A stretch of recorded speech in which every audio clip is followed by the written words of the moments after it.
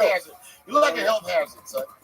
If Corona don't get you high cholesterol, it's You can't even scratch your head without breaking your arm, nigga. you can't touch your stomach. You don't even see your dick when you shower. You got bird bones. How do you know when you getting the blowjob? You up here looking like a hairless pig. How do you know when you getting your dick sucked? Somebody got to remind you.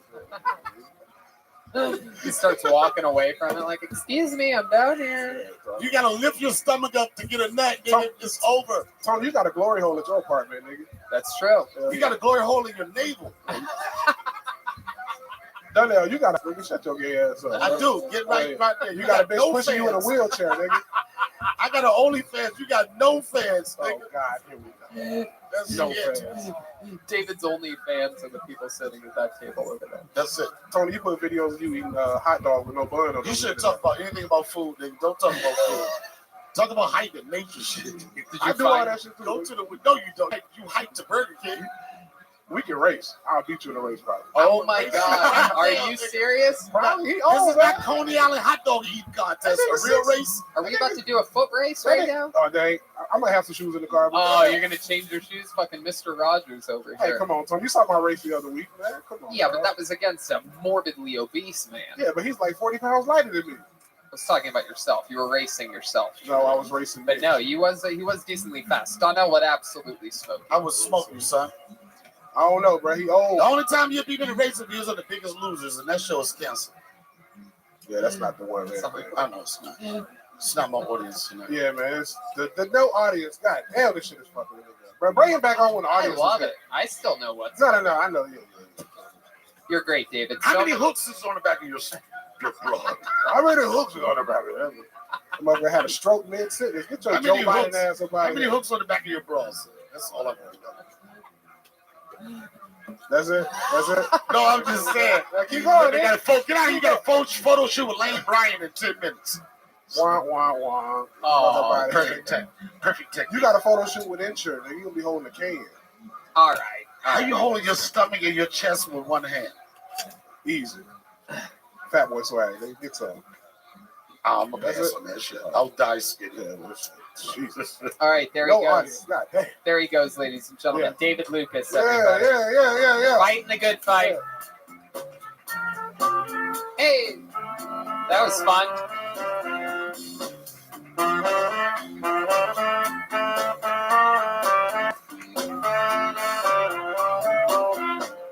Get him a drink. Nutrisystem on the rocks. Nutrisystem on the rocks. Donnell just ordered for David Lucas. This is Double exciting. I pulled a name out. This is someone's first time. We have no idea who this is. This is very, very exciting. Make some noise for Smokey Augusta people in the room. There's a couple people in here clapping. Here comes Smokey Augusta. Here's Smokey. Thank you. Give it up for David Lucas. I'm going with the moment. I got some roast jokes, so I'm gonna go with it. He roasts everything, so he needs to do a joke. Heard that. Oh, okay. That's All right, here's Smokey Augusta. All right. David Lucas looks like he was raised by a nanny with cankles. Hey, you know what? Instead, I'm just gonna cut you off right there. Instead of roasting someone that's not here, let's just do whatever else you were gonna do. Can we do that? Yeah. All right, Smokey Augusta. So I was watching the old Brad Pitt movie 7 the other day.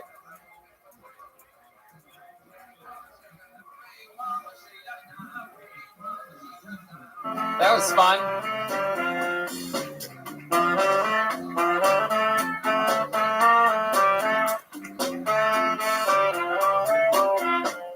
Get him a drink. Nutrisystem on the rocks. Nutrisystem on the rocks.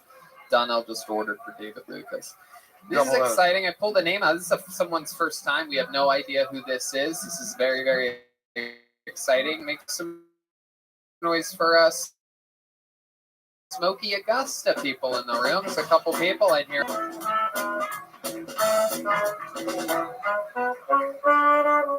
Here's Smokey. Thank you. Give it up for David Lucas. I'm going with the moment. I got some roast jokes, so I'm gonna go with it. He roasts everything, so he needs to do a joke. Heard that. Oh, okay. Shut up. All right, here's Smokey Augusta. All right. David Lucas looks like he was raised by a nanny with cankles. Hey, you know what? I'm just gonna cut you off right there. Instead of roasting someone that's not here, let's just do whatever else you were gonna do. Can we do that? Yeah. All right, Smokey Augusta. So I was watching the old Brad Pitt movie Seven the other day, and I realized one of my past relationships work out. Not enough head. Just kidding. What I did realize is that the women I date have too many of the 7 deadly sins present for a long-term relationship to blossom. You can get lucky with 2. You get lust and pride, because lust likes to fuck. Pride, well, they have a whatever it takes attitude in the bedroom, so that's a good thing as well. That's all I got to say about that. But once you get to 3 is only good for short term. That's why I say just add wrath, just for the angry sex alone. Come on, y'all, give it up for angry sex. I look back finally on the great simultaneous ejaculation of 2012. Thank the Mayans for that shit. That was some end of the world fucking right there. But once you get to 4 deadly sins, 3 is a party. 4 is a Tyler Perry movie. I stay away from envy and covetousness. But I do think 4 can work with sloth. Sloth might have good weed. How mad can she get? Hot diggity damn, Smokey Augusta. Step back from that ledge, my friend. Hello, Smokey Augusta. How are you? I'm good. How you doing, Tony? I'm so sad to hear what happened to your hit show, Mythbusters. Yeah, that's sad. Were you the one that raped your sister, or was that the other one? This is the other Okay, God, well, obviously myths aren't the only thing you guys are busting in. You see what I'm... All right. It's a weird sister rape joke right there. Hi, Smokey. First time. What was that? Was that you? I was gonna tag it. Oh, I love that. Feel free anytime. You. So Smokey Augusta. Let's talk about it. How long you been on stand-up comedy? It's my second time. Second time ever. Yes. Where was your first time at? Miami Improv. How long ago was that? I think it was 2003. 2003. So your return after 17 years. The people wanted it. He's back. We want Smokey. What do you want, Smokey? And he's back. This is like the crowd goes wild. One of those big return moments. What made you take 17 years off of the game? I didn't really do it in front of the crowd. I was auditioning for something. I went to visit friends, and it inspired me. I saw an audition in the paper. I went for it, and In the newspaper. That's how things were back then, 17 years ago. You had to get an audition in the newspaper back then. That's right. You want to make it, you got to get a newspaper. See? He's got the newspaper hat on. Look at that. Extra. Read all about it. Auditions. Miami, Florida. One chance only. Why I oughta. So what have you been doing with your life up until this point? You look like the kind of guy that likes to cut your own wood. You build your own fires. You have one of those fireplaces with a little furnace in there. You have your own heated place. He looks like the kind of guy who stirs his milk with his index finger. Do you stir your milk with your index finger? yes, I do. How about the in the home furnace thing? You ever have your own wood burning furnace? No, not yet. Okay. So what have you been doing with your life? I manage a restaurant in Anaheim. Oh, okay. Yeah. Okay. Is it a chain restaurant or is it? Yeah, it is. It's close to Disneyland. Chili's, baby back ribs. Barbecue sauce. Is it a Chili's? No, No, it's not. Okay, I that's see a person that has the potential to tell jokes, but without getting stage time. The biggest thing we all say with comedy is timing. It's hard to get timing when you do jokes every 15 years. that is true. But it's somebody that's like, okay, I know this shit is funny. It was the case with a lot of us. We know it's funny, but you don't have the reps to get the time. There was no pacing. It was a small audience, so you couldn't like lay into a laugh or whatever. Right. But the premise of the shit was funny, but I just feel like you'll grow and get better with fucking more stage time, and that is your time. And also Guns A-Blazing coming out with the movie references from the hit 1996 film Seven perhaps was not as topical as, for example, what we talked about with Dave Waite coming in talking about the Right. coronavirus, this 90s one. right. Jokes of the movie Seven, which I'm guessing is 96. Ryan J, you have a better number than that? Guess sooner or later? I say later. I saw an ad for that paper, and then I went to see it, and it was a lovely film. 96, 97, says Ryan J, which is good enough for me. So how about hobbies, fun things? You seem like a guy that has hobbies. Go ahead, tell us about them. What are you good at? Special skills, talents, anything? I've been playing a lot of guitar throughout the quarantine, ukulele. Been writing a lot. September 95 was the answer. I was months off. You can't get no pussy off of ukulele, kid. No. Do you don't have a ukulele with you, do you? God damn it. Don't make him a guitar fucking comedian. Oh, Jesus. I'll make him some kind of comedian. I hate them motherfuckers. You do have some kind of interesting hobby though, right? Like you collect something or you're into something that's Trains. unique. You're a train Trains. guy. That sounds good. No. No? Tamagotchis, You build dollhouses. stamps, periodical, gigabits, CB radios. Mostly musical stuff. microfiche, What kind of Walkman, AM radios. go? We're done with the guesses, band. Thank you. How about what other instruments other than ukulele? This guitar.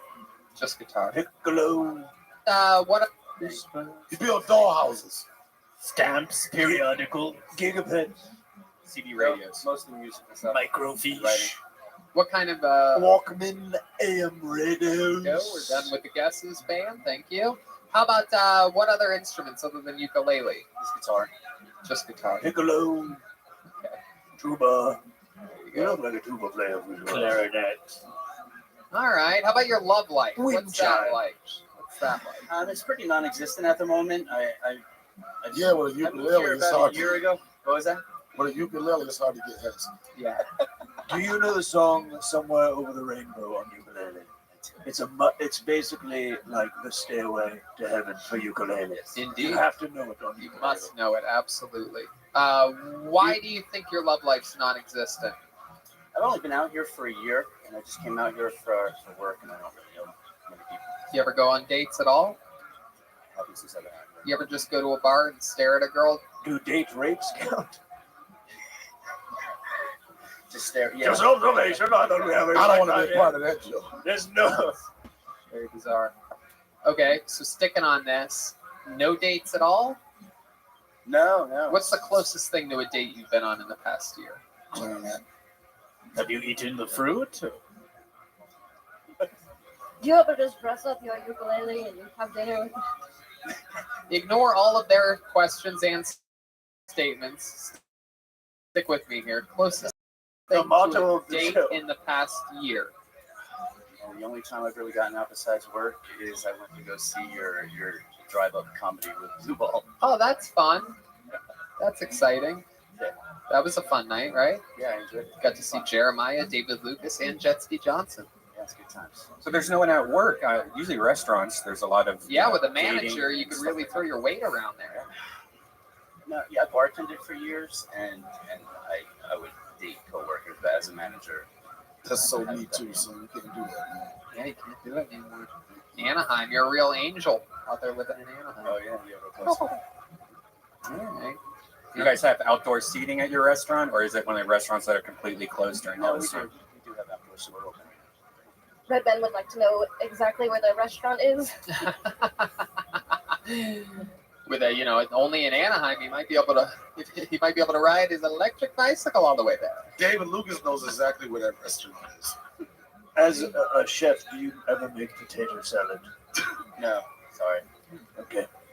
You like potato salad? Well, I was just going. If he was a chef, it's big in the black culture to have good potato salad. So I was Why are you looking me directly in my eyes Yeah, when you what talk the about fuck? potato salad, son? because black You're people, right, you're black right. people love potato salad. Yeah, you'll fucking lose friendship over fucking bad potato Exactly. salad. So I was going to ask Why him people don't the put paprika ingredients. on their potato salad? That's fucking They don't put what on it? Paprika. Oh, I it's love very that. important. And mustard. I like a mustard. You have to do some celery sauce. Have you ever put raisins in potato salad? No, I what can't do this. White people put almonds, apples. My wife did it once, and I almost divorced her there on the spot. gross. Is that true? Is Yeah, that true, you can. Victoria Fontaine III? Yes, I don't know why. I was just doing an art project. I don't know why he ate it. I have people to cook It for. wasn't even potato salad, Reginald. Okay. Anything? Have you ever been arrested before, Smokey? Yes. For what? Just missing a court date. Missing a court date Yeah, for what? What was the a court date for? Traffic violation. Traffic When I was violation. 17. Sex trafficking? Yes, she yelled stop. He kept going. All right. Well, fun time, Smokey. Thank you for making your 17-year return on the show, ladies and gentlemen. There he goes, Smokey Augusta, everybody.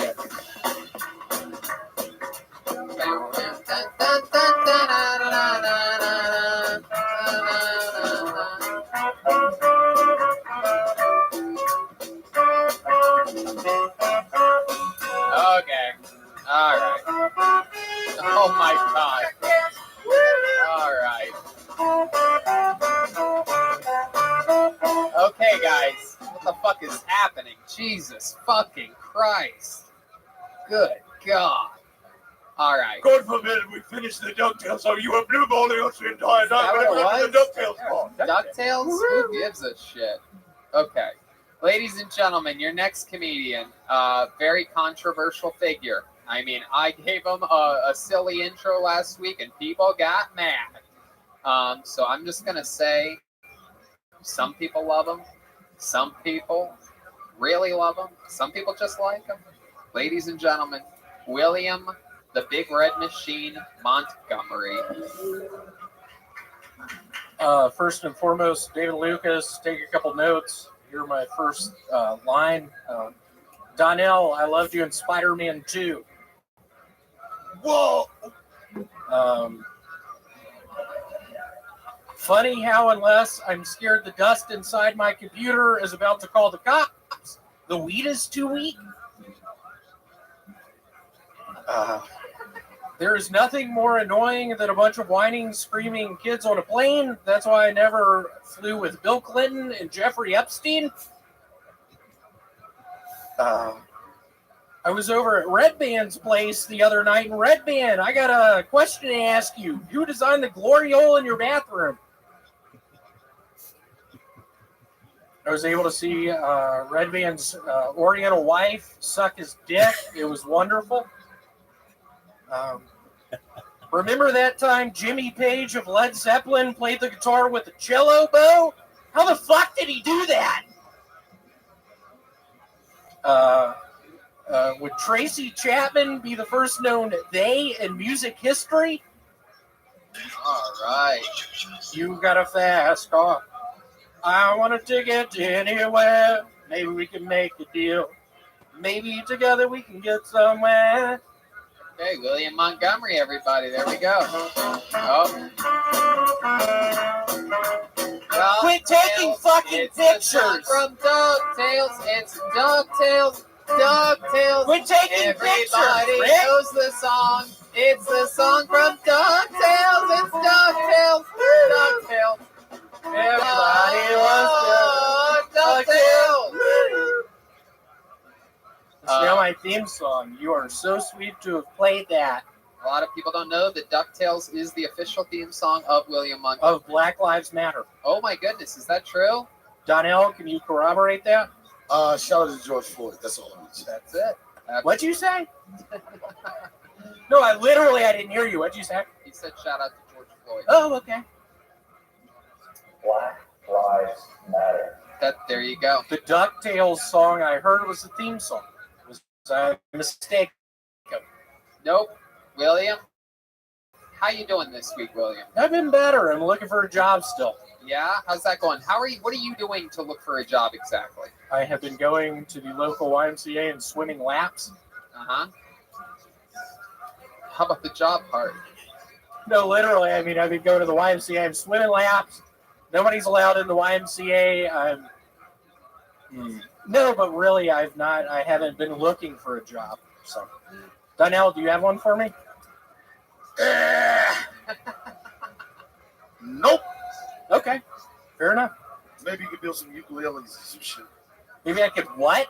Build some I'm not going to ukuleles. keep doing that. It's ZipRecruiter.com. Yeah, it was hard to understand. No, what'd you say? William, You're going in a bad place. You do a good job. Go chop some wood. Okay, I know. I'm kidding. Donnell, I'm kidding. I'm on edge tonight. No, we still doing protests, nigga. I don't know if you're serious. No, I'm kidding. My parents almost died in the tornadoes last night in Tennessee. is that true? Was there? Yep. Were they, I've never felt sorry for a white person in a tornado. Come on, my parents bought that house 20 years ago. is that true? Did the tornado? Yeah, they bought it 20 years ago. Did the tornado hit near where they live? Yeah, it broke down the house. What broke down about the house? There was a tornado. What was that dumb little song you were about to play? That was the sound of a tornado. Play it again. Yeah, play that again. That was really helping. That's a tornado siren. That's a tornado warning? Yeah. No, but yeah, last night Ohio it was. would know that that's the sound of a tornado warning. Yeah, we know. I had to get in the basement many a times. We had Been in tornado drills. Really? Yeah. Oh yeah. That's fucking crazy. Used to get in the towel closet. Tornadoes, I think, are. I would prefer a tornado area than an earthquake. So what's the rule? You go in your house, you get low. What do you do? Go in the basement. Yeah, you go to the lowest stairs. place, or Go in the under a towel table, closet. or in a hallway.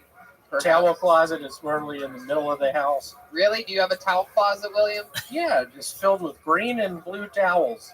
Never Yeah. used. No, what do you mean never used? Who said that? It was Red Band. Red Band, why'd you say that? I take showers, dude. Wear the same shorts every single day. And the zipper's still broken. It's still broken. God, William. Take a look at that, Donnell. Too much. Jesus, you are. Take a look at that, Donnell. Black lives still matter. Put your shirt down. Come on, I'm kidding.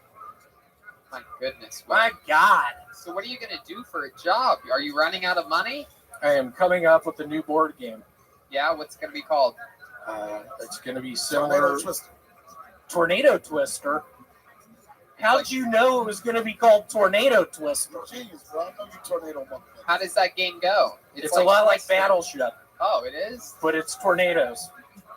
That's actually. It's literally just like Battleship, but it's tornadoes. How'd you know that, Donnell? And you sing. Genius, bro. How'd you know that one? Shit, I looked at your body and I knew it looked like you may have a game called Tornado. Look at my bio. Your body. Oh, my body. I'm not going to keep explaining how I talk, motherfucker. That's the most condescending shit I've ever seen. What did you say? He's very silly. Hold on, what? This thing is being silly. I'm trying. Are Did a you? great job. I had a real hard week this week. Yeah, tell us about Ugh. it. Yeah, is that it? Went to McDonald's a couple days ago. They overcharged me for a Big Mac. How much did they charge you? $10. I should have known before I paid them. They said, Yeah, I paid $10 for a Big Mac. oh my goodness, that's like 10. They overcharged me. That's like 10 double cheeseburgers. It's yeah. I mean, I don't have $10. I don't have a job anymore. How And the did you get over- motherfuckers at McDonald's charged me $10 for a Big Mac. Did you try to return it? I ate it. No, he ate the second one that I said. Oh, I guess that's all right. No, I ate the first one. Oh my goodness, William, a lot of anger coming through this week. Clearly, you are going through. Yeah, I'm tough looking for a financial job. times. There's a pandemic happening. You lost your job. What's that, Ryan? Ryan just dropped his light. There's What are you drawing over there, dude? There's a lot of wild shit happening. That's the first time Ryan J. Ebald has ever lost. Yeah, his that's a light. bad omen. What is that? That means we have four, Donnell, I hate it. What's he drawing? we have 4 more weeks of summer when A Ryan tornado. Ryan J's like, Right, are you drawing a tornado? Is that how you draw a tornado? oh wait, David, can you get on the camera here? Zoom in on Ryan. Let's see that one again, Ryan. Let's see you draw a tornado. Oh, he's going crazy. He's drawing a tornado. Oh my God. Clearly, okay, that's enough. So, William, is there anything else that we should know about before we let you go tonight? I illegally went to a movie this past week. You went to an actual movie theater? Yup. Were they open? Yeah, they were open. What'd you see? A Tarzan movie. Did you play the movie yourself? Were you the projectionist? No, they were semi open. It was a Tarzan movie. I ate some sweet tarts, and they really hurt my tongue. Oh boy. Donnell, you told me to say that one. I did. I'm just. It didn't work out. I with just these want to see the people in final it. product of the tornado sketch. I want to see it too. Can you do perhaps we could close your set this week with an impression of you in a tornado? Can you show us? Can you put the mic in the mic stand and show us what you would look like if you were outside during a tornado? There's the sirens are happening. David's on the camera. Let's see. Oh, he's going poop. Everybody, here's as though he's shitting his pants first. He's very scared. Hold on, Mom! Get in the towel closet! Oh, that's a callback to that towel closet reference from a few minutes ago. My goodness. What if the tornado is literally like happening right now? Don't encourage. That was the worst tornado impression I've ever heard. What do you mean, Donnell? let's say you're not in a house, right? You're outside in On a the field, and there's a tornado going over you right now. Hey, there's a tornado. Boom, boom, boom. Hold on, Bob! Get out of the field! What? Hold on, Bob! Get out of the field! No, your mom's not in the field. You're in a field all by yourself. And action. There you go, big tornado. Hey, Lucas, get out of the field! No, nobody's in the field with you. You're Welcome. by yourself, How are so you? you can't just yell at somebody. And the Black Lives Matter protest is coming right down the street of the tornado, right? Yeah, okay. How'd you find out about me, Ellen?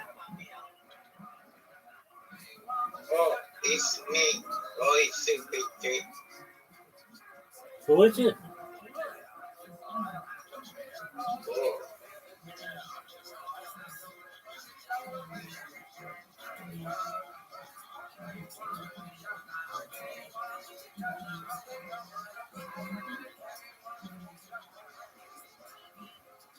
Yo, how are you?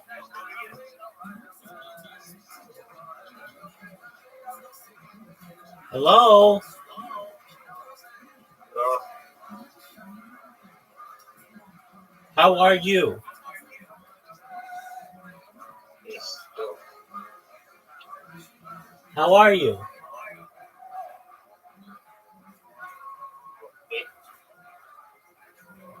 Can you remind me, where did you find me? Oh, this oh. Very cool. Do you like stand-up comedy?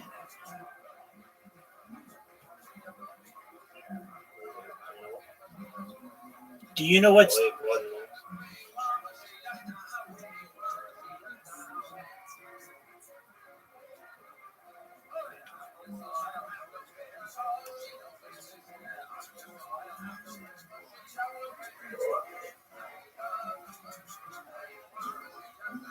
All right, well, we're watching Kill Tony Okay. if you want to watch it. Hold on, what are y'all doing on the street? All right. That's what he would say at a Black Lives Matter rally. With What are y'all doing coming down the In street? Bethel. Go to Cincinnati with that tornado. All right, ladies and gentlemen, another very fun, silly week with William Montgomery, everybody. Oh, DuckTales, DuckTales. Please step back from that ledge, my friend. DuckTales, DuckTales. Yeah, it is DuckTales. D-U-C-K, it's DuckTales.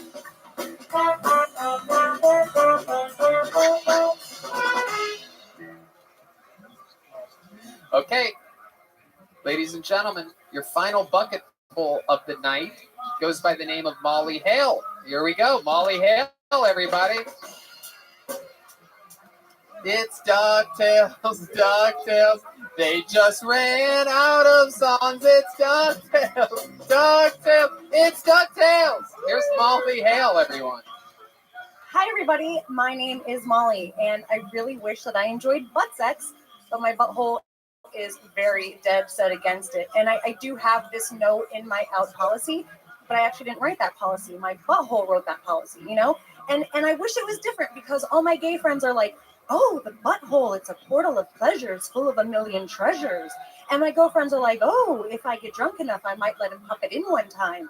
You know, but my butthole is so anti-anal. If it even gets a whiff of a dick coming anywhere near it, it will just scoot right out of the way, you know?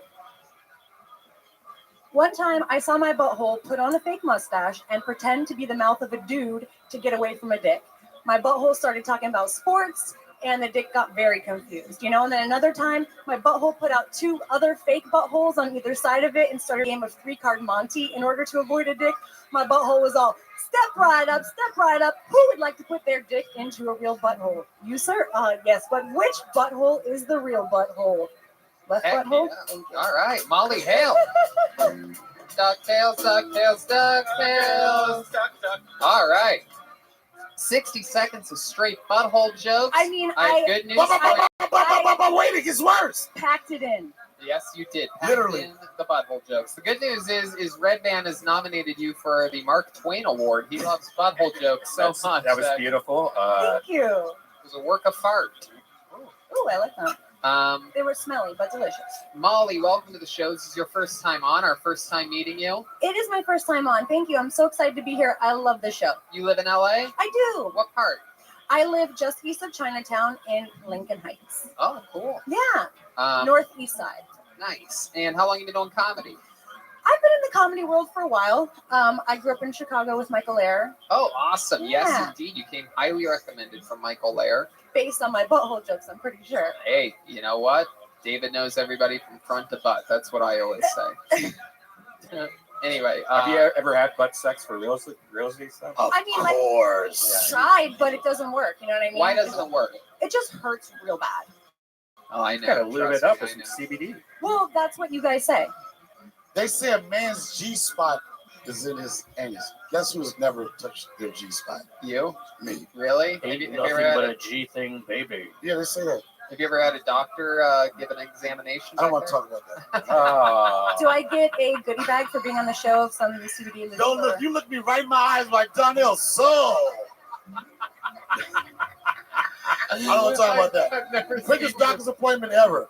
You are such, I'll just take your word for it, doc. Just look it. you're such a comedy great. Everything is always yes and with you until that question right there. I've known you for years. What? And I've never seen you shoot anything down like, oh, we don't talk about No, we don't talk about that. that.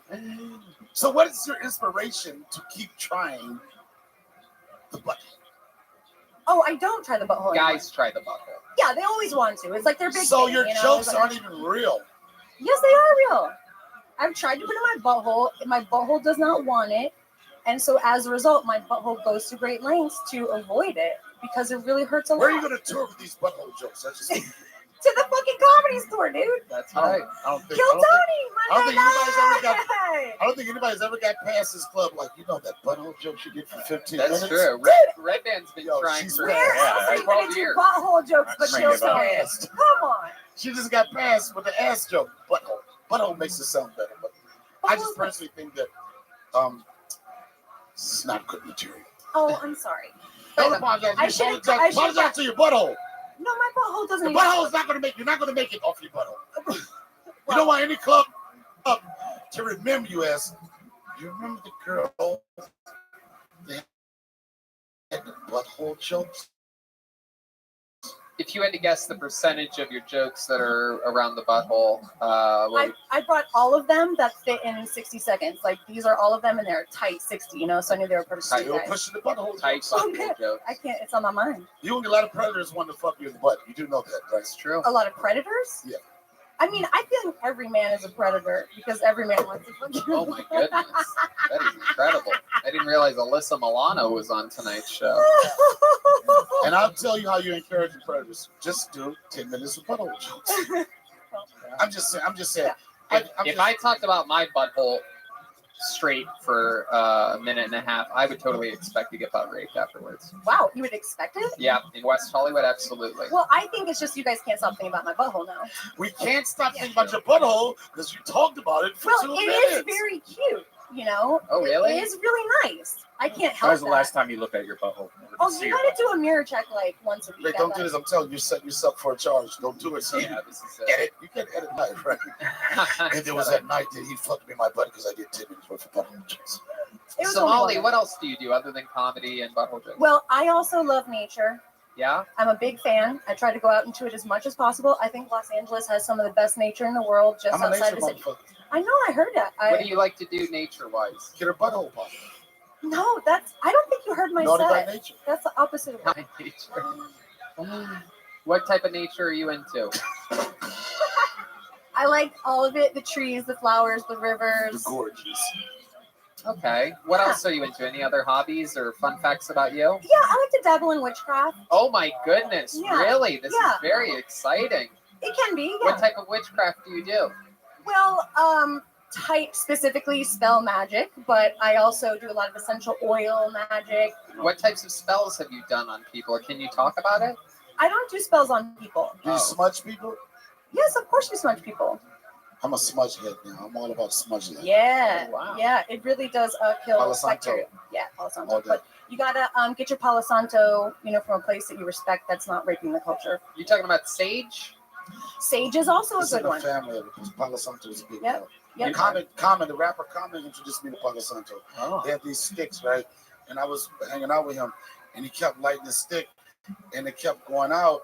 And I was like, I thought he had a blunt. I'm like, pass the shit. But I didn't know he was trying to get rid of evil spirits and shit. Palo Santo. It's a good smell, too. It is a good film. You know, Chesky grew up as a witch, a Wiccan. Wow, half Wiccan.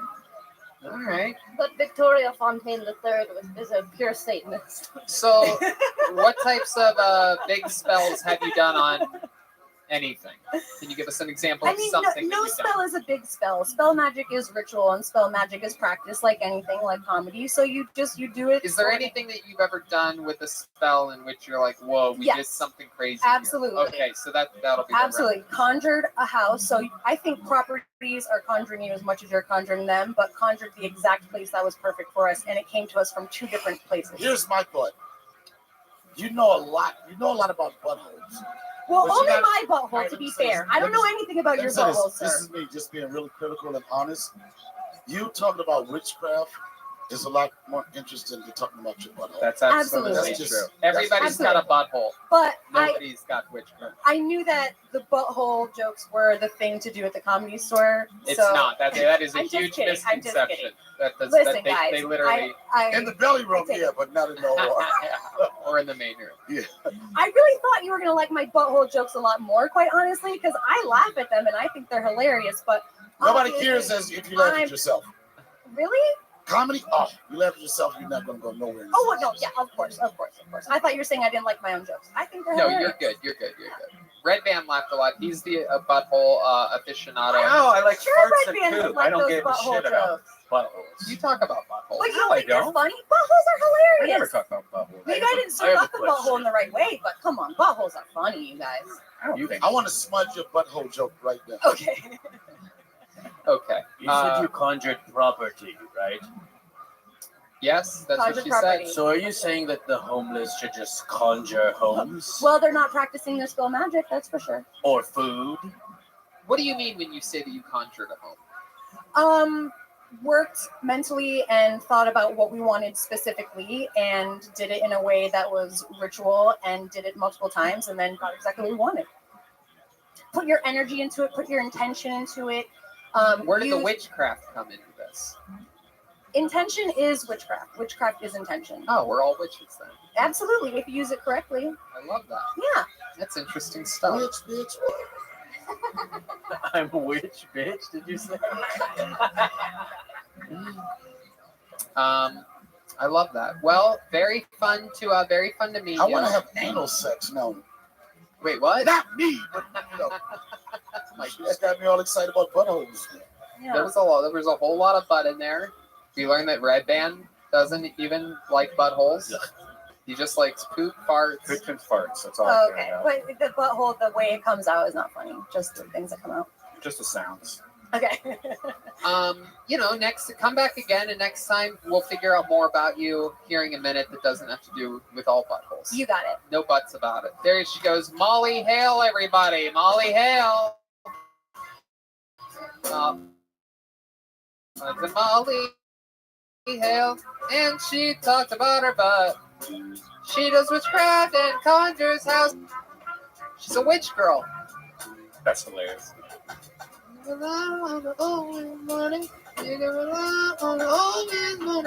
This is a very exciting part of the night, ladies and gentlemen. This is a first in Kill Tony history. Last week, Michael Lair challenged Jeremiah Watkins to a monologue battle for Rambo. This all started weeks ago when Michael Lair politely asked Jeremiah if he could borrow a wig, to which Jeremiah uppitily replied, "Well, I normally don't do that."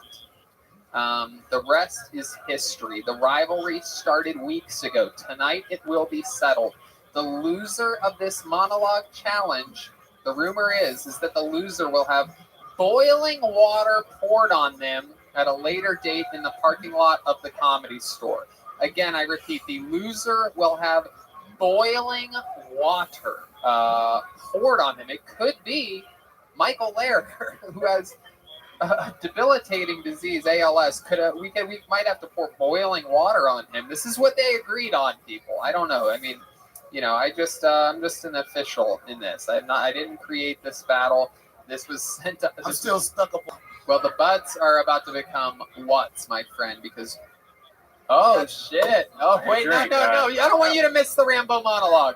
We'll get her a drink. I don't want you to miss this Rambo thing because I don't know what's gonna happen here. I need you up here for this, Donnell. So, I need a coin. That's right. I never found that quarter that I brought. It slipped out of my pocket. How about $100? $100? Anybody have a quarter? Conjure one.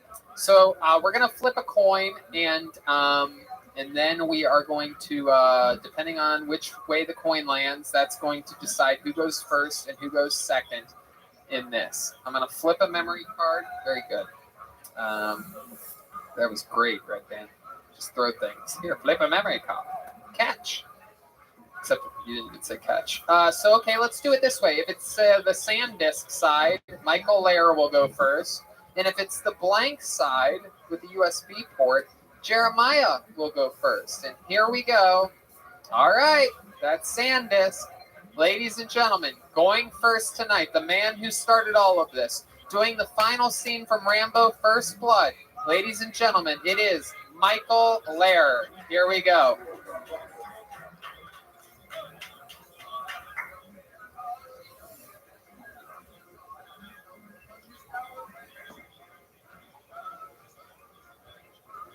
Cue me. Oh, you want me to do that one line? Yeah. What is it again? No, you can't handle. It's over. Rambo, it's over. Nothing's over. Nothing. I destroyed this war you did. And I did everything I had to win. And somebody wouldn't let me win. And then I come home to the world. And all these maggots at the airport yelling at me, call me names like baby killer. Who are they to say shit? They don't know who I be. They don't know who I be with. And then I'm with my friend Frank. He's like, I want to go home and try my Chevy. I'm like, Frank, I can't find your legs. Frank, I don't know where your legs are. I think if I let me die, I'm going to. Wow. Bravo. Oh, my goodness. He nailed Sylvester Stallone's voice. That is Sylvester Stallone. I can't believe we got the actual Sylvester Stallone to come here tonight. Oh my goodness, that's Michael Lair. Yeah, I'm Sylvester Stallone after riding 100. That is incredible. That was very impressive. I thought you were the actual Sylvester Stallone. Yeah, I get that a lot. It wasn't until you waved and did a normal face in which I realized that Michael Lair. Yeah, you're like, oh, yeah, that's a friend of mine. It sounds like his mouth is full of dicks. Yep. Yeah. Yep. Or buttholes. You sound exactly. I wish. That was an impressive performance. So I'm a trained thespian. Indeed. It's going to be very hard to beat that. Is there anything else you'd like to say before we bring out Jeremiah to give his... Who, Jerry? Yeah, Jerry? Yeah. Jerry Watkins? Jeremiah.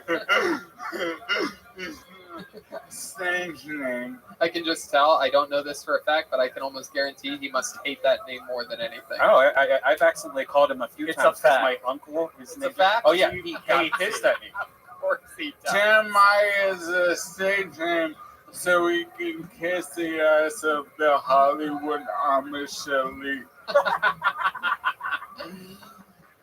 All right. Well, with no further ado, though, I do believe it's time that we bring him out. This is the man that you challenged in this. This all started because he would not give you a wig. Ladies and gentlemen, here he is with his version of the final scene from Rambo First Blood. I present to you the one, the only, the leader of the band, Jeremiah Watkins. Here we go. It's Jeremiah. Oh my goodness. Here he comes. Oh my God. Oh shit. Oh shit!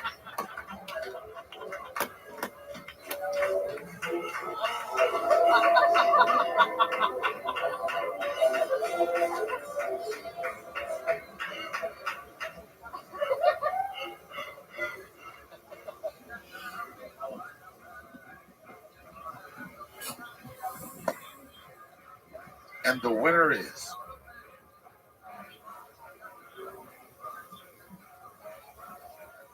It's over, Rambo. Nothing is over! Nothing! You just turn it off!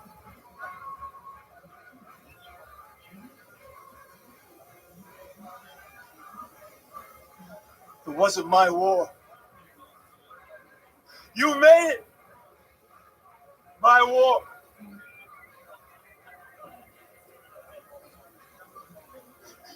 I try to come back to this world. I see all those maggots in the airport protesting me, spitting me, calling me baby, killing all kinds of wild crap.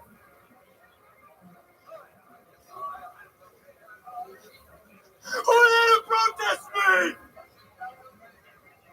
Who are they unless they've been me and been there and know the hell they're yelling about?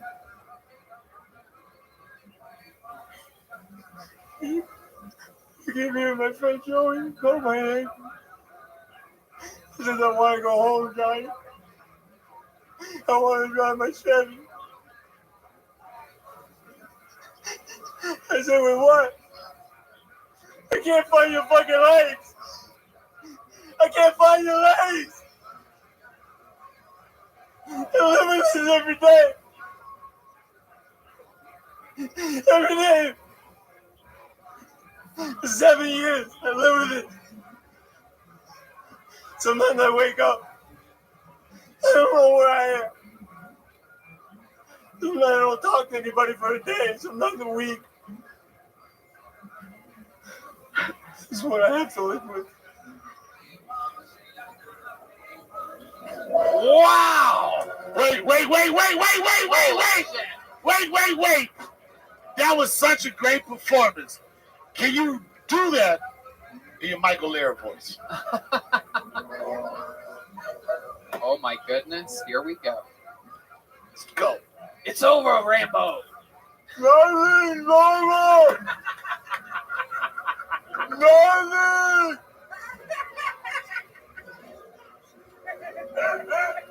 What am I worth? You made my worth! Oh shit, look at this! Oh!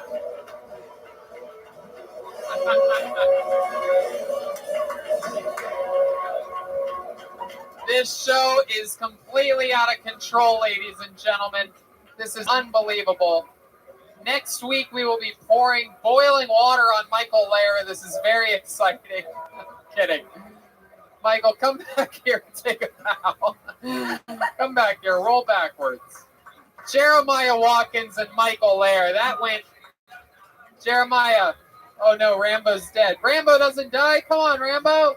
Yeah! What a performance. Both of you, way above and beyond. That is better than any Rambo movie I've ever seen, what you guys did here tonight. Get the camera on these guys. Look at this. I mean, just incredible. Absolutely.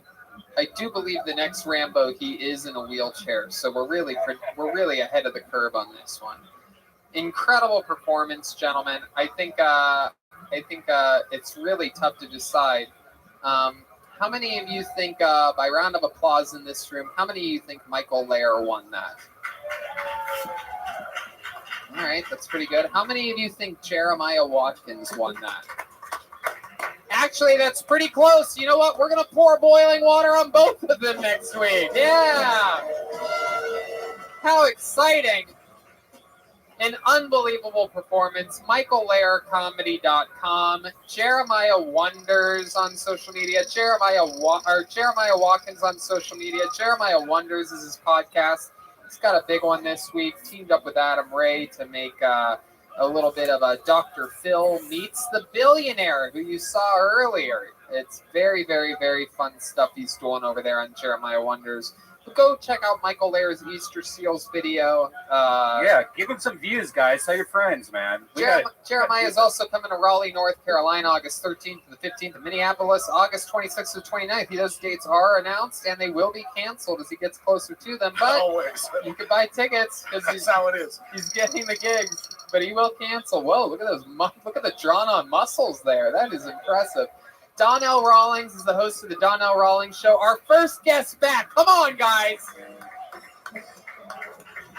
I mean, seriously. Thanks for having me. I'm telling you, I really appreciate what you guys did. This was unexpected. I wasn't booked. I was just hanging out. I wanted to see who was here. I appreciate what you guys are doing and all the talent that came to the stage. I know fucking usually when you have an audience, you feel it, but to be able to perform, this was almost like producing a TV show. You guys doing a good job of it. And you guys doing a good job of keeping the Kill Tony brand alive. Thank you. You absolutely made my night by popping in My here. man. I mean, I just feel so happy. So thank you so much. I'm positive that the fans of the show lost their minds when we brought out a guest. It's almost a component of the show that everybody forgot about. And we're dropping our podcast tomorrow, the Donnell Rawlings Show. That's right. Sure. It's a good thing. I'm really having a good time doing it. Go subscribe to that. Give it a like. Give it a love. And Donnell Rawlings, thank you so much. You're the My best. man. The great Jetski Johnson was here all night. She's on social media at Jetski Johnson. She's also the owner of the cutest dog in the world. Wink is my dog. Wink. I just did that air with Brian Holtzman, Red Band's one of his other podcasts. It was Awesome. really fun. Check it I out. love that. The great Chroma Chris was here on the bass all night long. He's at Chroma Chris on social media. What else, Chroma? What do you think about tonight's episode? Oh, Tony, it was rich, Tony. I fucking knew you were going to say that. And the great Joelberg Joel Jimenez. Mostly Sorry's got a new episode of Mostly Sorry, his podcast. Ryan J., let's see that drawing. Joel, anything else? Mostly Sorry podcast with David Deary. We premiere it again on Wednesday at 5. Look at that drawing. Wow, that's oh a nice- my God. Very Monopoly themed. Incredible fucking drawing. Bring that up here. We got to get a look at that. Again, special thanks to Michael Lair and Jeremiah Watkins. That was much more entertaining than I thought it would be. Very great job, guys. I mean, I believed in you both and all before, but I was just really impressed with your acting. More Jeremiah than Michael, really. I thought Michael was going to do what Jeremiah did and really commit. But Michael Lair made himself laugh halfway through it, and he will feel the wrath of boiling water on next week's show. Very exciting. Red Band? Hey, I got a new show for all you guys that actually like e-bikes. It's called Loophole. It's at DeathSquad.tv. Wait, you have an e-bike show now? I sure do. Oh my Lean God. into it, guys. No, it's really cool. It's with Dylan Thompson, who's a really awesome e-biker, so check it out. Wait, e-biking is a thing? Yeah. Is this a joke? No. What? Do you guys ride bikes on it? We've ridden bikes together on it. But you guys just podcast? No, we podcast. We pretty much look at all his videos and talk about e-bike news and stuff. Wow, that's so cool. All right. New episodes of Roast Masterclass out every single week. Fun stuff happening over there. That's at patreon.com/henchclip. Tour dates, all of August is being rescheduled, and it looks like September is in the process of being rescheduled as well. So good luck and thank you and sorry. I mean, what do you say during a pandemic? I don't know. But good luck to all of us, and hopefully we'll be back out on the road again soon. Again, thank you, Donnell Rawlings. Incredible stuff. Good night, everybody.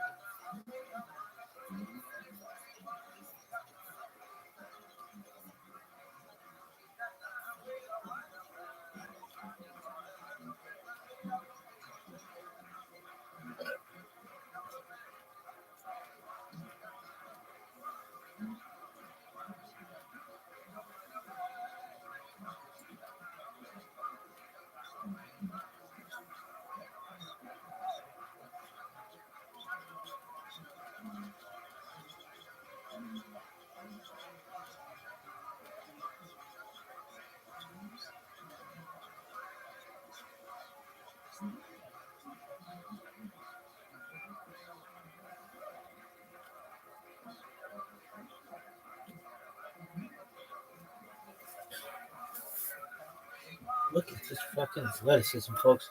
How long are we gonna have the DVD thing going?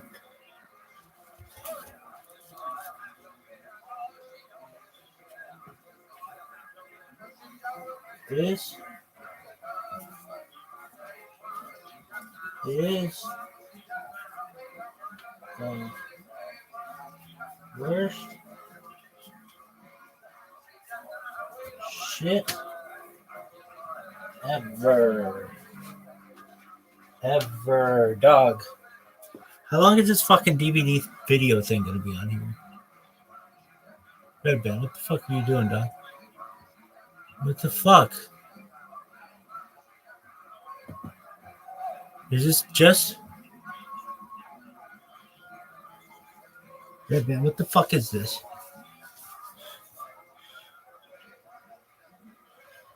This is such bullshit.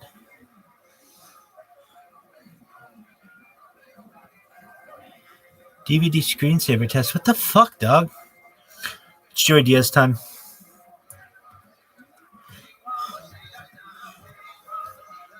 Get your fucking shit together, folks.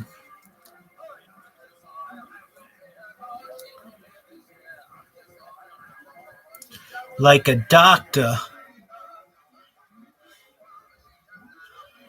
Okay, Lee, if you don't have this fucking shit as a playlist, you are fired. I will fire you.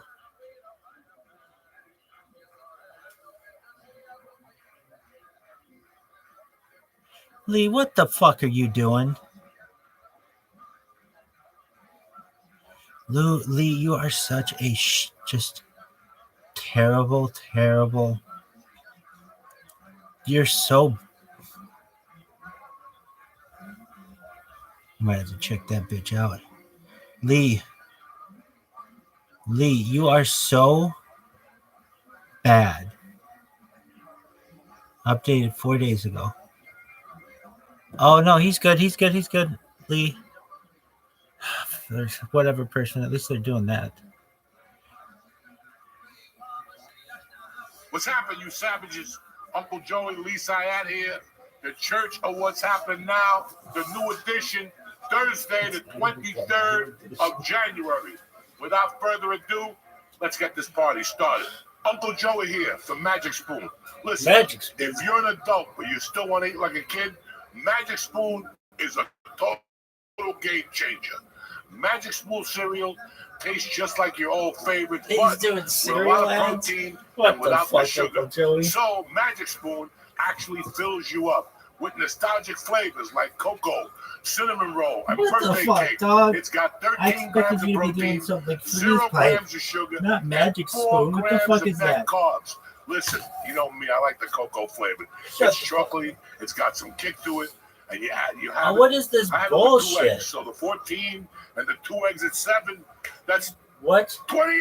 is So listen, Magic Spoon this has on-the-go treats bull that taste just like classic cereal bars, so you can snack Dog. whatever you want.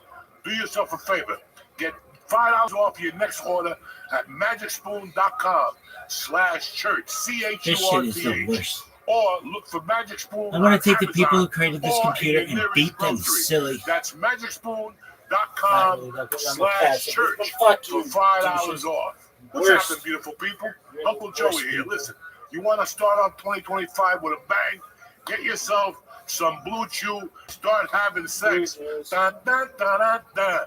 Blue Chew is the original brand of offering chewable tablets. These erection enhancers help men get stronger, Welcome, Frosty. harder, and longer lasting. That's right. I said erection enhancers. Are you kidding me or what? It's easy and all done online. Just sign up at BlueChew.com, consult your licensed medical provider, and once you're approved, forget about it. You'll get your prescription in days. Even the mailman don't know what he's delivering.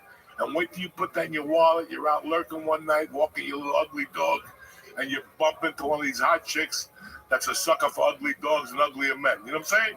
These tablets are made in the USA, and you can take them literally anytime you're ready to get down and dirty. Ooh, kick off a brand new year with the best sex you've ever had. Da-da-da-da-da-da-da. Make life easier by getting harder and discover your options at Blue Chew. Listen, even if you don't need Blue Chew, you need it. It's that thing you don't need till you need it. You know what I'm saying? And we got a special deal for our listeners. Try your first month of Blue Chew free. Free. Visit BlueChew.com for more details and important safety information. We thank Blue Chew for sponsoring our podcast.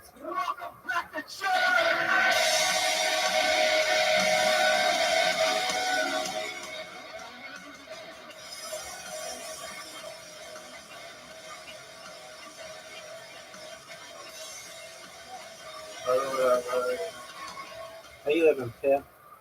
What's happened, you bad motherfuckers? Uncle Joey here. What's up, dog? Good to see you, buddy. Good to be here, man. I'm not Just going to come out watching here and be Uncle like Jamie Joey. Foxx, you know. It's the best. You're not Come gonna on. dance for the first 10 minutes? No, I'm not going to dance. And it was nothing fucking serious. You know, I just had some issues, but a lot of other shit went on this week. Okay. We got a new motherfucking president. Yes, Not we that do. I'm political, but I feel I watched the inauguration for about 8 minutes, then I got bored. You know? And then I saw all the celebrities, and I'm like, oh, they fucked this shit up too. You know what I'm saying? Oh my God. You see Theo Von, his chair broke? I saw that afterward online. Right. Oh, yeah, I it didn't wasn't know on TV. Theo was there. I just thought, you know, I was sitting there going, I wonder all those suckers that were going for Kamala Harris, if they invited them, if they would go. They wouldn't give a fuck. They'd walk over Kamala Harris just to be in the spotlight. That's how those people are. They don't give a fuck. They weren't serious. Their lives are still going. Their houses burnt down. They're happy. You know what I'm saying? Their lives are still going. They don't give a fuck. But it's a new week. You know, it's a new president. I can't vote. I'm a felon. I have a felon mind. But sometimes, bro, it's like a new start for you. You hope, like, that's the, as much as upset as a lot of people are, you gotta hope that it goes well. What upset? A lot of people What are really upset? upset. I know. Somebody told me that a friend of theirs kids were like fucking traumatized. They had to go to a psychiatrist. When I was 18, all I worried about was crabs, you know, and eating somebody with a yeast infection or something. What am I going to worry about the crab? You know what I'm saying? Like, Right. It's so weird how priorities and politics have really eaten up into our society. Something that I never saw until about 15 years ago. It wasn't like, because I think you're right. It seems like that's all, like, it's all people care about. Like, it's their whole identity is being, like, on either side, Republican and Democrat. Like, it's all they care about now. You know, I have friends that blame their lives on the party they belong to, Right. or the other party. And when I started hearing that when I moved back, I couldn't fucking tolerate it. No. That just wasn't for me. But, you know, it's funny because you know, man, I got a good memory. Shit like that. But I can't forget 1 year for the inauguration, which was January 20th. I was going to court that day. Like tomorrow is probably, tomorrow is like 40 something years from my first pinch. I got pinched in Fort Lee and Cliffside for possession of stolen tools. How are you celebrating? I'm not celebrating. I'm not proud of it, but you know, I have a lot of anniversaries in January, February. But one of the anniversaries was me going to wait for reconsideration. What's And reconsideration? I can't figure it out, George. I can't figure out the date because I got married 9/9/89. So that means I was out. Nobody got elected in 89. No. Well, they might have been sworn in January. But it would have still been 90.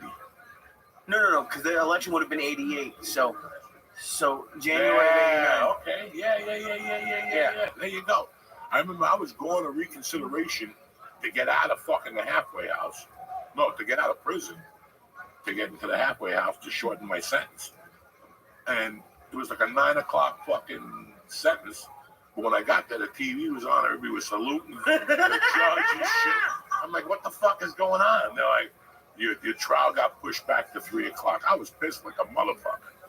I was like, for what? They're just going to vote him in. It's over. Yeah. They pushed it to 3, and then I went in there, and he gave me a break. But by that time, I was going home anyway, so who gave a fuck? But I knew something had happened on Inauguration Day 1 year and shit. And reconsideration is like they'll let you, like it's almost like a parole hearing. No, reconsider. When I got sentenced, he told me 4 to 6 years. But then as I was walking in, he told my attorney to file a reconsideration notice after 90 days. That means he gets it after 120, they review it, and they could either pardon your sentence. Right. But with me, I lucked out because Colorado House Rule 1200, 1240, something like that. If you were a violent felon, first-time offenders, non-violent, got their sentence cut in half. Right off the bat. So I was looking at 48 months. I was looking at 24 months. I did 1 in county, and 1 in county counts as 2 as state. So all I really had to do was 22 months. You're eligible for a halfway house at 18. Me having a high school diploma, having a job at the time of my arrest, took off months. That's like a word problem. How do you keep track of all that? I'll never forget it. I was gonna say if it's you getting out there. And I know now the rules are probably even more stringent. You know, you gotta have Facebook, you gotta have Snapchat. I mean, that's the whole thing with politics. It's like, and I think that's like the perfect example. I'm sure stuff is changing for a lot of people. Some people it's good, some people not so good.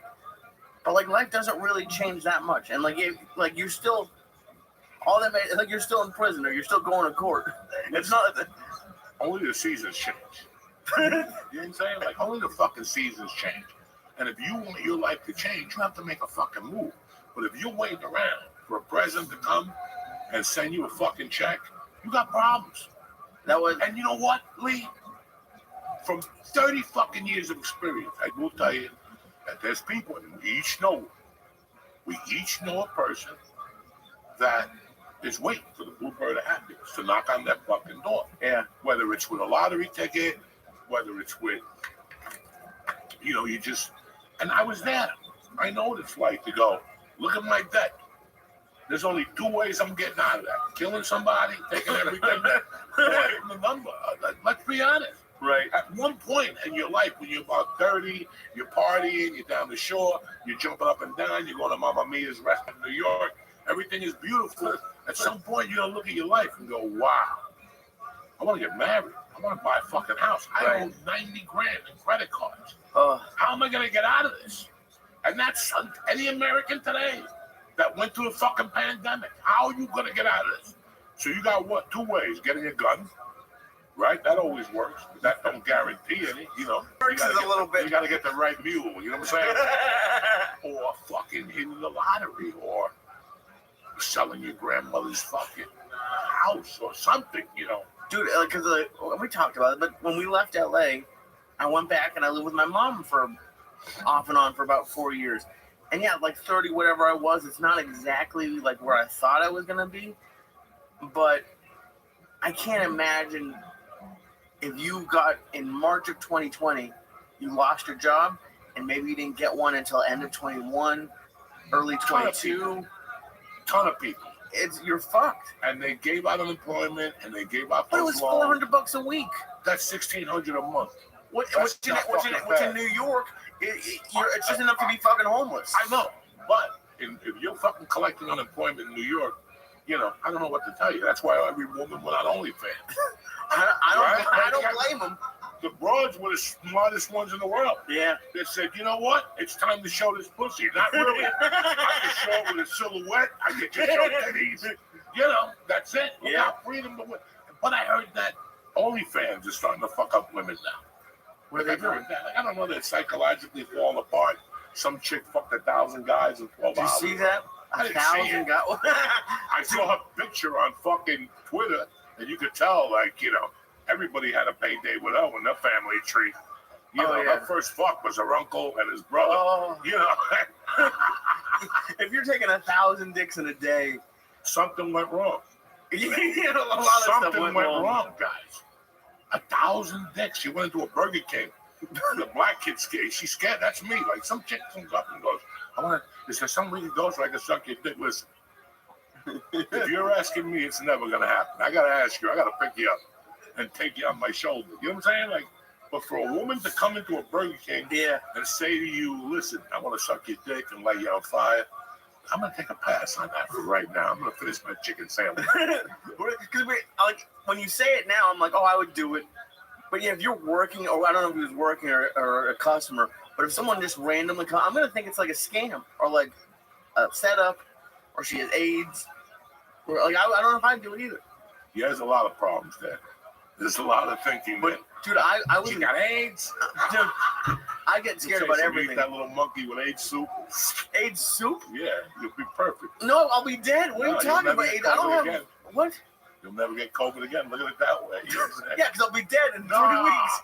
AIDS soup? Dog, there's a lot of men living with AIDS right yeah, now. Magic Johnson has $1 billion. I don't have $1 billion. Listen, trust me, there's a lot of men living with AIDS right now. They've come up with vitamins and minerals that'll change. I don't want to take vitamins and minerals. I didn't say you did. I'm just saying if you That's don't want COVID, you get fucked AIDS. Oh my, dude! When I was in Texas at the end of last year, you can't watch porn. So like, and I swear to, it was the first time in my life that I paid for porn. I signed up for I did 3 OnlyFans. It was one of the stupidest. First of all, 2 of them were $3 a month. $3, and then but they fuck you because you can't see it. So when you pay the $3, then you got to go in and pay $80 for one picture.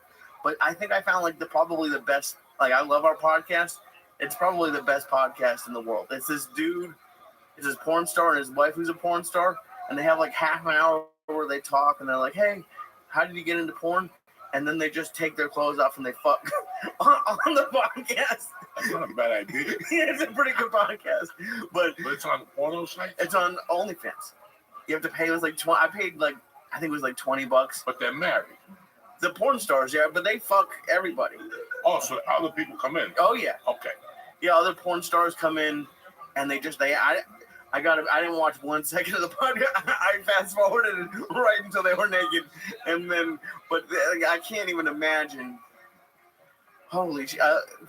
Can you imagine, like, when we start a podcast, do you ever think there'd be, like, a live couple fucking on the podcast? Not really, but dog, things are going, the world is in a different fucking place. And listen, I like my computer. I've been in trouble all my life. I just want peace, right? I get people who pull me aside and tell me to go here and VPN. I won't do it. Like, I don't want to see the dark side. I've already lived it. Right. So for me to go into the dark side now, you go on VPN and buy guns and fucking, you can buy anything. That was one of the guys that Trump syringes and all that shit. I don't need that in my life. I don't need some guy knocking on my door and fucking my wife's upstairs. Did you try to buy fucking shoes from Russia or some shit? I just don't need it. The worst thing I've ever done on that computer is order Chinese shirts from the communist country. What? Yeah, I ordered those little Cuban Chinese shirts that the Cubans used to wear. Okay, I don't know. Yeah, it's just a 3-button Louis cut over here on the sleeve, white silk. Okay. Fucking tremendous. Does it have like a communist thing on it? No, and then you cut the buttons and you get gold initials, like a real fucking spit. And you get a cigar. Right on there. You're like, suck my dick. You know what I'm saying? Mama la pita. Oh my God. That's what Cuban. And meanwhile, the kids are at home crying. They got no food. But this motherfucker is on Bergenland Avenue with 3 fucking initials blasted with diamonds. Jesus. But I tried to get those shirts, but I ordered like the biggest Chinese size. Like the biggest, like 6X. Because I just want to try it. I could always order more and I could shrink it. The 6X didn't even get on my head. Oh no. Yeah, I still got the shirts because I don't want, I paid like fucking $80. 80? Oh, Jesus Christ. They're badass. You iron them with fucking starch. Your shit looks fresh. You bust what? The only time Bruce Lee wore one was in Fist of Fury. Okay, and one of those Cuban shirts? He wore one. Wow. What do you think? Like, I don't know how old you were in Seattle when you were dating the stripper, but if OnlyFans was around, and she's like, listen, I'm going on OnlyFans, I want you to fuck me on OnlyFans. Would you have done it at 30? No? You can't get that back. Yeah, I know, but you were broke. Doesn't matter. You can't get that back. Oh, I agree. I'm not. You can't get that back. And someday there's just some shit that you have to look at realistically. Mm-hmm. I already had enough skeletons in my closet, right? I got the kidnapping, I got this, that, this. I didn't want to. No, I never had any fucking doubts about doing porn. I always thought it was disgusting. You know, listen, I do a lot of crazy shit. But there's not one woman that can look at me and go, "You sent me a dick pic," or "You sent me a picture of your balls." And there's not one woman that can say that. Right. I'll tell you why. Because I would never do that. It's scary. Because once your dick is out there, it's out there for good. The Martians got it. You got a drone over your house. You know, once you send that picture to that girl, look, I had a friend in LA. She was half retarded. She wasn't the sharpest girl in the world, but she was a sweet girl. And I knew her for like 2 years. She'd always talk to me at comedy shows. She wasn't a comedian. She worked for an agency. And one day she told me that she went on a date with a guy, and she started dating him, you know. And she goes, after a while, we started having sex, but he would never bring me home. He would never bring me to his house. It was like his roommate's apartment or something weird. She goes, he moved away. I never heard from him again. All of a sudden, I got a call one day that I was on a sex site. No. Having sex with this guy. And she contacted attorneys. They couldn't get the video off. They were suing people. Damn. You know, this is 20 years ago, guys. I don't. But no, that happens that shit now. always For sure. happens. Yeah. You know, a girl sends you a picture, you save it, you're in love with her, then one day she blows your brother. You're gonna put it on fucking YouTube. You know what I'm saying? You're gonna put it on YouTube. You're gonna do something stupid. Yeah. You know. So it's like I always said, I stole a lot of things in my life, but I never stole a car. Why? Because they got you. I can't get out of it. You're in the fucking car. You're not running with the bag and you let it go. You know what I'm saying? That's not right. You're in the car. Right. That's it. You got me. There's no way you can go. All that sex shit, it's you know, and listen, I've always wanted women to be independent. Okay. I mean, let's be honest with you. If I was 24 right now and I had a great body and I looked good, I wouldn't be on OnlyFans. I wouldn't show my dick and balls. It'd be me swinging kettlebells, rubbing fucking orange juice on myself, jumping up and down the YMCA. That's what I'd be doing. I wouldn't be, you know, right. If you want that, there's a $15,000.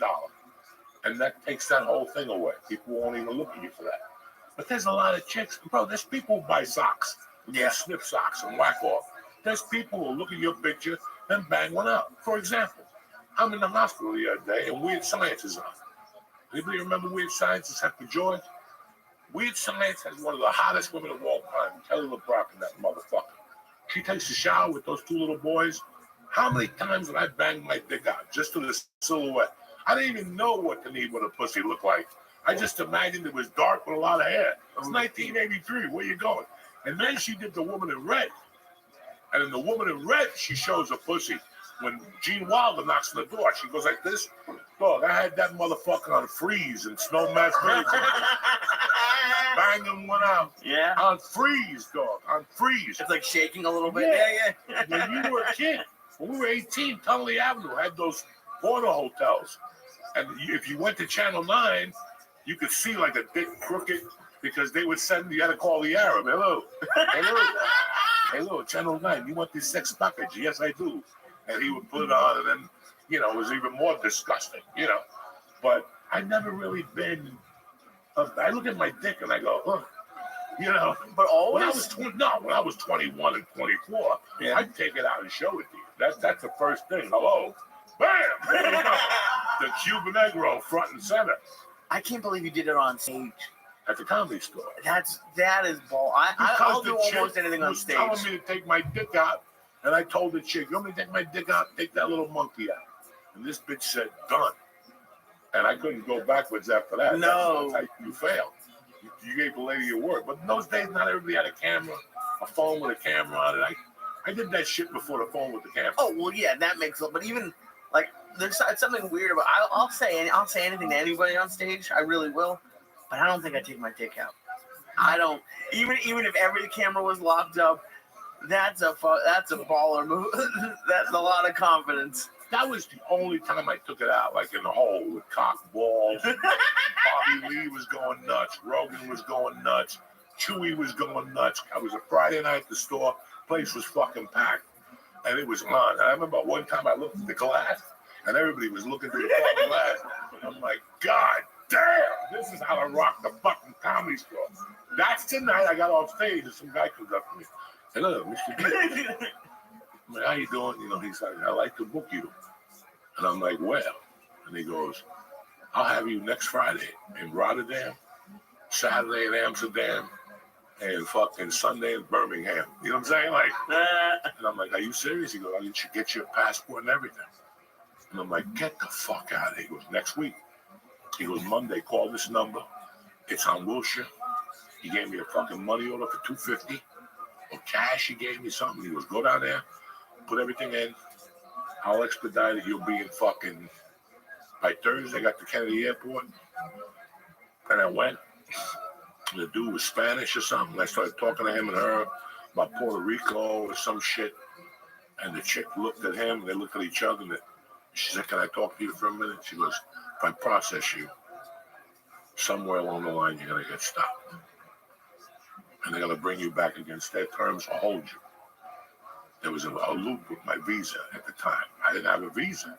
This guy got me one of those quick fucking, at that time a visa was $10. So if you gave him $300, they give it to you that day.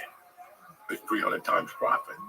The guy goes, if I put you through that, he goes, I don't know what's going on. They're going to flag you. He goes, you're going to get through me, but I don't want you to get flagged in fucking Austria. Right. And I was like, throw this away. I just walked back. Damn. I took that flight from all the way, because there's another airline there's another airport in Long Island, not just Kennedy, all the way at the tip that Southwest flies out of. Oh, yeah. Islip or something? It's Islip. Islip. So I had to take fucking Southwest from there. That's the tip of the other side of the earth. Oh. That's like an extra hour to that flight. I think if you take that flight from Islip to fucking California, it's 3 stops. 3? I think so. And you didn't have a phone to call the guy who booked you, I would imagine. No, I had a pager. That's all you need. You don't need my number, just page me. Holy shit. It was a fucking nightmare. But hey, listen, I got out of it. I wouldn't want to, who knows? I would have been in Austria fucking doing comedy like Arnold and shit like that. No. I just saw a clip today. Gary Owen, he had a story that he filed for divorce in Ohio and his wife filed in California, and he was doing a show in Florida, and his lawyer called him and was like, you got to cancel your second show. You're about to get served, and if they serve you, your divorce is going to happen in California, and it's a 50-50 state. It's crazy, like to cancel a show because a process server's going to come. Did you ever no one ever fucked with the other show? Like no. Early on, when I first got into comedy, I owed every credit card. I would get to a fucking club. Like I get to Comedy Works for the open mic on Tuesday, right? And they come to me and go, "Oh, you got a phone call?" I'm like, "Fucking HBO." And it was a 1-800 number. All back like, "I Discover card." No. I'm like, holy shit! Anywhere I would go, at one point the phone would ring from a creditor. When you got there, that's how scary my life got. And you weren't even putting stuff up online then. So there was no online back then. So how did they find you? Bro, I don't know. Holy shit. No, I don't know. It was fucking crazy. When I first went AWOL on the cards after I got divorced, for like a year, they didn't stop. And I didn't stop either. Once they started playing hardball, I started playing hardball. How do you play hardball with Visa? All of them. Discover, Amex, Visa at the time. I just started doing, I had those Discover checks in my drawer. In the 90s, Discover sent you a card for $500, but they also wrote you 3 blank checks. Right. And you can use those motherfuckers, towards that $500. Okay. So one night, that account was closed. And I just took a check and went to the bank. For $1,000, I put it in there. And the lady gave me, all right, how do you want your money? 20s. And I couldn't believe she gave it to me on a Saturday night at 11 o'clock at night. Boulder was open 24 fucking hours, that bank, on 30th Street. Let me tell you what else happened at that fucking bank. I took the money, I got high, I did whatever. I lived like a doctor on Sunday. Monday morning, 9:01, they paid me. And they said, bring your car in. We're going to repo it, and you better have that money by 3 o'clock when the bank closes, or they're going to press charges. I couldn't get the $1,000, so the lady worked out a fucking deal where the Discover loan got tagged on to my bank loan for the car. I had an Acura at the time, an Integra. That's the same bank. Like in 1995, some motherfucker took what are those things they put down, those cones. Okay. He put down cones in all the lanes in Boulder, the smartest city in the world. He put lanes down. He goes, the tellers are not working. Leave your deposit in the box. Huh. You can't believe how many people left their deposit in the box. You kind of deserve it at that point. Yeah, it's felony stupid, you know. It's felony stupid. Leave it to, and dude, like, I can't even imagine what the difference is. Like, do you feel like, is that why you don't get stressed about stuff a lot? Because I can't imagine the stress you had back then, writing fake shit or whatever, and then now, like, I never wrote a fake check. Not a fake.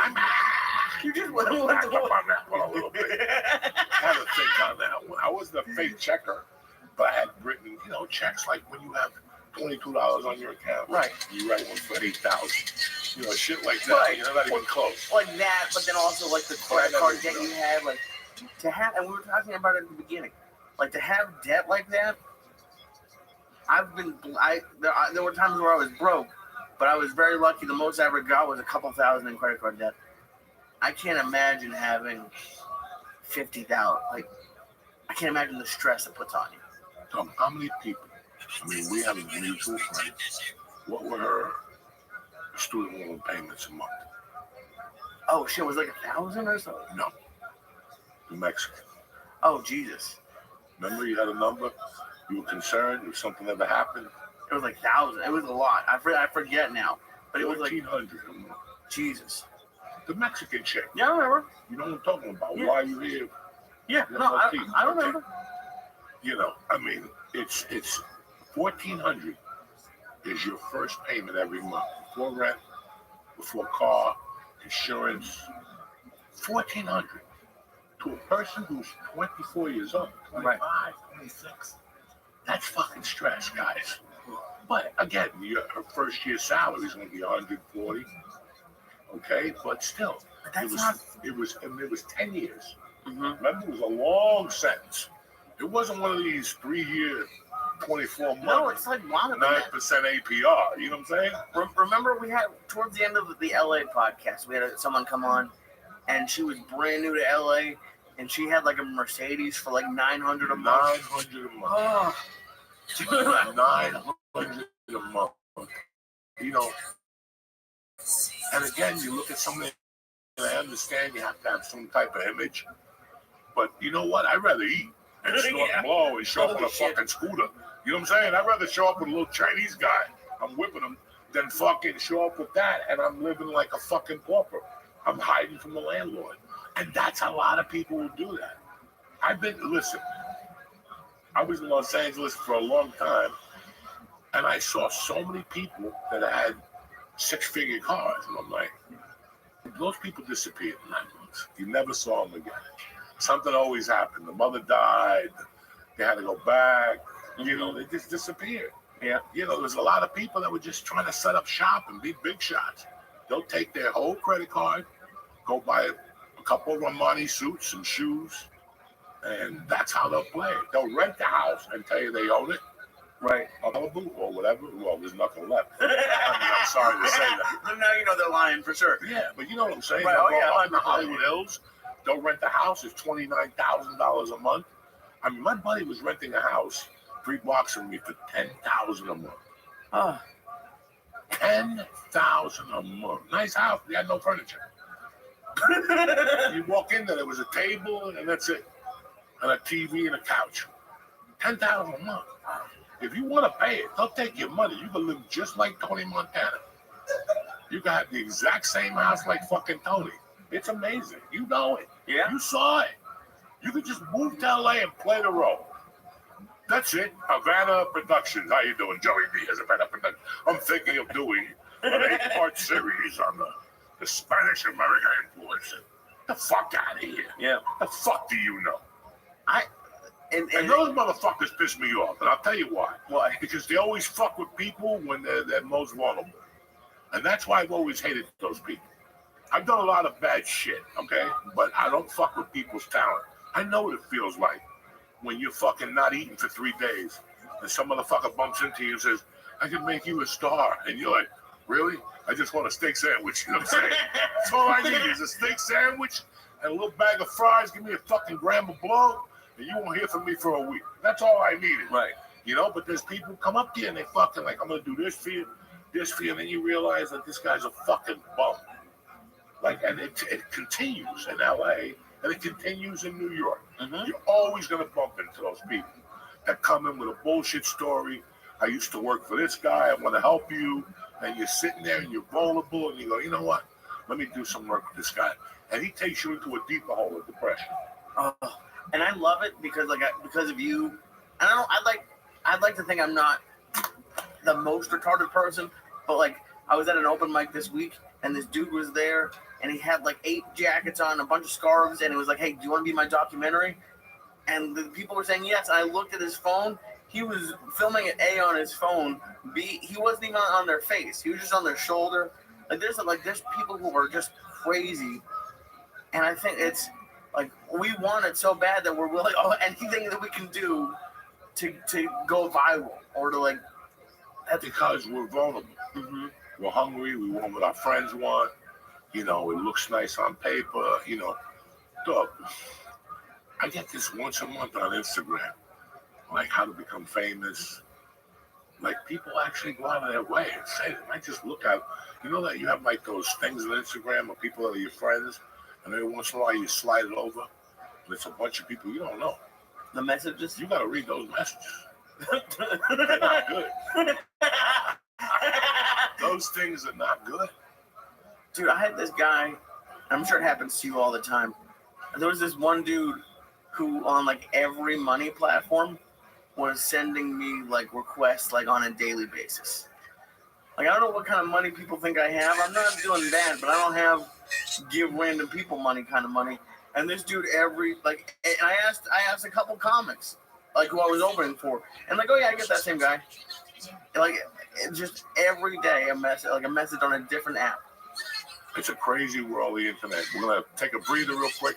Talk to you about BetterHelp, about DraftKings, the Super Bowl, NBA. We got it all. We'll be right back. What's happening, beautiful people? Uncle Joey for BetterHelp. As a matter of fact, this episode is brought to you by BetterHelp. Listen, I'm sure you're like everybody else. You have huge goals for 2025, and you need some help reaching them. BetterHelp is your answer.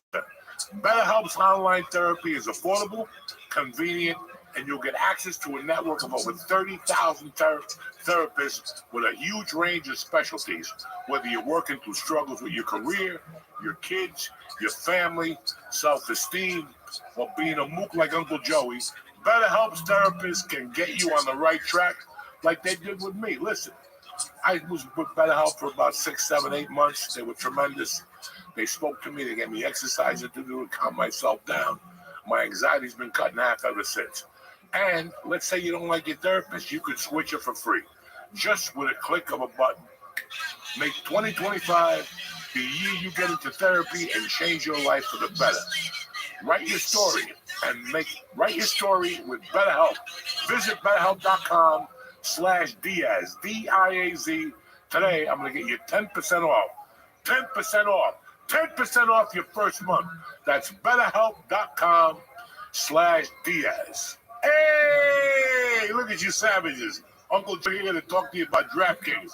Listen, sports are exciting by themselves, but you're getting ready to kick things up a notch with DraftKings. DraftKings Sportsbook, an official sports betting partner of the NFL, they're ready to take that game day to the next level. Ready to place your first bet? Come on now, let's take a chance. Columbus did. Try throwing down on some cash on something simple, like what player you think will score a touchdown. Even I hit that last week. Anybody can hit that. Then head to DraftKings Sportsbook app to lock in your pick. New DraftKings customers can bet just $5 and get $200 in bonus bets instantly. That's an awesome way to kick off the football season your first time and 2025. So download the DraftKings Sportsbook app and use code Joey, Joey. That's code Joey, Joey, for new customers to get 200 in bonus bets instantly when you just bet $5. It's that easy. Only on DraftKings Sportsbook, where the crown is yours. Gambling problem? Call 1-800-GAMBLER. In New York, call 877-8-HOPE-NY or text HOPE-NY 467-369. In Connecticut, help is available for problem gambling. Call 888-789-7777 or visit ccpg.org. Please play responsibly. On behalf of Boot Hill Casino and Resort in Kansas, 21 and over, age and eligibility varies by jurisdiction. Void in Ontario. Bonus bets expire 168 hours after issuance. For additional terms and responsible gaming resources, see dkng.co/audio. We're back, you savages. Another interesting thing that happened this week was, and again, I don't even know why I'm bringing this up. I was just hoping to get a fucking reaction out of you cocksuckers. The hostages got free, only 3, but it starts with 3, right? That's all that got out is 3. I think You're my Israeli news. They got the 3, and then we gave them 36 soldiers or something like that. I don't know. I was too busy with my own dilemma. So, New Year's came and went. I got to be honest with you guys. And you guys know me. Like, I was excited about the holidays this year. Honest to God. You know, I was in LA all those years for the holidays. I came back here. The first year was kind of quiet. Then the next year was just us. Then the following years when I came back from Nashville, I spent it by myself. My wife was mad at me for 3 weeks. And then I was looking forward to this year. My nieces were coming. You know, I was going to try to fucking have a great holiday. So starting in like October, I was like, fuck it. It's the holidays. October. For starting Halloween? Yeah, and I started, you know, talking to Fun Factory Farms. And they started sending me those death mushrooms. And I'm like, God damn. I went from eating 2 stems to 3 to 4. When did you eat 2 stems? You know. And, you know, listen, guys, I was just having a good time, blowing off steam. I was having a great time doing stand-up. You know, I was still eating a bag of dicks from time to time, but at least I was out there. It's better than me. But I had a lot on my fucking coconut. Like, I just had a lot about dates and what I wanted to do and this, and I'm like, you know. And I have, you know, Osteria's by my house, which I love that place. I could always eat a handful of mushrooms and just sit at the bar and laugh my ass off, which I was doing a lot of nights. You know, and that's what I would do. I would just fucking grab a handful, sprinkle it on a pizza, fucking eat the pizza. I'd go see my little Arab friend over at the fucking pizza place in Carlos, the girl. I love her. She'd give me a cheese slice. I'd put like 6 grams of mushroom in it and eat the pizza right in front of her. She just shake her head. And then I drive around till the mushroom hit me. You know what I'm saying? It's loud fucking music. That's my world.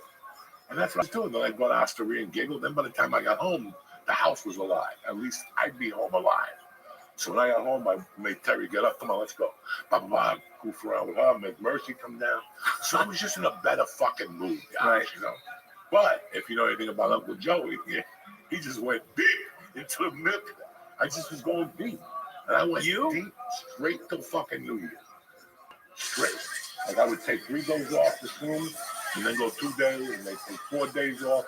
But those 2 days, I was eating 12 or 13 or 14 grams. This wasn't no hoop-de-doop motherfucker. Well, let's be honest. You have no idea how much you were eating because you didn't go by handful. You just eat right now. Because I like that euphoria when it first hits you. You know, that's what everybody likes about getting high. The euphoria, whether it's you know, whatever the fuck you're doing, you're gonna get fucking high. So that euphoria, you know, later on with the mushrooms, I would take them to keep up, and it's like refill. I need that first. So let me eat 14 grams up front, so I don't go that deep. You know what I'm saying? Like for those of you asking, 1 gram is like one. I would take 2 to 2.5, maybe 3, and I would be fucked up. 14. That's a. Doesn't matter. What do you mean it doesn't matter? Doesn't fucking matter, all right? You know, and it was like, all right. It's just a number, motherfucker. So, just a number. Okay. So it's just weird. Like I started feeling shitty on the third. The third, it was the first was Thursday. Friday was the second. That third, I remember going. Everything caught up with me. I was done. I hadn't been smoking. I was like, something's wrong with my chest. And then Sunday, I didn't feel good. Then Monday, I woke up sick. Tuesday, I was sick. And Wednesday was Mercy's birthday. And I finally went to the doctor. And he goes, I think you should fucking go to the hospital. But they gave me a couple treatments of the albuterol. And I felt better. But it was just a Band-Aid. Right. Like when I got outside, once you go outside and the air was cold, it would just lock me up, guys. It would just lock me up like it would anybody, you know. So that Thursday I woke up and I was like, I could do this. And then we had a Villa on that Monday. Mm-hmm. And then the Tuesday was the open mic. Right, and you were okay-ish. And I was the open, no. No? No. When I... Because I remember at the open mic, you said you weren't feeling good, but you went up. What's that? You went up and... No, I got there. I was closing the show, so I didn't want to cancel, so I went down there. But I noticed it after 5 minutes that I started sweating profusely. Yeah, you did say that after you got off stage. And I did not sweat like that since my cocaine days. Not that I would do coke before I went on stage, but I would not do coke before I went on stage. If I did coke the night before, that night, even if I went on stage 11:45, it could be freezing and I'd break into a sweat. And that's how you knew I was doing coke the night before. I always sweat in that show.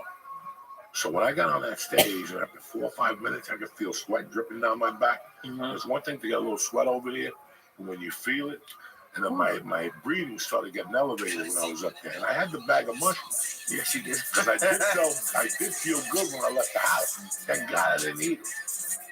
Because once I got off stage, I'm like, this is done. My back, I could feel the wrist. My shirt was wet in the back. And the fucking sweatshirt was drenched around here. I'm like, no bueno. And you didn't even do an hour. You did like, what, 20, 30 minutes? 30 minutes. Yeah. I went home. And the next morning, it was no fucking good. I went to get coffee, and my daughter came around and goes, what's going on? I couldn't fucking breathe. I was just hanging by the sink. And I had to pee. And I couldn't make it to the bathroom. So I just went on my back porch and took my dick out behind the barbecue like a savage. It's fucking squirting. I'm almost fainting, you know. At least you made it to the porch. I thought you were going to say you peed on the floor. Nah, then Mercy went to school, and I told my wife, let's go. And I was going to go to Center State. Okay, right. And then a friend of mine called me. She goes, if you think it's your heart, shoot to Neptune. Because you had to cancel the show Wednesday night, Wednesday night. Yeah. Wednesday night, I got dressed. Like at 3, I knew I'm not feeling good. But if I rest a little bit, the drive up will be easy. The drive back will be easy. It'll be I'll do 35 minutes. All these gorillas are up there anyway. I could do it. I felt good. I ate a little something. I went in the shower. When I was in the shower, I'm like, this is going to be a motherfucker. I went downstairs, started the car. And when I went outside in the cold air, it was cold that night. Yeah. When I went outside, when I came in, my wife's like, why are you sitting down? And she looked at me. She's like, oh, no, you're in no. I couldn't fucking breathe. I walked in the car inside. Something I do every goddamn day. 10 times a day. And there's no stairs and no nothing. No, there was no stairs. I just couldn't breathe, guys. So I said, tomorrow if I feel this way, I'm going in. I did. And when I went in there, dog, my blood pressure was 190 over 130. My pulse was fucking done. In fact, they took my vitals and rushed me to get an EKG. My oxygen level was 88. I thought it was even lower than that. That's crazy. They took me, they said, you're admitted. They took me into the hallway. They put a fucking boot in my arm, IV. They started blasting away, fucking shooting this in me, this in me, this in me. And they got me a room. And then my wife was there with me for a little while. And then fucking Lee showed up with fucking goodies. Was Scarface on when you were there? No, what was on? No, Scarface wasn't on. That was fucked up because you were the TV. No, it was Remember the Titans. When I was there. That's a good football That movie. was a good movie. You But see that? It It's was a good movie. fucked up because the sound was coming out of the remote. So you left me the speakers. I tried to, yeah. From the airlines and no speakers, it's like getting an iPhone. Listen, that iPhone, no, it's like when you're born, God knows when you're gonna die. Only him. The iPhone, when you buy it, there's a date inside. When it's gonna die, okay? Airline speakers, they have a date too. They just dead. Like in the middle of the movie, that's it. I'm trying to put it back. I'm trying to fix this thing. Because I had them on, you put it at the edge of the thing. There was Return of the Titans, then you left. And then I was down there for maybe 2 other hours, but people were coming in and talking to me. Yeah. Like all the doctors, I was talking to them and shit. So next thing you know, like, we're trying to find you a room. So when I went out, so I was going the hallway to walk around. I had to sit right back down. And there were people all out in the hallway. Yeah, At that's least I had a scary. room. These old people out there. Ugh. There was a lady who kept saying, hello, hello. Oh, yeah, I forgot about that. Hello, hello. Dog, she said hello for 3 hours straight. You understand? Dude, I thought I was like in the fucking Criminal Hall of Fame. Hello, hello, hello, hello, hello. Dude, ER's a scary. I was someone else that I know was in the ER last week, and then you were. It is. I'm very happy that I've been helped because they literally will put a bed in front of another bed in the hallway. We don't have anything. You don't have anywhere to plug in your phone, like to even look at anything.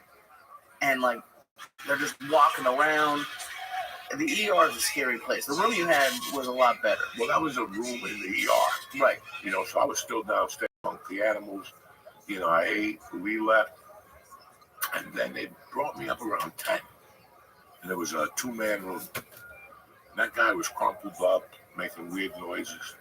They put me in the corner, in the window side. At least I had a window, a view. I had my own TV. The room was cut in half, and I had my own bathroom. He had his own bathroom. By 2 o'clock, like I'm gonna fall. I didn't bring my sleep apnea machine. So they brought me one of their machines, which was basically a ventilator. It sounded like a fucking car engine. Oh no! You know, and I could not. What fucking number are you? I don't know. Yeah, what no? I don't know. It's a fucking car engine. So I'm about to fucking take off with that mask on. About 3, dog. I started getting depressed. I woke Terry up. I gotta go home. I've been here for fucking 15 hours. Nobody knows dick. They already took blood out of me from everywhere. Right. Boom, boom, boom, boom, boom. And she's like, don't leave. And I got the nurse and I go, listen, I'm thinking of fucking Ubering. I contacted Uber. They said, we got an Uber there in 7 minutes. You'll be home by 5:03 or something. And my wife called back. She was really upset. She goes, you got to stay, though. What the fuck, you know? Yeah. And I agreed. I sat there. At 6, I was fucking starving. So they gave me some cereal and shit like that. And then at 9, breakfast came. Now, the guy next to me, as much as I wanted to leave, I'm like, I'm going to give these motherfuckers till about 3. You know, the guy next to me was complaining. And some doctor came in first thing in the morning and told him if everything went right, he could go home. Once they tell you that fucks you up. Right. Every time somebody came in to talk to that guy after that, he kept saying, yeah, but the first doctor said I could fucking leave. This went on for about 2 or 3 hours with this guy. I went down to test, to do some type of test. And when I came back, they let the guy out. He didn't make it to the elevator. Now, once they discharge you, you got to start in the basement again. They put him right back So in the basement. he forced his way out and he fucking fell. And he fell, and he fucking didn't make it, and now he was getting surgery. You know what? And I was like, I'm done. I'm gonna sit right here, like I own this motherfucker. I was gonna say, there's nowhere to go. I had no weed, but I had a backpack, and I went to get a pen. And what was in there? One single mushroom stem. I looked at it. It was one long one with a little cap, and I go, how do I do this? I just put it right back in there. It's still in the bag. It's my lucky mushroom stem. Thank God. And when my wife came, she goes, I brought your shaving kit. And when I opened the shaving kit, I had edibles in there. Oh, shit. And I'm right away, I'm like, I'm going to do edibles. But I was like, I'm going to do this right.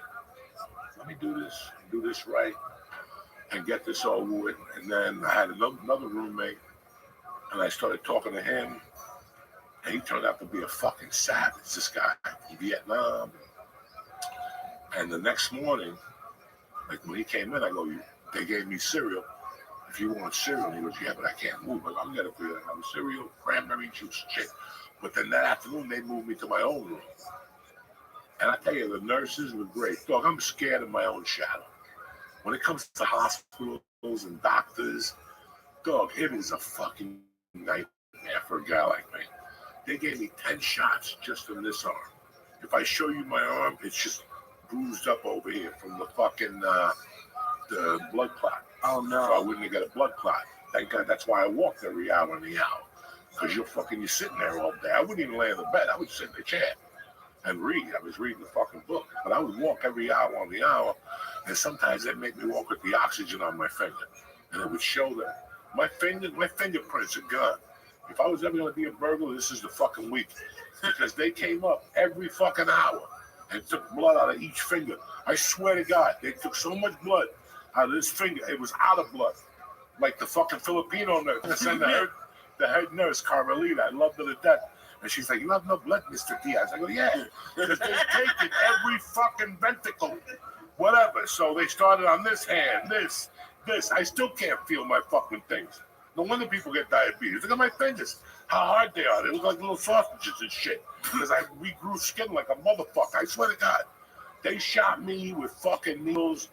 And that was twice a day. That heparin, whatever the fuck. That was twice a day. Do you want me to tell you it hurt? No, it didn't hurt. The fucking worst pain I got was when I first checked in. She goes, I'm going to take some blood. I didn't expect for it to hurt me. But she was putting an IV in. So it took me a little deeper. But I was okay. I didn't pass out. But I had some fucking adventures in there with the needles. I really did, because I have rolling veins. So they can't. I got good veins, but they roll. So when you stick a needle, they disappear. So the first night, they tried 5 different fucking IVs on me. How I didn't snap, I don't know. I was going to say, because people were checking in with me, and at first I didn't know what you wanted me to say, and then when I could tell a few people what I said, like, because some people are like, how mad is he? I'm like, you know what? Though I will say the Thursday when I was there the first time, you did say you had a couple 50s to try to bribe your way out of there. I showed up with 800. I had fucking money stashed, and I fucking took it off. And I went down, I had like $600 bills. 2 of those hundreds will get me anywhere in this country. You understand me? So I always knew I had an out. I always knew if things got dangerous, somebody give me a run. I'll ride home for the small 200. But you handled it pretty well. I had no choice. Every once in a while, you got to come to terms with what's going on. Right. Because what's worse? You ever try going to the doctor nowadays, guy? Okay. It's impossible. Your piss hurts. You got to go to your main doctor. That's a small 50. You got to drive the morning, and then you got to go to your fucking. Now you got to set up an appointment with this douchebag. And now your emails are going off because checking in. Are you checking in for your appointment next Thursday? It's next Thursday. You know what I'm saying? They fucking torture the fuck out of you. But even that, if you were sick today, you couldn't probably get into your regular doctor for No, a month. and guess what? What? For 3 fucking months, I couldn't get into my regular doctor. On the drive up here today, she called. Oops, we have an appointment tomorrow, 11:30. Can you fucking believe that? I couldn't get in there for 8 fucking months. Now all of a sudden, they're calling me to tell me I fucking got an appointment at 11:30 in the morning. So this is the weirdest thing about the medical fucking field. But the craziest event I had, guys, was, okay, so they did a bunch of x-rays, they did a bunch of tests, they took a bunch of blood. They were taking 3 to 4 tubes a day of blood. First thing in the morning, needle in the vein with the fucking leg. And I see your mother. What's the leg? I don't know, it's like an air pump, and it fills up 3 tubes like you know. And oh, Jesus. I don't know. I don't look. So, after the dude says this to me on Friday, he goes, listen, Joey, we got one test we're going to give you. And what they do is they slit your wrist, and they put this up your wrist, and it goes into your heart. And if you need a stent or a balloon, it does it right on the spot. And he goes, but it could cause a stroke, it could do this, it could do that. I said, listen, let's just fucking do this shit, right? Okay. So Monday comes, and they're gonna do this test on me. It's supposed to be at like 9, maybe 10 o'clock. They're like, you can't eat after midnight. And I'm like, that's not gonna work. That's it. I'm gonna see you at 7 for blood. But you're gonna take me somewhere at 7 and not feed me? So I got up at 5, and I had 2 boxes of Rice Krispies and an apple or something in a fruit bowl.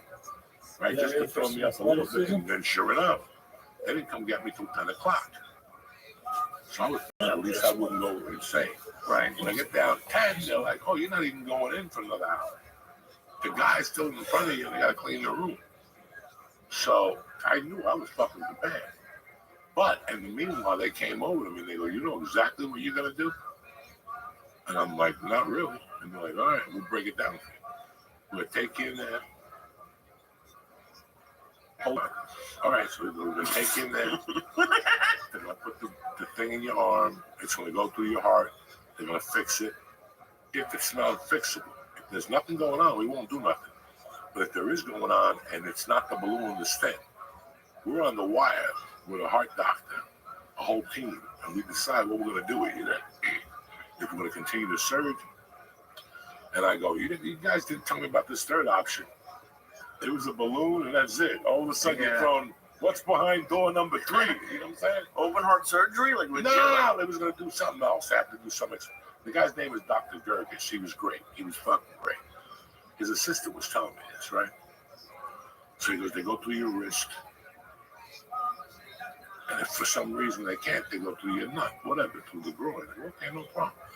When this guy leaves, this little Salvadorian lady comes in. Hello, Mr. Diaz. And she's like, I'm going to get you ready for surgery. She starts shaving my arm. And all of a sudden she goes, okay, put a towel between your legs. I'm going to, I go, hello. I go, no. Don't do it in the wrist. She goes, but just in case, we have to do that. I don't want to come back in and shave hair and go everywhere. And I'm like, So she put a little towel on me like The Rock. I was just laying there and just shaved the side. She put a little powder. She wiped it down with some Maluka juice. Ooh, you have rash. I was never so fucking embarrassed. 62 years old. This lady is shaving around my nutsack. Thank God I took a shower that morning. And she didn't get a dose of that morning nut. You know what I'm saying? The morning nut. Oh, that morning nut. We all take a whiff of it in the morning. I love it. Before you serve it up. You know what I'm saying? You gotta whip them up. So I fucking go in there, right? The room is freezing. Just how I like it. They fucking, wheel over onto a table. They're talking to you. A ton of shit's going on. I'm having a good time, guys. I'm like, at least he's gonna get it over with. I got this shit over with, man. It might hurt. People said the arm's gonna hurt for a few days. Nothing. Motherfuckers. When they did whatever to my wrist, because I already had an IV in here. So they put the drugs in there. They go, we're going to get you high. You're not going to be singing. You're not going to be sleeping. In case we tell you got to breathe and stuff. And so when I heard them say we shot him 65 fentanyl, I go, no. I go, listen. Because after 5 minutes, I didn't feel nothing. I'm like, guys, I got a high tolerance. You better hit me with another shot. So they gave me 25 more milligrams of fentanyl. And then I started feeling the little bots. Whatever they put into my wrist, dog, made my leg pop up. That was sharp. I was like, and then it just went away. And then they did whatever procedure they did. I beep. And I saw lights and shit. I saw Lee dancing at Hudson County Park with a tuxedo on. Oh, that's nice. And most of they go, it's over. It was like 20 minutes. So he goes out. They're all talking in there. And this motherfucker comes back with that mask. Like when they went to give Carmella bad news. We don't know if Tony's going to make it. I got depressed. Like I was like, fuck. And he walked up and he goes, Mr. Diaz, I don't know what to tell you. We couldn't find anything. The first thing that came to my mind was 27 years of doing cocaine, and you're trying to tell me it was for nothing? Like I didn't come out with a stench, nothing, like a fucking coke rock in the vein. He goes, everything is cleaned out. and I was thinking about the hills in North Bergen. Thinking about the hills in North Bergen. Every time I walk those things, your heart would fucking pump out. We're like boxers. You ever see a boxer? He's all fucked up. He can barely talk. He's alive because everything else is dead, but his heart's still fucking going. So that's the only excuse. I mean, I was like, Doc, are you fucking serious? He goes, I can't. He goes, your calcium score is like fucking 100. That's good. That's good. He goes, hey, your heart's strong for a 62-year-old guy. I didn't tell him about the blow or nothing like that. The Malukia juice and everything else. Were you, because I know you said you were nervous. I was but depressed. I got fucking depressed for a minute. I was like, what the fuck? So all this time, you know, because I took the first vaccine, but it was Johnson & Johnson. It was the Phagocytic vaccine. Oh, yeah. They give the little boys and I girls. forgot you took that one. Yeah, I took the Johnson & Johnson in Union City. God knows what was in there. You know what I'm saying? So I was always concerned about my heart. I always had palpitations. They put a heart thing on me 2 years ago for a week, for 10 days. I had a heart monitor on me.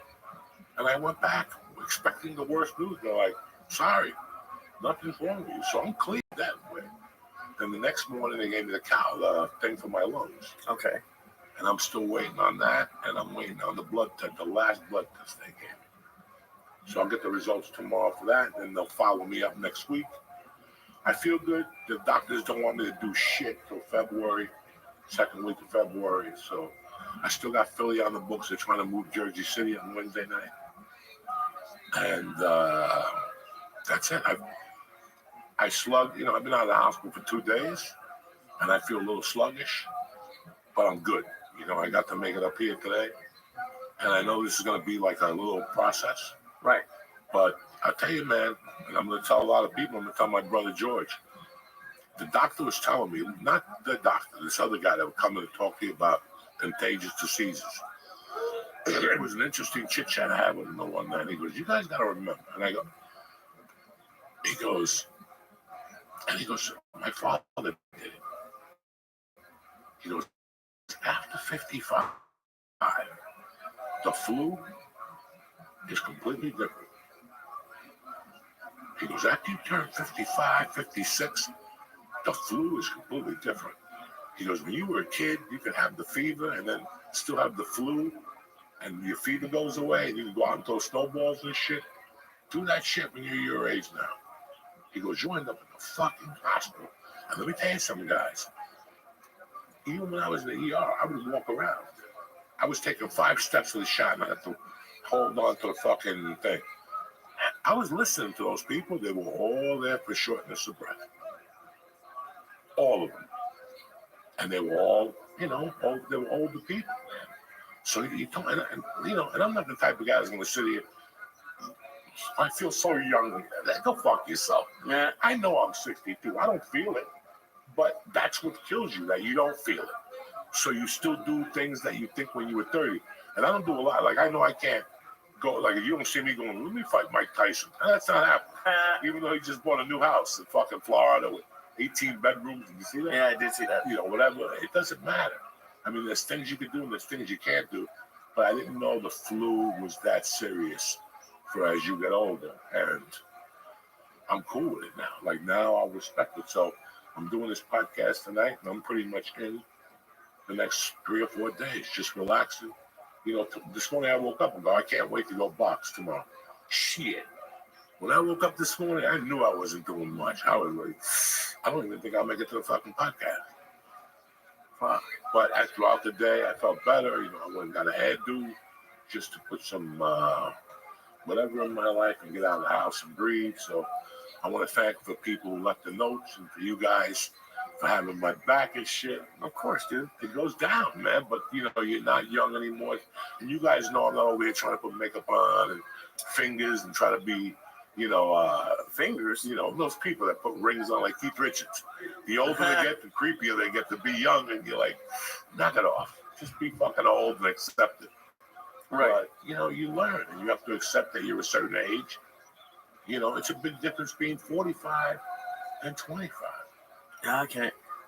What? Because I know you said you were scared or depressed when the doctor came in after they checked your heart.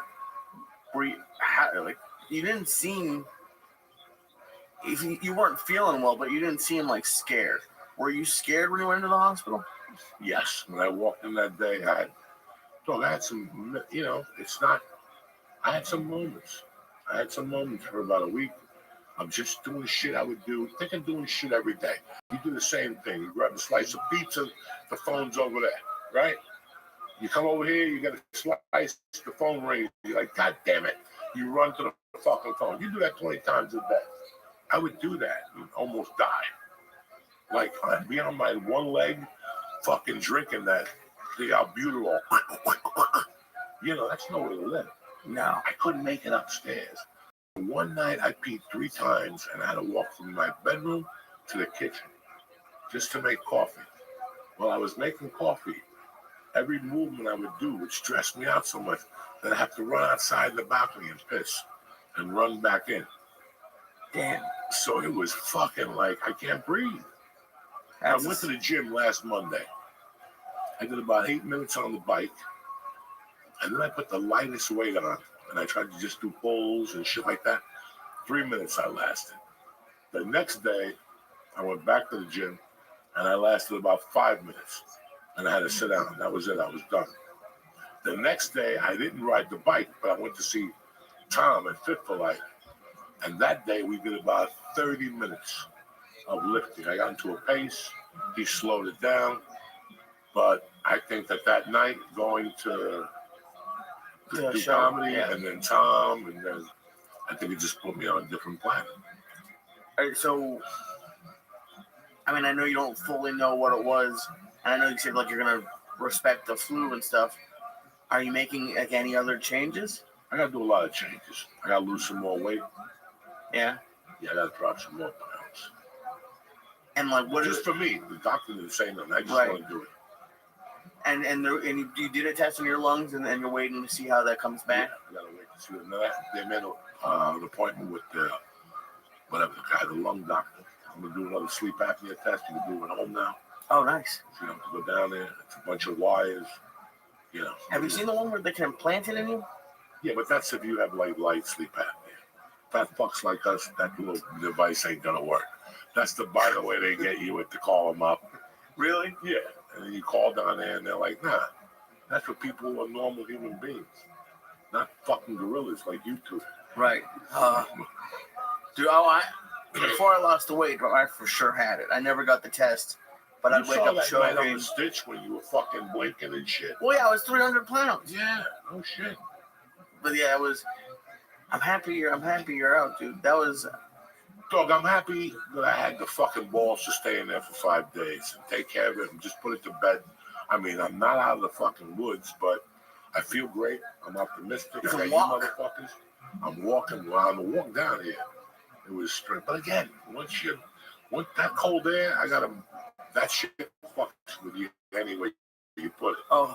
Never mind if you have whatever the fuck I'm but you just try to be healthier and better. I'm going to be 62 next month.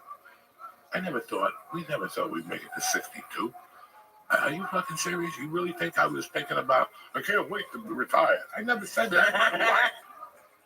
What retire? I could do it, so I'm fortunate about that. I still get to do the podcast with you guys. I still get to do a little comedy. I'm not looking at taking over the world. I just don't want to be fucking bored. I want to keep my mind cracking. You sit at home, nothing's going to happen. Right. Nothing's going to happen in your life if you sit at home. I'm not looking for something to happen, but I'm not going to sit at home either. I ain't no punk bitch. You know what I'm saying? I ain't no punk bitch. You can't go out that way. Did it make you, like, the fact that, I know you could have left the hospital, but, like, waiting for them to give you, like, did that make you want to do stuff? Because, like, that I thought would have been the hardest part for you. Because you gave me shit in LA about watching football for 8 hours. To be in there from whatever it was, Thursday to Tuesday, that's a long time to watch TV and do nothing. I don't think you've ever done that. Listen, before I went to that hospital, I packed the computer. I downloaded TV apps, which I didn't really use. I watched The Wire, maybe 2 episodes. I brought a book that I wanted to read. I brought another backup book that I read about 3 chapters. I wrote a little bit in the hospital, just on how I was feeling every day. And that made it a lot easier to sit there I knew. Listen, guys, I knew I had to sit there. And what really fucked me up was my wife brought my daughter on Friday. I had both IVs in my arm, so I put a little sweatshirt on while she was there, so she wouldn't see the IVs. Well, the fucking nurse came in to get my blood pressure, and I had to take that fucking thing out. She didn't want to come see me Saturday, and she didn't want to come see me on Sunday, and I got it. I got home Tuesday. I went to a game Tuesday, and usually after every game, me and her drive home together, because my wife's got to put the balls away and a bunch of shit. She got in the car with me yesterday. Within 5 minutes, she was crying. Oh, okay. She was happy I was at the game, and within 5 minutes, she was crying. She told me she had a shitty weekend. She had to, it was just, I put everybody in a bad position. I put you guys, my wife, my daughter, I didn't go to her recital Thursday night. So I could see how much it affected her last night and this morning. Right. Last night, she was really, we got home, we spoke, and then I met her upstairs like at 9, and I made a banana milkshake for her, the way my godfather used to make for me, and she was bullshitting with me, and I could tell she was upset. Well, and obviously, thank God you're okay. And But she didn't say nothing to my wife. Right. My wife's like, she didn't say nothing. She played it off. Mm-hmm. She's one of those motherfuckers. Like, she knew about my daughter. She knew about my older daughter. She told me since she's 5, I knew you had a sister. She didn't tell me till the last fucking year. Wow. 6 years she held it in. So, I gotta talk to her about that shit. But did it, and I know it wasn't, thank God, that serious, but you lost your mom around the age she is now. No. She's 12. Oh, you were 13? Oh, you were 16. I'm sorry, I thought you were 13. But even still, did that go into your head at all? No. No? No. I don't ever want that to go in my head. First off, that's the only deal I got. If anybody wants me, whoever it is, Satan, Lord Jesus, just let me see you graduate high school. Okay. She'll be fundamentally sound by 18. You understand. You understand what's going on. She's got other people around her. She's got uncles now. It's not how I was left in the woods. It's completely different. So it's a different age. She knew I was old. My mom dropped dead at 48. Not that she was fucking Mary Tyler Moore. She was in good shape. It was a different time. Women smoked. Women drank, whatever. They ate. She was on Bergen Line Avenue. What the fuck do you expect? But no, that didn't enter my mind. Good. Okay.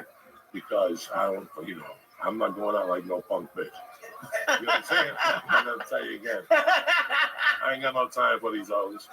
And I'm not going out like one of these punk bitches. So I love it. I'm happy you're good, dude. No, I'm good. And we'll, listen, man, we had some complications the month of January, but we're coming back stronger than ever in February. We got a great guest next week. We got shit crack-a-lackin'. Just give us time, Just set us all back. You guys know I love you. I don't know about the Jersey City date. Philadelphia's still on for the 15th. It's sold out. May, Labor Day is sold out. I got ticket information for March for the New Jersey Festival. I just got the email today. But I'll fill you guys in time. Enjoy your fucking January. Enjoy the new president. Enjoy the new year. Enjoy yourselves. And we'll be back Tuesday morning, the 28th. Tip Top Magoo. Love you. Say something, Lee. I love you guys. All right, stay black.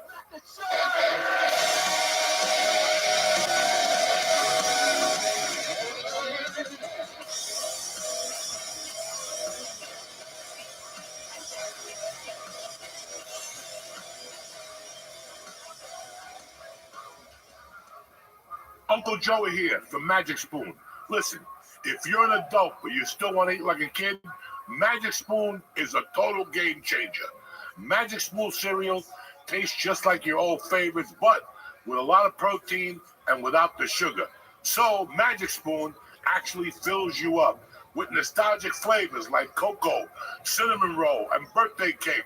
It's got 13 grams of protein, 0 grams of sugar, and 4 grams of net carbs. Listen, you know me, I like the cocoa flavor. It's chocolatey, it's got some kick to it, and you have it.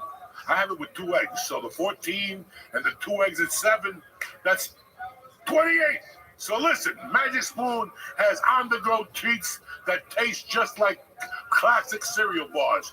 So you can snack whatever you want. Do yourself a favor. Get $5 off your next order at magicspoon.com/church, CHURCH. Or look for Magic Spoon on Amazon or in your nearest grocery. That's magicspoon.com/church for $5 off. What's happening, beautiful people? Uncle Joey here. Listen, you want to start off 2025 with a bang? Get yourself some Blue Chew and start having sex. Da, da, da, da, da. Blue Chew is the original brand offering chewable tablets. These erection enhancers help men get stronger, harder, and longer lasting. That's right. I said erection enhancers. Are you kidding me or what? It's easy and all done online. Just sign up at BlueChew.com, consult your licensed medical provider, and once you're approved, forget about it. You'll get your prescription in days. Even the mailman don't know what he's delivering. And wait till you put that in your wallet. You're out lurking one night, walking your little ugly dog, and you bump into one of these hot chicks that's a sucker for ugly dogs and uglier men. You know what I'm saying? These tablets are made in the USA, and you can take them literally anytime you're ready to get down and dirty. Ooh, kick off a brand new year with the best sex you've ever had. Da-da-da-da-da-da. Make life easier by getting harder and discover your options at Blue Chew. Listen, even if you don't need Blue Chew, you need it. It's that thing you don't need till you need it. You know what I'm saying? And we got a special deal for our listeners. Try your first month of Blue Chew free. Free. Visit BlueChew.com for more details and important safety information. We thank Blue Chew for sponsoring our podcast.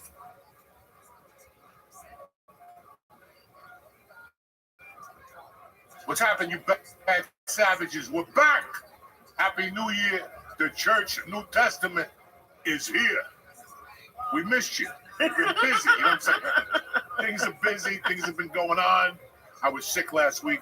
My apologies about that. Lee couldn't handle it by himself. You know, I was going to do a Zoom, but who wants a Zoom? The hell with Zooms. Anyway, before we get this started today, me and Lee want to extend our hearts to the fire department, the people, California, everybody who lost a house, whether you didn't lose a house, whatever. I know it's tough, but this too will pass. Trust me. It always does. We haven't donated yet because, Blue Cross takes like $22 and this and that. So I'm trying to find a pigeon that I can send a couple grand to, and so it benefits the people. You know what I'm saying? If not, you just send an envelope out and everybody jumps up and down, and the people who need it the most get like a chopstick. So that's not going to happen in my world. But anyway, we're back. Lee, what's the story, dog? I'm good. You don't send it to Blue Cross. That's the health insurance company. Whatever, Blue Cross, Red Cross, I don't know. They always show up with coffee and a dog, you know. It was a good week, man. We're back. What's been going on in your world, Tarzan? Oh, I'm finally back in New York. I've been gone for so long that it's just I'm still waiting for it to wear off. How much I love it here. Okay. I don't know. I've been loving it. Wait till you get that with a stick. Why do you keep putting that out there? People keep sending me messages. Wait until you get stabbed. Yeah, someone's gonna do it, and like Joey's gonna be so happy. I'm really liking New York. I like fuck it. Keep saying that, walking around with that hood on and shit. What hood? Like A hit you in the fucking head. You look like a pigeon. They're gonna just hit you and take everything from you. You didn't see that. What? New York City. You can't be dicking around. Who's dicking around? Looking like the fucking, all bundled up. It's fucking 8,000.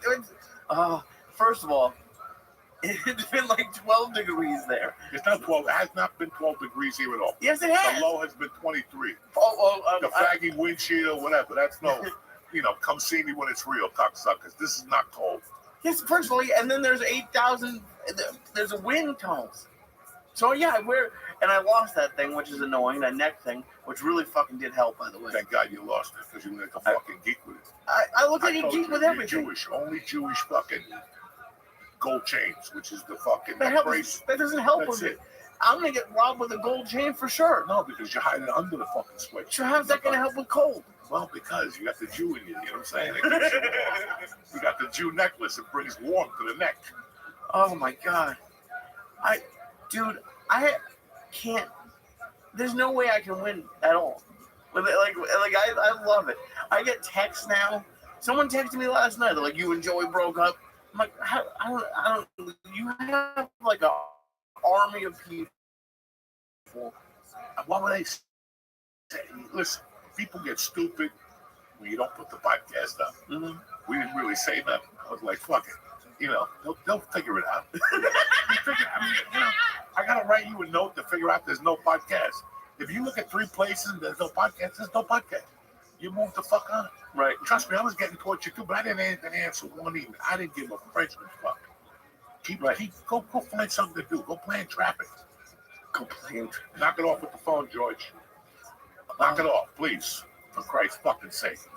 But I'm doing good, dude. I saw our buddy Doc. He came in this week, which has been great. Hopefully we'll see him tomorrow night. Yeah, we are gonna see him tomorrow night. Doc Willis in the store. It's been cool, dude. What else has been going on? I've been trying to write, I don't know. That's like the hardest part for me right now is like there's a million things you can do, and I don't feel like I'm doing any of them right. I don't know what it is.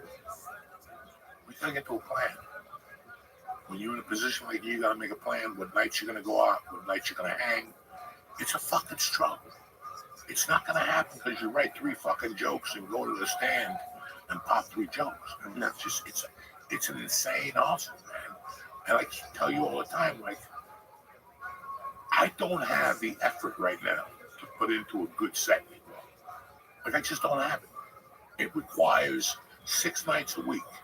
Spitting, living, chewing, that's it. That's what it requires. So, it's tough. It's tough for a lot of people right now, stand-up wise. I'm seeing a lot of people fucking stuck. Right. And it is what it is. You just keep fucking throwing touchdown passes until you're not stuck. And I'm like, the biggest part I'm struggling with right now, and I've talked to you a little bit about it, was like the hanging out part. Because I've been doing it, and it did work. I got up at a club, and but I feel like such a fucking loser just hanging out at a club, like I buy a drink, so I'm not a cheapskate. But I know the managers don't want to talk to me. They have 8 million things going on. Listen, it's a process. If you told me at 8 o'clock that you get dressed and go to the Comedy Cellar and hang out all night looking around, then I'm going to be mad at you. Right.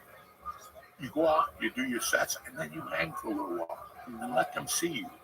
Let them talk to people with you, and in time, you figure out. It's just so weird how somebody will come to you and go, I can't get into this club.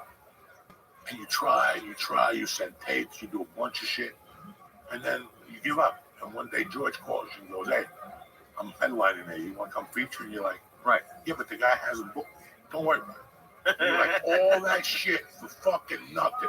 Right. All that drama for fucking nothing. But it's better than not doing anything. Not doing the spots and not writing and not reaching out to your fucking friends and to bookers every week, whatever the fuck it is.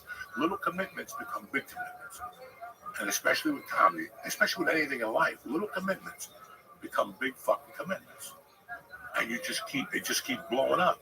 But if you're gonna get momentum and then leave for 6 weeks to go on the road, right, you defeated all that. Yeah. So you really have to start looking at your time, what's going on, and it's a fucking struggle.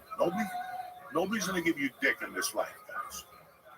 You're gonna have to put the fucking work in. Even if it sticks to hanging out till 2 and they put you up at 10 to 2, that's a fucking kick to the stomach. I've done that shit. That's a kick to your stomach, but at least you got the fuck up. Yeah. Oh, I would love a 2 a.m. spot. Right now in New York at a real show, I'm actually really excited. I know, and trust me, I'm sure in 5 or 10 years, like fuck another midnight, whatever.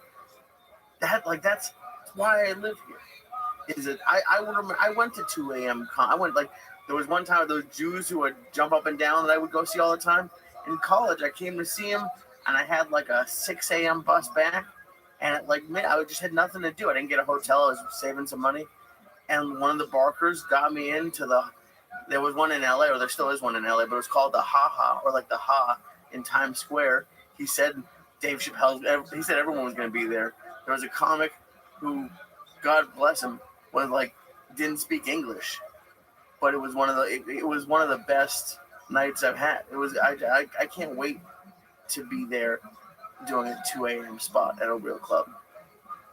All right, we'll see. I'm fucking. How are you doing? You had a. I know you were sick. I was fucking down for the count, man. I was fucking down. It started like the 3rd. First off, I'm really happy that I didn't get sick over the holidays. Yeah. The last 2 years I had COVID on Christmas. Yeah. Well, the year before I had it twice or something like that. So I fucking stuck. I hung low the week before Christmas because my nieces were coming. And then 3 days after New Year's, I just started feeling weird. And then Sunday it really hit me. Sunday, Monday, Tuesday, I finally went to the doctor. They thought I had a walking pneumonia, the whole fucking deal. And here I am, slinging dick and giving out bubble gum. It's Monday, bitch. You know what I'm saying? Whatever you felt last week, that was last week. This is a whole new set of fucking rules. And what I don't know if you want to talk about it now or not, but your daughter had a birthday this week, which was pretty outstanding. It was fucking insane. It's too much. First of all, that birthday started on Wednesday. So her birthday was Wednesday, but the birthday started on Monday. And I don't mind. I don't give a fuck. When it's your kid, it starts whenever the fuck you want it. Wednesday, she came downstairs and we were talking in the morning and I couldn't even look at her.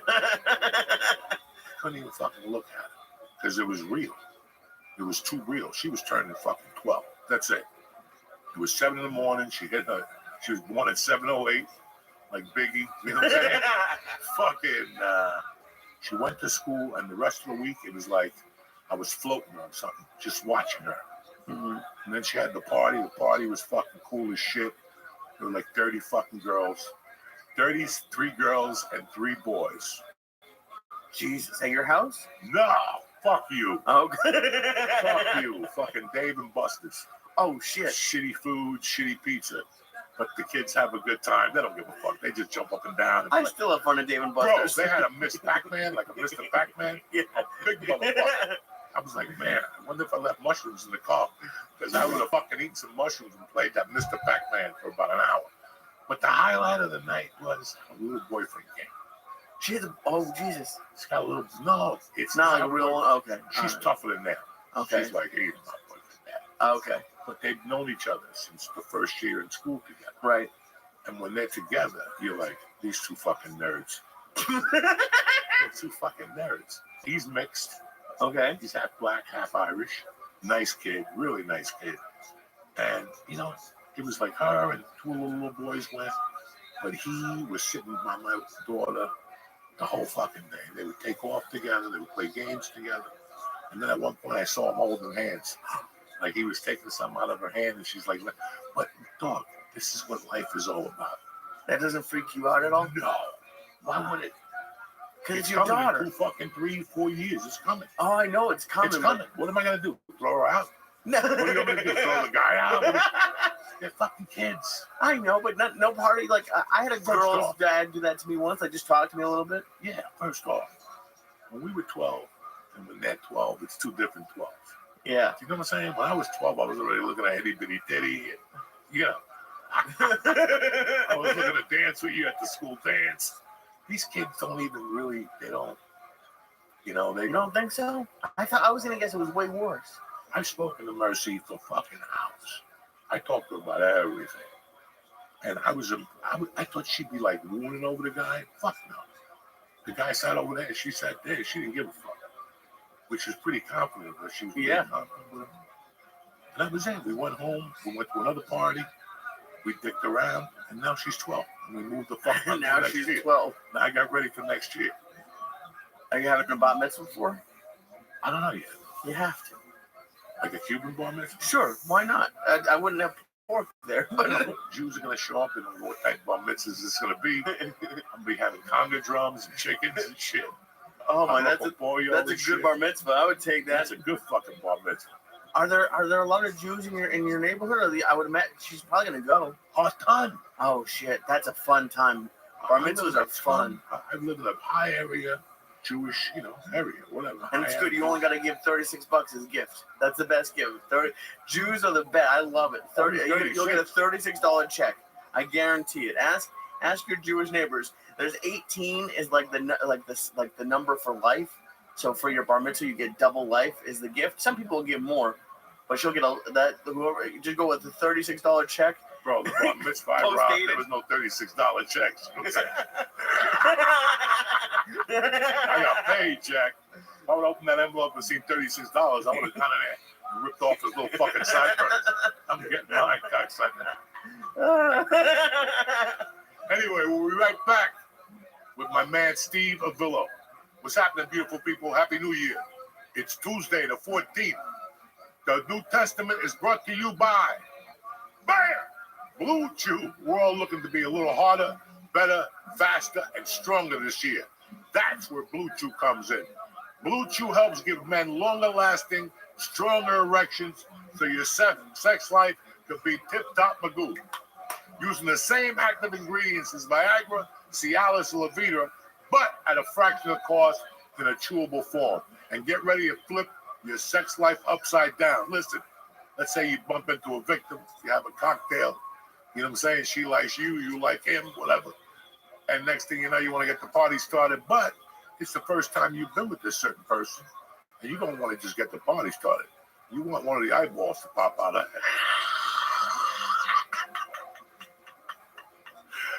To get started, just sign up at BlueChew.com, consult with one of your licensed medical providers, and once you're approved, you'll get your prescription quick. It's all done online from the comfort of your own home. Listen, it's very easy. And make life easier for yourself by getting harder and discover your options at BlueChew.com. Listen, you're getting old just like me. You don't want to sit there every night watch some bad TV. You know what I'm saying? You got one, maybe 1.5 good night yet. You drop 3 of those Blue Chews, bam! It's all over the shop. Mama's taking an early retirement. Try your first month at Blue Chew free. Visit BlueChew.com for more details and important safety information. We thank Blue Chew for sponsoring the church. Welcome back to church!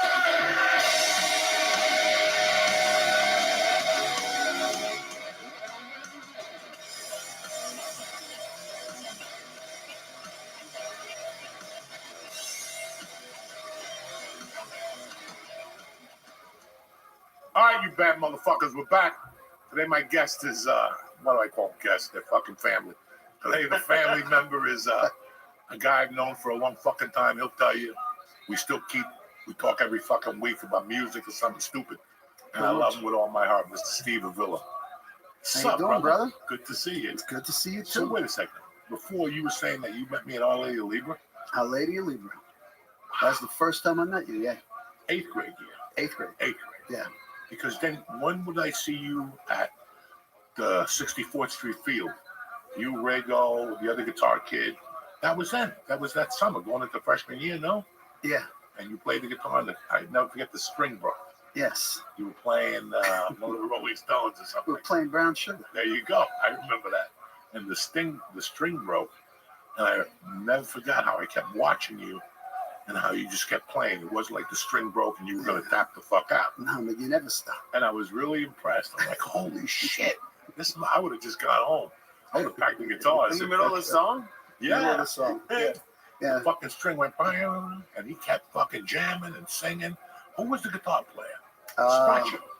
You had, no, that was before Sprush. That was, I think it was Beckenbach and Mike Liebau were the guitar players. Yeah. Yep. Dennis DiCarlo, rest in peace. He was the bass player. Yeah. Wow. Johnny Rego was on drums. Johnny Rego on drums. My brother Johnny. He's still fucking walking the streets, Johnny Rego. He is. He sits in with us every time we play now. Comes up and plays a few songs. Yeah. We ran into him at the restaurant, right? At the restaurant, yeah. At Rudy's. With Mike Bart. Yeah. And it was fucking great. They do like a weekly thing there. Him and Lee Accarino, and Johnny. So, good guys. Yeah. Good They're the best. They're the best. And I think I bumped into you freshman year, the worst, and the rest was history. Pretty much. Pretty much. The rest was fucking history. Pretty much a lot. Yeah. To give you some light, Steve Avillo comes from a fucking tremendous family in North Bergen. I mean, fucking tremendous. If they ever have a top 10 families in North Bergen, Avillo's going to make the fucking list easy. And it's the truth. A lot of people ran through that house. A lot of people went through that house. We had got a lot of good laughs there. Your mom was like the universal mom to everybody, you know. I still remember your dad passing. Yeah. Shortly after my mom passed. Yeah, your mom died about a year later. About a year later. And I'll never forget that I got a call one night to meet you at your house with Luke's for a fucking party, right? And it was, I get there and we're the only 3 young kids. Yeah. Like we were the only 3 allowed there. It was all seniors and shit. And I walk in there and I'm like, I don't know what I'm gonna expect here. And they had a garbage can. Yeah, the garbage can with the cuckoo juice in it. With the cuckoo juice in it. With fucking everything, shoes. There was bees in it. There were fucking bees in We were it. throwing bees in it. Yeah, we catching bees. I always wondered that question. There was a punch and there was bees in it. I wondered if bees fell into it or you were just like, no. Where do you get all these bees? So they would be flying around because it's sweet, right? Right. So we just hit them into the punch. Yeah. After a while, you didn't care. Yeah, what? Yeah. And every time I was scared to go close to it. Because every time you came close to that tub, one of the older guys would grab you, fall on me in the chest, and scoop out of the garbage can and go, here. And you have fucking drink it. And I think I drank like 6 of those motherfuckers. And I don't know what happened to me. It had every alcohol under the sun. Everything. And it didn't matter. Whoever came in, they'd come in with a bottle. And it was a bottle of tequila, a bottle of Jack Daniels, a bottle of gin, every alcohol under the sun was in that punch. Sounds like it tasted great. That's crazy.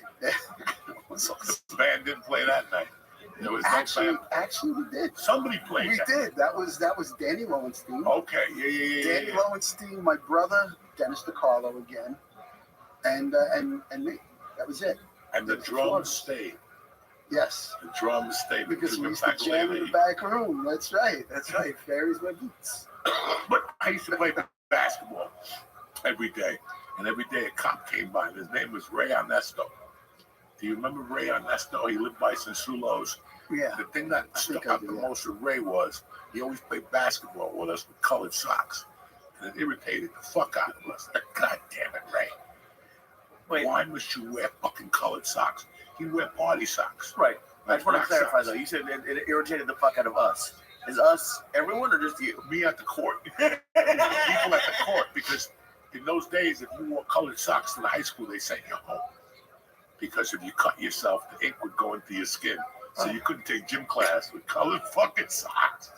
So I always remembered that. And every time he'd come with the thing, I'm like, this motherfucker, he's going to cut himself. He's going to fucking die on the court. And then we'd elbow him lightly. Like, we used to fuck him up a little bit. We were young kids. That's what you do. But that night, I left your house. I don't remember leaving. Right? All I remember is being asleep on Sensulo's lawn, and Ray Ernesto kicked me, and I recognized the sock. God damn it. And he's like, what, you okay? And I'm like, yeah. Let me give you a ride home. And he fucking gave me a ride home. And he knocked on the door of my mom answered. She's like, what the fuck? Don't worry, it's Ray Ernesto. He's got colored socks on. Don't fucking worry about it. She was pissed for like 3 days. But that started like a fucking movement. Like that started a movement to Villa. Yeah. That never ended till fucking 1985. Pretty much. It really fucking did. That was just, we were out every night after that. In one form, shape, or another. And then I still remember like our concerts. We all went to see Ted Nugent and Aerosmith at the Meadowlands. Did you go to that one? Yes, I did. I was I'm down gonna on the walk floor. home like a fucking idiot. Cars are doing 90 past me and shit. And you're walking on that freaking bridge. Why were you walking home? Because that's what we that's did. how you got there. That's how you got there. That's a great answer. You think Mom gave you a ride in the wagon? Not the Yeah, but they have buses here. Buses? We don't talk about being on the bus. We have time for I don't buses. remember buses going out to Giant No, Stadium. not the Giant Stadium. We walked, Jack. Yeah. How far away is that? From my house to from the Willow's house. hour and a half. Yeah. Jesus. I still remember walking home from the track with no money. And cars doing 90 next to it. And I'm yelling at Ronnie, we had $80. What the fuck is wrong with you? Fucking cars are doing 100 past us now. But that was one of our first, like, all North Bergen concerts. You saw a lot of people. Hell yeah. And the second concert I went to where the whole fucking place was North Bergen was AC/DC Highway to Hell with Ted Nugent. With Ted Nugent was at the headline. fucking Garden. Yep. And I still remember like the creepy details from getting on the bus and 20 kids would be on the, because that's New York, Lee. Okay. Big difference. So we would get the Kennedy Boulevard bus. We would just walk to Union City with liquor and drink, and then take the bus by the post office and go right into the fucking city, the Garden, and then walk to the Garden like we own those streets. And we were fucking 13. Yeah, pretty much. What was you drinking at 13? I know that's normal now, but from what you're drinking, like vodka, or you're drinking like back in the day, it was probably just like beer. Jesus. I think beer sometimes. You know, They used to show up with a case of Nips, which looks like a fucking delivery box now. 64 bottles, right? It looked like a fucking box. Like when you walk into somebody's house with a case of Nips, you're like, what the fuck are they doing? That's 64 beers, right? Yeah. Right off the bat, that's 64 fucking beers. I don't think I've drank 64 And you beers. got like in my 8 life. animals. pretty much. You got like 8 fucking animals. And that was it. We started with me by my house. You know, I always drank at my mother's bar, like little shots, so I knew. But I started from scratch. I started with the Boone's Farm. You do the strawberry Boone's Farm when you get a fucking miserable headache. That was a Larry thing. Larry used to drink the Boone's Farm because he didn't think his mother and father could smell it on his breath. I'm like, yeah.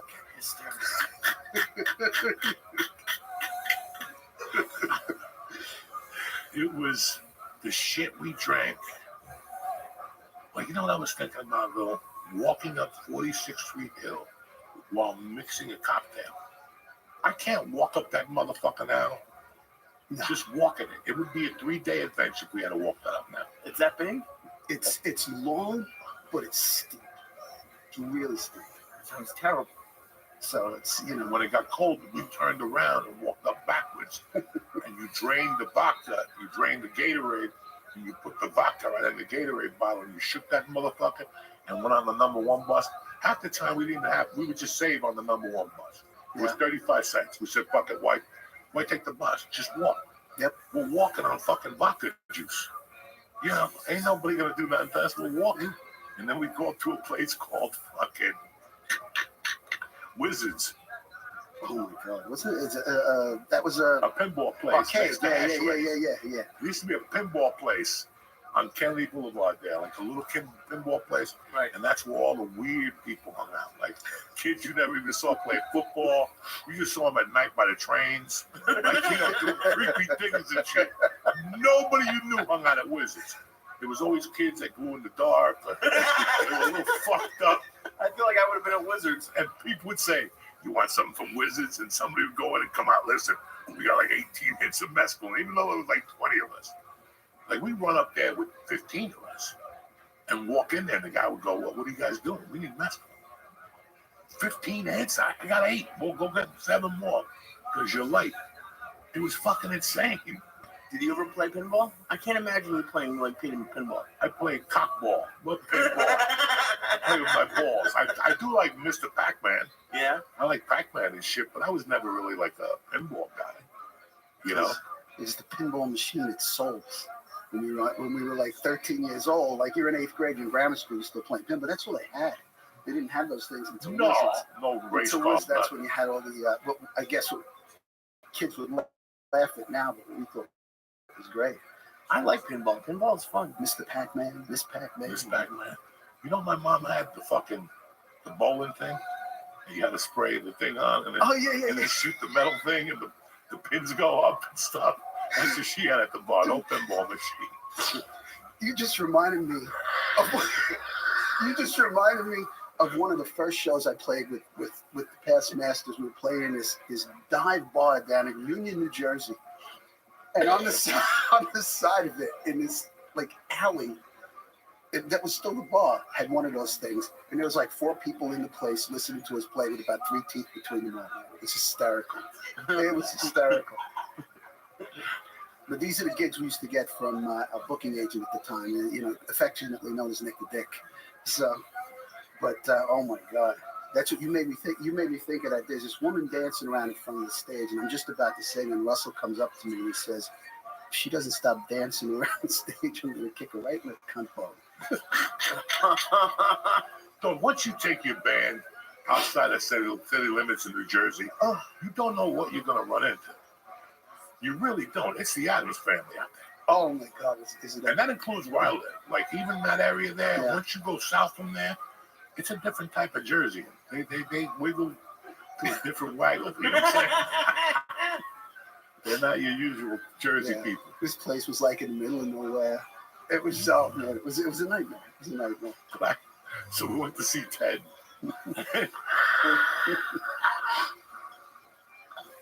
Now was that the garden when we started ripping the chairs out? Yes. Yeah. Like Madison Square Garden? Madison Square Garden, you had AC/DC was the opening band, and the cool thing about that is where we were sitting. Bon Scott came running down the aisle with Angus Young on the shoulders, and Angus is playing a solo to Whole Lotta Rosie, which, you know, that was great. But Ted played, unbelievable show, and nobody would leave. Everybody's calling him back for an encore. So he comes out and plays an old Chuck Berry song, Old Carol, right? As soon as he starts playing, chairs start flying down in Orchestra. Metal folding chairs. Jesus. We're breaking them apart because they were like held together by I don't know what the hell. We're breaking them apart, so you figure, you know, when in Rome. We just start winging these things up in the air. And as you're winging them and the thing's building, everybody's kind of backing up. By the time the song was over, there was a mountain of chairs in that one section of orchestra. Makes Conor McGregor seem not so bad. They're throwing metal chairs. Yeah. I remember whipping one and looking. In your mind, you're like, oh shit. And then somebody's like, hey, who threw that? I don't know. Some guy up there. Like, I was all scared. Yeah, I don't know how it started, but we just all joined in. Everybody joined in, and you just saw these things flying up everywhere. That was a fun show. They don't do that anymore. Oh, man, you can't get away with that shit anymore. And then the second show I went to see with you guys was an outrageous show because I knew nothing about them. All I knew was the Stones, Some Girls was fucking tremendous. And one day, it was kind of nice out. It was April. And you motherfuckers were like, we're chipping in for a fucking 8-pack or something. I don't know. I'm like, what? Cool. Like, we're going to see New Barbarians tonight. Yeah.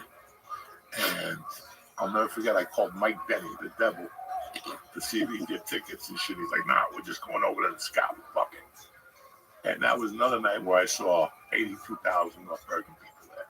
Yeah. That was a good fucking show. It was a great show. I had Blue Sky. See, remember the blue section up on the top of the garden? And we used to do this all the time because when you can't really afford much, right? So we were sitting way up in blue. As soon as the lights would go down, we just start hopping over the wall, running down into the orchestra section. That's how you always got down front. I went to see Yes, and they were so bad we moved back. Wait a second. That's the first show we moved back. We gotta go, girl. We gotta go to the top. This ain't sounding good no more. They had that circular stage. Why didn't you just leave? Yes would come every year. Okay. Yes would come to this area here, August 28th, 29th, 30th, September 1st, 2nd, and 3rd.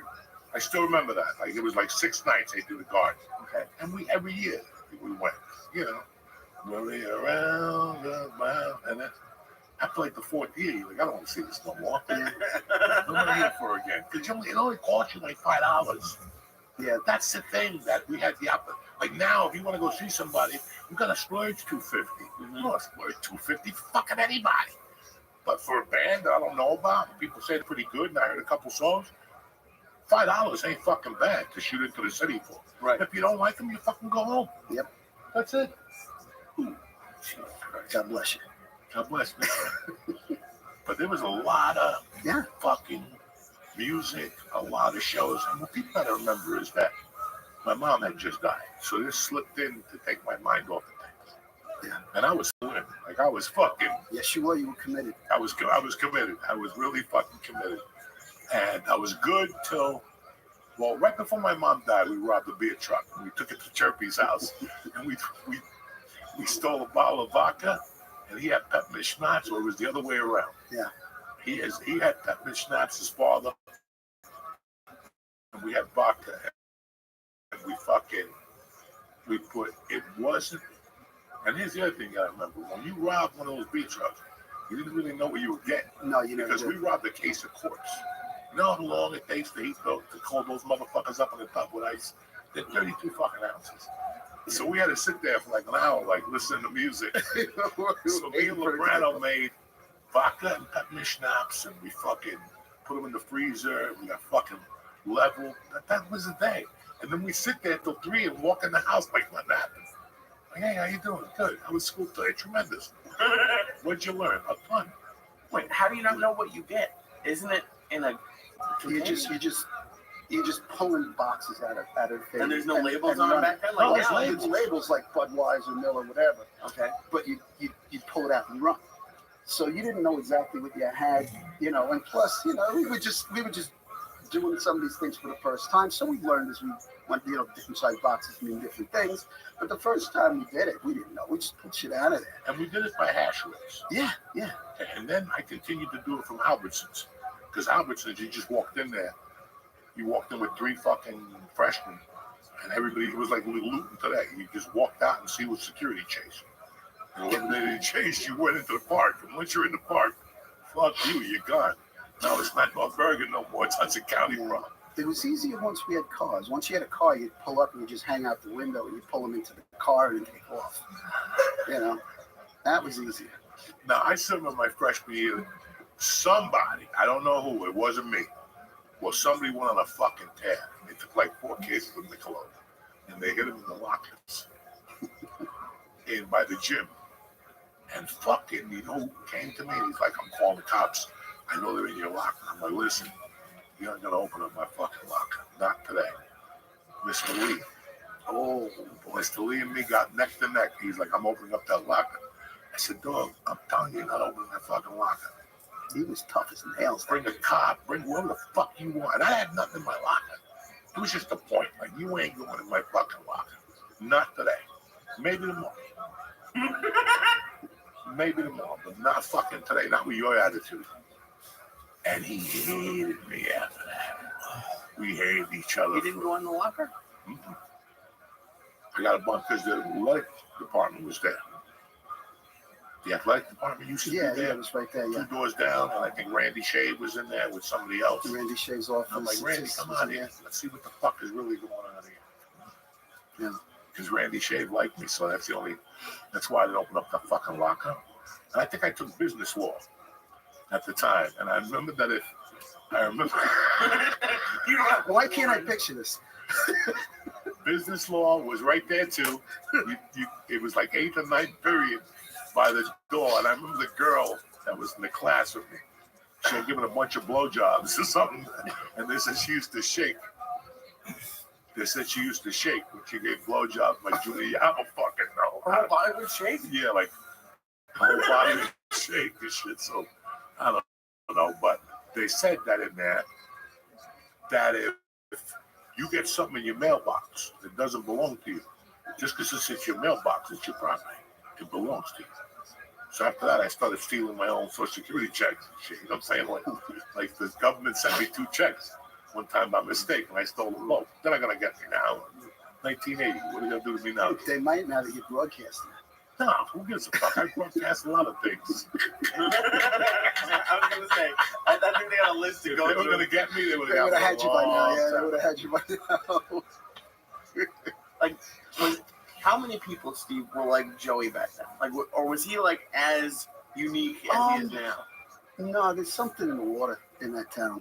Something in the water. There's a lot of crazy people. Some crazier than others. Some, you know, some special. Very. Very. But yeah, there's definitely everybody. And the thing is about the same thing about that town with the stuff that's in the water, so to speak. Right. You run into people you haven't seen in 20 years, and it's like you haven't missed a day. It's as my cousin actually said. Called it. He goes, it's my daughter's called North Bergen a cult. They call it a cult. He says, you're not a cult, you're a tribe. Now that makes sense to me. It's a very weird thing that I've been, I've studied two things in my life really hard. And one is the Comedy Store. Yeah.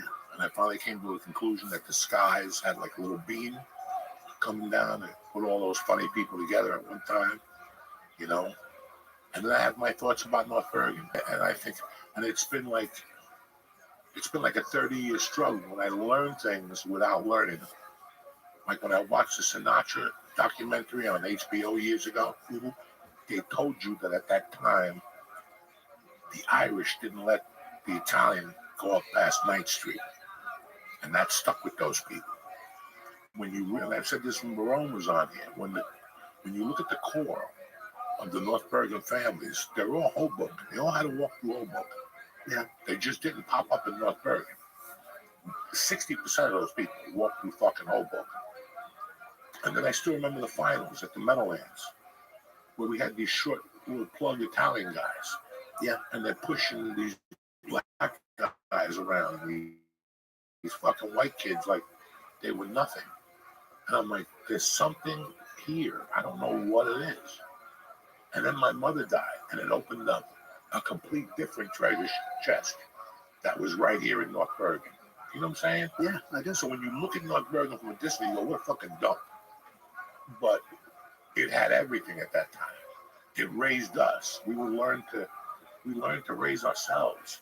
We were out till 2 a.m. I mean, there's a comedian, Brett Ernst, that does a joke about when you live in Jersey, that all you gotta do is go out after midnight and there's always one motherfucker out. Hey, how you doing? Don't you have a house? No, there was 8 kids like that in North Bergen. Every park had a kid that would, if you just walk past, you hear, psst, psst. And you're like, what's going on? We got a party here. There's a chick behind the weeds. We got to eat it. Like, I didn't even know this existed. You didn't even know. You thought you were going home. You told your mom, I'm coming home. And next thing you know, as you get to your block, a car picks you up. And they're like, we're going to the city. You coming? I was going home. I got homework. Come on. Let's go. We're going to go eat or something. And next thing you know, you're coming home at 2 a.m. And on the way there, something happened.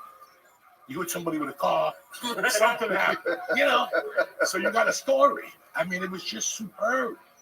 Like, I was walking around those hills wounded. I was an orphan. I'm walking those hills wounded. And those are hills, motherfuckers. Okay? Those are fucking hills. And I still always had somewhere to be, somewhere to go. Yeah, you do.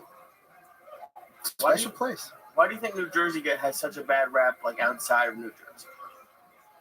Like, do you agree with it, or does it make you feel bad? Listen, there's been a bad rap between everybody for 30 fucking years, and at the end, we're all the same. Mm-hmm. It's all the same kind of mentalities, just wrapped up. It's an East Coast mentality. They have this in Philly, right? When you go to Philadelphia, it's pretty. Those people fucking out of their minds too. It really. I just feel like, especially like in New York, I feel like New Jersey has everyone's like, ooh, Jersey. I don't know. Maybe you guys don't feel that way. Fuck them. I've never had a problem being from Jersey. Me either. Because I knew what I got out of here. I knew what I got out of here was a master's degree in fucking political science, crime, how to wake up in the morning with no money and have $50 by lunchtime. This is an education here. How to call somebody and say, I need a job, and a day later you're fucking working. This is an education when you're growing up. It really was. I look at his family. He's my brother to me. Like, he's my brother. He's blood. Like, we know each other that long. We breathe each other's air that long. What we're doing now, we did in his backyard 40 years ago. And there was no fucking heat. No. There was no fucking heat. We come back there, there's no heat, a set of drums, some fucking curtain, beer, and some guy rolling fucking joints. And that's it. And everybody got along. We've been doing this for fucking years. This doesn't change. The only thing we did was put our jackets on and go to a diner or something. To go to the one on Collins. Collins Diner. That's it. Nothing's changed. These streets are the same. I love when I bitch about when I grew up in Gibbonette Terrace because they haven't done a fucking thing down there since my mother died. But then I go up Conley Avenue and I see Sal's and I see the old the biker place, which is Vienna's hamburger God. joint now. That used to be the old mill. The old mill, all that shit. That was a weird neighborhood when we were fucking kids. Oh hell yeah. No, that was a weird little fucking neighborhood. There was a bank there, a drive-through bank. There was Fisher, whatever, the stereo spot. And across the street were these buildings. And they had little trees. All right? Now, when I discovered those buildings in 78, I used to buy drugs in there. I still remember the kid's name. And then he moved up to cocaine. And then he got thrown out of that. But it doesn't matter. We've been lurking in those apartment buildings for years. You know which one I'm talking about, right? Yeah. And I remember one night, it's got to be 3 in the fucking morning. Again, another North Bergen story. 3 in the fucking morning, I'm walking home, and who do I see under the tree? But Dini Quintero and Krug. Because it was light raining out. And they're drinking a beer, and they got an 8-pack on the floor. It's 2:30 in the morning. Both of them are in high school. Okay, both of them in high school. I walk up to them, what's up, guys? None, you want to be a coach? Yeah, blah, blah, blah. All of a sudden, out of nowhere, it started fucking raining hard. And we had to go under the building, and the guy had a bathroom window there, right?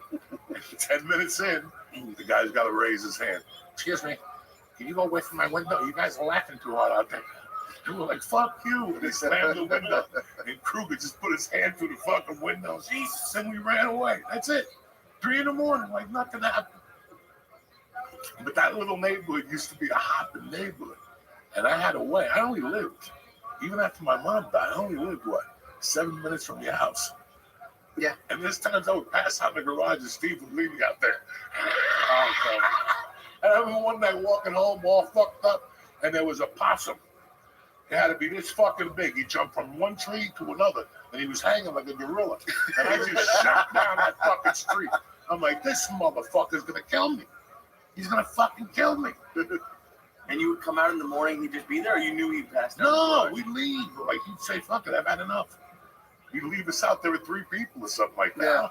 Yeah. He had enough. It's 11:30. All I would do is I was an A student. I'd basically go Yeah, and we got him out upstairs, there. go to bed. A bunch of losers. Get Guys, them out keep there. it down. What would your parents say? Oh, my dad died when I was young. My mom was happy to know that we weren't out somewhere else. I don't think that exists anymore. No, because now if people drinking in your house, you get arrested. Right. So they, don't get me I started. still remember walking into your shed one day, and there was like 4 fucking knuckleheads, and they were breaking glass and shit to eat it. Yeah. That was my brother and folk and. No, I think it was younger guys. Oh. No, it was them. Because there was a time in North Bergen where people wanted to eat shit. Yeah, mice, glass, metal. Clouby and those guys used to bob for crabs. They put crabs in a bowl, pot, whatever the hell you want to do. They used to bob for crabs. Come up with the crab hanging on their lip, their ear, their nose. I mean, talk about crazy. I was in until this part. What are you eating glass? How many pieces of glass can you eat? I never did. You never ate glass? Somebody went on Dave Letterman and ate a bicycle. And these motherfuckers thought they could do it. It only takes a Jersey guy to go, you know what? I could do that. And it was in our neighborhood. So it was somebody around here that started eating metal. But I strictly remember one night towards the holidays, they were fucking a table and they're breaking things. And they're like eating little things. And Uptown was eating fucking mice and glass. They would bite the top of a bottle off. That's what they would do. Look how serious you got. They would, I still remember that. You bite the top. That was folk, and But my brothers. You know what made us special? Like, do you know what All right, we had a bunch of characters. You had your brother's characters. We had Dee Dee. We had Loops. We had fucking Heavyweight. We had Darren Rago, God bless his soul. Yeah. And that dude, I still remember doing crazy shit with him freshman year. But I always think about this. Like, people go, you know, was your town really funny? And I go, oh, everybody was funny. Okay, at that time. But the people who made it funnier were the people that were around us as satellites. You're like, Joey, I don't get it. I.e. Nick's Pizza. I.e. Phil Sims, the cop, the football coach. Yep. Fucking, in high school, we had certain teachers that it was always a fucking party when you saw them. Mr. Palmisano would jump up and down. Buongiorno, Yeah. and you go, what the fuck? You know, it was The we had, sweat. who did we have downtown? We had somebody that we would bust his balls downtown. We always had Sal, obviously, with the liquor store Sal. Yeah. And said, no, you're not. You know, all that Yeah, type it of was shit. Sal and Vito. Vito break his balls.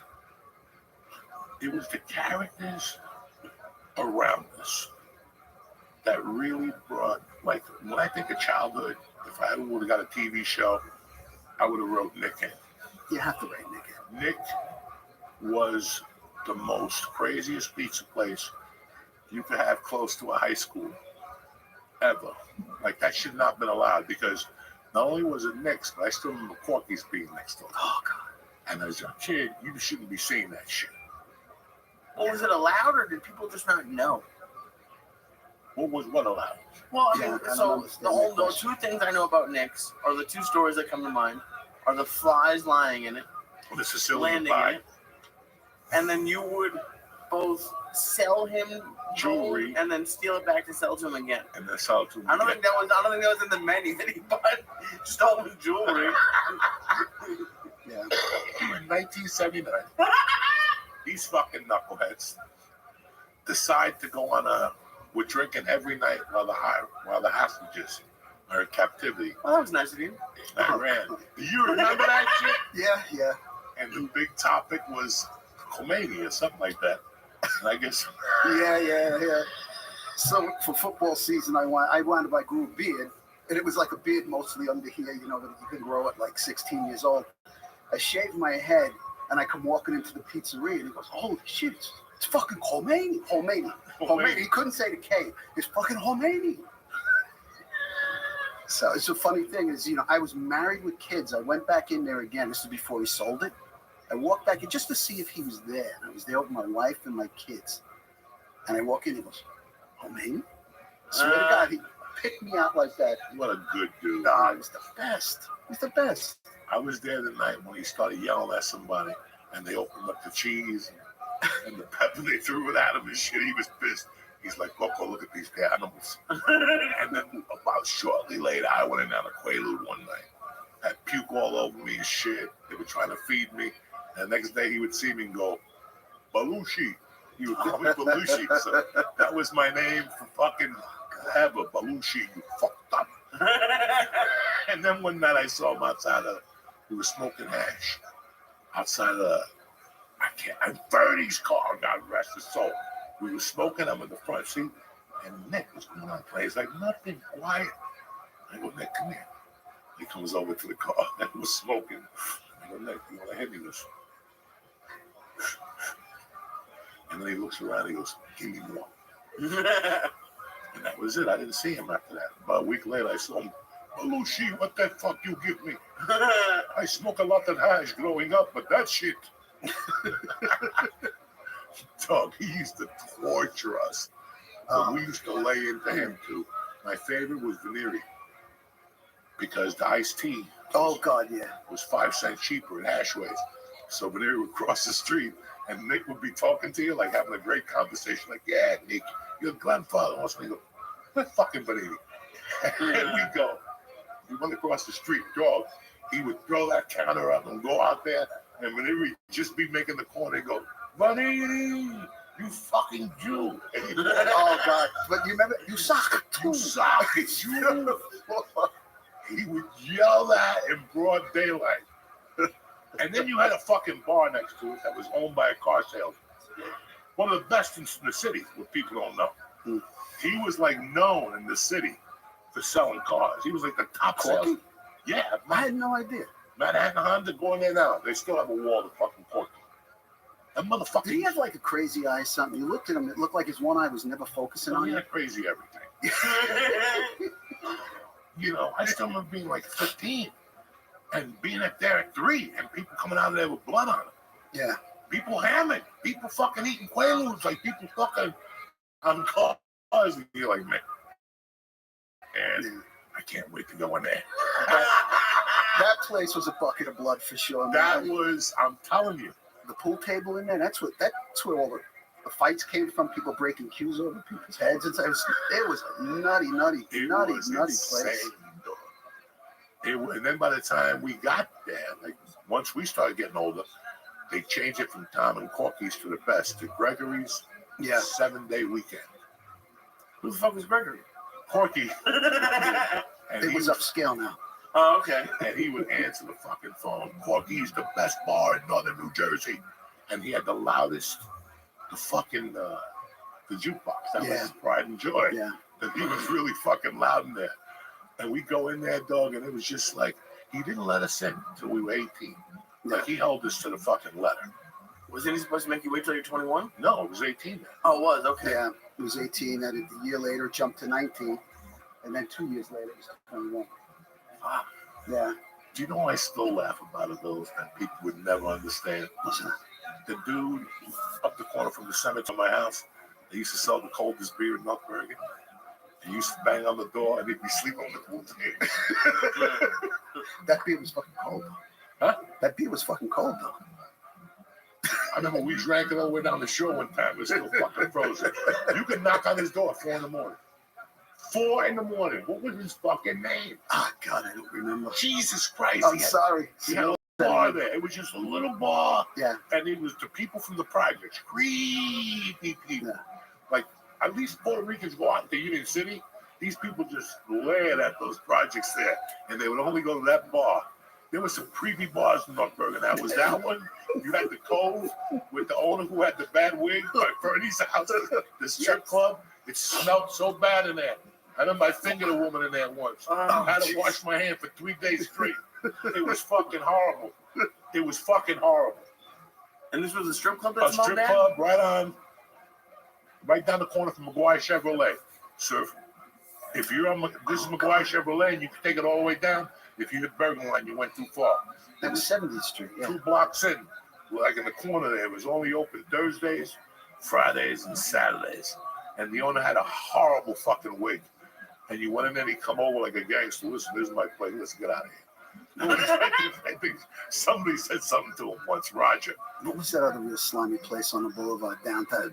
Buffs or something like that? Where was Buffs? Buffs was on the boulevard, but I don't remember what street. Okay, Buffs was past the stadium. So it was down like in the 18? Teens, upper teens, yeah. 19. I remember going to Buffs. There was no big fucking deal. No. It was just another slimy place. I didn't, at that time, I don't know. We weren't even into strippers. Yeah. That was not our fucking thing. We were into drinking, getting fucked up, and listening to fucking Listening good to music. music. That was it. Yeah. He turned me on to the Who, Quadrophenia. He turned me on to some fucking good albums, man. The Kinks, Lola versus Superman. Power Man. Power Man. whatever Get the it fuck straight, is. brother. Get it straight. I was hanging with you when Low Budget came out. Yeah. You turned me on to Jay Giggles. Jay Giggles. That was our war always growing up. Fuck you and Jay Giggles. You don't like Jay Giggles? Let me tell you something. I saw them years and years later. They reunited for a tour, and I saw them at the Art Center. Had third row, 2.5 hours, nonstop. They were unbelievable.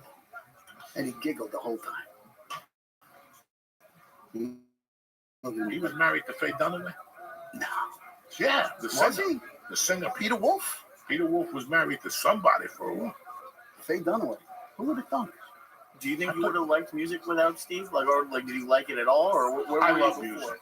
I love music. Okay. But I come from a heavy Led Zeppelin, Rolling Stone, and Steve. I liked the Who, but I didn't I think I turned you on to Floyd, too, at the time. Yes. You turned me on to Animals. Yeah. Which I will be eternally grateful for because I even had it on last week. That's still my favorite porno. Still. Is that the one with the airplanes?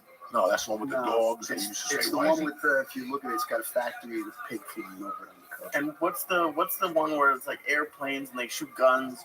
You used to put it The on. Wall. Give me. That's the wall. Oh, that's okay. Jesus Christ. Before we get into that story, real quick, when it comes to you, we got a couple of ads to read. Give us 3 minutes. We'll be back, and then we'll finish up this fucking masterpiece of the story here. Be right back. What's happening? Uncle Joey here for DraftKings. I got together with DraftKings again.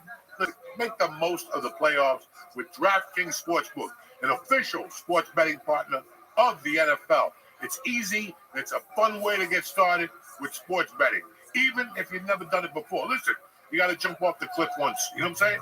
New DraftKings customers can even bet $5 to get ready. 200 in bonus bets instantly. Now that's a good deal. Have fun watching a big game and even make a buck or two with DraftKings. Listen, next weekend we got everything. We got football, we got college, everything's going down. If it's going to go down, it's going to go down this weekend. Then the president is on Monday. So download the DraftKings Sportsbook app, press in code Joey, Joey. Again, that's code Joey for new customers to get 200 in bonus bets instantly when you bet $5. That's it. Only on DraftKings Sportsbook, where you're the king, Jack.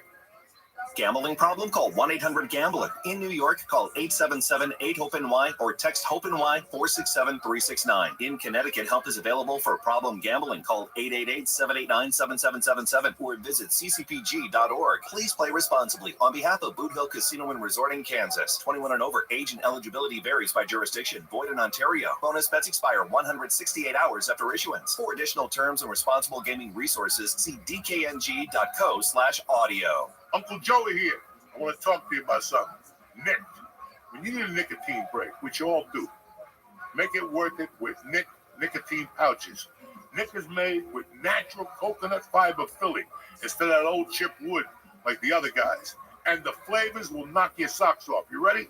They got crisp mint, tremendous. Berry lemon ice, tremendous.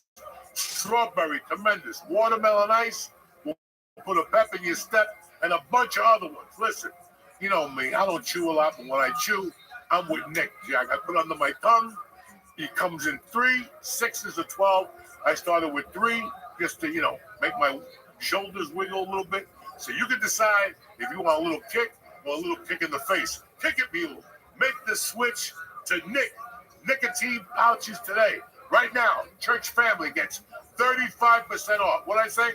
35% off. What I say? 35% off. When you order nickpouches.com/church, CHURCH. Use that code up to 3 times. Who's rolling like Uncle Joey? Nobody. Don't wait. Get 35% off your first 3 orders at nickpouches.com/church. That's Nick, NYKD. Bam! Pouches.com/church. Nick products are only for adults of legal age. So if you're under 18, under 21, I don't know, go drink some tea. You know what I'm saying? Warning, the product contains nicotine. Nicotine is an addictive chemical. We're back, bitches. Nice and warm down here in the fucking the dungeon of death. Talking to Lee. You all right, Lee? I'm great. All right, those edibles are here. A little bit, they're starting. A little bit, okay. What do you mean? You can't give them to me and then make fun of me for it. I'm not making fun of you. Really? You just been sitting there a little fucking crazy look. Yeah. A little roots in it, What happened? A little bit of roots in it, You hear that? Oh, I've please. been I saying see that for it. years. I see it. So one thing that I wanted to talk to you about that's important to music that you saw, and I learned it from you. We were there to watch. You, your brothers, you all got tickets to go see Ted and Leonard Skinner. Oh, Leonard Skinner, actually, that was right. The crash happened right before, but you had tickets, all you guys. Yeah. You and your brothers had tickets. And the crash happened, and Leonard Skinner was on top of that fucking world at the time. Yeah. And I always said this. Leonard Skinner was on top of the world, but by a fucking margin at the time. They had just cleared defeat. They were like, you know what? Fuck you motherfuckers. They died. We were freshmen that year. Yeah, I think it was 70. It was either 77, 78. 78. So we were freshmen, maybe. Yeah. Maybe. So, and also this new album came out. This new band, fucking great, called The Cars. And we all liked the fucking Cars and shit. And then another band came out that now I'm too high to even think of the name, but like 3 bands came out. And I've always said to myself, if Leonard Skinner wouldn't have died, all that shit they would have. First off, Southern Rock. Like at that time, we had Molly Hatchet. Yeah. We had a bunch of savages. Yeah, Like not Southern this Rock shit. was Good big. looking. We had guys missing teeth, fucking liver problems. You know, but these motherfuckers are dropping it on you. You know, they weren't the best looking guys in the world. You know, Leonard Skinner never won a beauty contest. You know what I'm saying? Like, For the listeners who don't know what they look like, how would you describe what Leonard Skinner looked like? it doesn't really fucking matter. What I'm Okay, trying to say is that now country music, you got bows, you got curls, you got muscles. You know, those dudes didn't have muscle only in their finger. Okay, that's it. To shoot heroin and to trickle a fucking guitar. That's it. And to open the fucking Budweiser can. So, you know, could you imagine if Leonard Skinner wouldn't have died? There wouldn't that comeback to metal that came back in '80. Wouldn't have happened. That wouldn't have happened. Probably not. Probably not. That's fucking crazy. Yeah. And then, thank God, the Cars lasted. They came out with a banger, fucking '79. Candy, the second album. Yes. But we were all gearing up for something, and I never saw anything like this in my life. You know, I had been turned on to everybody else, like Pink Floyd, Dark Side of the Moon, and you buy the album, you bring it home, you do a hit of acid, you trip, you wake up with bubblegum on your shoulder, and you go, that was fucking fun. You know, that was it. And I loved Money and all that shit. And then I think the second album I got into was Wish You Were Here. Yeah. And then one day in your shed, you started playing animals and pigs. And I remember the first time I heard Dogs, I just cried. It's a story of life. We used to say it all the time. It is. Whenever I get confused, I put Dogs on, and it sets me the fuck straight. You got to be crazy. You got to have a real need. You got to sleep on your toes when you're on the street. You got to be able to pick out the easy meat with your eyes closed. End the fucking story on a daily. If that's not in the back of your mind when you leave the house, shoot yourself. Because that's basically what it is. Shoot yourself. If that's not in the back of you, like if you're leaving the house, like, oh my God, shoot yourself. That's it. All those years when I used to get up angry and somebody got robbed, that's why I left the house in my mind. Listen, somebody's going down today. Somebody's got their lunch money in my fucking pocket. I want it. That's fucking it. I get all emotional. Yeah, I could see that. that. Big shit starts coming out. I'm scared now. I know. But then it was really funny. Led Zeppelin came out with their album in '79. Into the Outdoor. Into the Outdoor, which was a fucking flop. Yeah, it But was I heard Into the couple Evening of decent today, songs. Couple of decent. I found out why. Southbound Soiree is my favorite on that. You know why the album bombed? Did you read why years later? No. He's never showed up. Never showed up. He was on heroin. Oh God, yeah, he was in a bad place. And then you throw on when they did the festival in '79. Never worked. Throw that on when they do Achilles' Last Stand. He's just a fucking bone. Heroin. The heroin is fucking eating him alive. Yeah. You're like, oh my God, this motherfucker. These are real musicians, not these okey doke motherfuckers that jump around today with a tattoo on their ankle. Look how cool I am. Get the fuck out of here. So then we witnessed something. So Led Zeppelin came out, and then we were all waiting for that tour. And that motherfucker drank too much, and that was the end of that. Himself to death, yeah. I was at Moffin Joe's when I found that. I remember that. I was at Moffin Joe's eating a fucking ham and egg on a roll, talking to Joe about something, whoever the fuck knows. And I was there, and it was a Saturday. I was fucking heartbroken. Like my chance to see Led Zeppelin is dead. Like I'm never gonna OD. You know what I'm saying? Like I was planning on OD, and then Led Zeppelin the second night or something. That's when we used to have to get 4 tickets at a show. You had to mail them in. Yeah. You mailed them in, 4 tickets. You have to mail them in. So you sent 4, he sent 4, me, George, Tricky Nick, and next thing you know, fucking only 2 of us got chosen, but we all gone to concert, bitch.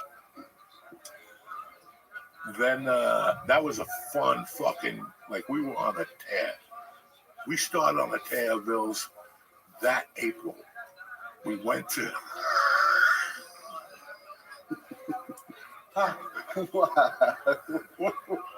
there was a group in school that was the Gourmet Club. Yeah. And on Sundays, one Sunday a month, they took me somewhere to eat. And you had to act like, and it was supposed to be like juniors and seniors, but I don't know how we got on the bus, right? And we got on the bus, it rained, we went to Chinatown or something, and they took us back to Mr. Palut's house. Oh, God. God rest his soul. And all of a sudden, we're like, Palut, what's going on downstairs? He's like, nothing, it's just the basement. Go look, there's something. We went down there and we found some albums or something. Next thing you know, somebody went for beer. Yeah. And they came back. Maybe these are our coaches and teachers and stuff like that. They wind up coming downstairs. We got like cases and cases. Oh my God. We left at 8 o'clock after 60 minutes, though. That's how embarrassing that was. We got there at 12. We're in the guy's basement drinking. They're upstairs like, oh my God. How do we get rid of these kids? That was right after the New Barbarians, and we were just on a thing. Yeah. You know, everybody was doing their own thing. I was downtown, but I would come up at night. Johnny Costi would have parties every fucking once a week and shit. Tremendous. And then I went to the hospital, and my mom punched a ticket. And when I got out, when everything when the smoke cleared, I remember like, I was in your house like a week after my mom died. We were talking about something. And you're like, the fucking wall comes out in 2 weeks. Yeah. So that's when it started, guys. That was fucking insane. I think it came out the day after Thanksgiving. Something like that. I just remember, like, you would hear on the radio, like, Pink Floyd's new album, da-da-da, and, you know, little soundbite here, little soundbite there. There was this huge buildup. There was a time, buildup, like, too. you know, a new album came out from, like, a big artist like that, so. We were going into the holidays with fucking Pink Floyd with a new fucking album. Everybody was fired up. And then you motherfuckers drop a bomb on me one night. Are you coming to get Pink Floyd tickets with me tomorrow? Yeah. And that started like at night, like at 11:30 at night. Yeah. We were all going to go get Pink Floyd tickets, but it was just hearsay.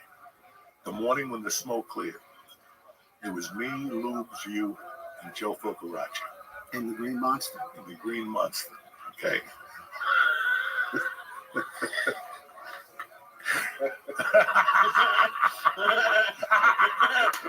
I'm guessing that was the car. Oh my God. Yeah, it was the car.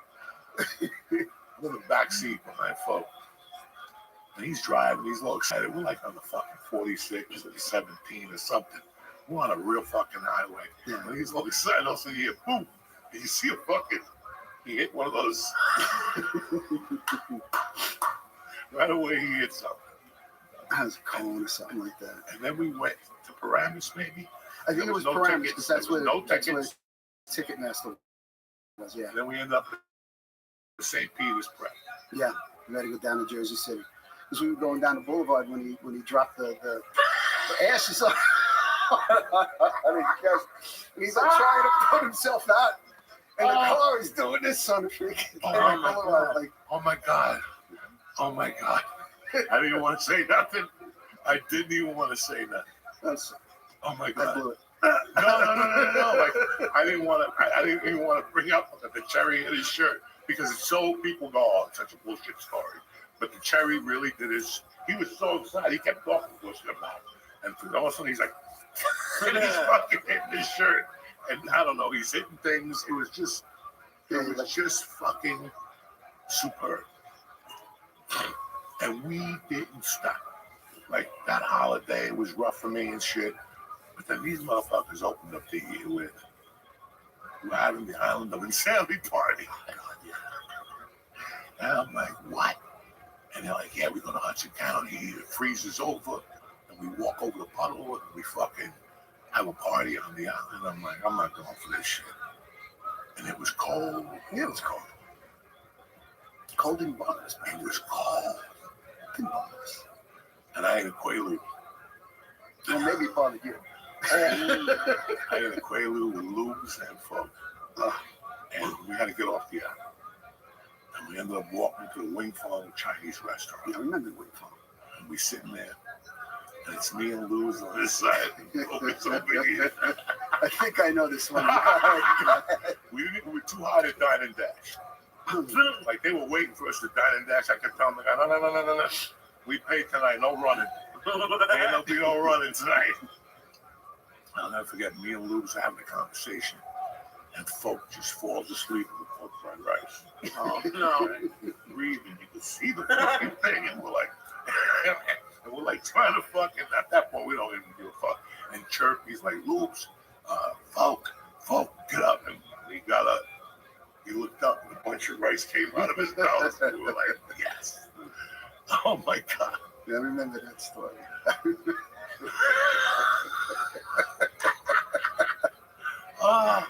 And I ended up walking home, blacked out.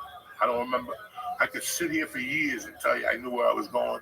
I remember I had a blue sweatshirt on, like a light blue hoodie, and some other jacket on top. Yeah. I'll tell you where I woke up. On top of the Chinese, by the cemetery, my mom's cemetery, on top of the corner before you hit Shipton Park. There used to be a little bodega there. It's still there. It's been there through generations. Now it's an Indian guy. But back then, it was. Now it's an Indian guy. I go in there to check up on my neighborhood. Now then it was a Cuban Chinese guy. And on Sundays, he would make pork fried rice and roast pork yakame. Nice pork with the red circles around it. Fucking world class. He owned the building. You know, where Jill Gutman lived. Okay. And Gnipkinot, the Jewish girl, I forget what her name was. Gnipkinot. Yeah, she had like a weird Jewish name. What was it? I remember. Man, I haven't thought about that. What was her name? Like Rachel? Gnipkinot? Dog, if you think I just thought of Gnipkinot, then that is the fucking thing. I haven't heard that expression in 20 fucking years, Gnipkinot. I remember waking up in between the walls, outside, like it was like 8:15 in the morning, and I woke up like pinned. Like there was a little alley, and I was pinned on that wall, another wall in front of me. I got up. I only had the sweatshirt. I would survive. I'm like, I can't believe I didn't freeze. And I was staying with the Benders, and I just ran down the hill. You know, You just never made it there. Quaalude had different plans. Yep, yeah, I could see that. How many people were you doing Quaaludes? Like, how many people were doing? He was a good guy. No, man. I was didn't part of a dabble different in any group. of that. None of, To me, every time I saw somebody doing Quaaludes, it did not look like they were having a good time. They'd be sitting, you'd be at a party. I was always talking to girls. I was doing whatever, and I'd see like one of the guys would be doing Quaaludes, gray. They'd be sitting in the corner holding a beer, looking like half dead. That's what it looked like. Did you dabble in acidics with us? Yes. So it was always me, you, and Luke, I think. Pretty much. Higgins took. And I remember one night we went to. Well, he's probably going to shoot me for saying that. Delete that. The night that we went to Cameo's party, and Folk was the devil. He was dressed like the devil. Yeah. And you and me spread up. And there was all these conversations going on. I'll never forget that. And every 20, 25 minutes, I look at you, and then we both look at Chirpy, and we go. Because we were having such a great time. Yeah. Were you at the times with us at like the movie theater, like Carvel up in Fairview? Did you go to any of those late night movies? Yeah, with us at midnight? I went to see, what was it? It was like, we went to see, it was like a Crosby, Stills, Nash and Young movie followed by a Jimi Hendrix movie, something like that. We were happy. Yes. I also went to see Pink Floyd live on Pompeii. I mean, look, you didn't know what was going to be there. I'm not going to sit here and go, wow. No. You went up there, you took your chances. Some of them were fucking god-awful, and some of them were pretty fucking good. Some of them were god-awful, like the time Crowley. He got stuck outside for the midnight movie, and they wouldn't let us in. And Carvel was right there, and there was a half-melted double cone with sprinkles with a couple fucking ants on it. And Crowley picked it up and started eating it. And the people, like, just let him in. Just let him. Special kind of crazy, that guy. Special kind of crazy. We used to go to movies and rage. We used to do so many fucking things as kids that kids don't even think of today. Nah, it was so much. Everything you did was outside of where, like you didn't stay home. You were never home. I go home, I sleep, anything. That was it. And shower, thank God. But yeah, you'd be out all the time. All the time. 9 o'clock in the morning, we'd be out. In the summers, we were gone. Yeah. Gone. I look at my daughter in the summers, I'm like, what, this is it? This is fucking it? If they don't take you to a camp, I'm dead. Like, this is it. But then again, I don't want it with another kid down the fucking shore. That's scary enough. The shore, the ocean's fucking bad. Not for us. Again, we went down there in a different fucking.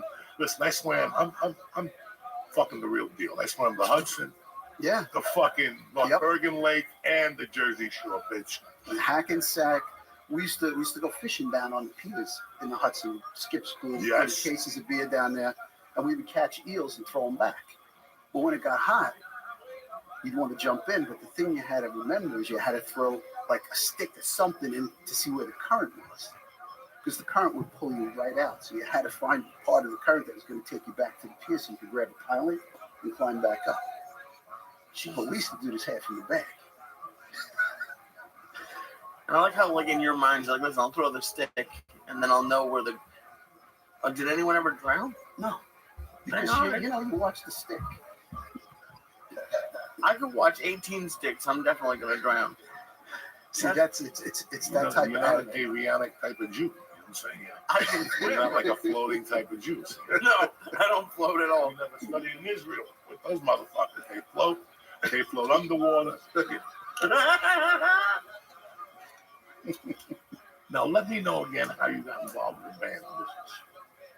You always had a band. The first time I saw, there was a band on 51st Street that Johnny Rago was in when I was like 12 years old, maybe 11. And I remember watching them play on his porch. And every time they were playing, it was just loaded with girls in front of it. So I was like, I got to do it. So I started learning guitar again, because I first started when I was 7 and I quit. And then I picked it up again at like 11 or 12. And then every once in a while, they'd let me sit in with them on the porch. And from there, like, I didn't really do much in high school. But after high school, it was, actually, I really didn't do much little things here and there until I was much older. I was in my 20s. I ran into a buddy of mine on the train, in a PATH train. And he was like, hey, we're going to be jamming down at this place. Let's, why don't you come down? So I came down, formed a band with them. And then he went to Follow the Dead, the drummer, and Johnny Rago joined us. And I brought my cousin in.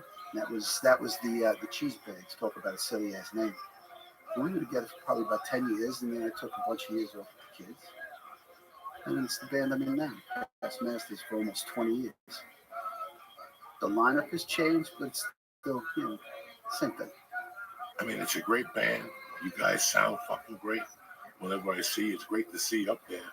I try to focus on it, listen to the vocals, fucking tremendous. It's fun to be up there. I still haven't gotten my tape from Overthrow that you laid out for me from Chris Cornell. You sound just like him on that track. You could pull it off with the acoustic.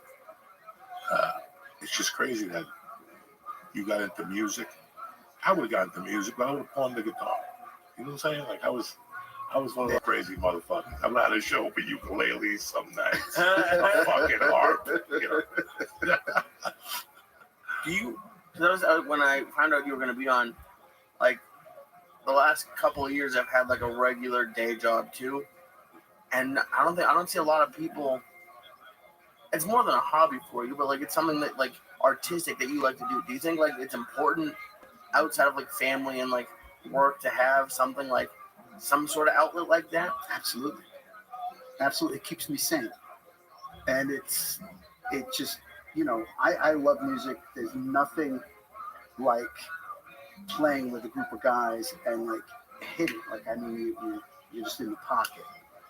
It's almost as good as sex. There's no other way to describe it. It's one of the best feelings ever. And like, why do you think?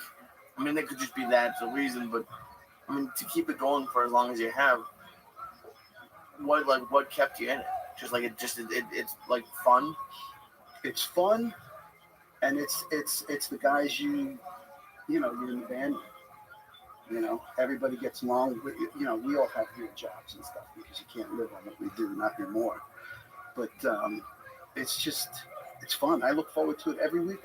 We rehearse, so we get together every week, and then that's not just the shows. I mean, you work, and everybody puts time in, to learn things and to come forward with stuff. So it's just that whole creative process, even though we're not doing original music. There's nothing better. And you know where you stand. Yeah. You've known where you stood for the last 20 years. Pretty much. Pretty fucking cool. I noticed that too. And I spoke to Lee that there's different types of comedy you can do. As long as you're trying, as long as you're thinking, it's better than fucking sitting there watching Jeopardy. Yeah. Anything beats sitting there watching fucking TV. I get depressed some nights, like at 9. Like, what am I doing in my life? I never watched this much fucking TV in my life. You know, it's sad. A football game, I can watch a quarter. And I gotta go. I got a lot of shit to do. I can't sit and just watch something. No, anymore. I can't. I have to. If I'm sitting watching something, I'm doing a puzzle or I'm reading a book. Like I'm doing like 3 or 4 different things at the same time. 90% of the time, it pisses my wife off to no end. God bless her. The TV will be on, and I'll come in with a guitar. And she's trying to watch television. She's given up now. She's learned to give up now. She goes and she'll watch it in the bedroom, and I'll sit in the living room. But you'll never be bored if you can play guitar or play some type of musical instrument. That's for sure. That keeps my attention. Really? Yeah. Because it's like, and I don't think it's they're sad, but like whenever I tell the people like at my day job that like I do comedy, like wow, like it's very foreign to them, and I see a lot of them, and it's great. And so you took time out for your kids, but like it seems like a lot of people have work, they do stuff with their kids, and then they're in bed at like 8:30, and it just. That's why it's one of the reasons I love stand-up, and I was interested, like, if it's similar for you. It's an outlet. It's like, it's a huge stress for me. Yeah, it's a huge outlet. I mean, I don't know what comedy is like.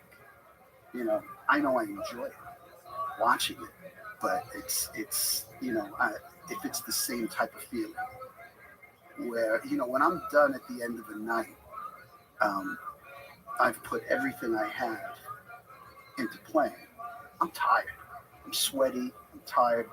It's like if you look at, I can't compare myself, but it's like when you look at like a Springsteen show and you see him at the end of the night, you basically can ring him up. Right. And that's when I'm done playing at night. I'm just ringing out.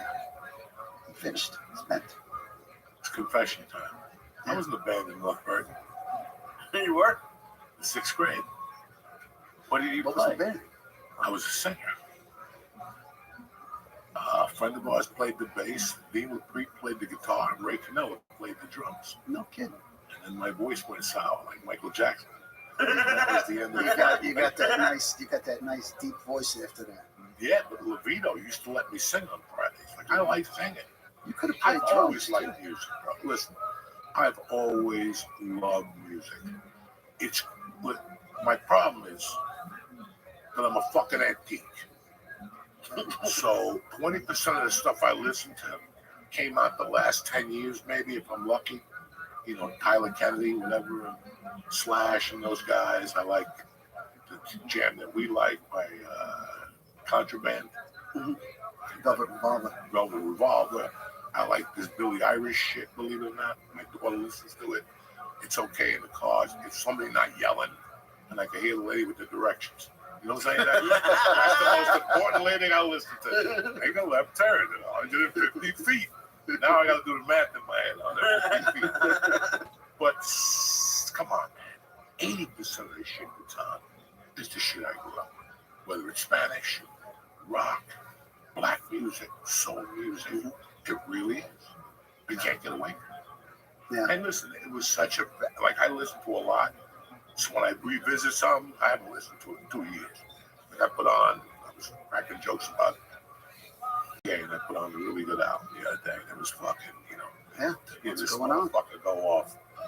And then I'll put on, what else? I was listening to, because that's why I brought it up to you the other day. God damn it. I can't remember either. Yes, Fragile. Okay. Yes. You know, even that shit. You know, I'm doing shit. I gotta listen to something. Yeah. When I'm doing shit and I'm involved, I'm trying to clean something out, you gotta have some type of fucking music on or you lose your mind. It just, that's what my wife got me a foot massager for Christmas. I go, listen, you got me another fucking gadget, because my wife loves fucking gadgets. Last week, the gadget she had, I had no temperature until I got to the doctor. He's like, you're 102. I go, well, my wife taking the fucking gadget, you know, the thing that you roll on your head. They roll it. It's 98. No, it's, I can feel the fucking heat in my eyes. I'm not gonna argue. My wife, if she don't have a gadget, life's not working. She loves gadgets. I wake up in the morning, there she is in the morning, trembling, because she's sitting on something for her neck. Would you just go to the fucking gym? You know what I'm saying? Like, it aggravates the fuck out. So for Christmas, I wake up, oh, I got you a foot massager for your calves. I go, I'm going to use that one.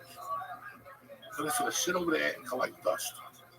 I go, why don't you trade that in for a fucking tremendous? I'm talking about, I want to hear it come up through the walls. What do you call it? A Bluetooth speaker? Oh, like a. So I'm going to get me a fucking Bose. You know, that's what I miss. You want me to tell you what I miss at 6:30 in the morning?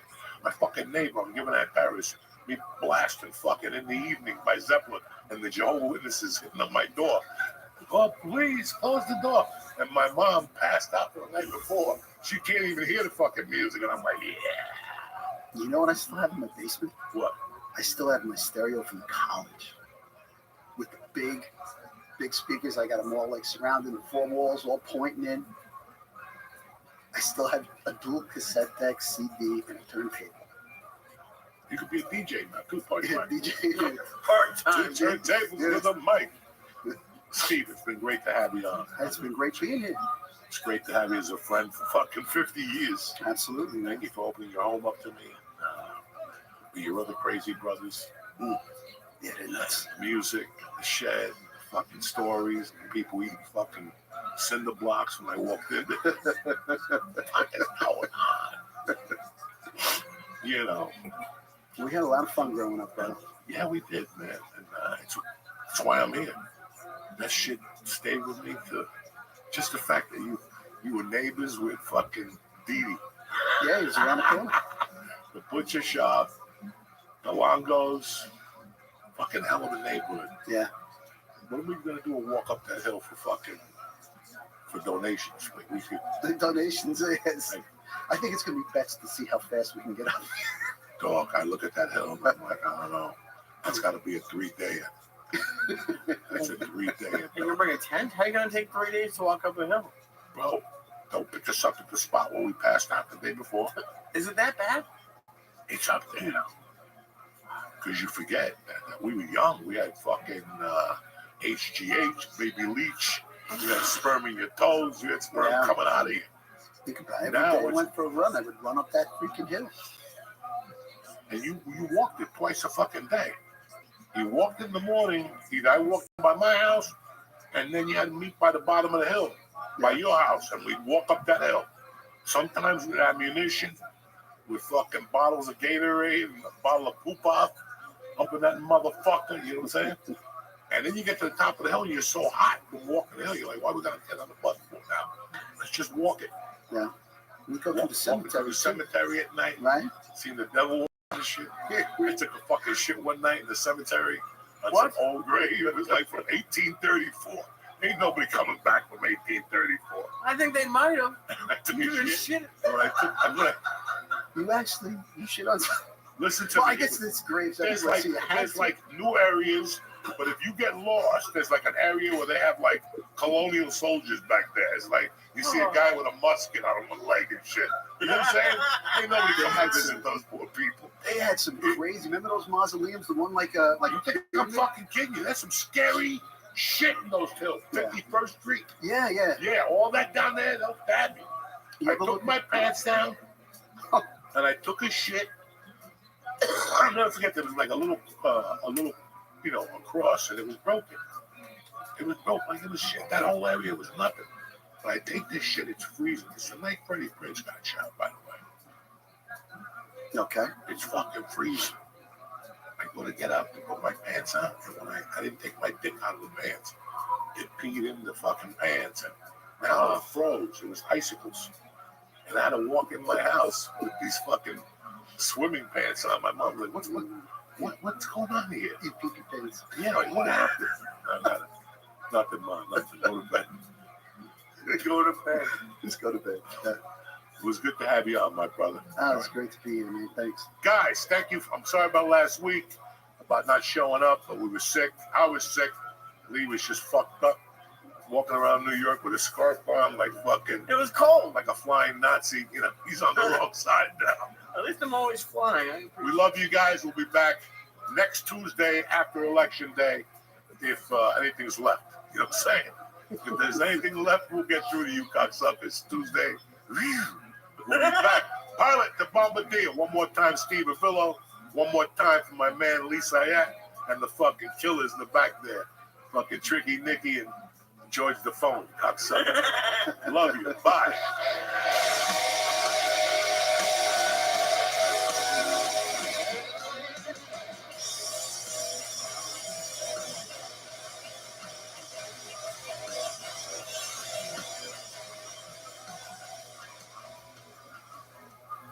We're all looking to be a little harder, better, faster, and stronger this year. That's where Blue Chew comes in. Blue Chew helps give men longer-lasting, stronger erections so your sex life could be tip-top magoo.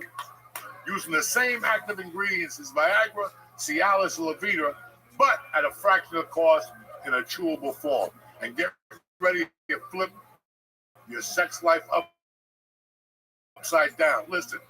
Let's say you bump into a victim, you have a cocktail, you know what I'm saying? She likes you, you like him, whatever. And next thing you know, you want to get the party started, but it's the first time you've been with this certain person. And you don't want to just get the party started. You want one of the eyeballs to pop out of it.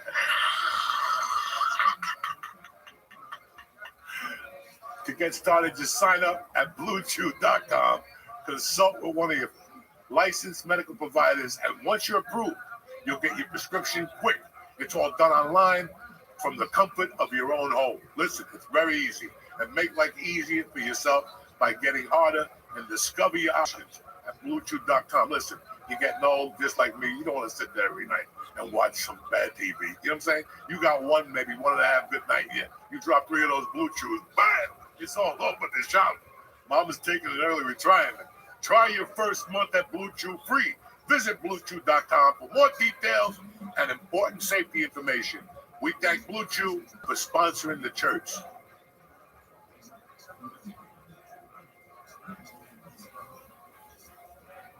Happy New Year, you bad motherfuckers. Uncle Joey here and the man of steel, the Flying Jew, are wishing you the best happy 2025. You can imagine we got a great lineup of people coming on, and guess what? We're just gonna get better and fucking better. What's going on, Tarzan? I had a great couple of weeks. I bet you did. I had a lot of crazy shit happen. I bet you did. I was at Mohegan, and I got to the hotel room, and there was just a kid next door that some guy came to Mohegan, left in like a 4-year-old, left in the room, and he was out in the hallway asking for his dad. We had to call the cops.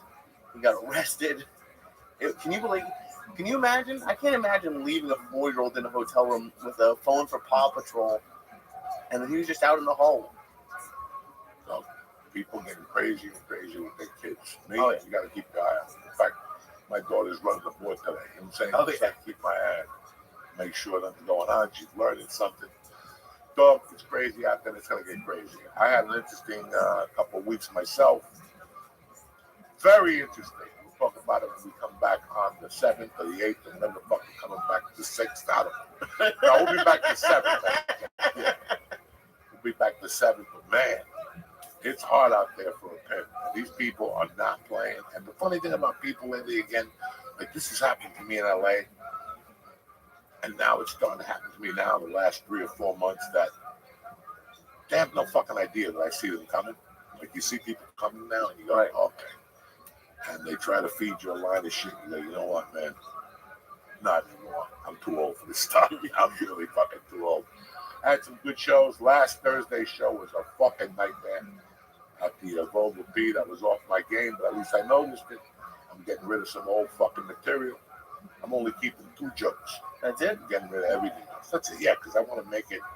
I got some new stuff I want to write about now. No one gets bored with their material quicker than you. If it don't work, get rid of it. What the but fuck? even when it works, you get rid of it. Huh? Even when it works, you get rid of it. You got to move on to the next material. What do you mean? You can't fall in love with that fucking joke and use it for 10 years. You got to use it. I'm not saying 10 years, but the same night would be nice. Sometimes a joke works, but it don't fit into my agenda. Right. And I'll just write it, and a year from now, I'll be going, what can I add to that joke? And I go, fuck, that's what I can add to that joke. Oh, yeah, I love when that happens. So that happens, man.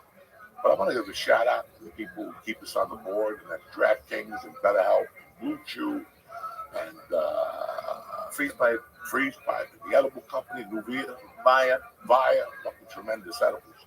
You wake up hungover as a motherfucker. You get hungry as shit. This week I ate salami. I had Gouda cheese at night with water crackers, tremendous. And then George brought me some Cuban crackers. Oh. How much of the Gouda cheese did you eat? Like the whole thing? The Gouda? No, I break it into sections. Ooh, that's what you called me about. I don't know if the chicken cutlets. The ones that my mom, the ones that the lady made on Christmas Eve. Oh, I ate the whole thing. I ate the whole goddamn thing. We went to a Christmas Eve party that was just off the chain. And on the way home, they packed macaroni and cheese for us. That was fucking astonishing. And they packed chicken cutlets. And I knew all night the chicken cutlets were upstairs. You have that, like, it's like having cocaine in your house. It calls you after 11 o'clock at night. We're up here. Don't forget about this. I went up and had 1 chicken cutlet. It was so fucking good. There was a tray of it. I would not leave until I ate the whole goddamn tray. I think and you ate it cold, you said? Like a motherfucker. Not even salt. That's how good these chicken cutlets were. You ever, when you're really high and you're eating, like not even take enough bites, like you swallow it and it hurts because it's too big? It doesn't matter. It just goes down. There's a point in the night where the reefer takes over. You let it yourself go. You just go, you know what? For all the fucking diets and, you know, it's just not going to work. It's not going to hold back. Yeah, you fuck around. You try a fruit. You try like an apple. But after a while, you're like, this shit ain't going to stick. And, man, some nights I can't stop myself. Like, it just goes in your mouth constantly. Some nights I'm putting 3 different things. Like last night I woke up at 3 in the morning. I went upstairs, I drank some iced tea, and I opened the cabinet of this fucking yodels. Ooh, and I just did like 3 bong hits. Who fucking puts yodels in the refrigerator? So I ate 2 of them that were disgusting. Oh, wait, you woke up at 3 a.m. and then had bong hits? I just woke up in the middle of the night. Just woke up in the middle of the night. I'm walking around. What am I going to do? Last night I woke up because I was thirsty as a motherfucker. So I drank like 2 big glasses of ice. Water with ice. I said, well, no, I didn't want to put the TV on. So I went downstairs. I pulled out a book about fucking Louis Tiant. I love Louis Tiant. Fuck yeah. Louis Tiant last night. A Bob Lolinga special. If it wasn't for Bob Lolinga, I wouldn't have interesting books. And I read that like 2 when he came from Cuba. He tried out for Cincinnati. And they put him on the farm team. Then when you read at night, for people who have insomnia, just get a book. Just get a book. Something that interests you. Something that makes you want to go home and read it. And when you get home, you know, find a corner spot or something like that, roll a number, and get into the book. You'll be asleep in 20 minutes. Even if it's a good book, you'll be asleep? Yeah. Well, if it's a good book, then you can't put it down. You're going to sleep at some point in the night. Your eyes are going to get tired. Okay. So I always try to read something. When I was living in LA, I read a book a week. You did read a lot. All the time, because you're on a fucking plane. You know, have you been on a plane lately? There ain't much to do. Most people watch. Like, maybe I should stop watching like the movies and shit. You know, every once in a while they have a good movie. Besides that, you're right. Sometimes you get on the plane, there's no fucking internet. A book is always there for you. And I'm not talking about a Kindle, like a real fucking book. Yeah. Like, did you feel it? I like all that shit. They used to have it. I remember going to the airport and being excited about getting magazines. I haven't bought a magazine in 20 years. I used to love buying magazines. What kind of magazines would you buy? Sports Illustrated. That was a good one. There was like a Game to One Game Pro, I think was the name of it, which I'm sure you read a lot of. Sure. Game They have news about video games. That's my video games. You never like to know about the new PlayStation games that are coming out? No, not really. I did do one thing that was pretty good the other night. I threw out the shit in my drawers. Man, when was the last time you looked at your drawers? I found shit in those drawers. I threw out 2 big garbage bags for notebooks, podcast schedule from 2015. How did you move with that stuff? You always, you want to save it for tax purposes. I don't fucking know. If somebody says, was George on your podcast September 14th? Of 2015, yeah, it's in my book right there. He wasn't fucking helping illegals to cross the border. No, he was on my podcast. Not that day, at least. So I threw all that shit out. I had so much junk in this one drawer. Knives, I had 10 knives in the one drawer. I kept the 007, right, and I kept the Rambo one, but everything else was in the garbage. I gave away to vaporize it and sent me to a fucking hippie around the corner. He was very happy. You just accumulate all this shit. Like I don't think I have any knives in my house. How do you have so many knives? Because for a while there, people were just sending me fucking knives. Okay? You know what I'm saying? Some people just send you knives. Oh, guess what? Someone gave me for Hanukkah the biggest pepper spray thing in the. I don't know what I'm supposed to do with this. People are so afraid of New York. It's like a fucking flashlight. Who gave it to you, Mom? My brother. Yes. That's when you go down to fucking Colombia and Palestinians are jumping around. You can get them with off, but they probably have that shield on or whatever. Right? They all have. You don't even. They're saying they're Palestinians, but they're not. They're like Mexicans with masks on and fucking Arabs. Are they hiring migrants to pretend they're Palestinian? Oh, anything for the small 50. Listen, you give somebody $50 on a fucking. Right there in Times Square. Don't do whatever you want them to be. Chinese, whatever you want them to be. That's why I'm not scared. I gotta be honest. I'm really not scared. Wait till you get lit on fire. Wait till you're on a train. You see that? I don't sleep on the train. I think that's bullshit. The lady was just standing there. I know if I'm on fire, I'm running like a motherfucker. You know what I'm saying? I'm running up and down those fucking subways. But just to stand like that and burn, what the fuck is wrong with you? It was fucking wild. And people just watched her burn. And the guy, his excuse was I was drunk. I don't remember. Who fucking lights someone on fire? Don't look at me like that. You've attempted to light me on fire, not on no, fire. I lit a bum on fire, but it was unintentional. I just threw the cigarette out the window. He was sleeping below me with a fucking polyester blanket, and the fucking thing caught on flames he was up running. That's what I don't understand. Right. How was this lady just holding on to the thing? Holding on, burning. You gotta run. You gotta run. Well, you gotta drop and roll. Drop and roll. What the fuck? There's gotta be pee down there. Oh. You could have rolled around and pee and saved your life. Can you imagine if the guy lit her on fire and then peed on her? No, what happened? Did we blow a fuse, I'm guessing? Are the cameras still on? All right, cameras on. But anyway, we just wanted to get on here to tell you we didn't forget about you. Just a short YouTube video before we go eat and stuff. And we're going to just wish you a happy new year. Thank you for supporting the last couple episodes. Thank you for supporting us the last few years. And we're coming back really fucking strong in 2025. All right? So I love you guys. Lee, say something. Don't just fucking sit there. Merry Christmas, Happy Hanukkah, and don't forget corn. That's right. I want to thank all my sponsors. Hopefully I'll see you cocksuckers again next year. You're all fantastic. Stay black. And we'll see you guys next Tuesday morning. Tip top. Good.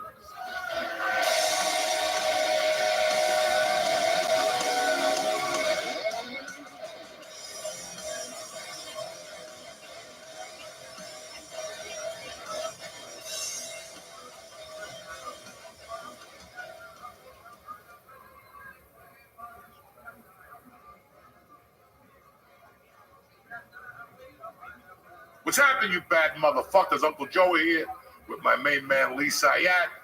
It's December 24th, Christmas Eve. We want to chit-chat with you guys for a second before we start the podcast. It was a great weekend. If you came out to Uncle Vinny's last Tuesday, fucking phenomenal show. Thank you for supporting. What's up with you, Cocklicker? I had a great weekend at Mohegan, buddy. Good to see you. Nice. Oh yeah, I love Mohegan. Did you eat the mushrooms? Oh, did I eat the mushrooms? Dude, you walk around with mushrooms like they're Tic Tacs. I don't really. I'm 61. I got none to lose. The psychological is done, right? People are using mushrooms to treat fucking disorders, so I'm fucked up. So when you're fucked up, you got to go to the source. I'm gonna sit with some fucking chick. So tell me about your childhood. That's not gonna do nothing for me. No. Therapy never helped. Therapy is fucking nonsense for Uncle Joey. It's too deep. The pain and the fucking trauma is too deep. It's just mushrooms now. Just mushrooms. You start with a gram a day, and once you don't see something, it's like smoking a cigarette. It's like smoking pop with no THC. How long can you do it until you go, why am I eating this?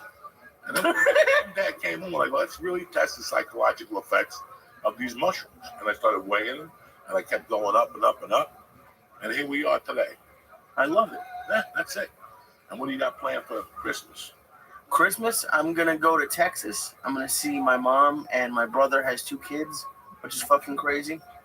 And then I'm going to be in Houston with y'all this weekend. All right, I just got advice for you. Okay. When you go to Houston, Texas, yeah, go there knowing that you're going on a diet on the first. Dude, you've been talking about Houston for years. Number 1 place in the country where people go out to dinner every night. Number 1 place, hands fucking down. Restaurants are packed because the average price is like $48 for a plate to eat. You got all the Mexican restaurants, you got the Greek restaurants, you got Auntie Chang's Dumpling Palace, you got what's the place we used to go to in Austin with the fucking crab seafood salad? With Papados? Papados. You got Papados, which I heard went down. No. Pandemic. That's what I heard. Papados has a fucking gumbo. You could see people's fingernails from Katrina, like they were holding on to the wall. That's when you know you're getting strong. Those little, whatever type of fingernails. I don't want to. What do you recommend for Texas that I get? Because I've never. Fucking queso. Okay. You know, you'll ask at the club. Chewy's and the other places, they're very popularized. You don't want to hang out there. I mean, Chewy's is fucking great. But they'll have a new one. Okay. If you want to have a cocktail, you go to the taco places after 2, and they serve you, and they just give you a coffee cup. So you're there till 5, eating fucking burritos, getting fucked up. Holy shit. I've been excited to try kolaches. I've never tried one. I've been saving a kolache. A kolache is a redneck calzone. All right? A kolache is a redneck calzone, and it's basically a hot dog. And it's wrapped in something. I don't know. I thought it was like a donut, kind of. Like a donut with a... Not a donut. It's a stick. Like it looks like a little dick. Like a little Filipino dick. So you wrap it up. And they have them in jalapeno flavors. When you go, they have a place called Kolache Factory.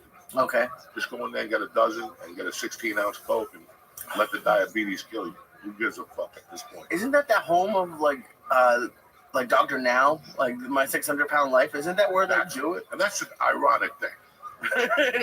Remember in the fucking 80s, if you got in trouble for cocaine in the NFL, where'd they send you? The Dolphins. Why would you send the coke fiend, Hollywood Henderson, the number 1 coke fiend of all fucking time, got fired from Dallas. He ended up in fucking Dallas, in Miami's career ended. Somebody else from the Broncos ended up down there. Another guy from the Broncos, they shot him and his brother. You know, why would you send people? So now you got these fat, poor people. They got control themselves in fucking Iowa with mozzarella sticks, dipping them in ranch. You know what happens to your feet when you dip mozzarella and ranch? You got any fucking idea? They get yellow and shit. So you get those people, and now you take them to the circus of food, Houston, Texas, and you put them in a little apartment with that Armenian guy. You know, how are you today? Listen, I'm breaking out of this bitch.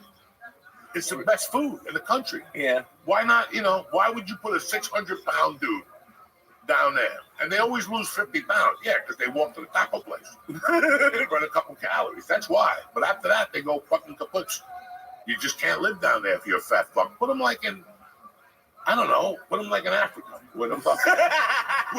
Wherever you see those people, send $5. You see those poor people. Because they ripped me off years ago. I sent that. When I was growing up, there was a picture of a black kid. You could adopt him. And if you send $2.99 a month, you could adopt this black kid, and they'll send you letters and pictures. They never sent me dick. I don't know. That kid's in college. He's never said thank you. None. I sent him like $8 when I was like 8. $8 when you're like 8 years old. That's a big fucking. That's all your money. Okay? I sent like $10 because I like maybe I'll adopt a kid. I didn't know where I was going in my life. I was 10. Maybe I'll adopt a little black kid, bring him over, we'll join a band, whatever the fuck. I don't know. I don't fucking know. Could you imagine if one of those kids from Africa saw like one of those 600-pound people? I don't think they know as a human. Because they're like 8 pounds.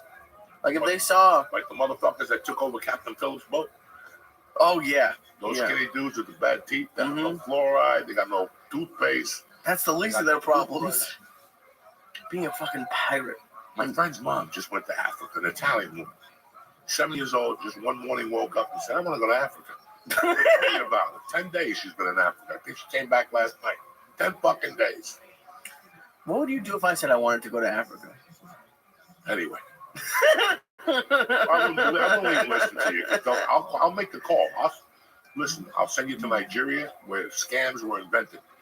Right. Okay? And you come back with nothing. They'll take your shoes. If you think those fucking Arabs could sell, go to Nigeria. That's the birthplace of fucking corruption.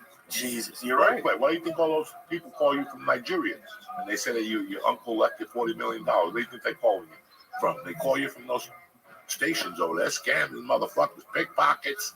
They do it all in Nigeria. What are you doing for New Year's? New Year's, I'm hoping to get a show. If I don't get a show, I have a dinner reservation, and we'll take edibles. Korean steakhouse. No, fuck it. What? Just a regular place. I don't remember the name to be honest with you. The Korean steakhouse is good, by the way. I believe it. I'm just teasing. Okay. Also, my eye looks better. No, it doesn't. Yes, it does. You know why? Why? You gotta eat more mushrooms. You gotta when you touch your dick or you wipe your ass, you gotta wash your hands. Of course. When you touch, listen, I don't touch dick. At the age, I don't touch dick. The jacket touches everything. Okay. I just went to get cigarettes. And you can tell it's a narco hangout where they make the money orders to send to Colombia. I had to wait 22 minutes. That's why I was late. There was a little Mexican guy, looked like he had $3 in his pocket. He had 6 inches of loot, making fucking money orders, 8,000-9,000 a piece. That's why it took me so long. I stopped at one of those fucking bodegas. And so when you're going pee, you don't touch your dick? I don't even put my dick when I shit with my balls in my hand since I'm a kid. Because I think about the women in my life. I'm going to stick my dick in some toilet and then you got to give it to your wife to put it in her mouth. Who does that? Who does that? You go to a gym. I go to a gym. Right. I wash my fucking hands. You get on that fat bike and everything else and everything, and then you go home and you finger your wife. Shit coming out of a pussy for 2 weeks. And you got to tell her some story. So wash your fucking hands. Cut your toenails. Not your toenails. Your fingernails. Women look at your fucking fingernails. Yeah. Why? They want to get finger banged. If they see dirt or a hangnail, you're not fucking slicing my pussy. You know what I'm saying? No. Would you let somebody touch your pussy if you had a hangnail, you nasty motherfucker? So your hands are the number one things that always got to be clean. Right. So you don't touch your dick with a dirty hand. I don't touch my dick with a dirty, but I don't hold my balls either. Go in the bathroom, they pee, they wash their hands, but then they touch the doorknob. You got to assume that motherfucker didn't wash his hands before you. So how are you supposed to get out? Huh? How are you supposed to get out? You get a piece of toilet paper and you touch it. All right. My wife gets pissed off. Oh, you don't pick up the toilet seat. Fuck you. Touching that toilet seat. That's disgusting. How do I know? Because I pee on it. I fucking touch it. If I fucking pee on it, I know. And then you go to a restaurant. When I go to a restaurant, let's say, first of all, I don't shit in a restaurant. No? That's rule number one. Never. That's disgusting. I don't want my asshole in a toilet that don't belong to me.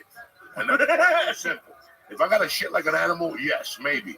Like when I eat Wagyu beef, that fucking Japanese shit, right? It goes right through me in a restaurant. I don't eat it. White Castle goes right through you, bleeding 20 minutes later from your ass. So What was the question?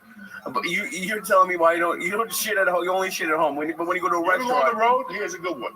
You ever go on the fucking road? Right. You shit moderately all weekend. Like when you're away for like 4 or 5 days, you shit. But it's not the usual, it's not that shit. Are you making that noise when you shit? No. As soon as you walk in your house and you lay your suitcase down. That's fair. All of a sudden you get that little urge and it's a 22-incher. Why? Because even your asshole knows. The asshole has a compass. Mm-hmm. You know that, right? I didn't know that. You ever get caught on the light when you got to take a shit? I shit my pants a couple months ago. Right or wrong? Yeah. You're about to shit, you're holding it, all of a sudden you're like, stay green. Motherfucker, stay green. I'm coming around that motherfucker. That's what happened. It went red. And then it turns red and you get that pre-shit part. You can't take it. It's like that hot air comes out before you shit. And you're like, Grandma, open up the garage door. I'm running it head first. Oh, speaking of farts, you pulled one of the best pranks last week, and your daughter handled it like a pro. Soldier.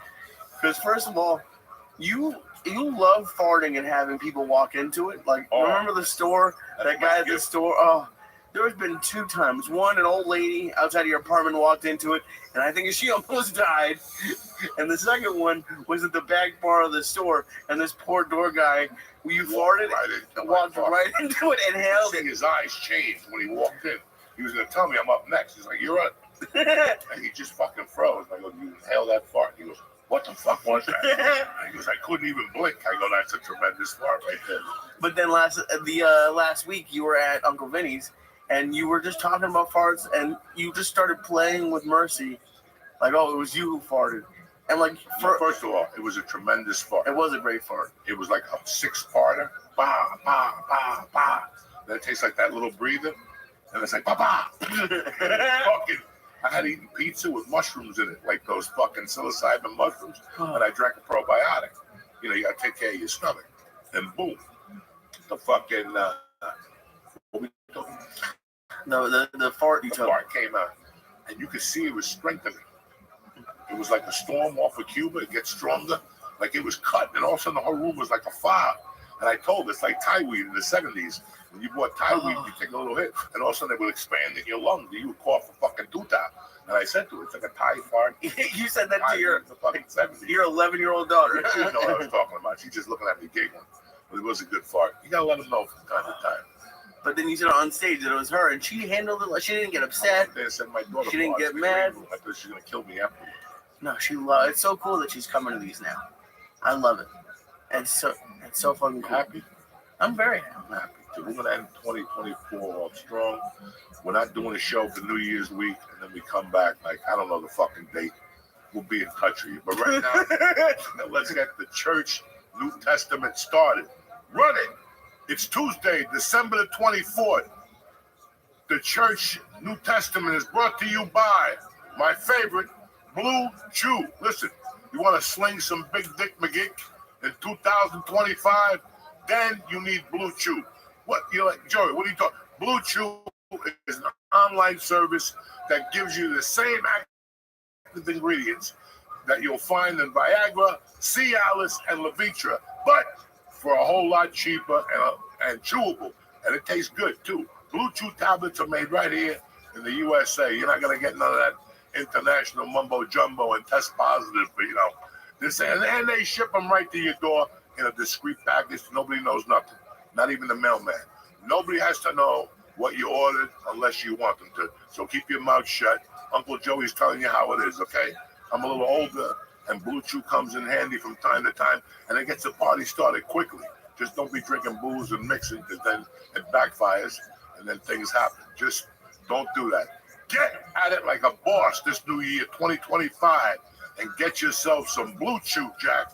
Listen, Blue Chew wants you to have confidence. That's the most important thing, right? They want confidence to see you and be for you to perform at your best. So discover your options at BlueChew.com. And we got a special deal for you to get the New Year party started right. This is for the New Testament listeners, all right? The family. Try Blue Chew for free. Can you believe this? For free. Just pay $5 for shipping and checkout when you visit BlueChew.com. That's BlueChew.com to receive your first month free. Visit BlueChew.com for more details and important safety information. And thanks to Blue Chew for sponsoring the show. Merry Christmas. Turn off your TVs, run for your lives.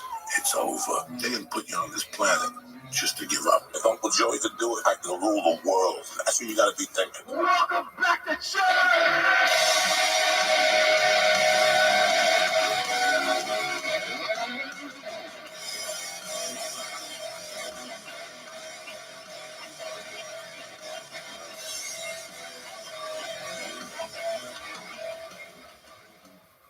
What's happening, you savages? I'm here with Joey Merlino and my man Snuff from the Skinny Podcast. It's an honor for me to have you guys on the podcast. What's going on? What's up, my brother? Thank you for having us. Thank you for having us. We appreciate it. Dying to get a podcast going to sit you down. You're the best, my brother. No, you're the best. I say that I love you to death because I always wanted to be an attorney. I ended up becoming a criminal, you know. But in the process of becoming a criminal, you become a great attorney because you meet other criminals and they fill you in on things. I love watching your show because it's always an education. I was just watching the one yesterday. It was a piece on YouTube. And again, you're talking about a case you had and the feds did this and the wiretap. I mean, what world did we fucking grow up in? Oh, it's fucking crazy. Everybody says, like, my kid's dad, you should have been a lawyer. You should have. I should have been a lawyer. I'd have been a lawyer too. Because you guys like you and I, you know, we could fill the attorney's mouth. Like I could always fill a guy's mouth. Tell him this, right? Ask him this, because we've been there. We know where we hit it, right? You know, we know all the advice. Right. So I always thought about becoming a paralegal for years. Even now, I do comedy just to do it for 2 years. It's interesting. Just to sit with a bunch of fucking dudes that are like all Harvard out, and you're like, shut the fuck up. This is the way we're doing this, okay? Never open a law firm, man. I hope. Yeah. That'll be massive. That'd be tremendous. Yeah. Well, you don't know nothing about it, and you hear Joey's stories, and people that are watching the podcast, they're amazed by it. Like they can't believe how crazy the government are, or even the corruption that goes along with it. It's crazy. That's the most common. They all want to hear them stories. Well, look what they did to Trump. If they can do it to him, they can do it to anybody. Yeah. So you live it. You don't know until you live it. You lived it. But it's how old were you when you first got into the system? I went away in the first case. No, not even going away. The first time they just said, you're taking it down for a misdemeanor. I used to get locked up. You start with a felony? No, 13. Like shoplifting, robbing spray paint. Yeah. All the come beat the shit out of me. Right. No, they didn't pay back, pay for it, whatever. Yeah. My first, I got pinched to, I think it was 19, 20. I got 7 years. Right off the bat. I never had a record. The fucking lawyer tells me, got it for aggravated assault. He says to me, you're going to get probation. No record. You're good. First conviction. We go to sentence. He said, where's the suit? I got the fucking suit to tie on. The judge says, stand up. I stand up. He said, I'm sentencing you to the Italian judge too. Your own kind's the worst. He says, yeah. He said, I'm going to send you to 7 years in prison for count 1. I'm standing. Count 2, 7 years in prison. Count 3, 7 years in prison. My fucking I'm saying that's 21 fucking years. He says, take him out of my courtroom now. He said, I want a concurrent. I don't know what the fucking concurrent means. I went to fucking 8th grade. Fucking. I go down, the fucking lawyer comes, through the glass. I said, you motherfucker. I'm going to put the thing around his neck. And she told me I was getting probation. He said, no, you only got 7 years. I said, I got 21 years, you motherfucker. He said, no, it's concurrent. What the fuck's concurrent mean? I didn't know what it meant. And I got 7 years my first. Very good. How long did you do that? I did 2.5 years in Jersey. It was Jersey, in Jersey. They gave it was like the old law, you go to parole board and all that shit. I'll tell you what, it's cold up there, Joe. You think? Jersey cold. Jersey cold. Oh, it's cold there. In the office, in the igloo. Yeah, I love it here. It's beautiful. The igloo is tremendous. Fucking trying to get it together. Even outside's cold. Yeah. I'm a Florida guy. Yeah, it's Florida. Listen, man, I that's why I always have a hooded sweatshirt. I'm constantly cold. Well, you said wear a jacket. I said, let's bundle up. Wear a jacket. It's cold up here by the cliffs. Well, you be coming to Florida in March, right? Yeah, March 14th. Hopefully, if everything works out. All right, good. So, like the other day, you were talking about some Fed case where I've heard, like when I got arrested for kidnapping, they took me. It was a Colorado thing, but they took me down to the federal building first, and I spent the night down there. And these guys were talking, And this guy had gotten pitched. This is my first night. I ain't sleeping. It's the first night I ever spent in jail. I ain't sleeping. And they're talking. I got involved with them. I think one guy gave me coffee. At that time, I didn't even drink coffee. And he was talking about that he was making runs to Florida, to Colombia. The guy would drive it from Colorado to fucking Miami. They pick up the stuff. He goes, he got pinched. He went to court. He was the undercover fucking cop. He goes, that motherfucker was doing the same amount of coke as me every fucking night. Banging everything, snorting coke, shooting coke. He goes, the guy was crazy. And he goes, also they take him, they pull him out, they put him in rehab. They fucking clean him out, and you don't have a trial for a year. They come in looking completely different. Yeah.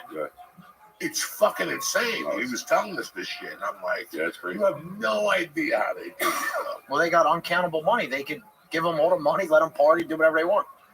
It's insane. There was a case out of Philly. It was a black kid, drug case. They had an undercover FBI agent. You know, he didn't know. He thought it was his girl. And she fucked him. They ain't allowed that. They ain't supposed to have sex. She fucked him, and they threw the case out. Wow. Yeah. They threw the whole case out just because she had sex with him? Yeah, you're not supposed to. Well, you know, they lied. Yeah, that's how they threw the case out. That's awesome. He must be really fucking smooth if you got an agent to sleep with him. Yeah. That's James Bond type shit. Bitches come over to kill him. They come to kill James. Remember all those guys? They come a hot blonde, come to kill him, and 2 minutes later he's fucking her in the ass. Fucking classic. That's Sean Connery. That motherfucker was smooth. Yeah, smooth as ever. You know, we were talking about like cool guys. Like these guys today have no idea. They just get dreads and they put on gold and they think that's cool. And I'm like, you don't even understand what cool is. Like when we were growing up, like when you looked at Charles Bronson in The fucking Mechanic, you're like, God damn. When you saw, like, I was telling them, when you saw Elvis, have you seen that documentary on Netflix? Yeah. About it? When that motherfucker walked out with the black suit, even guys were like, give me a piece of that. Yeah. Just take out that yum stick. I might as well get it over with. Fucking hilarious. Like, we don't have that. No, nobody dresses. Nobody dresses. It wasn't even Steve McQueen. You see Steve McQueen in Bullet, you're like, what the fuck was this guy thinking? I mean, he's smacking his wife in the getaway. You're like, look at this fucking. Nobody said a thing. Yeah. Nobody said a thing. He was smacking the shit out of her for real. She didn't even know she was getting beat up. Because that's the animal he was. Nobody said a thing. Right. He was kicking her. Classic. Why do you think it's as a non-Italian, it seems like Italian guys are probably the coolest. At least they're like white people. Don't you think? Like swag. Yeah. Way we Nobody dress. dresses no more. Yeah. Like years ago, my father, they wore suits every day. If you look at the old baseball, like the fans, everybody in the States has suits. Yeah, that's crazy. Like You Yankees. couldn't fly without a suit. Yeah. When I was a kid. Dog, you were banging out some suits in the 90s. Yeah, I used to wear it. Yes. You was I gotta go buy. I fucking want fucking sneakers, jeans. I never. Hey, I don't even own a pair of dress pants. I can tell. It's crazy. No, it's seriously like even like when you see people go to funerals now, they don't even wear black. They're red. It don't even matter. They go like it's nothing. I went to a funeral. I said, "Motherfucker won't do with flip flops." Yeah, baseball hats on. It's crazy. We lost it. We lost it. That gets to me. Yeah, Flip flops and with those plastic fucking shoes. Or eating dinner, he's got a backwards hat on. I mean, it's crazy. Crocs, you don't like Crocs? Oh, Crocs. You're a fucking weirdo. You got Crocs on. You got Crocs on, and now they give them to kids. And every time I go to one of my daughter's games, I see a bunch of boys walk in with fucking Crocs on. Yeah. You know what they give out now in jail? They used to give, remember, shower shoes to go to shower. Yeah. They give the Crocs out. I fucking hate. That's what they wear in jail. I'd rather get fungus. Fungus. Listen, I'll never wear them fucking shoes. Yeah, now they got the designs on Sports Team, Spider-Man, Paw Patrol. It's terrible. This country's fucked up. The kids are all fucked up. They really are. Look at this kid the other day. Oh, was a kid up there? Shot the fucking. There was a girl, a guy. You don't know what the fuck. And now that was really a girl. No, it was a guy. Now it's a girl. I don't know what the fuck it is. Another liberal sick motherfucker. Yeah, it's a problem. You know, I was just telling my wife about that shooting on the drive up here. And you know, when you're a parent and your kid goes to school, it's in the back of my head. Yeah. And every time it happens, I'm not stupid. I'm not fucking stupid. It can happen right in front of you. Uh-huh. You always, when you see situations like that, you know, that'll never happen to me. Knock on wood. You never fucking know, man. Yeah. No, it's dangerous. A fucking second grader called called for help. She got a phone on us. She got the phone. No, it's fucked up. It really is. But you got to be nuts to send your kids to school today. Seriously. I don't blame people. Yeah, but if they want to homeschool them, because you never know what could happen. Well, they can stop, but they don't want it. I put fucking, all they got to do is we got 1 million veterans out of work. Get fucking veterans standing outside the fucking school with AK-47. That's it. The guy walks up with a gun, shoot him. Dude, kill him. That's it. And at the deli today, I was talking to a 77-year-old Italian guy, full head of hair. And he was telling me he was in Vietnam and all this shit. And he was interesting as fuck. He lived in Irvington. He told me that 3 years ago, some guy went to carjack him. And he had one of the Vietnam knives, and the guy ran like a little fucking dragon. yeah. Oh my God, I was dying. That's and great. we were looking at him because he's out there. You know, he's 70, whatever. He was loud. He goes, I want to take my fucking car. You gonna take my fucking car?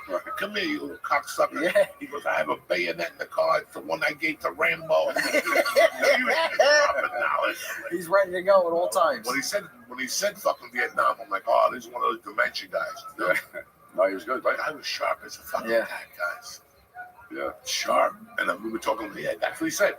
He goes, I don't go to New Jersey doctors. I only go to New York City doctors. And my doctor told me to smoke pot. So I started about 8 years ago to change my life. Oh, with the pot? Yeah, he said the doctor in New York told me, the Jewish doctor told me to smoke pot. I went home, I told my kids. My kids started bringing me pot. My life changed. Wow. Because I live stress-free now. God bless him. God bless him. 70-something fucking years old. I never smoked pot, so now I get pinched with the case. I got 7 years. I go to the fight. I got pinched in a fucking fight. They locked me up. They put me in Atlantic County Jail. They gave me the top tobacco. That's what they gave me. Yeah, This is tobacco. fucking age. I don't know how to roll. There's a guy next to me. He's rolling like a fucking machine. We're laying on the floor on a mattress. So I fucking finally get the motherfucker. I fucked like 5 of them up. I finally get it rolled. And I went to lick it. The thing was on the outside. And I said, my man, do me a favor. You roll Yeah. Like when we did it. Remember when they give you that? Yeah, they give you tops. With the yellow, Yeah. Like, with the rolling papers the inside. rolling papers inside. And they give it to you at orientation in county. Yeah, they give it in the county. It's Atlantic County Jail. This is a funny fucking thing. When I first got arrested for the kidnapping, they put me in Boulder County Jail. It was rated the #2 jail in the country. We worked there. They had fucking carpets. Carpets. You had HBO and Showtime. You were allowed to stay until 2. It was fucking insane. Was it cells or dorms? It was a big cell like this with your own little private room. You had a TV in your room. County. What the fuck? Let's go there. Let's go skiing. Yeah. Let's go skiing. Oh, now you can't. Need a vacation. Now it's like, they're liberal out there now, so I can't imagine how those prisons are. They're letting you fuck. Yeah. Those people let you fuck, let you do fashion shows. Who the fuck? How long did you do for the kidnapping? 2 years. 2 years? Like 2.5 years out of my life. You know Yeah. what I'm saying? Solid time, about 8 months. Yeah. And I loved it. I really did. You needed a break. Looking back now, it slowed me down. It opened my eyes. I didn't smoke pot in there. I didn't do coke in there. I did a couple hits of acid. Which is fucking crazy. Yeah, because you lose your mind. You got to do something. And then I had, Joey will tell you, when you get arrested, you have evaluation points. Do you have a license at the time of your arrest? Are you a high school graduate? Are you married? It's just a bunch of simple questions that, guys, all of us answer correctly. But once you look at them, you're like, these motherfuckers are such losers. They can't answer like 2 or 3 of these. Yeah. They didn't have the job at the time of arrest. They never had a license. They never got a high school diploma. You're 0-9. Yeah. You're getting 17 points. Yeah. Minus 17 already. Right off the rip. From walking. But I had a job at the time of my arrest. I told them I had a high school diploma. I didn't have a GED, which I had to get later. And there was something else I had. So I think with the felony, whatever, they gave me 4 years. It was a 4 to 6 year plea bargain. They gave me 4 year sentence, which again, I went to court. George was there when I got sentenced. My brother George. And I walked in there thinking, George, get the 8 ball. There's going to be a party tonight. Yeah, you're getting ready to go. And you hear me being loud now. the one thing that I'll never change, I'll never forget is when she told me to stand up. Yeah, stand And he up. goes, 4 years Department of Correction. And I looked at the attorney and I go, what the fuck? And he goes, do you have something to say? I lost my voice. Right. My pussy just, it's what it was. I'm telling you.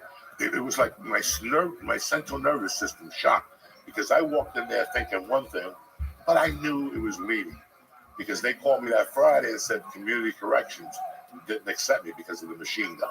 Right. When there's a weapon. Yeah, the machine gun probably would have did it. Yeah. In Jersey, I would have got off. In Jersey, I would have got 8 years, halfway house, or whatever the fuck, and then they would have thrown me out after 3 years. But in Colorado, they had to give me something. Right.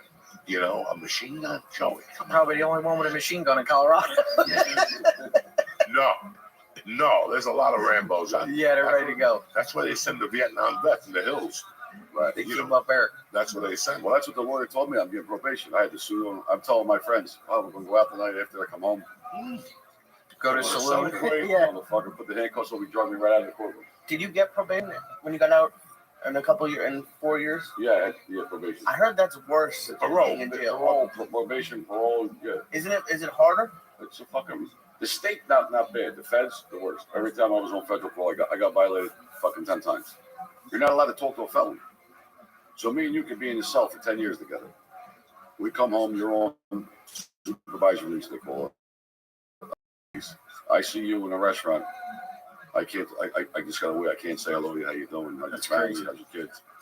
Association, they call it. No, I Fuck know. out of association. Association, It's a revolving door. I mean, how could you be in a cell with somebody for 10 years and see them out with their family and you can't say nothing? I mean, that's ridiculous. Now you got to report it to the parole guy. You can't travel. Yeah. I couldn't leave the state. I couldn't leave the Eastern District of Pennsylvania. I don't even know where the fuck it's at.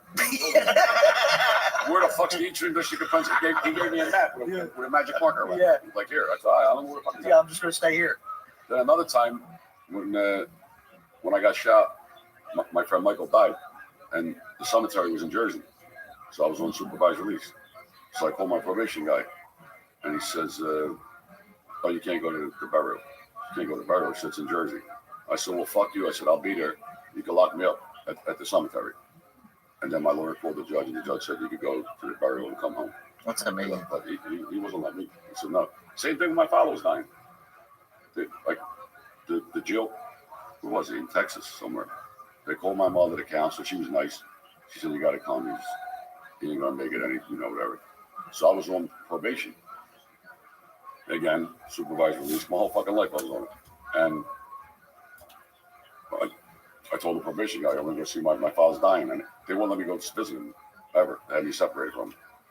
He said, well, I got to get approval of this. I don't know. I said, listen, you can lock me up in Texas. I'm going. I'm getting a fucking plane. I'm getting in the car. You can lock me the fuck up. And then they asked the judge, and the judge let me go. Take my mother. And he died the next day. At least I got to see him. Yeah, at least you got to say. That's crazy. Fucking nuts. To go through all that. You know, last time we spoke about, I don't know, there's something. Once I got locked up, I knew I wasn't going back. Just knew. And I had it nice. There was a Chinese restaurant, because then they put you at a prison camp. A prison camp for a guy like us is like, you're putting this back in the mix. It's like warm up to get up. Yeah. They're warming you up. Because as soon as I got to that camp, everything was cool. I almost burnt down the jail. They fucking put me in the stock room. And they go, stay out there. Don't touch nothing. Blah, blah, blah. And that gave me some juice because I could hide people's steroids and all that shit. And syringes. They want to hide the syringes from the dogs. And then I met this little chubby Italian dude. He had just done 20 years. And he used to make, cheese and nachos at night. He had a fucking business. In a fucking prison camp. $2 for nachos, whatever. He figured out how to make green chili in his cell. Yeah, they can make anything in there. Dog. And then the Mexicans would bring in the good, real shit. You'd be trading tacos with them. My girlfriend would bring Chinese food, which is driving crazy. Bringing 20 egg rolls to the joint, you're the fucking king. Okay? Yeah. And it's funny. Nobody's ever accused you of racism, right? No. They can't. Yeah. Even if we say something racist about African Americans, they go, not that guy. Yeah.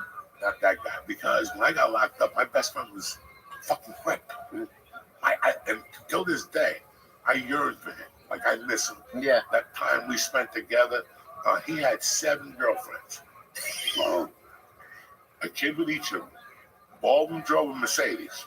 7 baby mamas. 7 baby mama. His visitation started Friday at 7 in the morning. 9, 2. He had them all. And he had them all. Thursday, One I of them can't was sleep. Cuban. I'm trying Oh, to. this is my Cuban. You So can she hear would me. bring I'm trying to Cuban fall asleep. sandwiches and Nutter Butters. We can control the jail with Nutter Butters. Yeah. Black people love Nutter Butters. I don't know what it is. They lose their fucking mind over That's Nutter great. Butters. So Sundays, it was a feast, right? Yeah. After visitation, we all got together. Let me see what you got. My mom made me baked ziti. Come on.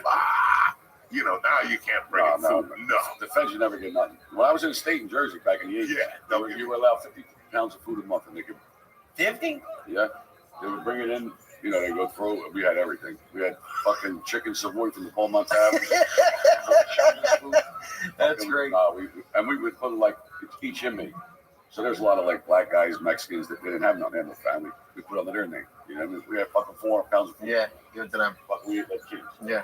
They used to have a hot pot. They had a little refrigerator. You know, it's back then. Now for the feds, you can't get nothing. Nothing. You can't get underwear, sneakers, everything comes from them. You know how many people reach out on the podcast and say that Joey gave them clothes in jail?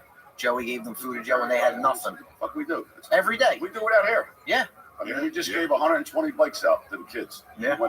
I've been in Philly for a week. We knocked on doors. We gave all night coats. I gave 120 bikes, 120 coats, sneakers, toys to the kids. We did it our whole life. And a guy commented the other day. He says, "Oh, you know, Snuff puts it on Instagram. You just do it to get on Instagram or video to video. Motherfucker, I've been doing this since 1989. There was no phones, no cameras, no Instagram in '89. I've been doing it my whole life. Yeah. I didn't go to go on fucking Instagram. But And the worst neighborhood in the world we go to. I go in neighborhoods black people don't go in. That's what I told black kid I know. He said, "Man, I see you in neighborhoods I won't go in." Yeah. The giving back, that's something that we were instilled with as children. I Yeah. saw it. 100%. I saw it. One of my most successful friends ever, I see what he gives out every month. Yeah. Because I was part of it. I see how, you know, and you go, wow. And that's part of the whole thing. You got to give something back. Look, when you were 8 years old, you sent a kid in African money. That's right. Who the fuck would do that? Seriously, an 8-year-old kid. When I was fucking 8, I was going to Hudson County Park once a year with the Heart Association. And I would go to fucking neighbor's house. Hey, come on, you're going to give me 25 cents a mile or 25 cents a lap. Right there. We can walk from here. Right to Hudson County Park. Right down the block that way. Yeah. And I would walk and I give him the money. I did that for about 4 years. I'm like, what am I doing? I'm showing up with $800. A pair of Julius Service sneakers. When I worked, the price went up. The Converse with the red with the star. Yeah. Oh, yeah. The limousines for the feet. Yeah. Because it went from, sneakers went from being $11.95 to Dr. J sign with the 6s. Yeah. And all of a sudden we were off and running. Yeah. Now they were $21.95 and they made the commercial. Hey, Dr. J. The whole When thing. you get those moves, are you wearing magic shoes? That's great. Tell them to insert that video in there. It's in there. It's Okay. But you got to give to get. You got to give to get. You have to. Always. You have got to. to pay your fucking. Yeah, you have to. My brother George, he has a all-star frame, and he pisses me off because he'll call me. I got to drive to Cambodia to drop off a picture. And I go, George, what the fuck? But I know. I bust his balls, but I know. That's how you pick up real business. Yeah. People just want to sit there. Let me get 5 Facebook ads. I'm going to open up a business. I ain't going to do shit for you. Yeah. I ain't going to do shit for you. You got to get out there. You got to get out there. Stick your hand in the dirt. You know, so. Every night you go out, you got to market yourself. You always say that. You got to get out. You got to go out. Nobody's going to knock on your door and hand you nothing. Yeah. We're just talking about this. The Bluebird of Happiness, that motherfucker died about 15 years ago. And the dude, Vince McMahon, they used to knock on your door with a big check. All ugly white people. Never an Italian, never a African. No white guy in Iowa. Yeah. Nobody knocks on your door. That's what the American public, a lot of us are confused. Not me, because I know how hard it is to get from point A to point B. And a lot of people in this room right now know how hard it is. But there's people that, look, I get the weirdest questions. Like, how do you become famous? I don't fucking know. Yeah. Do you think that I wasn't going to become famous. I was just doing this to stay out of the joint. Right. This made me stop stealing. Right. This made me stop doing 1,000 little stupid things. I still snorted cocaine like a motherfucker for the first 17 years or whatever. But it didn't, listen, I didn't go back. Yeah. The proof was in the pudding. Right, God bless you. I know how to rehabilitate somebody. It's by giving them something to wake up for in the morning. Yeah. But if you're just going to put me out in society with a felony and you're telling me I can't get a job, then you fuck me in the ass. That's what we were saying yesterday. You fuck me in the fucking ass. Yeah, you're forced. I mean, I'm can't done. get a job, can't move nowhere. Nobody gonna rent your house. No, you can't do dick. And that's what they enforce in the poor felon. So I don't know what recidivism rate. I'm sorry. I'm a little high. My tooth hurts. I got this little brown tooth over here. This little cocaine tooth I had. You was eating them gummy bears. I thought it was chewing gum. No, these are gummy bears, man. Like Tic Tacs. That's the fuck you eating. This is our sponsor, Via. Nice. And they got 10 milligrams, Euphoria 50 milligrams, and then they got Daydrift. That's the 100 milligrams. What's that? This is a nice little thing, and you take. Oh, you eat it, and then you eat it, and then you turn into Rick James, and then things happen. You're as high as Hunter Biden. Oh my God, these things are phenomenal. And we used to eat like 10,000 milligrams a night. We broke the record on the internet. Oh, I know. We're proven that nobody could fuck with us when it comes to reefer. Even Chang was like, I ain't going. Yeah, Chang. Do you remember that? He had like his assistant there, and his assistant was like, please, just don't give him too much. We have a long day. Fucking, you even took down Chung. Yeah, we took down Chang. Oh my God, Have you been to Philly recently? Oh yeah, for the comedy show. The show that you went to. And I went to a game, and I fucking. That's what I wanted to say. Don't get me started. The Sixers? I went to see the Sixers. I'm sorry, don't give me another one. Maxie was there. Yeah. And the beat didn't go in. Paul George. Paul George was hurt. God forbid. Now he's back. He's back. I know he played last night. Maxie came. Maxie did something good last night. Maxie went off last night. Maxie's great. He's a great player. Well, he's the one who called that MD. Yeah, he called him out. He said, you show up to practice late every day. You don't want to do nothing. What the fuck are you doing? And it breaks my fucking heart because I love going there. Like I told you on your podcast, I love going there. Like I love everything about, when I think about tickets for baseball or fucking basketball, the first place I look is Philadelphia. Yeah. Football, I can't go down there no more. I'm not in that shape. Yeah. You got to fight. You got to be in Philadelphia Eagle shape. I'm not in Philadelphia Eagle That motherfucker's that requires a certain fucking you got to fight. Fucking They're there at 4 in the morning. Starting 4 in the morning, they're barbecuing outside the tailgate, not inside the tailgate yet, because the gates don't open. They're outside the tailgate. It's unheard of. They start 8 in the morning. The game until 8:15. 8:15. They don't even know where they're at by 8:15. They don't know what they're watching. They're fucking bombed. They're fucked up. Fucking 8 in the morning. It's 12 hours of drinking. You never did that? Yeah. Okay. Well, after the 12 hours of drinking, they're going to stop and get a cheesesteak. That's Skinny Joey's cheesesteak. That will sober them up. That's all we got to worry about. I can't wait to open that. Yeah, we can't wait too. We have a podcast studio. We're going to do it all there. We're going to do it all. It'll be live I there. love that concept, man. Yeah. And Joe, we called good money on Trump. I know you did. So did you. Yeah. Yeah, we called that. Landslide. It was fucking crazy, man. The people spoke. And you know what was crazy? Like, I couldn't see a lot of things happening. And I said this as a joke one time. I don't know. I just went off. I'm a felon, dog. Even if I was not a felon, I don't want to get into that game. Right. It was always the game.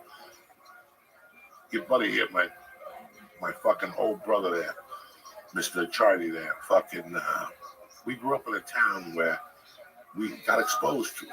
And we got exposed to the horrors early on. Right. We saw some shit in the 6th and 7th grade that people didn't see. When I tell these stories, I told the story here with my 7th grade teacher. Our 8th grade teacher was the mayor of Weehawken, and he did 13 years for murder.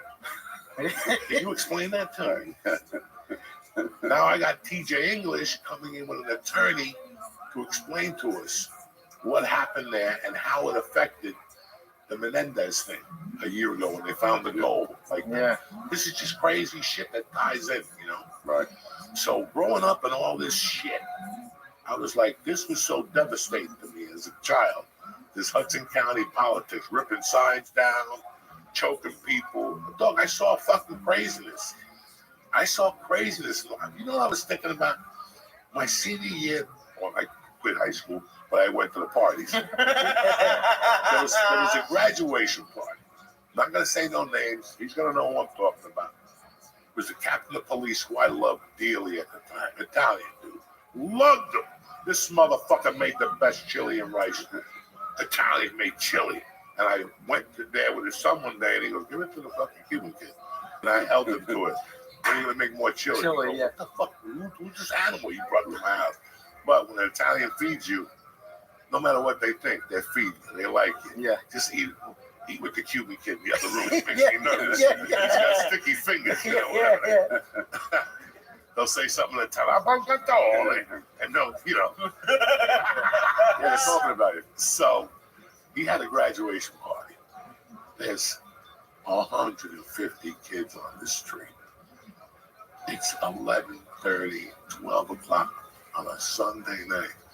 There's 150 North Bergen kids on the street. These neighbors were calling the police department. The police department was just hanging up on them. Yeah. Just hanging up on them. Like, that's how down. We had a cop in town, Phil Sims. He looked just like Phil Sims, the football coach, the quarterback. This guy, you love him. Because you disagree with him or something? What do you want to do, Joey? You know what? Fuck you. No, fuck you. How about I take my gun off and we go for 3 minutes? Right. No, right on Kennedy Boulevard. He's fighting for 3 minutes. You're driving down. You're like, what the fuck is that? And then he take you into Nick's and buy you a slice of pizza, wipe the cut down, and tell you next time I'll fucking strangle you. And then I'll book you and I'll bust your fucking head next time. And you go, okay, that's more. That gives a person more than anything. Right? Yeah. You think about that cop, for people watching, they're going, what type of cop was that? Oh my God. He gave me a beating. I turned out okay. Yeah, fuck right. Yeah, the world's fucked up today. What did you get a beating for? Because we were torturing him one night. We were high. We kept calling him Phil Sims. He hit me with the stick in the back. He hated when you called him Phil Sims. Back in the day, though, didn't the priest, though, like, he would give you boxing gloves, like, go fight. The priests used to beat the Yeah. brakes off the nuns. My father used to say it all the time to me. Listen, if they did today what they did us in school, they'd cave. They'd cave. Yeah, close school down. They'd cave. Listen, my mother loved me with all her heart. And I think about it. Why the fuck did she put me in that school in Kearney? Because they knocked you out on a regular. And she didn't want to know about it. Like, she didn't want to know about it, but she knew.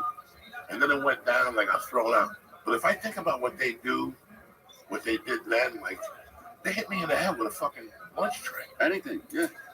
She poured the lunch tray on my head because I wouldn't drink fucking milk. Yeah. Fuck us up. Listen to me. Today, forget about it. No. So I used to go home. I got beat up. Not good. Mom, not good. You deserve it. No good. You know, you're no good. But, you know, they locked me in a convent one night. Every night they used to keep me at the school. So we got out of school at 3 o'clock. I go to the convent. They would let me stay there till 5 o'clock. I would have to listen to they get piano lessons. The fucking kids would play the piano. One night we had this nun, Sister Josephine Dolores. She was fucking big. They locked me in the basement in the convent. She forgets me. She goes to bed. It's fucking 11 o'clock at night.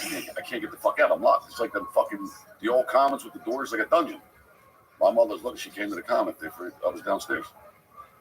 She had to go They nuts. do that today. Yeah. They'll fucking sue them. They'll get the nun locked up. Could you imagine if We got beat up every day in school. a kid comes home, they say the nun locked me in the convent till 11 o'clock at night. There'll be SWAT outside that. Dog, she made me kneel on beams in the fucking stock closet one time. The stock closet where they had the supplies, the pencils, and the fucking, it was just like notebooks, black and white notebooks, the pieces of paper that told you 1 times 2 is 4, and you had to know all 12. Yeah. 12. 12 times 12 is 144, like a motherfucker. G's up, O's down.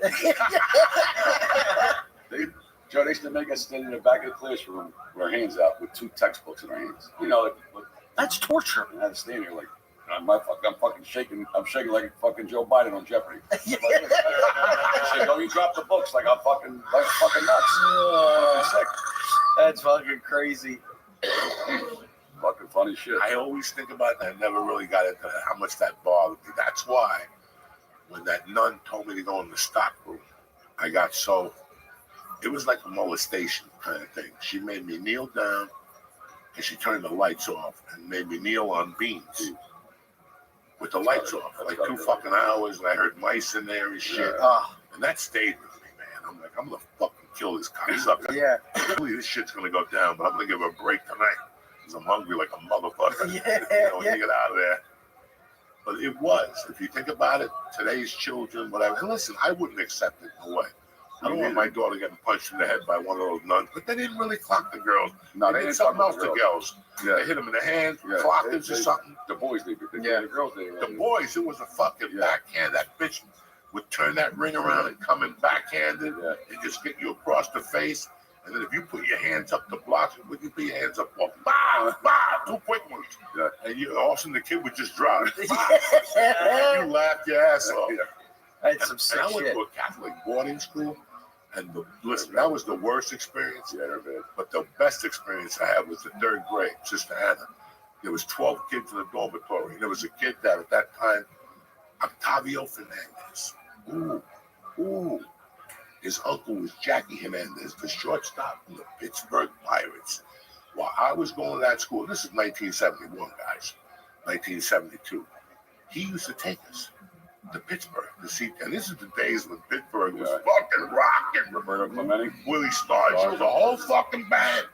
He was the nephew to Jackie Hernandez, little Dominican kid with a little afro, with his hat on, but the afro. The afro was tough too. They didn't have that type of afro sheen those days. That motherfucker, you couldn't put on a helmet. You had to shave it. Well, you had to wait your sack to the side. And one night we were in there talking, shooting spitballs. She had it was just like this, but the top was open. And every 10 minutes she goes, I can hear you. I can hear you. And we kept getting Octavio weighed 300 pounds. He went right to bed. He had cookie. He was like the fat dude in Full Metal Jacket. What do you got in your locker? A jelly donut. It's on there on that. I watched it again. Every time it's on, I watch the beginning until the hooker. What do you get for $10? Then the movie goes down there. You know what I'm talking about? What movie's that? Full Metal Jacket. Oh, Full Metal Jacket. Yeah. 2 movies in one. It's a great movie. This what? I don't like the second part. That's what he said. 2 movies in one. Yeah. I don't like once he becomes a rioter. Joe, you gotta get him a shorter chair. I know, but he's okay. He keeps raising it. Listen, I give him edibles and he thinks he's in the carnival. He's just zooming around the air. He gets taller when he eats it. What's that? He gets taller. He gets taller. I wish. Oh my God, yes he does. If it made me taller, I'd take 8 million milligrams. I would do We whatever. were talking about something that I wanted to finish. Hernandez, the kid. So they're throwing shit, and all of a sudden she gave another warning, and they're throwing shit, she gave another warning, and all of a sudden she came out with a pointer. Okay? And she started whacking all of us. Bah, bah, bah. But Fernando, or whatever his name was, Octavio, was big. And by the time she got to Octavio, she hit him, and the stick broke.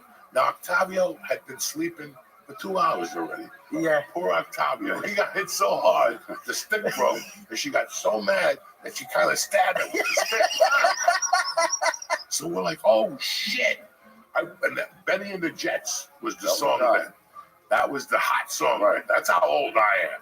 Benny and the Jets are played every 20 minutes on WABC. I had the button, so if you bumped into them in New York City, they gave you 25 grand on the street. I had like 1,000 buttons on it. I'd be walking all over Broadway with the little radio with the fucking one thing, and I'm over here on 44th Street. I run to 44th Street.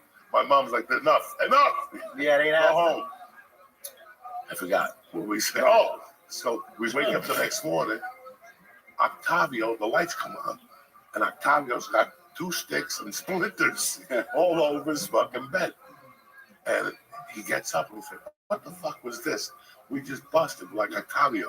Sister Anna beat the fuck out of you with that stick last night. And you didn't even wake up. And you were sleeping the whole time. The whole fucking time. And she did stab me. Yeah. Because he kept saying, I got a splinter in my back. 300 pounds. You know what's funny though? Did you ever? Now, back in our days in school, you never heard of a school shooting? A what? A school shooting. Did you ever hear one? No. Never. So I never heard it until now. Like, last maybe 15, whatever. Yeah. There was never school shootings. Very disturbing. Sick. I like going to school. Yeah, we had fun. We had some lunatics. Yeah, we just broke balls all You day.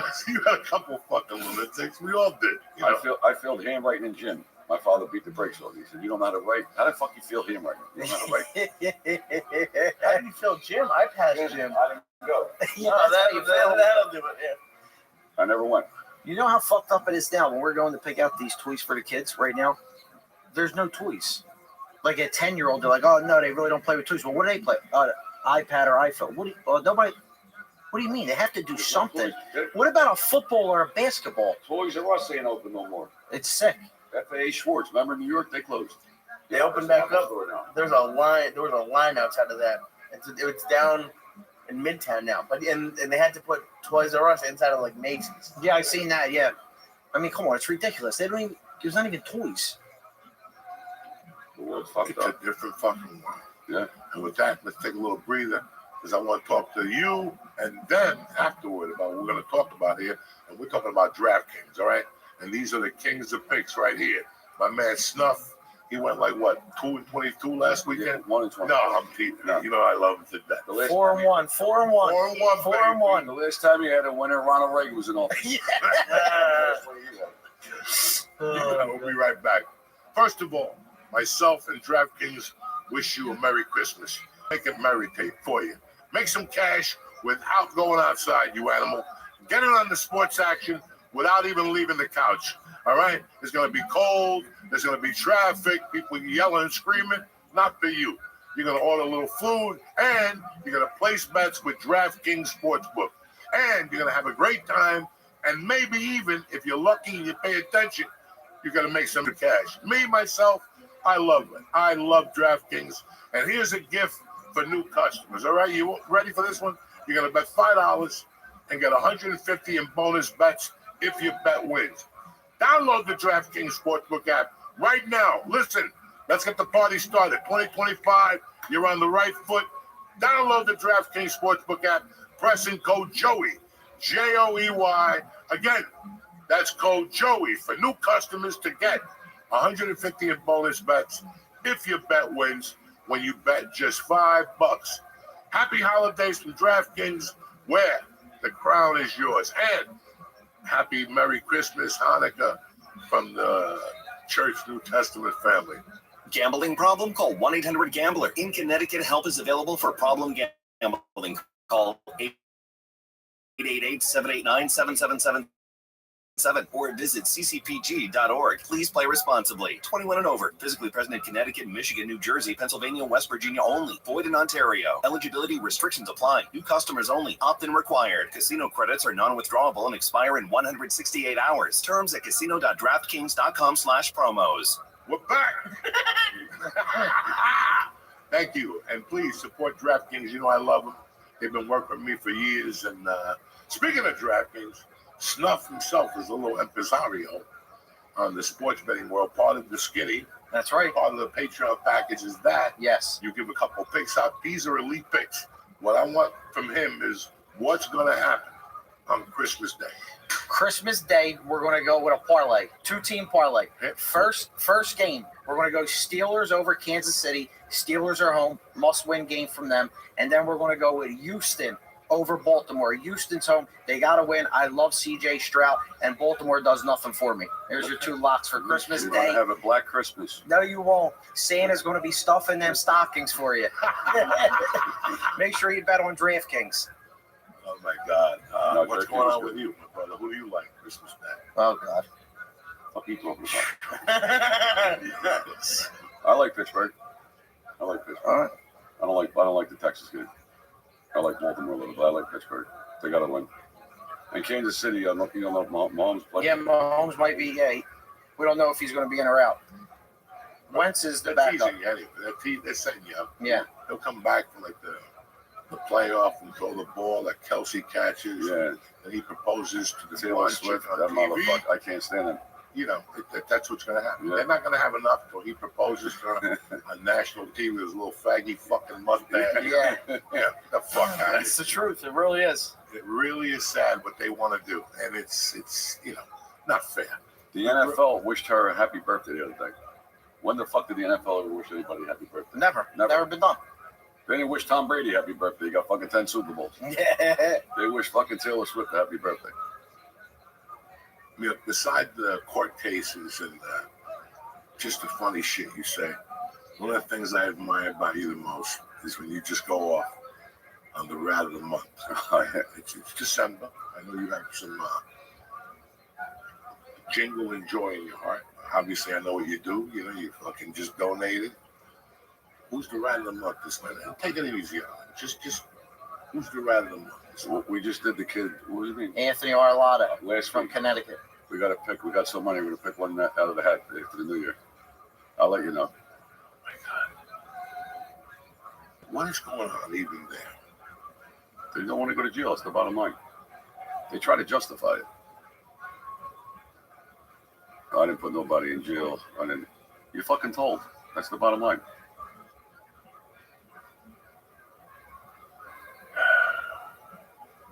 I just never understood that whole thing. I just never understood it. You know, They got no way to get out.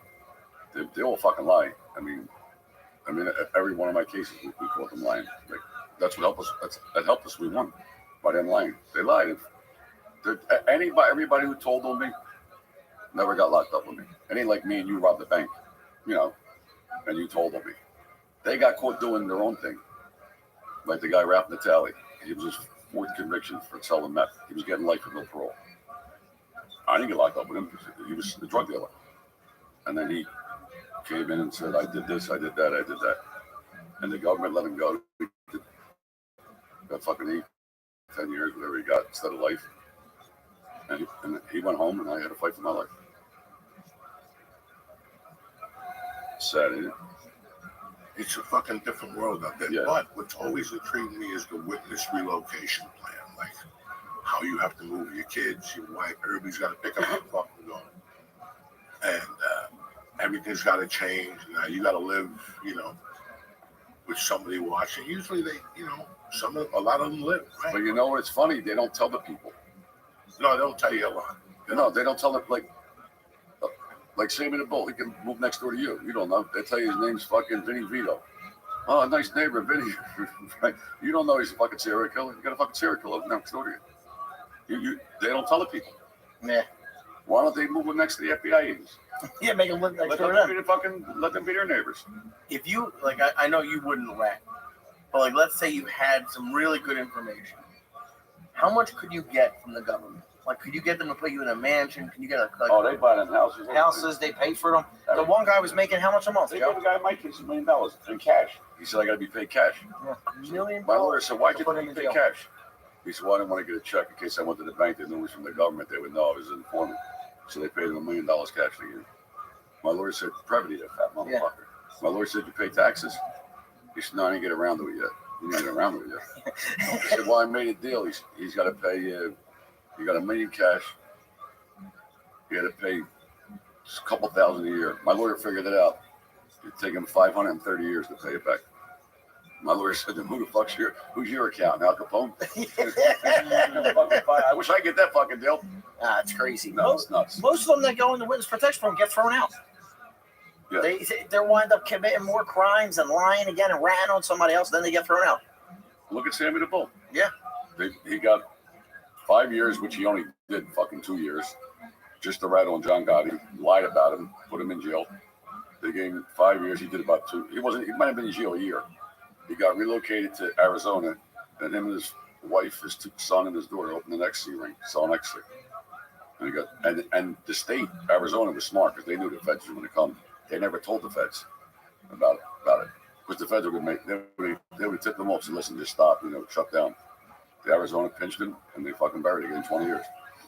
I came home. I give out Christmas gifts to kids. This motherfucker selling XC to city kids. I'm the day guy. They love him.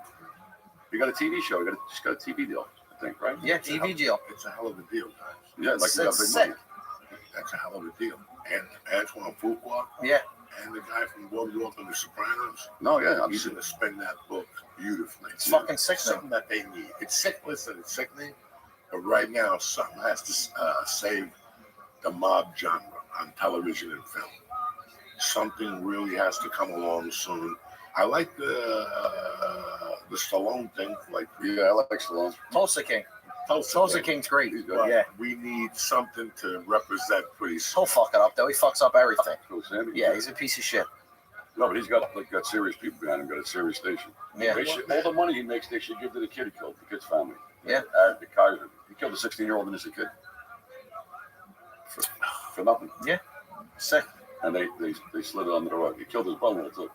Nice guy. You look at that was 30 years ago, and you look at what was going on then, and what's going on in today's world up there.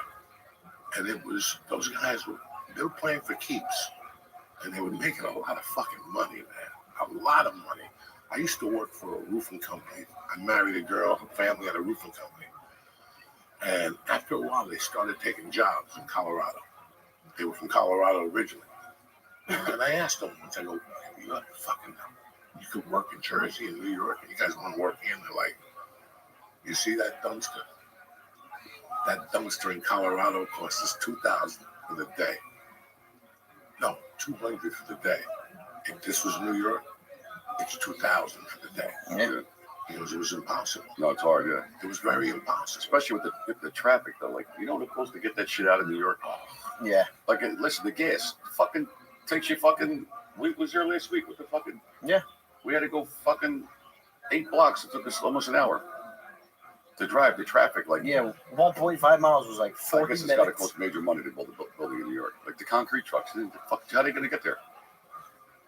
We'll New York, New York's high. We'll stick in Philly. Listen, We'll stick in bro, Philly. this is all going to change if gambling gets legalized in New York City. Yeah. Okay, just remember that. That's all going to fucking go out the window. They're going to have. They're going to put it right in my Hudson fucking yards. No, they're going to have gambling. Gambling's going to be legitimate, and they said in 5 years, and that except 2 states, Utah, the Mormons, and somewhere else. I don't know where the fuck it is. You can be able to go to. They say you go to 7-Eleven, play lottery. You go and give me the Eagles for $400. Yeah. And bet right there. Yeah. 100%. The stadiums you're going to be able to Yeah. bet right there. That's it. Listen, the new crack is the parlays.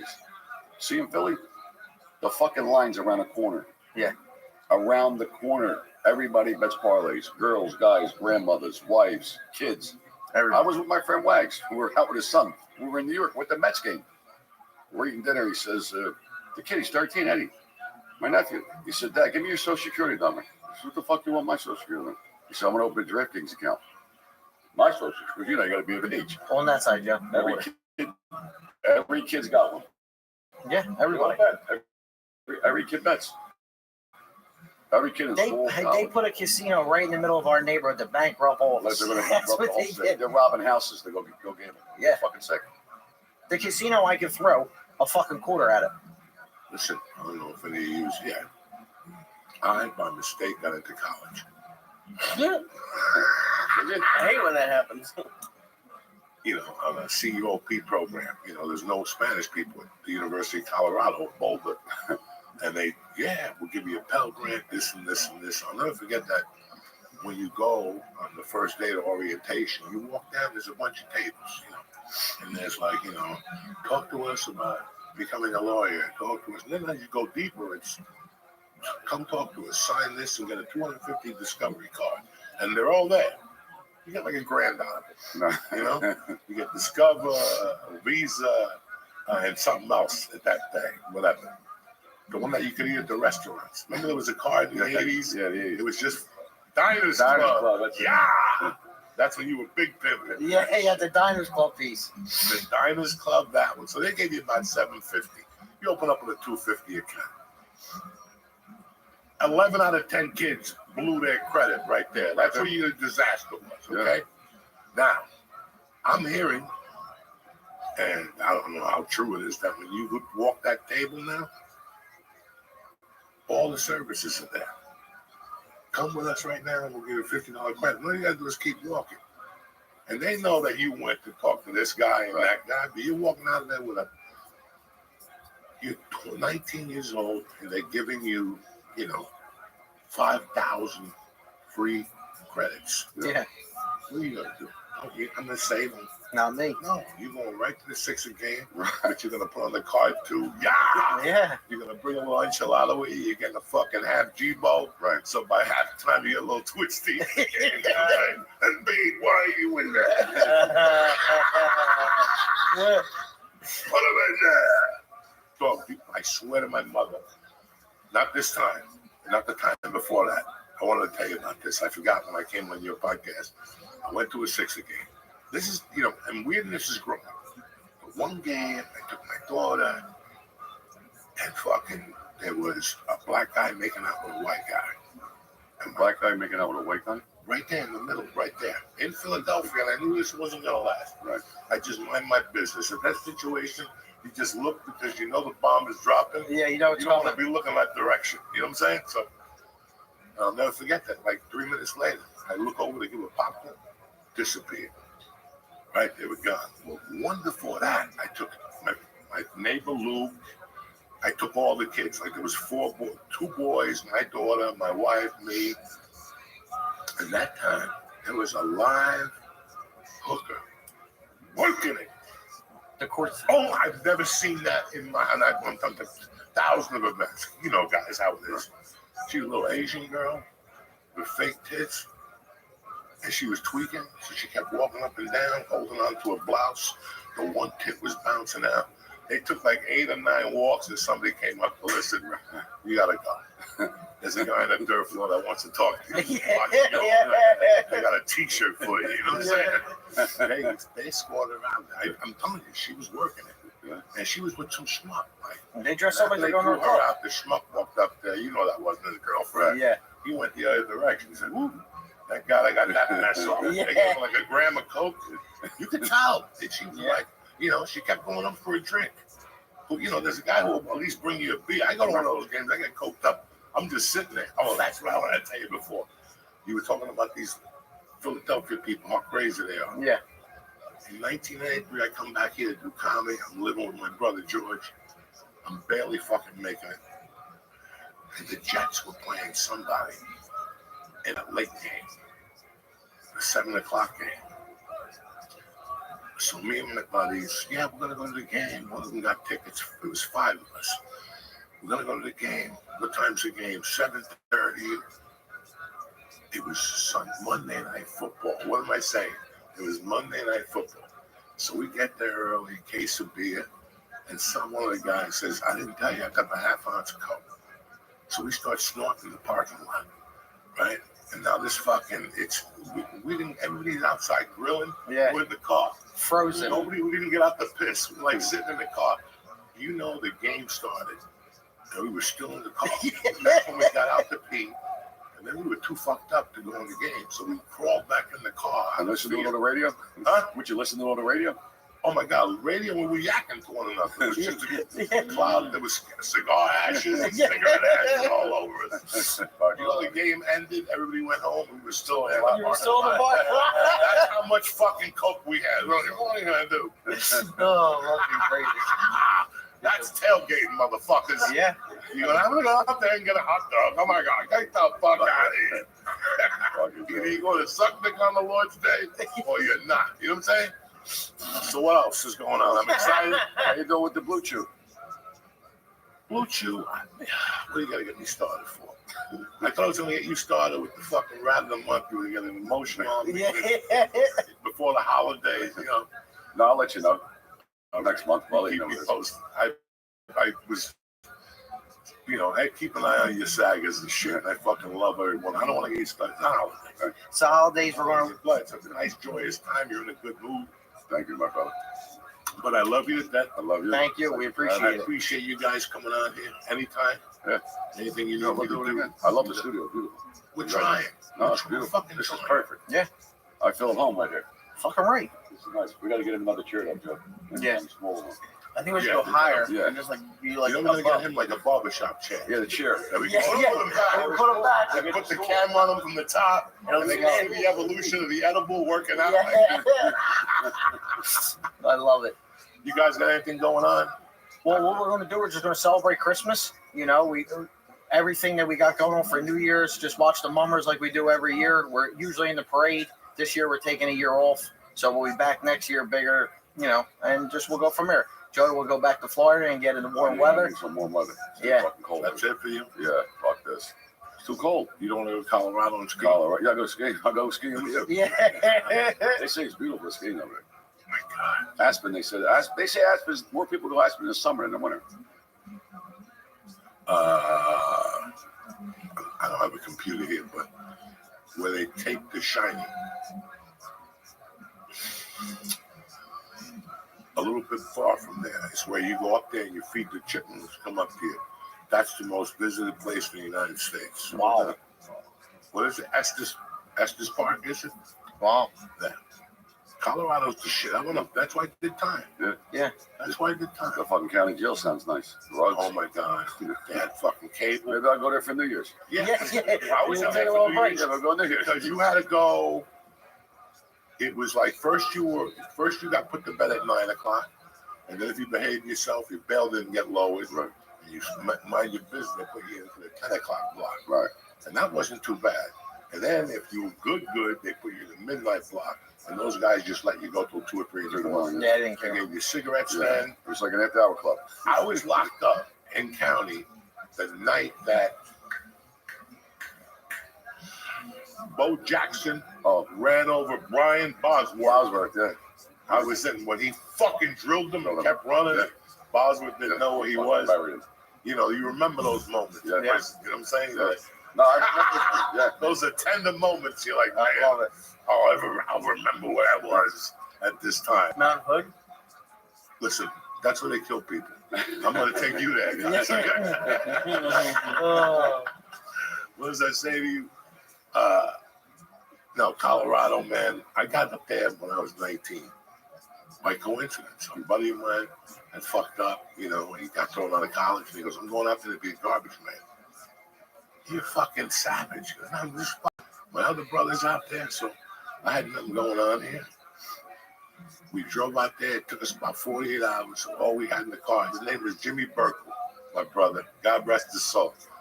You got to mention that motherfucker. And we drove out there with a barbell, 140, the fucking big bar. He came here for barbells and speakers. That's why he came back here. Then the car broke down in Pittsburgh. I just tried to rob a bookie and it didn't pan out. It was one of those nights when I told everybody to be at the bar by midnight. I owe you that 300. I owe you. And bring another 8-ball. And I showed up there like at midnight with the glove. My hang was tangled. Everybody was waiting for me. I had to rob the janitor. The janitor from the high school would come up there at night on a Friday night. And he would show up with a container and he put it in his pocket. And it was always those pill things to tell you what time to take your pills. Right. But one of them was always filled with, like, at the time, Valium. So I would take the Valium out and put it in his pocket and then give them out to my little fucking geeky friends at the bar. And then they expect it from me every Friday. Yeah. I tell them, relax, wait for the fucking dude. Well, the dude caught on. And I went in there one night, there was no Valium, but he had these other pills, and they looked like Quaaludes. So I took all these Quaaludes out. People were like, what'd you get? And I go, I don't know what they are, but they look like baby Quaaludes. Take them at your discretion. Everybody was fiending, so they go, let's go, give it. I even took one. That was the biggest mistake of my life. I went down on a Saturday night. I didn't wake up till Wednesday. As a matter of fact, when I woke up, I was broke. And God rest his soul. You know who fed me? Mr. Charlie, because I lived with Fernie. And I walked right to the fucking, right there. And I would go in there with no money, planning. I would put the tab on the arm and go, Mr. Charlie, I have no money, but I'll be back by the time you close at 4 with the money. And from there, I'd go rob somebody. Because I knew I had to give Mr. Charlie his money, because if I fucked up, I wasn't eating breakfast on the arm. Yeah, that's it's not bad enough you wake up broke, but to wake up, at least have a breakfast, and then I can figure out what the day's going to look like. Yeah. What the fuck kind of pill they give you? What's that? What was the pill? You slept for 2 days. Epileptic pills. I didn't know. Listen to me. When I woke up, I was living with Fernie Basasudo, rest his soul. We had those old answering services. Beep, beep, the red light. The red light was going off. And I looked at it. Beep. Coco, you fucking suck. What was that pill you gave me? Call me back. Beep. Coco, what the fuck? I haven't stopped shitting for like 4 days. Yeah. Coco, call me back. Coco, you got any more of those pills? Yeah. They were tremendous. I mean, I'm like, so what happened? I knew I went to bed on a Sunday, Saturday night, and I got up at Sunday morning. I couldn't even walk to the bathroom. I was crawling. I had vertigo fast. I just shit myself, wiped myself, and went right back to bed. Woke up Monday. Got up again, vertigo, puke. Woke up on Tuesday. Got up, washed my ass, took a shower, went to see the diner on the corner. He fed me. And fucking, there's 2 kids that still hate me from that occasion. Every time they're around me, like, no, I don't want nothing from you. Yeah. Last time I took something from you, I went down. I love it.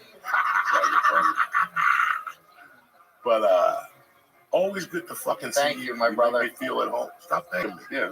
I love you to fucking death. No, I like to say thank you. What are you trying to get rid of this? Yeah, I'm coming home with you. All right. We got time to spoke. This guy's on my back You need me, 24/7. brother. If Anything you I need me can for do. something, let me know, please. I 24/7. definitely want to go to grand opening. I'll try my hardest. Yeah, I'll give you a couple weeks ahead if you Please. I'd love to go down there. I'll bring. Oh, you got to bring him. It's Mike Luigi. Yeah, we'll bring everybody. Yeah. They'll go crazy down there. Lee, I can't believe you've been sitting there. I've been watching you staring at that last calzone for the last 10 minutes. I put my thumb in it before the recording just to You know looked what at it. day. I'm telling you, look at that last calzone. It's calling your name. Oh yeah, I ate the I last can one. see that little piece of sweat beating on your head. Tremendous. It's 20 degrees in here, but I'm still sweating. My feet are freezing.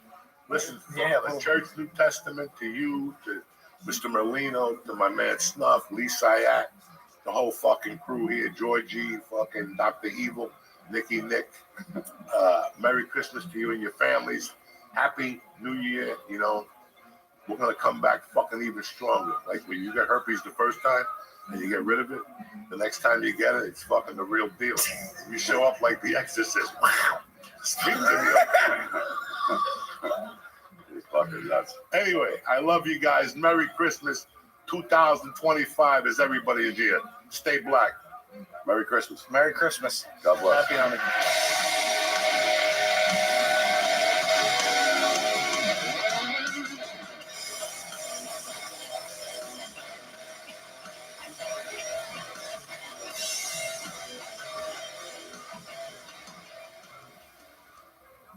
It's Tuesday, December the 24th.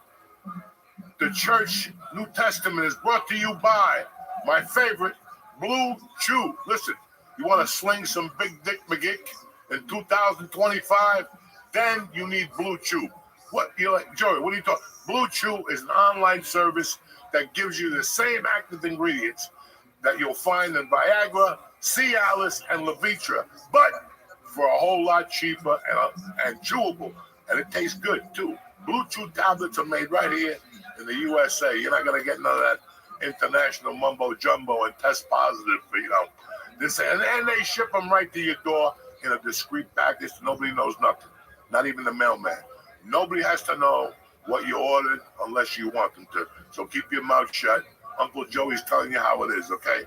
I'm a little older, and Blue Chew comes in handy from time to time, and it gets the party started quickly. Just don't be drinking booze and mixing, because then it backfires, and then things happen. Just don't do that. Get at it like a boss this new year, 2025, and get yourself some Blue Chew, Jack. Listen, Blue Chew wants you to have confidence. That's the most important thing, right? They want confidence to see you and be for you to perform at your best.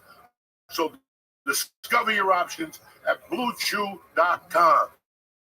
And we got a special deal for you to get the New Year party started right. This is for the New Testament listeners, all right? The family. Try Blue Chew for free. Can you believe this? For free. Just pay $5 for shipping and checkout when you visit BlueChew.com. That's BlueChew.com to receive your first month free. Visit BlueChew.com for more details and important safety information. And thanks to Blue Chew for sponsoring the show. Merry Christmas.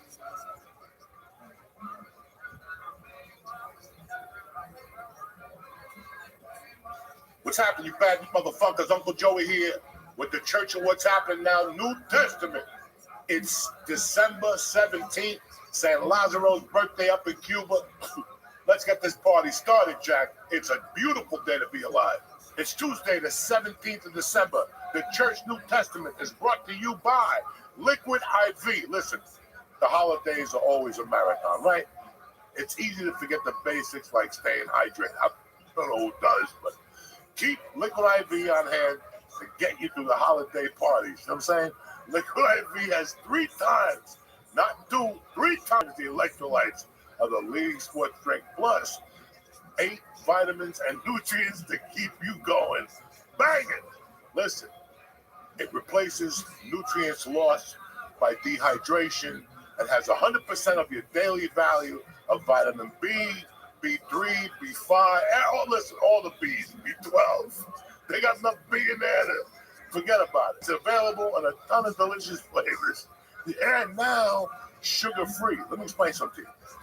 That peach sugar-free has always been one of my favorites, okay? If you like Liquid IV, the flavor, now they got a raspberry something. Oh my God. Stop the presses.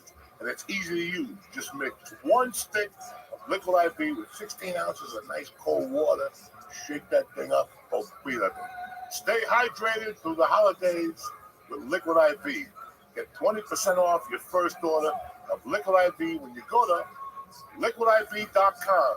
Again, liquidiv.com. Use code Joey at checkout. Joey. A lot of people, you know. That's 20% off your first order when you shop Better Hydration today with code Joey, Joey, at liquidiv.com. Please support the show and get 20% off your next one. Turn off your TVs, run for your lives. It's over. They didn't put you on this planet just to give up. If Uncle Joey could do it, I can rule the world. That's what you gotta be thinking. Welcome back to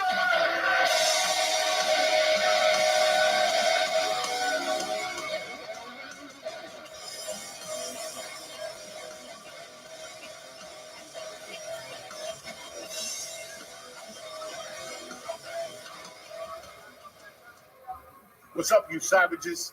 Uncle Joe here with my little fucking friend Lee. He's got his feet up. He's waiting for somebody to bring him a Danish. Not tonight. You know what I'm saying? I'd love a Danish on hot chocolate. Anyway. It was a great week. I got out there. If you came to the Stress Factory, you saw Uncle Joey fucking throwing it down last week. I had a great time. Thank you very much for coming. This week we got nothing. We got the open mic down at Uncle Vinny's tonight. And that's it. Then it's the holiday season. Got a life, cocksuckers. No comedy. Go on YouTube. I make a comeback on the 26th. But what's up with you? Where were you last week? I had my. Oh, that's right. I saw you Friday night. Yes, you did. I had my first ever little mini road trip tour. It was awesome. It was really cool. I was in Red Bank, Wilmington, Delaware. I was in Newark, and then Easton, Pennsylvania.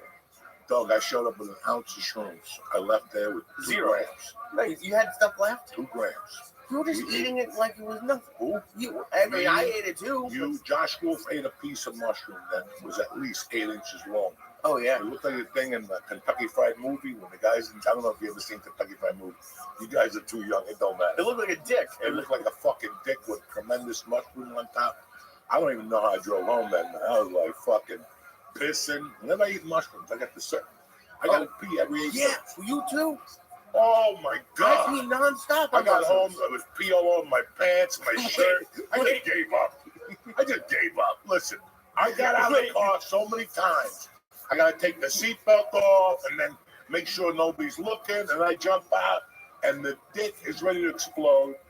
And I had the bottom of my sweatshirt. I had to go home, throw the sweatshirt, the t-shirt, 62 years old, pissing in this shit. But man, I couldn't stop fucking. It was a pissaholic. But then I went home and giggled by myself. Really? Oh, it was tremendous. I didn't see anything, you know. Now, here's what I didn't know. Because someone gave me like a relaxation pill. A relaxation pill? Yeah. And it turned it off. I didn't realize that those turn mushrooms off. What kind of relaxation? Allegedly, maybe a Xanax. Okay. A small one, like a tiny one. But I don't take those. So I had one, and then an hour and a half, 2 hours later, I was still a little. Dog, listen, I ain't gonna take one of those. But when I'm doing my mushrooms, I don't want it to stop. I didn't And that's mean the for it to problem stop. with them. I keep eating them to see if I get back to that level. Nah, you at that level, relax, put them away for the night, and enjoy the devil. I heard that's what mushrooms you have to like. If I take a gram tonight to get the same amount, I have to take 2 tomorrow night. Yeah. Yeah, but you're taking 8 a night. Yeah, but So there's not enough. listen, I didn't do them since Friday night. Okay. And then before Friday, I was doing those little stick men. Not even, because I didn't have no mushrooms. The mule showed up on Friday with some fucking tremendous. I am set for the fuck. Listen, for a week. When Santa Claus, and then my wife put lights outside the house, white lights. Oh, that's fantastic. I went outside. No, they're fantastic. No, they're not. Not when you on mushrooms. You don't think they're fantastic? No, well, at first I thought the police were out there. I didn't know.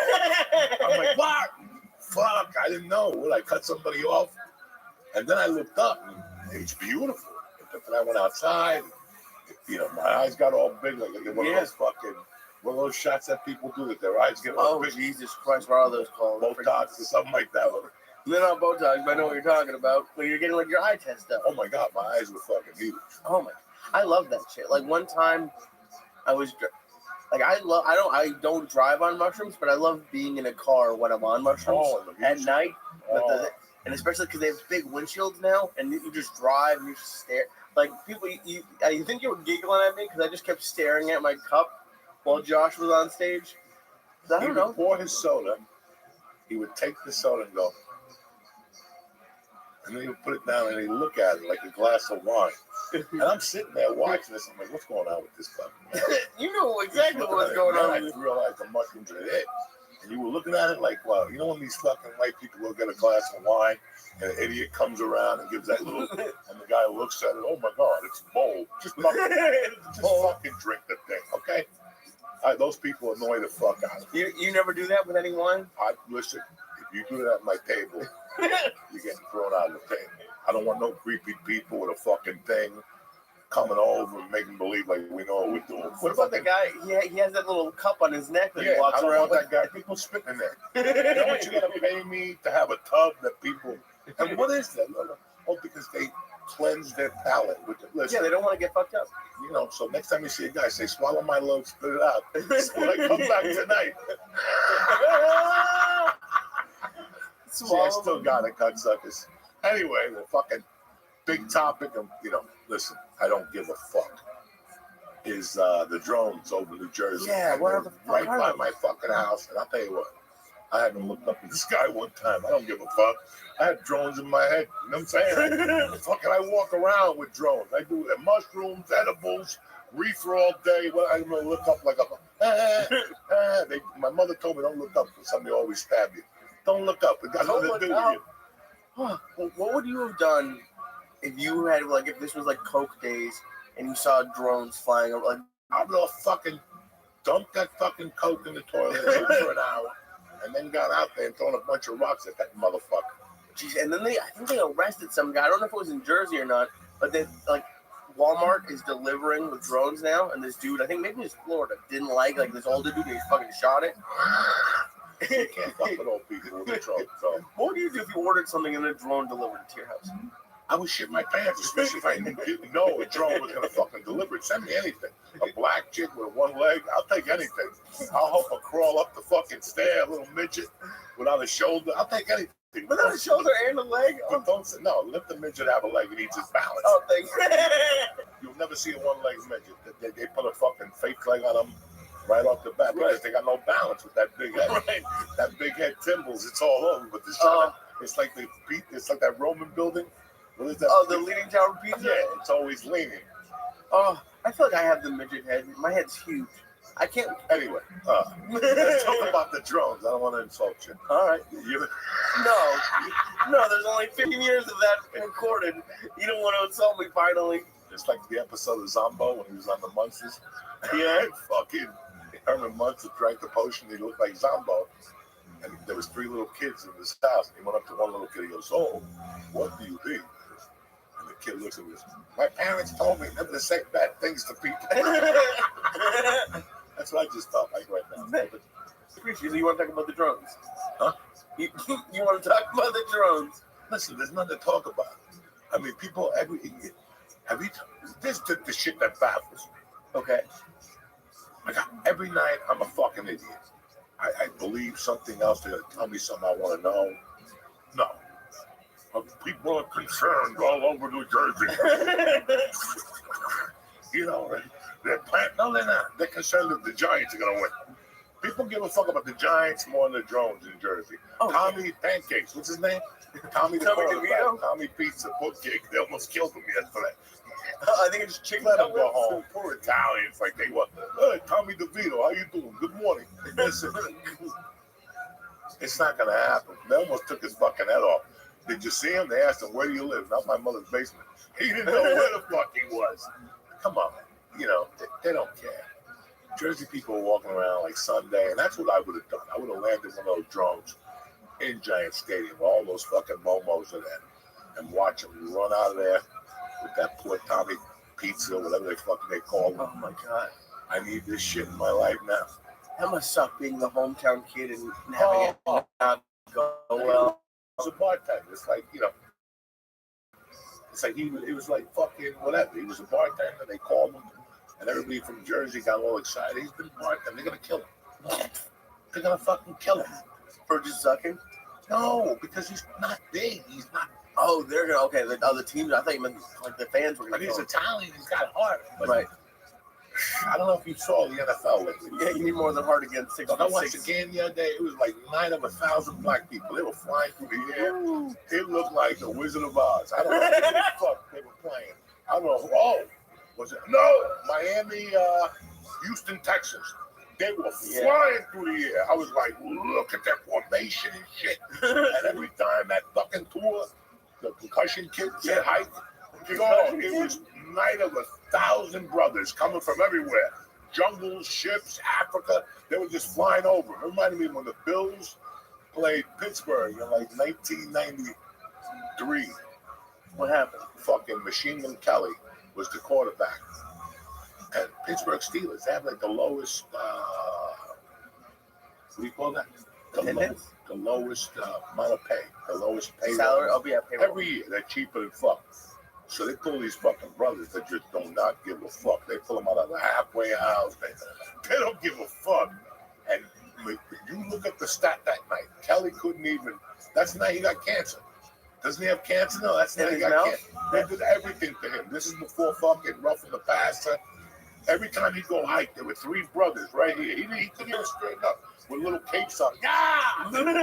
Boom! They would knock them out. They were all like fucking brothers of Superfly. Jesus. Didn't they used to smoke on the sidelines? Who? Just any player. I feel like I've seen video of like NFL players like smoking cigarettes. Basketball, I heard that people smoke. Jesus, that was crazy. But what we talking about the drugs? Yeah, I don't know. I don't know what the fuck to tell you anymore. My man Nick McIntosh said that as soon as the drone goes up in the air, within 30 minutes the cops are in the house. Oh, dude, I was watching a video. If it's illegal. So now you got a fucking drone the size of a truck going around, and Rogan didn't help Matt as much by fucking putting my thing out again. When I talked about Hudson County having fucking the #1 amount of Martians, everybody was calling me fucking all these creepy fucking what do you call those people? Tinfoil people? Yeah. They were emailing me, like to do an interview? Not really. Not really. I don't give a fuck about Martians. They've been here for years. Really? You wouldn't care if they were real? Or we deal with a Martian every fucking day. You think so? I can't wait to go to the doctor's office. One of you motherfuckers. And that Indian that everybody makes fun of rips off his mask and he's got little fucking ears. And he's a little fucking Martian. All these Jewish doctors, they could be Martians. You ever notice how they're all Jewish, the doctors? Well, yeah. Don't look at me all creepy. No. First of all, you're not supposed to. I don't think you're supposed Maybe to. Israel is fucking a land of Martians. Look at them. Yeah. Aren't they beating up on Syria? I think the president's gone in Syria. Didn't they just like overthrow a country? Maybe I don't think Israel did, but like the people. That's what they said, but I don't trust. Who's taking over bad boys? The Jews are going in there and going, it's ours. That's it. This is how we start. Yeah. We're taking everything. We're like Fidel Castro in 59. Land, gold chains, everything is going. And we'll give you If you want to go, we'll give you a way out, but you ain't taking your shit. No. That's Fidel Castro. That farm, the car, that's all mine. Kissing on the way out. Are the Castro still in charge in Cuba? Well, what? I think I know Fidel's gone. Like one of his nephews. I don't fucking know, Lee. I thought it's 6:30 at night. I smoked 22 bongets today. What, you know, now you want What to do you 60 know? minutes. You know what I'm saying? Now you What didn't you start? You brought it up. I'm trying to have a conversation. What I time don't would you know who's about Castro? I don't know who's running Cuba. I know they got to get houses on the Grand Belt. Pissed you off. Just someone's taking too long across the street. Why do it to somebody pissed it? They expecting you to get it back. Now you do it to a pedestrian, a guy on a bike. Oh, yeah. Some guy with bicycle with nice shoes and black socks. You know how much I hate black socks with sneakers. Right. So Amazing. Yeah, these new kids, they didn't get the thing. If you cut if the sock is blue, then they'll bleed into you and you die of fucking ink poisoning. Jesus. So who else can we? I don't know if any of that's true. So That's all if I like see some dude on a skateboard, Right. and he's kind of cocky. You know those motherfuckers like they try to play with the. You hit him with a shot of fucking that. Right. You hit that motherfucker with some mace in the eyeball, it's all over. What about like the guy flying the drones? Can we get him? I'll hit him with some fucking at Levy's when we were kids. They used to sell what you take out of the skunk. Oh shit! Really? The juice in little bottles. And you can like put it on leaves to eliminate your odor when you go hunting. Okay. Fuck that! I would just throw the whole fucking bottle at you. That thing breaks quicker than shit. That ounce of fucking $65 it was back then. It was worth the laugh. It was $65 back when. I think 82, 83. So that's like hundreds of dollars now. Probably. Yeah, they descent. They descent the skunk. That's the word I was looking for. And you would spray that on people? You don't spray it. You hit them with the fucking bottle. And go the You other drank the way. whole bottle on them? Holy shit. It's just a little white bottle. Okay. And it breaks. Right. Now it's probably plastic. You know, everybody wants to save the ocean. But back then, it was a little fucking bottle. You know what I'm saying? Do you recycle? All the time. I don't. People get so fucking obsessed with it. I just throw shit away. Oh my God. I'm the biggest recycler. I thought so. I'm Johnny Ecology Club. My wife recycles, you know.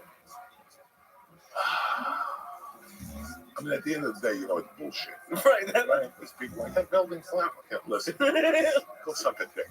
You know, when you're concerned with like, oh no, the forest in New Jersey, listen, just knock it down.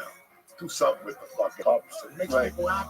Look, when we left LA, we couldn't fucking use a straw. Right. Coke people didn't know what the fuck to do no more. All the straws are made out of paper. Right. Why was the reason? Because it gets stuck in the dolphin's fucking thing and you can't breathe. Listen, I love animals. Right. But I like straws better. You know what I'm saying? You want to drink a milkshake without a straw? Be my fucking guest. An egg cream without a straw, a nice black cream soda from the Jewish place. Yeah. You need a straw. They want to give you paper straws and vents. The Remember worst. it happened to us at that pizza. It happens all the time. The night that you said you like your crust crisp. I do like my crust crisp. That's the night that I was like, what the fuck are these people talking about? Yeah. It's fucking crazy. I'm crazy for the last 20 years. Why? Because of the coke in the water. Now that, you know, and now people like, don't throw plastics in there. They used to eat those pens. How many fucking pens? With those big pens, you took the thing out, you did a line of coke, and you put it back. And then a week later, your grandmother's like, why? I licked the thing and my tongue got numb. Listen, bro, I don't know what to tell you, Grandma. And I know that happened to you, George. Well, somebody would lick the fucking thing off. Those pens were the best coke thing in the world. You can make believe you're an insurance salesman, pop it out and do a line anywhere. Really? You use big pen Big covers? pen, the king.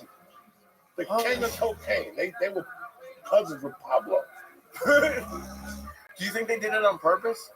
Please, I don't fucking Well, no, know. because It didn't just they happened by sell like mistake. little spoons? That you Look at the fucking little fag that drew the happy heart. What happy heart? The fucking happy heart that all you happy people text at people. The little happy fag face, right? That thing was invented in like 1950. Some guy was doodling. He sent it in for a bath. And the rest, in the 70s, that shit was on everything. The smell. Parties, right? Your sunglasses, everything was happy. Right. Everybody was happy. I don't see you being like a hippie. Like, did you ever dress like a hippie at all? Not in a million fucking years, but listen, this is what the problem with America is. Today, Snoop Dogg put a picture of Marvin Gaye out. the cover of one of the albums. He's fucking just a G. You know, put that same cover up today. The guy's got a fucking Charles Bronson hat. He's got a cigarette. He's got an earring, like a fucking Christmas tree, and his fucking tattoos. You know, we live in a society where it's like what I used to tell you when I left LA. If I could pick the director, when I walk on the set, it's not going to be good. Right. Not going to be good. What's that director look like? The rolled up sleeve with the, because God forbid they don't show that fucking tattoo. The hat with the feather, the Chinese assistant, you know. I see you coming. You know what I'm saying? Remember my ex-brother-in-law, the Kings? They could outski anybody. These motherfuckers showed up on the hill with jeans. And now you see these people with light protectors and a helmet, and you're terrible. You can't even fucking ski. My brother-in-laws would get out of a truck and go into fucking ski things and win first place. While everybody else had padding and, you know, the protectors, and that's the problem you have now. Right. That, you know, everybody wants to have an image. Everybody's got purple fucking hair. And when I was growing up, you go, look at that fucking jerk off. Now people are like, oh, how cool. No, he's not fucking cool. This is how he gets you to make believe that he's better than you. Right. Or whatever. Oh my God, I wish I could be that cool. He ain't that. He ain't that dude. Marvin Gaye was fucking cool. What did he do that was so cool? Like, why do you like? Yeah, I know who Marvin Gaye is. What Why do you like Marvin Gaye? Cool? A bunch of black people fucked because of Marvin Gaye. That one album with Sexual Healing. Yeah. That was a different type of brother. That dude would have had a hard time. What would have happened to Marvin Gaye? He got shot by his fucking father. Oh shit, I forgot about that. That's what I expect. His father or his stepfather, somebody shot him. Yeah. There's a fucking YouTube tape of Marvin Gaye fucked up in his basement with a band. He's laying on the couch like this, fucked up from the night before. They're playing, and he's singing. That's how bad that motherfucker was. And he was singing well? It was like unbelievably well. Unbelievably well. Jesus Christ. Unbelievable. That motherfucker was so black, he said, fuck you white motherfuckers. He went to Germany. He went to Germany. I didn't know black people went to Germany. He went to Germany with a big bag of coke and wrote like 2 fucking albums. He locked himself in Luxembourg, whatever the fuck. Okay. You know, where everybody else is jumping up and down in Motown. He said, fuck you, black motherfucker that, you know, James Coburn. Say what you want to say when John Gotti. That motherfucker came in your house with a $2,000 suit on and shoes shine 15 times running your head. You know what I'm saying? Them motherfuckers were buffed to the max. I would love to get my head buffed. Certain people that you look at and you're like, God damn. Elvis Presley in 68 with that black suit on. Nothing beats that. Maybe Jim Morrison had the Hollywood leather pants on, 1969. Shit. With some snake on him or something like that. He had like some snake belt or something. Really? And you never, because like, you could. What can I do that would be cool? I don't know, cool. Fucking shave my ears, whatever the fuck. Got a tattoo on my face of a cross. Shave your ears. What can I do? Dress up like that, you know? You wouldn't wear like a $2,000 suit? For what? I'm a piece of shit. You can't put a silk hat on a pig. And I don't say it like that. Listen, the truth is, I don't look good in the suit. Really? I don't feel comfortable. Yeah, they do so. I just don't feel comfortable in a suit. Why would I? What difference does it make if I walk into your restaurant with $2,000 suit? Who am I kidding? And a BMW outside. I double park it so everybody sees it. Do you have like anything you wear a suit for now, or are you just done with suits? When you die. Thank you. I appreciate that. I would never do something like that. I mean, no, I hope you wear a suit if I die. Something really special, you know. Right. But to wear a suit to be fucking cool. Right. I don't know. My last suit I bought at Kohl's. Yeah. For the premiere of The Sopranos. That's terrible. You bought it at Kohl's? Yeah. I didn't even know Cole sold And, suits. you know, what do you want me to do? You want me to go buy an Armani? What would an Armani suit? I mean, I'd look a lot better. Right. But inside, I wouldn't feel that much better. I'd still feel like a guy that robbed a jewelry store. Well, you know what I'm saying? Like, and that's the truth. Right. Because it's like you lived in LA and you spent a lot of time in New York. Like I walk around New York, I just see people, like men who look cool. Like I know I wear jeans and a The only sweatshirt. cool looking face. The little guy, the soccer player. Oh yeah, Beckham. Yeah, David Beckham. David Beckham, that's the coolest looking white man in the world right now. I saw him in person. I almost sucked his dick. That's how cool. When you see him in person, you're like, God damn. Out in the street in Broadway, talking to people. What up? I got out of the car and I'm like, what's up, dog? He said, hey, how you doing? Well, I never even went to that stadium. In LA. Yeah, and I go, last time I saw you was at the stadium. He's like, oh yeah. And then we say, when are we gonna do a podcast? I go, let's go down there right now. He wanted to go right now. Holy shit. Call Joe right now. I want to go down and do fucking this podcast. He goes, the only way I'll do it is with you and Joe. I don't want to go in there by myself because Joe gets too smart. On 74th and Broadway, on the fucking corner, you're like, God damn, that dude is smooth. Oh yeah. It's just some people. And then there's other people that dress up like a fucking idiot. But I know who they are. Like, I don't know who they are, but they got to be somebody. Because they dressed up like a fucking idiot. You know, or the big beard. You know, why? Right. You're Dominican. Why do you have the beard down to here to look like Alibaba? Why? Your parents came over like my parents on a boat, a stick. You have very weird rules about beards. Like every time I let my beard Because go I for know like who has 4 a beard days. for real, and I know who has a beard for show. There's two different things. When I see Hamas, they got a beard because they're bad motherfuckers when they earn it. Okay, they flew on little pedals and kidnapped Jews. You want a beard, you earned it. cocksucker. Okay? You follow what I'm saying to you? But if you're just going to have a beard to confuse people, because you look like it. Look at yourself in the mirror. Type up what a terrorist look like. And if you got that beard with that stupid fucking look on your face, right, you got to go to yourself, what's wrong with it? It's some like people when somebody goes to jail and they get tatted up. Let them get tatted up. It's this new generation that wants to get tatted up to their finger. I saw a chick with a black sleeve. Why would a beautiful woman do that? Oh, she wants to send her artistry. No, because she's an idiot. Because God forbid somebody don't stop. That is so. You know, and they take that home. We have friends on Facebook that write blogs. They're in no business to write blogs. In no business. In 3 hours, you got to check it. You ain't got that type of time. Right. Go do what you got to do, which is fucking stand up. You just wrote a 10-hour thing. You could have wrote fucking 5 jokes. And what do they write it?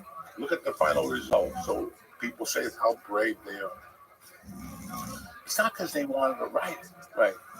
It's because God forbid before I left LA, I was at the park during the pandemic, and like everybody was. And there was some family there. We were talking to them. Until this fucking day. She works in New York. Full time. Big money. Big money.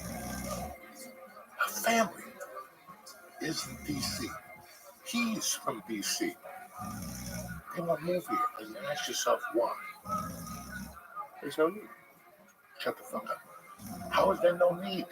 Because they might have a better life in D.C. No. You're not fucking following. Okay. What I'm trying to, they're based out of New York.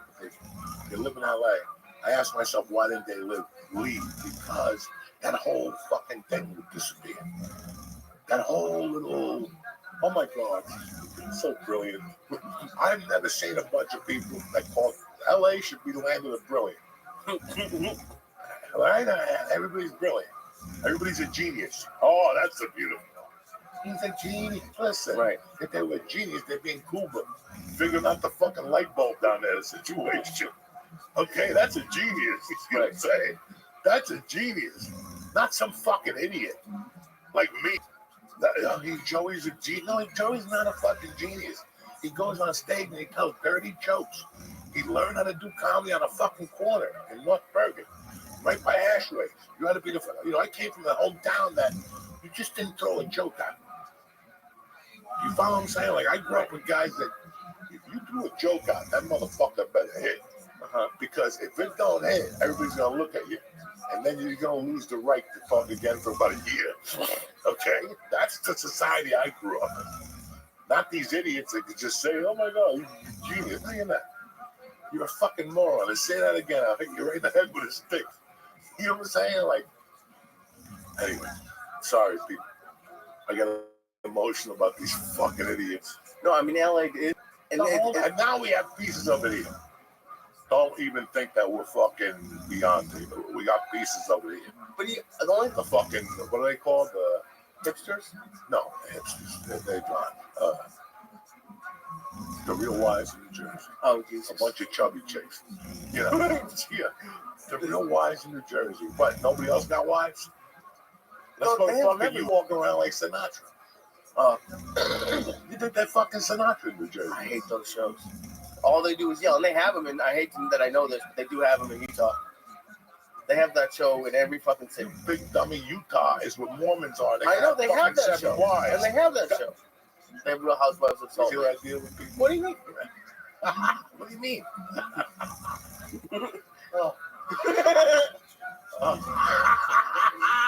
We'll take a quick break and talk to you people about a few ads here. All right, we'll be back. Hey, Uncle Joey again here. Listen, we all love a great deal. Who doesn't? And Mint Mobile has a great deal when it comes to cell service. Get amazing wireless service for just, you ready for this? $15 a month with the purchase of a 3-month plan. It's that easy. No hoops to jump through and no BS. All Mint Mobile plans come with high-speed data and unlimited talk and text, all delivered on the nation's largest 5G network. Listen, you know me, though.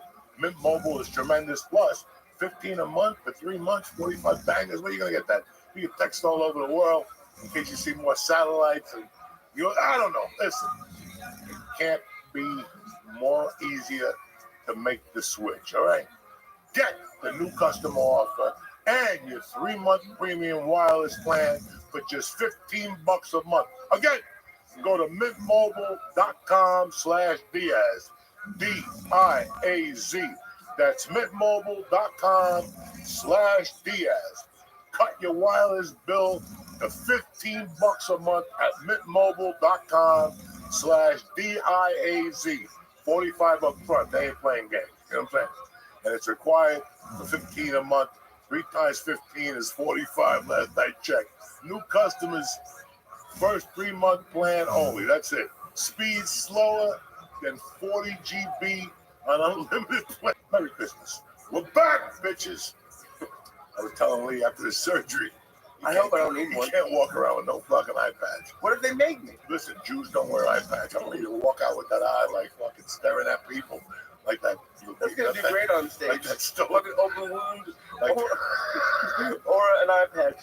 I don't know which one is worse. Listen, when you do comedy, you walk out there and go, I have my eye. You like a fucking teacher. Jesus Christ. Yeah, Jews don't wear eye patches. I think some of them do. No, they don't. Look at the fucking Look at the heavy-duty Jews. They never wear eye patch. Yeah, if you went to Auschwitz, you got problems. You went to eye patch. You know, I don't think they gave an eye patch to Auschwitz. No. Auschwitz. Anyway, sorry about that, guy. Anyway, it's a new fucking year. Yeah. Let's cut this shit. Like, Christmas, yeah. But on next Thursday, you motherfuckers, we got 5 days left before all shit breaks loose in 2025. So I hope you motherfuckers are ready, dog. Think about that. All shit's gonna break loose. You have to assume right now.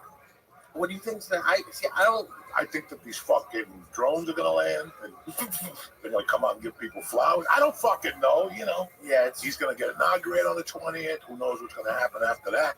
But as far as I'm concerned, like, I don't give a fuck about the outside. 2025 is gonna be a good year for us.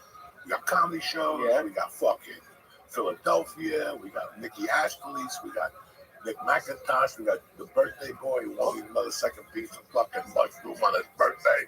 Well, because you've been saying, I know you do. Anyway, And you're not really a negative dude, and I don't think necessarily you're being negative, but you've been saying for a while now, like, that you think shit's about to pop off. And I think we're right on the edge. I definitely think we're right on the edge. But there's something's got to give. Before eggs go down, before the price of eggs go down, something's got to give.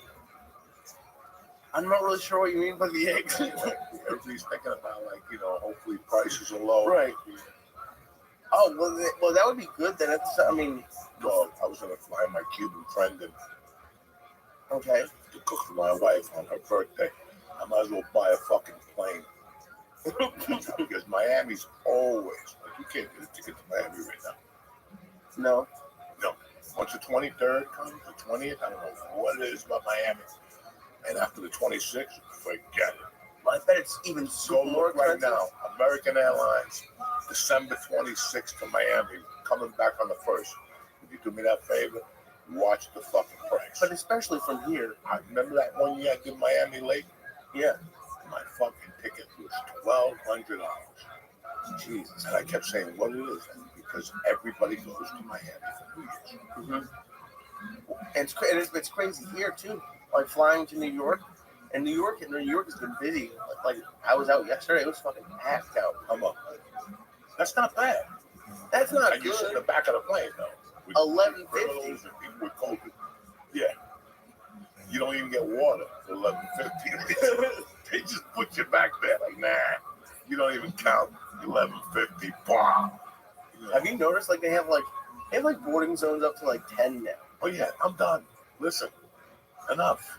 You know what? I don't care if they have 20 fucking boarding zones. You're not gonna see Pop on any of those planes. No. First of all, what they do to you is, I look at tickets. I always listen, guys. I'm a nerd. I get stoned that night, and I look at. I'd love to go back to LA for a couple of days. I was gonna take Mercy to see a concert. The same ticket I paid $1,200 for. Triple. And I couldn't even get a flight out of Newark. It was sold the fuck out. JetBlue Mint from JFK to LAX is the best. You get your own little window. You close the door. You scratch your nuts. You fucking do edibles. You watch movies. You do work. They give you a fucking blanket. It used to be $900, $9.99, maybe $11.50 tops for first class. Mint. Right. And remember, I don't know if you've been on fucking the row behind that. JetBlue has like 3 or 4 rows, but they're just as good as first class. They used to. I heard JetBlue kind of sucks now. It fell through a little bit. I haven't been on JetBlue before. Like Spirit bought them, is what someone told me. But everything fell down. Yeah. How many fucking flights you get at Newark and all of a sudden there's no Wi-Fi? What? I gotta go to fucking Australia. How the fuck is there no Wi-Fi? Yeah, I gotta go to Australia. Yeah. I paid $92,000 and you would drop this no Wi-Fi on me now. Go fuck yourself. This can't happen. This can't happen. This can't happen. I never would have thought you'd be upset about Wi-Fi. It doesn't fucking matter, but I'm thinking about the business guy. Right. I'm thinking about that lawyer that finally has to get on the plane and goes, I got 14 hours to Auckland, Australia to do this shit, and now these fucking United people are telling me that there's no fucking internet. Or they ran out, or the food didn't. How many planes did I get on last year? Maybe 10? 2 of those flights were sorry. If you're hungry, go fuck yourself. We got nothing for you, not even a cracker. You might as well chew on that napkin. You know what I'm saying? Like that. Oh, they're out of control. That's not fair, guys. That just listen. At that point, you're just getting abused and you're taking it. And when you call United to complain, you're number 2,000. They know what they're doing. They know exactly what the fuck they're doing. Speaking of which, you called someone this week and didn't trust like the "I'll call you back" thing. Do you remember that when you were on the phone, speakerphone? And it's like, hey, if you want to hold your place in line, put your number in and we'll call you back. And you stayed on hold for like 40 minutes because you didn't trust. No, I don't want them to call me back. I finally got on this fucking line. I just got these motherfuckers on the line, and I'm gonna hold them fucking to it. You ever get on those lines, and all of a sudden the fucking thing goes down? Like all of a sudden, it just call back, goodbye. You're like, bitch, I just lost 35 fucking minutes. If I was 21, I wouldn't be so mad. But 20 minutes to me at my age, that's fucking big. That's a big chunk of fucking life right now. I don't plan to live 100. You see these poor bastards. It's his birthday today. He's 100. Listen, shoot me now. For 15 years, I gotta have a diaper. People pet me and shit. I got 3 hairs. Just shoot me the fuck now. I don't want to live to be on. Joe Diaz, the oldest American. Get the fuck out of here. He doesn't piss. He doesn't have a dick no more. He's so old, his toenails stopped growing. The fungus gave up. There's no fun in that. There's no fun in being like my uncle's 85 and he acts like he's 65. He bitch to me, bitch on the fucking phone to me every time I call him. But, he still walks 5 miles a day. He still punches the bag for a half hour every fucking day. And he works on Fridays and Saturdays. He's the first guy that'll tell you. The first time you sit on that couch for a week, you die. After 65, he'll say, you sit on that couch for 1 week, you'll fucking die. And he's right. That's why I'm buck wild now. Still eating mushrooms, fucking looking at dirty pictures, the whole thing. I'm wilder than ever. I don't think those are on the same level. I think plenty of 65-year-olds look at dirty pictures. I don't think a lot of looking at 65 yet, but Jesus Christ. I never looked at dirty pictures before. What are you talking about? You never looked at dirty pictures? I don't listen. I have one Playboy in my house. And it's the one with Hollywood Henderson. Let's pull out your history. What do you mean you never looked at dirty pictures? You never looked at porn before? No, I made porn. What would you look at it? The crazy thing is when I was doing drugs, like after I stopped doing drugs, that whole sex life for me disappeared. I didn't like fucking soap. I'm not gonna carry my girlfriend in with roses. And I love you. Get the fuck out of here. I like to be fucked up and coked up and put coke on that pussy and the fucking champagne or whatever you got, Tic Tacs, whatever the fuck you got, those explosive. Wait, Pop Rocks? Pop Rocks? Oh my God, women love when you put Pop Rocks in that pussy. They go fucking bananas. But you're not gonna meet a girl on the phone and go, listen, let's go back to my house and put some Pop Rocks in your minds and coke. They get all crazy and shit. And then you go, listen, I'm gonna make your pussy blow up. Really? Yeah. Holy, because I remember you telling me to do that with Pop Rocks. In the 80s, I would show up with You Pop left out Rocks the or coke. Capon. I used to have fun. I used to have fucking fun doing coke with broads and fucking eating ass and, wait, doing So nasty shit. Are you telling me on coke, you put Pop Rocks on their pussy, but without coke, you're too embarrassed to look at porn? Oh, without coke, I'm worthless. I still love married 25 fucking years. Right. I still love eating that dirty pussy, but I lost my thought there for a second. But I'm an old man, pussy. What? Anyway. You said without coke, you don't really go crazy. I don't pull hair. When you do coke, you can choke them to death. They like all that shit. All the nasty things and shit, That's what doing coke. And women who did coke, right? They know that's part of it. They know that's, first off, a woman does coke and she wants to have sex, she better know that her muscles are going to work in her mouth. Because you get dead dick, While you're talking about in the 3rd grade, my father stuck a few, all of a sudden your dick dies. They got to start from scratch again. Right. And then once you eat their snack, you get a little hyped up. Then, why are we talking about this? I don't know. It's the holiday season. Why are we talking about I was just thinking, YouTube is going to love this one. And a woman's poor monkey a week before Christmas. We should be talking about,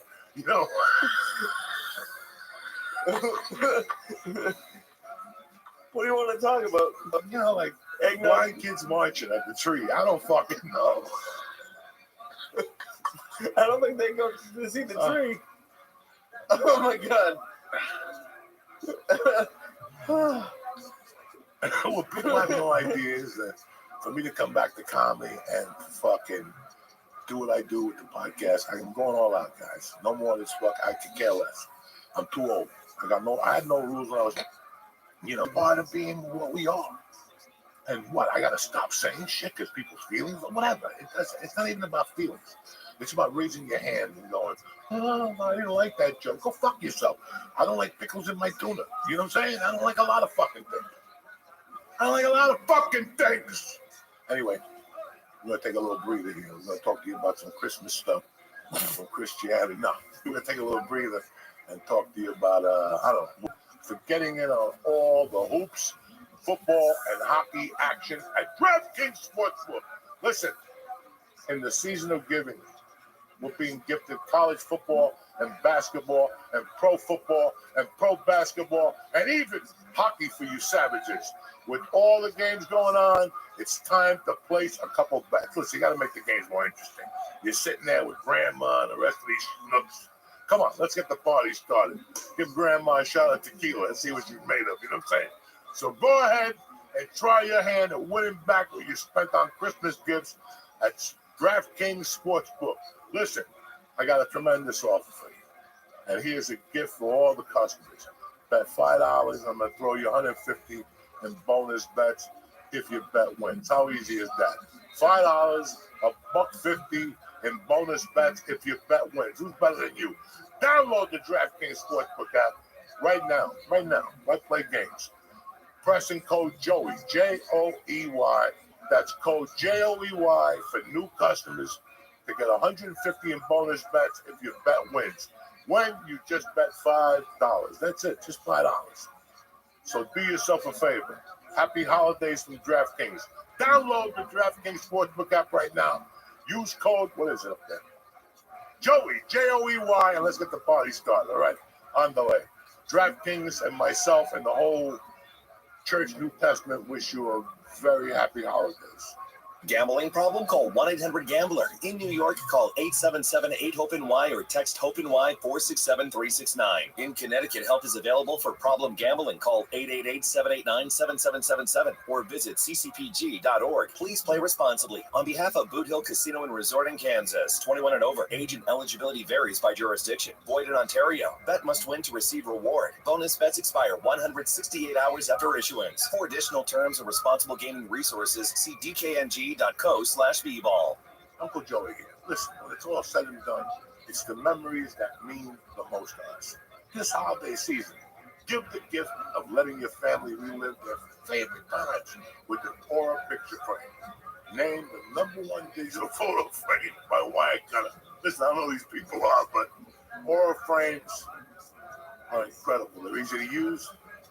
They let you upload an unlimited number of photos and videos from your phone right to your frame, you, the dog, everybody. That means if the kid did something funny at lunchtime, you can send the moments right to your grandma's Aura frame before the meal is even cleaned up. Who's better than you? Nobody. My wife loves the Aura frame. When they came in the mail, I'm like, who sent these things? But we put a couple pictures in there. Now we got the party started. You understand me? We got memories, Jack. So Aura frames are the best way to share your memories, whether it's an embarrassing photo from high school or a nice family portrait. Listen, give the gift of memories and laughter with your family. Save on the perfect gift by visiting auraframes.com to get $35 off Aura's best-selling carbon back brand by using promo code Joey at checkout. That's Aura, AURA frames.com, promo code Joey.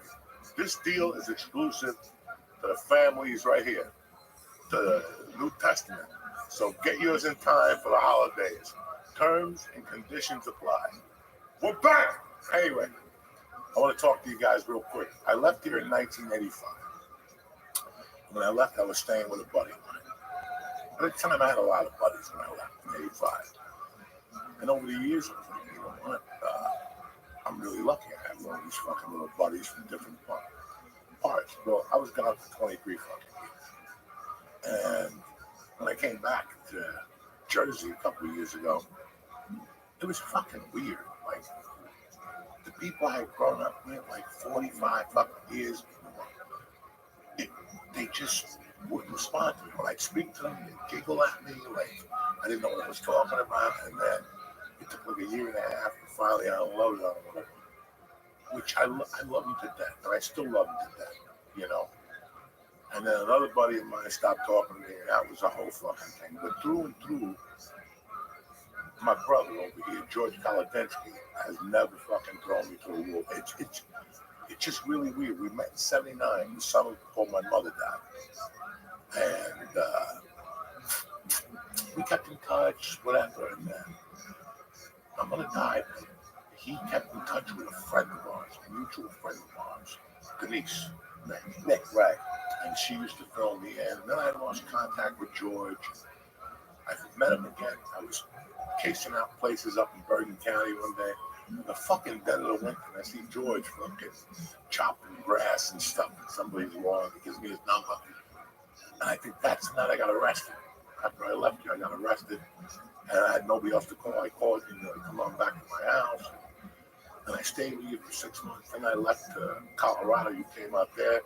And you were there when I kidnapped the dude and the whole fucking deal. You that left you Thanks like, for always keeping me out of that. I'm never in those stories. that left you fucking traumatized. I can see in your face. Yeah. You were there. You were there when I got sentenced. And I know that broke your heart. And it's just really weird. Like, you know, I put out a book a couple of years ago and people reached out and like, yeah, it's such a rough life. Your mom, I gotta be honest with you, man. I learned something. Like, I was really fucking angry at God. Like, when my mother died, I was pissed. I was like, what kind of a God takes a mother? A kid at 16 years old. So I lost faith. You know, I just lost faith. And it was George. Like, George, little by little, you know, and then I kidnapped the dude, and I went to fucking prison and all that bullshit. And then I think we lost contact. No, I came back for the wedding. We came back for the wedding. Ronnie was late, so I had to be your best man. Ronnie was too fucked up. Wasn't even in town. I think it was like a half hour before the thing. He was there. Oh, he was there somewhere else. Fucked up. And the priest pulled me aside. He goes, he can't do this. He's got rings around his neck. Well, you met these people. You know. So you got the call 30 minutes before, George? Whatever. I think I was in the wedding. we're in Colorado. I know you weren't invited. But yeah, but I mean, that's the halfway. I just got a halfway house to get married. The fucking counselor is there, not the counselor. The guy that would follow me around. I don't even know. And I had to smoke coke like different. And I broke down. Christ. Yeah, the one dude that you met after I left. The tall, he might have been Cuban. Yes, really. Had all the blow, right? Didn't he have all the blow? He had a lot of shit. That guy became a professional gambler. He ended up winning like $10 million fucking dollars. Jesus and I even Christ. returned my call. You know what I'm saying? Ain't that a bitch? But it's just so weird how I was down on religion, and I think about it till now, how God had a different, and you're never going to hear me say these words, but God had a different thing to teach me. He took my mother, but he showed me like the beauty in other people. Like, I don't know what it was. I have brothers. Your uncle, him, Jimmy Lou. I got brothers. Like, when I was down, they were there for me all those fucking years. And it showed me that. Like, that I have fucking brothers. Mike Ronnie's my fucking brother. We breathe. Me and George believe for each other. I don't even want to be, if something happens to him, I can't live without him. I call him 3 times a fucking day. You know, it's always a fucking different situation. I smoke dope before I call him at night because we started laughing before. It's a fucking, but we've been doing this since 1985. He would do whatever he was doing. I'd do whatever I was doing. We'd meet, we lived with his grandma, and then we'd disappear and smoke pot, and we'd come back, and the grandma would say, you do eat. She called reefer eat. And then I went down to the basement one day. I remember I was smoking in the morning, and the fire alarm. The things we did to that poor woman, and we laughed, and she loved us.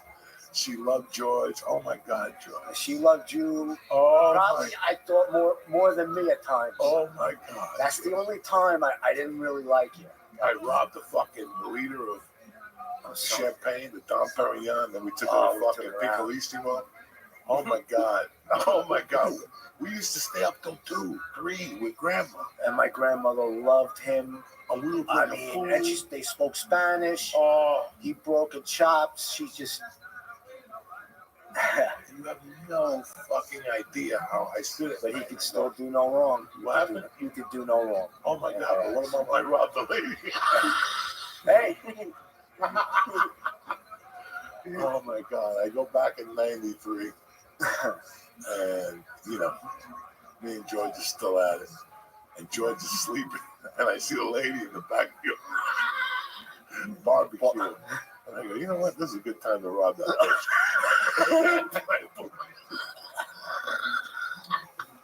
I put my sneakers on.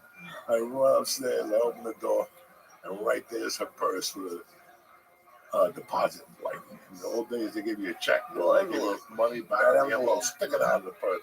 I just took the whole fucking thing. I hid it in the basement because I knew fireworks were coming. Jesus. He's sleeping. I'm laying on the couch, nodded out with a cigarette with an ash like that long. Plus, I bought police. My mother and my grandmother were home. Oh. They were like, they let the cops in, they're like, look at him. I go, I don't even think he has a pulse. You think that he went upstairs, grabbed something and came? He hasn't moved in like 12 hours. So they left, but she freaked out, that lady. Oh, I know it was you. Oh, what the fuck? I haven't moved for hours. I know, look at my ash. Like, how long does it take for an ash? Like, they didn't even fall. I would light the cigarette and not even puffed it. And the fucking ash was like 4 inches. So even if the ashes behind the couch. Oh my God, it was like a freaking mountain. I think that's how they built the pyramids. Looking. Rock. Grandma would go to bed. She like David Letterman. Oh. So she would leave the door halfway cracked. At that time, she had like 4 or 5 cats. They would jump on her, and she'd be in her fucking house, in her fucking head. She had her cats there and the whole thing. I would take a big pen, one of those cocaine pens, take the inside out, cut a bunch of fucking papers. I'm a professional scriptwriter. And I would kick it on the fucking door now, like right over there, like, and you saw a little pen come through. And she was laying there, happy as a pig as shit. And also, I said, I'm shooting the cats one by one. And after like the 3rd one, the cats would start leaving. And also, like she was the the target. cat would leave. And Grandma would go, what the fuck? And then she'd look at the blanket and the white thing, and then she'd look at the ceiling. She'd look at the ceiling right there, I fucking lose it, right? And then she could see him throw the fucking blanket. Georgie, Coco, what happened here? Oh my God. We had like this really big like gong. Those things that get gong. And it was like hanging on the wall. My mother was an artist, you know, it was cool to put a fucking gong on the wall. No one ever touched the gong. It was there for 10 years. He's living with me. My grandma would just fall asleep. And he'd walk up. Let's do the story right. It was early. You were going to bed with first. You're going, I'm tired, man. Okay. He'd lay down, but he'd be in there sweating. He'd be waiting for Grandma to go right to bed. That's all he was waiting on. And Grandma had to process the tea, the whole fucking thing. And I get sweating too. I had like a half an 8 ball. I'm waiting for Grandma to go to fucking bed so you can start doing my little fucking thing. But at that door wouldn't go eat. And George's blanket would fucking fly open. And he would run to that bathroom, getting ready to do his thing. I'd wait for him to lock the door. And then I'd tiptoe.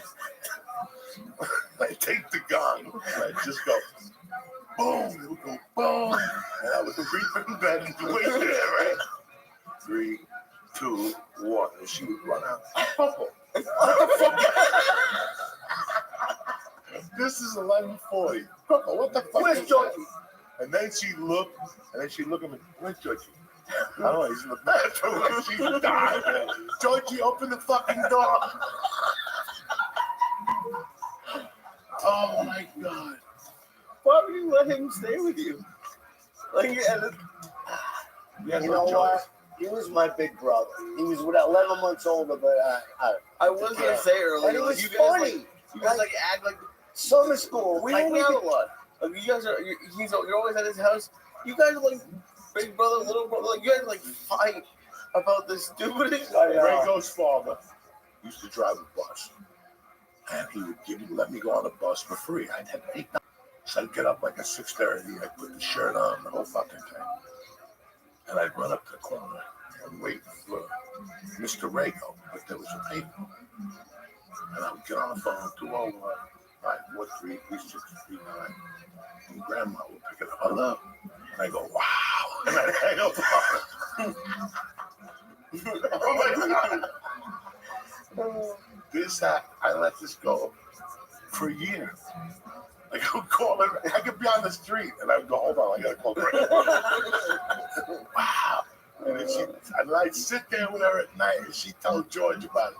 George, some fucking guy called me. And I'm fucking dying. So this girl was getting close to Thanksgiving. And she's like, George said he tried to call her. And she goes, I take the phone off for that fucking guy. He called. And I go, Grandma, what's he saying to you? And she's like, I don't know. She goes, I don't know, Coco. I don't know. I go, Grandma, it's like, did she freak out? She fucking lost the stuff. Box of fucking clams. Yeah. I don't say nothing to Chris. I'm picking up and putting Chris's truck. I stole the whole fucking box or whatever. And the whole way there, I'm like, George's mom makes some mean spaghetti and fucking clam sauce. This is my gift. I'll bring fucking clams home. I'll stop and get bread. I bring it in. It's too late at night. I'm going to make you the best fucking spaghetti and clam sauce. Oh, I'm broke. I'm walking in the city all day. All I'm thinking about is that fucking spaghetti and clam sauce. Now, George's mom was an artist. Like nothing was fucking just straight. Like she knew about raggy music before anybody. She would fucking smoke hookahs. Those fucking things where she would tell me stories and I go, what the fuck is she talking about? We used to find the special oregano. We're like 3-4 years old. What's in these containers? She's smoking all jazzed up, ready spaghetti and clam sauce. His mother put fucking curry in. Oh, yeah. Doug, I thought I was gonna kill her. How long did I talk to her for? I didn't talk to her forever. Curry. She hears you now. Huh? She's dead almost 10 years. She's still no, we that was fucking killer because she wrecked it. I thought you loved curry. What the fuck? You would think, when did I come in with a fucking Turkish hat on or something like that? Fucking curry. Oh my God, we used to fucking laugh a lot at it. His mom saved my comedy career in 1993. Because you stayed with us a little while. I wasn't around. Yes. When the Trade Center got bombed. Yes, we were watching good. And like when you watch something and you want it to be good and you're laughing, waiting for the other person to laugh, And after that, she goes, listen, I got to talk to my son. You'd be a good comedian, but out for me. And I was like, all right, done. I won't do that no more. And that was it. Well, I didn't know what was going on in the world, I was fucking confused. I went and got my confirmation. I was 28 because I thought the Holy Ghost would fucking calm me down. That motherfucker made me snort with 3 hands after that fucking Holy Ghost got fired. He's got one in particular. And you could hear the people that brought people to see him. You know what I'm saying? So everything he would say, I go, oh, and I hit you fucking 3 idiots. You're like, what the fuck is he laughing about? You know But, it's his birthday and I want to put him on, but I just want to say you have no idea how lucky I am that my mother died because I got to see, he's my brother. I mean, a dog, the DNA, you can look at it somewhere. They're going to go, yeah, you guys are brothers. And I have like 8 guys like that. But this guy's my fucking brother. There's no getting away from it. It's unbelievable how the fucking Lord works. So, thank you. Love you. Thank you. Oh my God. We used to eat. The told this motherfucker to pick me up when I was robbing a gas station. He had no idea. He had no fucking idea. Most people would say, don't ever talk to me again. You put me in a bad bind. He fucking giggled. I gave him a couple hundred.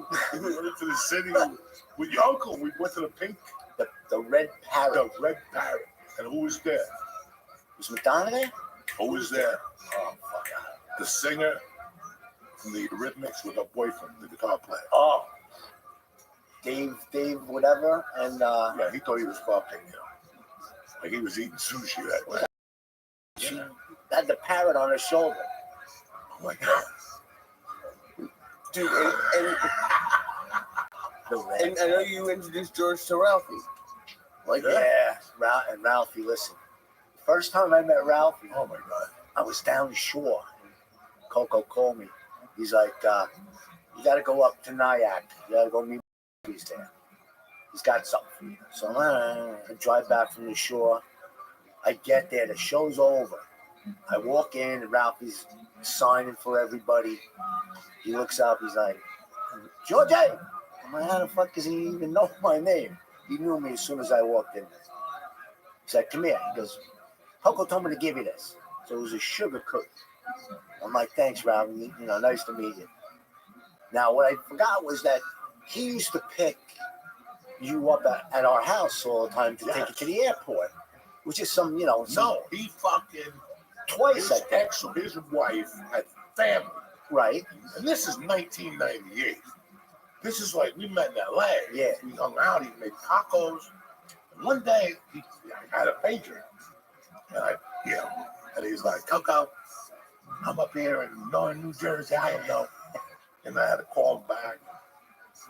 I told him George's address. George is at work. And he picked me up and I took him to Ashley. I want to go to Ashley. You've been hearing all these stories. Yeah. Right. So he's like, I need to go to Ashley. That motherfucker tasted that rice pudding. He went off. And after that, they would bring him like 10 pounds of rice pudding. Gary would give me like 5 or 6 trays of rice pudding to bring around. Holy shit. By the third one, I would load up. I was, hey. I mean, even Ralphie couldn't eat, with that much rice pudding. That motherfucker was listening. When you tell people a story, he listens. So he came here, he's playing bananas. Yeah. And it was the same night that the fucking plane went down the Hudson River. And he took the stage of bananas, and the first words out of his mouth was, I hope the neighbors down there giving out cards.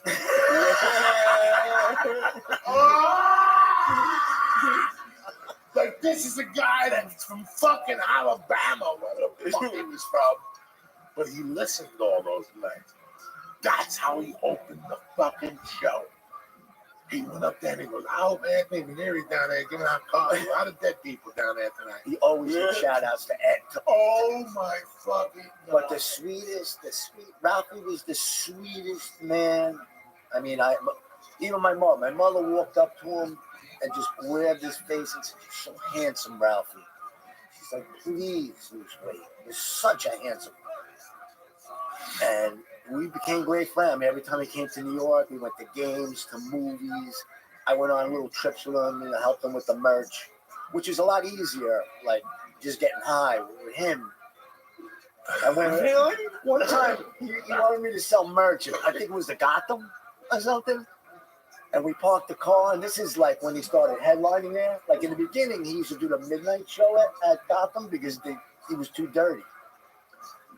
And like all of a sudden, it's like year after year. I don't want to use the comedian's name, Godfrey, but like he was headlining both times as he's coming out. You're walking in, very friendly, but you were drawing more than him at those midnight shows. Finally,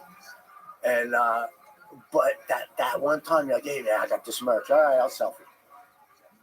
Fucking animal. He gives me so like I was Lee before Lee. All right, does that make sense? Like. He would fucking lie to me every time. At 10 milligram, always 10 milligram. So we walk in, and I'm fine. I drink 2 beers. I'm sitting there watching the show. All of a sudden, I'm like, I'm dribbling on myself. I'm like fucking retarded. He laughs, I've been there. And I had that girl, what's her name? Oh, that passed. I remember I was asking about her, Marjorie. Come on, Church, Yellow. She came up, gave me a hug. She's like, "Are you okay?" And I'm like, "No." And she started selling your shit because I was fucking. The best was John Jones was fighting for the championship. And he's fighting right here in fucking Newark. First MJ fight. It was fucking beautiful. I'd never even seen Newark. So I go to his house. I eat dinner with him and his wife, girls. George is gonna drive. I got tickets for him. We're gonna go. He's lying already. No, this is what happened. I picked you up from the fucking airport. You showed me this Auntie Dory. Auntie Dolores. Dolores gave him a hunk of fucking banana bread as big as a suitcase, wrapped in tinfoil. Right? We pull up the we're going to Chan's. We go to Chan's. You gave me like an L, like a fucking piece of Wonder Bread, like the crust. It was an L. I ate it. We go to Chan's. Rubes gets the same. We eat. He goes to my grandmother's to shower and get ready. Right. I went home.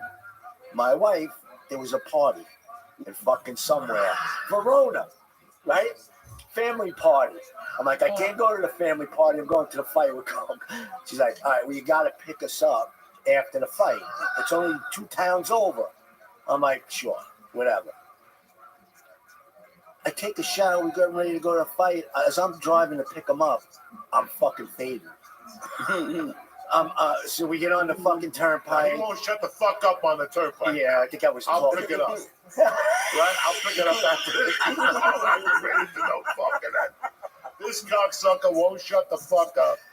And now I'm like, George, get in the fucking left lane. George, cut that dude off. Get in the left lane. And and at first he's okay. He's doing 65.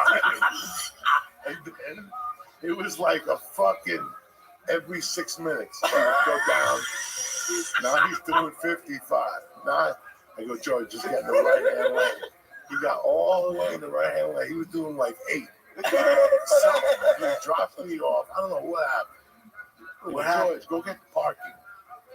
There was no parking. And as I drove, I told the story. I was like, the steering wheel was a dragon, and I was holding on for dear life. Oh yeah. And every parking lot was taken. Now I'm in Newark, and I'm on Martin Luther King Boulevard. All right, stoned to the gill. I'm like, I'm not going over here. I keep going. All of a sudden, I'm in East Orange. Now I'm fucking really freaking out. And I'm on the other side of 280, decide to go home. So I drive a little bit and I see the arena and the lights, but it's across the highway. And I'm like, fuck it, I'm going home. Yeah. So I drove 8 miles an hour in the fucking slow lane. I get there. Also, his phone had no power. He had like 1 bar or something. He didn't bring his charger. I called my wife in California. Ari called me. Go home and get the fuck out. It was a nightmare. Ari calls me from the fight and said, where the fuck are you? And I'm like, Ari, you just tell him I'm really fucked up. I'm on my couch. I took 2 showers. Now my wife is calling. You gotta come. You gotta come. Pick her up in Verona. I took 2 showers to fucking get. I never ate that much fucking banana bread or anything. I was fucked up. I drove again, now the same exact direction, 15 miles an hour. I get there, I'm like, Essie, I'm really high. Tell your family I'm sick. They all come out to meet me. Where's Coco? I'm like, stay away, I'm sick. They're like, the party's over, there's cake in there. And I'm like, oh, really? I go, just stay away from me. I'm going to grab some cake. I want to get out of here. I didn't hear from him until the next day. No, 2 in the morning, he came with lubes. Because you didn't have the key to get to my grandmother's. You were pissed. I was like, he'll never talk to me again. And then he did. He always does. He gets mad at me. And I'm like Charlie Brown. What the fuck? I started comedy in 91. So in 93, I had like whatever, and I came back here. I was heartbroken. I was getting divorced. I was losing my child. But I fucking love comedy. I don't know what happens. I'm living with George. And Cliffside with his grandmother. In those days, George is on a different planet. And we would come home at night and we would write jokes together. I still remember our first fucking joke that we wrote. It's the dumbest fucking thing in the world. What was those dudes that walked around New York City with the idiot that Gotti shot him? Oh my God. Those idiots that walked around New York like Oh, Guardian Angels? Yeah. Guardian Angels. We used to write jokes at that. And he said, the Guardian Angels are back. Time to put your Bose speakers back in the window. It was the dumbest fucking joke. And then we wrote a joke about The Puerto Rican Day Parade with the Navy. Something Right, like Puerto the Rican Navy. The Navy crashed into the dock in Hudson River. 400 Puerto Ricans in the ocean. That ain't nothing new. We fucking died. I remember tried the joke on stage, not a laugh. I'm like, what the fuck are we doing together? It's fine. But I still remember this motherfucker coming home one night. And again, he has the quality of my mother. That's why I love him. He always, this motherfucker don't come home empty-handed at 2 in the morning. If he wakes you up, he's got a daily news. All right, he's got something, a sandwich, something, a joint. He always woke you up with something. So this one night he comes in, he's like, man, it's fucking hot here. Now I'm fucking coked up to the gills. I'm just hiding under the blanket. I'm all jerked off out. Like it's like 4 in the morning. I jerked off 80 times. I'm out of juice. I'm just waiting for fucking something to happen. And this idiot comes home, I brought you a salami sandwich, whatever. And I'm gonna forget. He goes, man, it's hot in here. And he goes, where's that fan? He puts the fan on, the fan flies out. Sure enough. What the fuck happened, George? And Grandma comes out. Oh my God. This was a fun, you can't write this shit. Like I always said, if I get a show, I gotta add all those nights of how much we fucking used to laugh late every night. That's when we'd stop. And we loved oh my God, George. What a fucking time. Yeah, I had two good women there. This motherfucker. All right, so he's my writing partner. He's my ace. He knows what's coming next, and I'll fucking kill you. I said, listen, we're partners. Come to the city with me and fucking watch my set. Give me notes. You used to have to bring someone. A lot of those. Yeah, but I bought you dinner. Tell the story. And I also got a bag of coke. And you gave me money. And I gave you money. I go on stage. I come back. He's gone. I'm like, fucking what? I think wait. That's when we did. That was a fucking show you did on Broadway in Harlem. Yeah, it was 108th Street. Yeah, it was like, I'll never forget. Yeah, and the dope spot was like 8 blocks from there. So this I motherfucker. got He goes, yeah, I'll wait for you. He had like a little pen. He was like my manager. So then I fired him. And I had a whole new manager. His name was Darren Reagan. And that's when the party fucking started. And I still remember me and him going to get coke.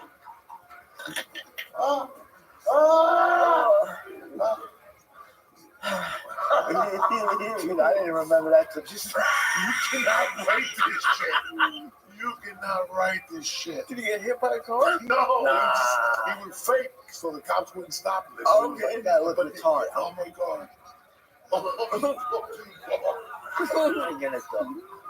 Sometimes you gotta limp to get ahead. So I take Ray to Caroline's. This is the bad motherfuckers that we are. I take Ray to Caroline's. We would always stop in Harlem, get a bag of coke, and then go do comedy. I wouldn't do the coke. He would sit there and fucking coach me.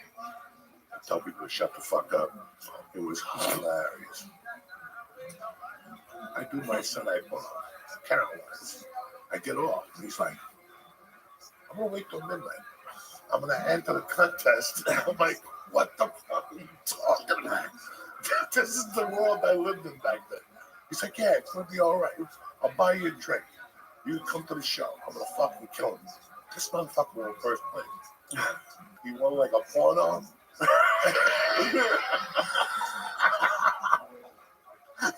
You can't write this shit, guys. What a fucking hell fucking ride that was. Something else happened then. I took you to do that. I had to beg him to take him to see Rambo. He fucking That was hated in the Rambo. He fucking hated Rambo. So I took him to the Black Movie Theater on 125th Street. And he- Nah, I thought we were going on 181st. Yeah, 180. Yeah. I'm sorry. Yeah. Oh my God. Oh my fucking God.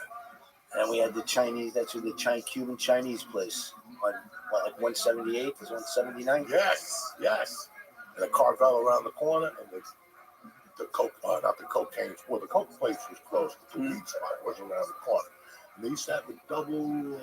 They had everything. They had gambling. They had everything. They on had that street. everything in the Heights. Dog, you used to pull your car into the parking, and they take it to the 12th floor. The door opened up.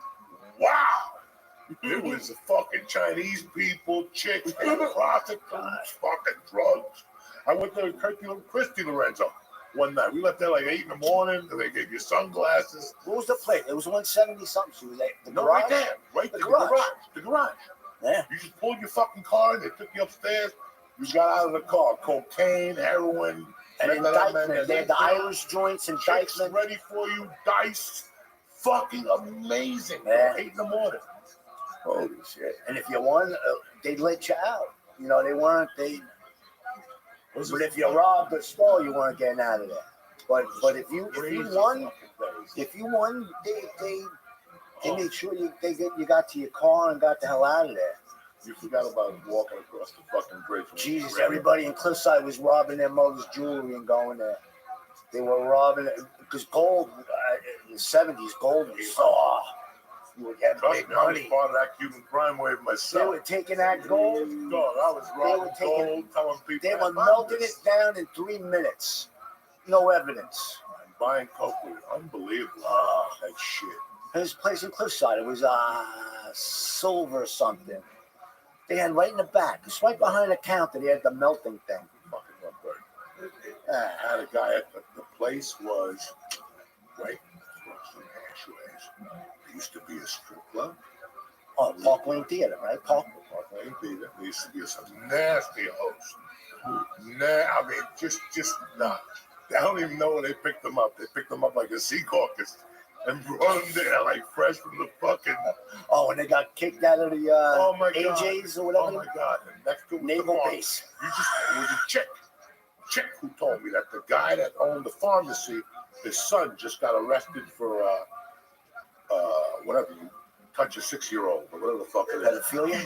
Holy shit! He met him down at like 53rd Street, and yeah, that his father owned that stuff there. There was a trophy shop there, but there was a dude there who sold like little things, trinkets. Everybody knew he was no good. The guy McCann had a store over there. Shit, man. I remember he's like, dog, this shit's so big, I'm out of cash. He goes, you just killed me on Friday. Like, he was closing at 6. We walked in like 5. This thing, listen, lock the door. Oh my God. That dude, there was a place next to the donut shop. Dunkin' Donuts, across from Hudson County Park. That dude was kinky too. I brought him a couple fucking pieces and shit. He even knew the people. Man, I was thinking around them myself.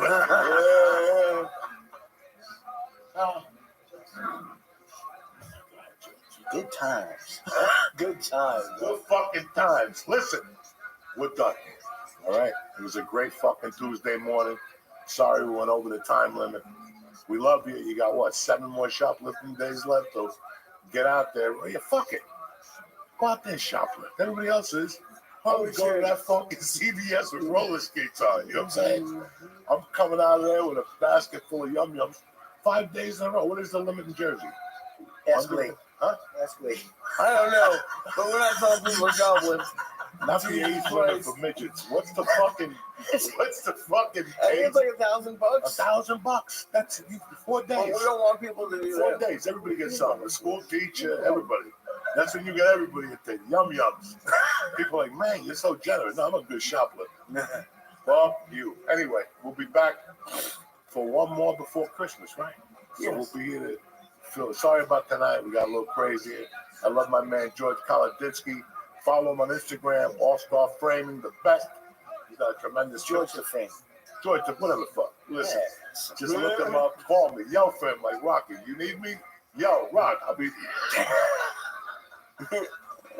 I love you, motherfuckers. See you next week. Stay black.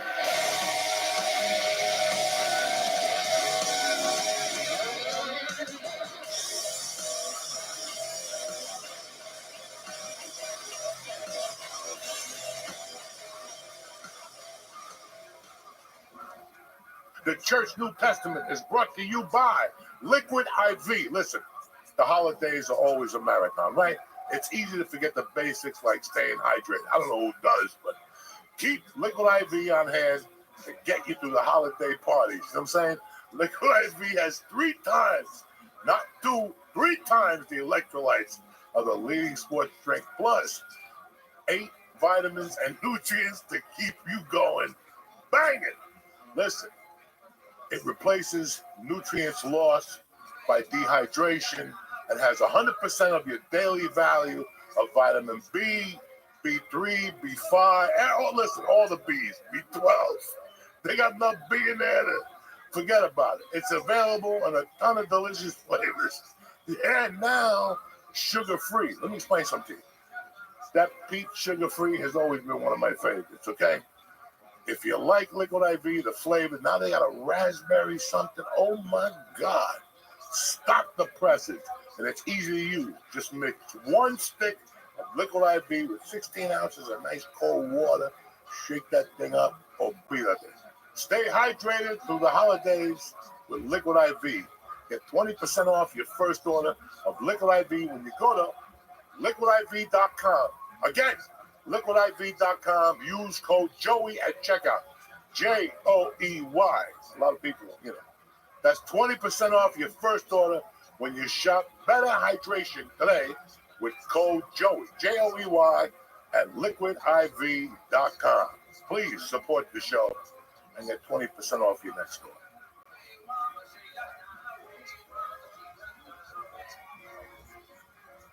What's happened, you savages? It's Tuesday, December the 10th. It's the Church New Testament. We got a tremendous show for you tonight, but let's get this party started. What's happened, you savages? The Church New Testament today is brought to you by Blue Chew. Listen, some people want a hippopotamus for Christmas. Some people just want a big, strong, firmer dick. If you're ready to get it on this Christmas, you need Blue Chew. Blue Chew is an online service that sends a chewable form of the same active ingredients as Viagra and Cialis at a huge discount, like your little helmet's going to get when you take Blue Chew. Just sign up on their website, talk to one of the licensed medical providers, and once you're approved, you'll get your prescription within days. So, listen, I forgot my little package. I always have a little package with me. I take it on the way home, so when Mama's ready, but that's none of your goddamn business. The tablets are made in the USA, shipped straight to your door. Not even the mailman knows what's going on.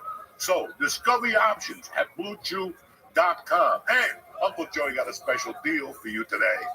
Try Blue Chew. Lee, tell them. Free. Just pay $5 of shipping at checkout when you visit BlueChew.com. And I'll say it again. It's for free. Just pay me $5 for shipping at checkout when you visit BlueChew.com. Again, that's BlueChew.com to receive your first month on the arm. Visit BlueChew.com for more details and important safety information. I also want to thank Blue Chew for sponsoring the show and making you guys into young Marines. Turn off your TVs, run for your lives. It's over. They didn't put you on this planet just to give up. If Uncle Joey could do it, I can rule the world. That's what you got to be thinking. Welcome back to church!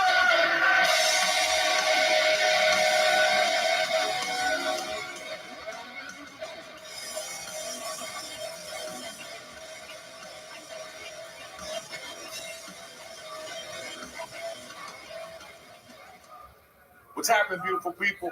We're here for another fun-filled Tuesday morning.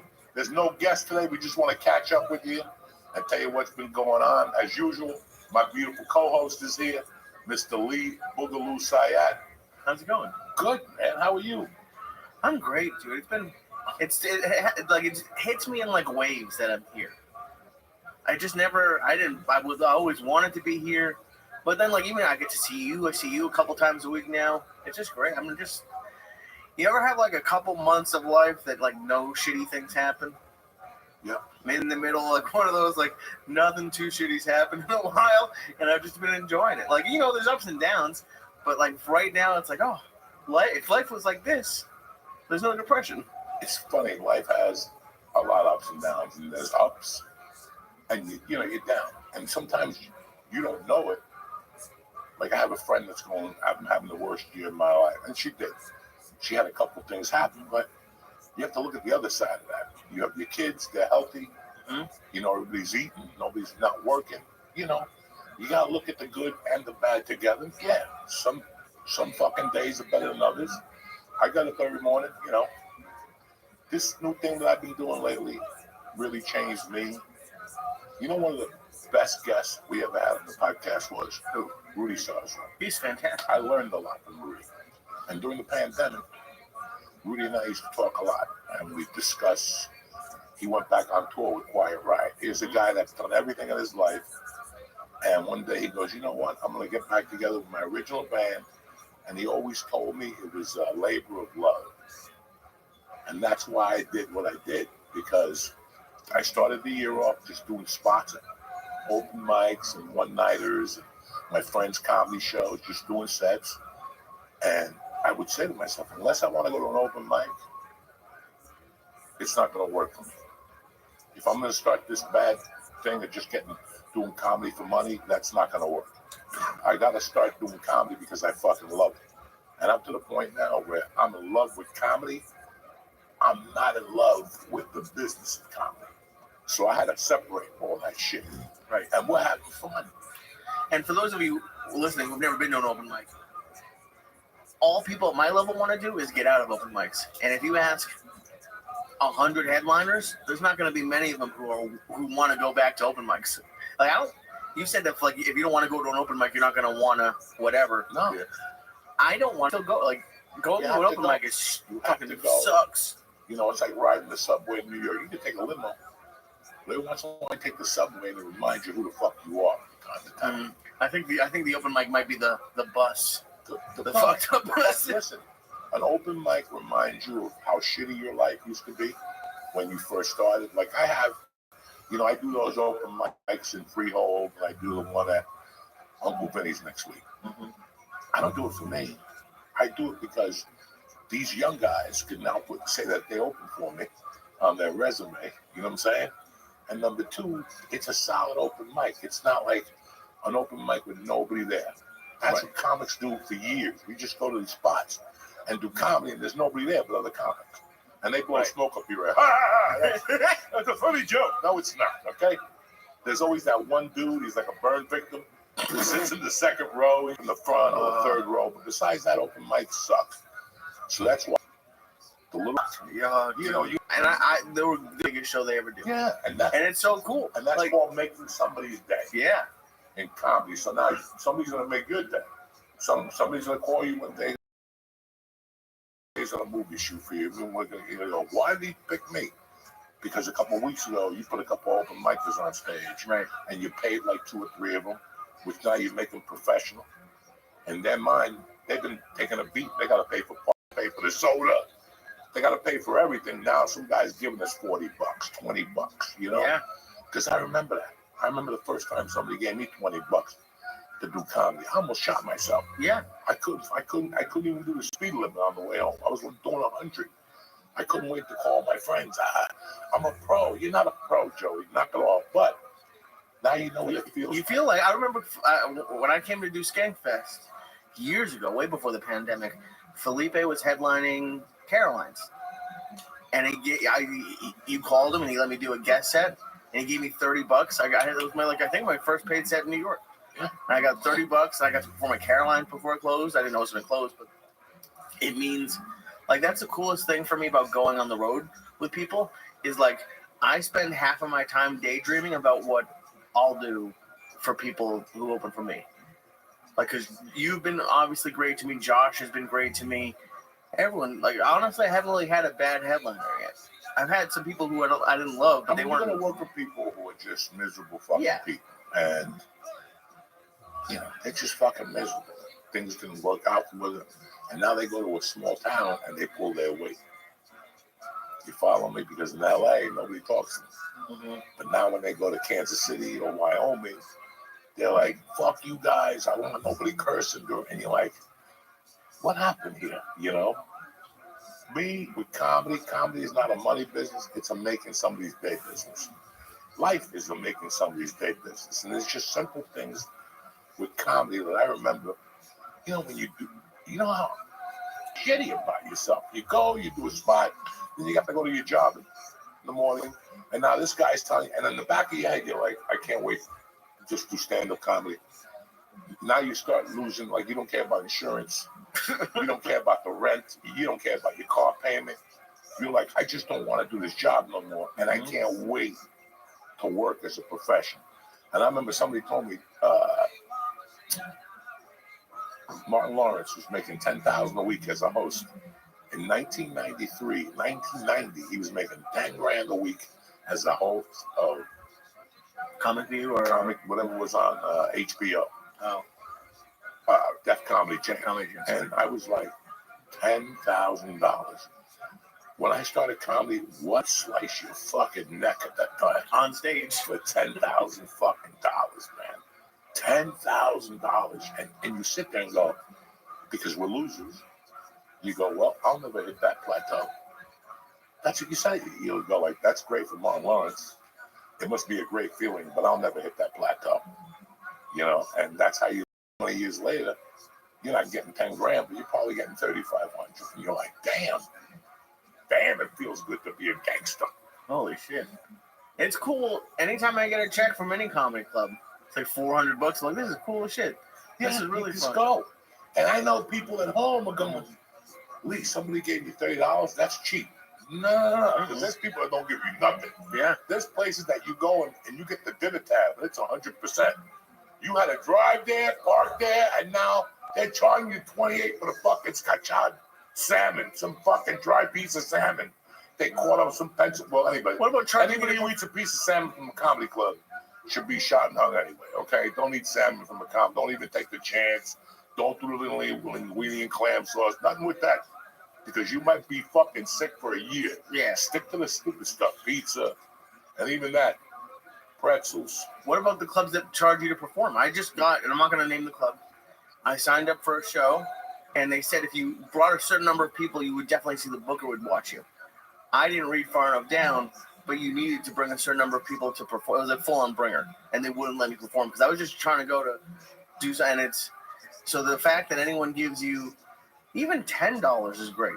A lot of the times, I just go, like, people ask me, like, how much you getting paid for this show? I'm like, I didn't ask. And then when they pay you, like, I got $100 the other week for doing a show at a dispensary. That was fucking awesome. But it was like a Hanukkah morning. It was just a surprise. Like I'm at the point now of comedy, where like any money is just like money you find in a jacket. It's like a surprise money. Yeah. And you look at it like that for years. You're like, oh my God, finally, I can pay my car payment and do $1,000 a week. Wow. You know what I'm saying? Holy shit. $1,000 a week. I'm so happy. I'm happy that I never had anything. The worst thing I have is food. You watch. Put in what? Huh? Everything. You've done heroin. You've done everything. Oh, I know that. You gave me cat tranquilizers. I gave you fucking my toenail dust. I shaved the toenail, put it on your little joint. You're over there smoking it like Benihana. Looking good. You know what I'm saying? We've had some interesting fucking guests, man. Oh, yeah. The last few weeks, and it was a breath of fresh air. I got more of those guys coming in, but I wanted to give you guys a breather just to inhale what you saw the last couple of weeks and get ready for what we got coming up. You know what I'm saying? Like, it's just, I got a lot of these guys that come on. We're going to tell a lot of fucking secrets, talk about shit you never heard before, and that's what this is about now. This isn't about, I don't really want big time celebrities in here. I don't want half the people you see. You know, every day I get emails, put Theo on.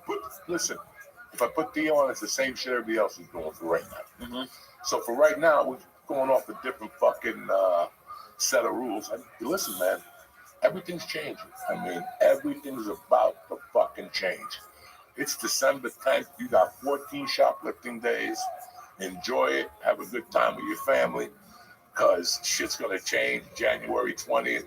I can't wait for the 21st. You're going to wake up to fucking corre.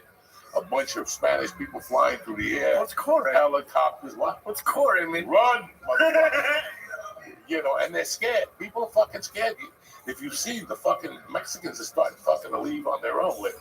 Have you noticed that? Go to a restaurant. They're not as quick as they were 2 years ago, even before after COVID. That's it. I just went to Home Depot today, and the Americans didn't know what I was talking about. No, Spanish people are scared. They're like, you know what? We're going to get thrown out. You know what? We're going to leave on our own. Why are they going to have you put me in a cage with some fucking guy with leprosy down at that fucking border? You know, I don't need this shit either. That's going to change, and my heart goes out to everybody involved. It really does. It's going to be a fucking horrible week, and already mayors are opposing it, different police people are opposing it, you know, and it's going to be interesting. A lot of things are going to fucking change. The Epstein list, I ain't on nobody's list. How good does it feel not to be on the list? No, it's a bullshit. It's all bullshit. Like last night they released more info. This poor bastard, Brooklyn's own fucking Brooklyn 666, whatever, Brooklyn 99. He raped a 13-year-old girl.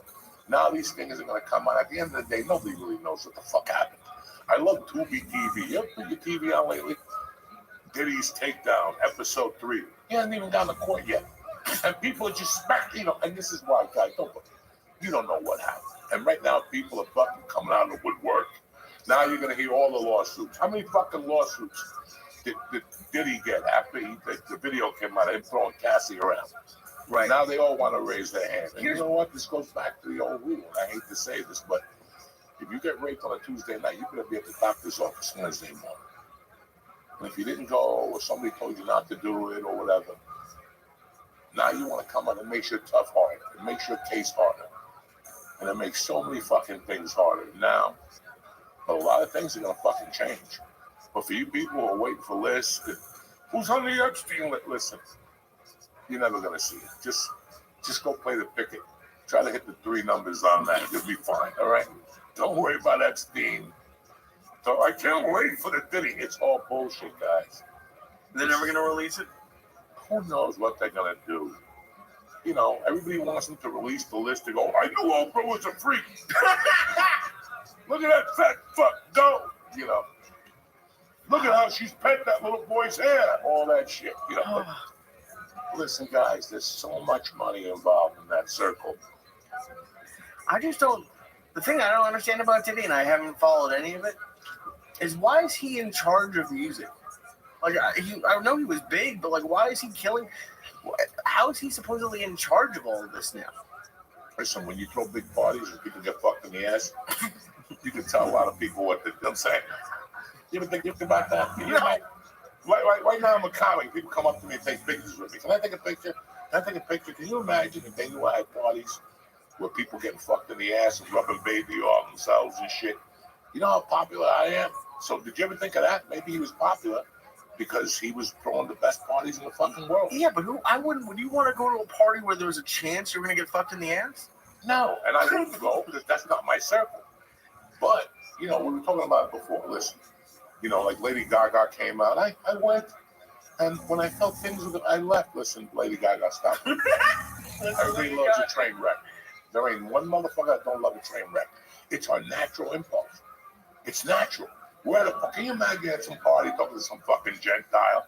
Oh, the State of the Union, the SOB, and also some blonde starts fucking and sucking in the corner. What are you going to do? What are you going to do? You're really going to, oh, it's time to leave. You're going to watch that blonde suck that pipe and watch all the women go, she's disgusting. No, she ain't. She's doing what you should be doing. Instead of worrying about Oprah and The View and who Joe Rogan should date, that's what you should be doing. That's the problem with America. Nobody's fucking and sucking no more.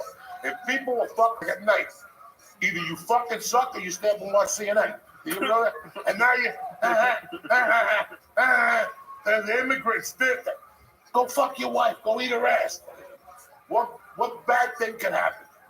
But that's the problem. Our heads are in our asses, Americans now. Like this list is going to make you money. This list is going to do something for you. What this list? What do you care? You're never going to find out. They will kill your mother before that list comes out.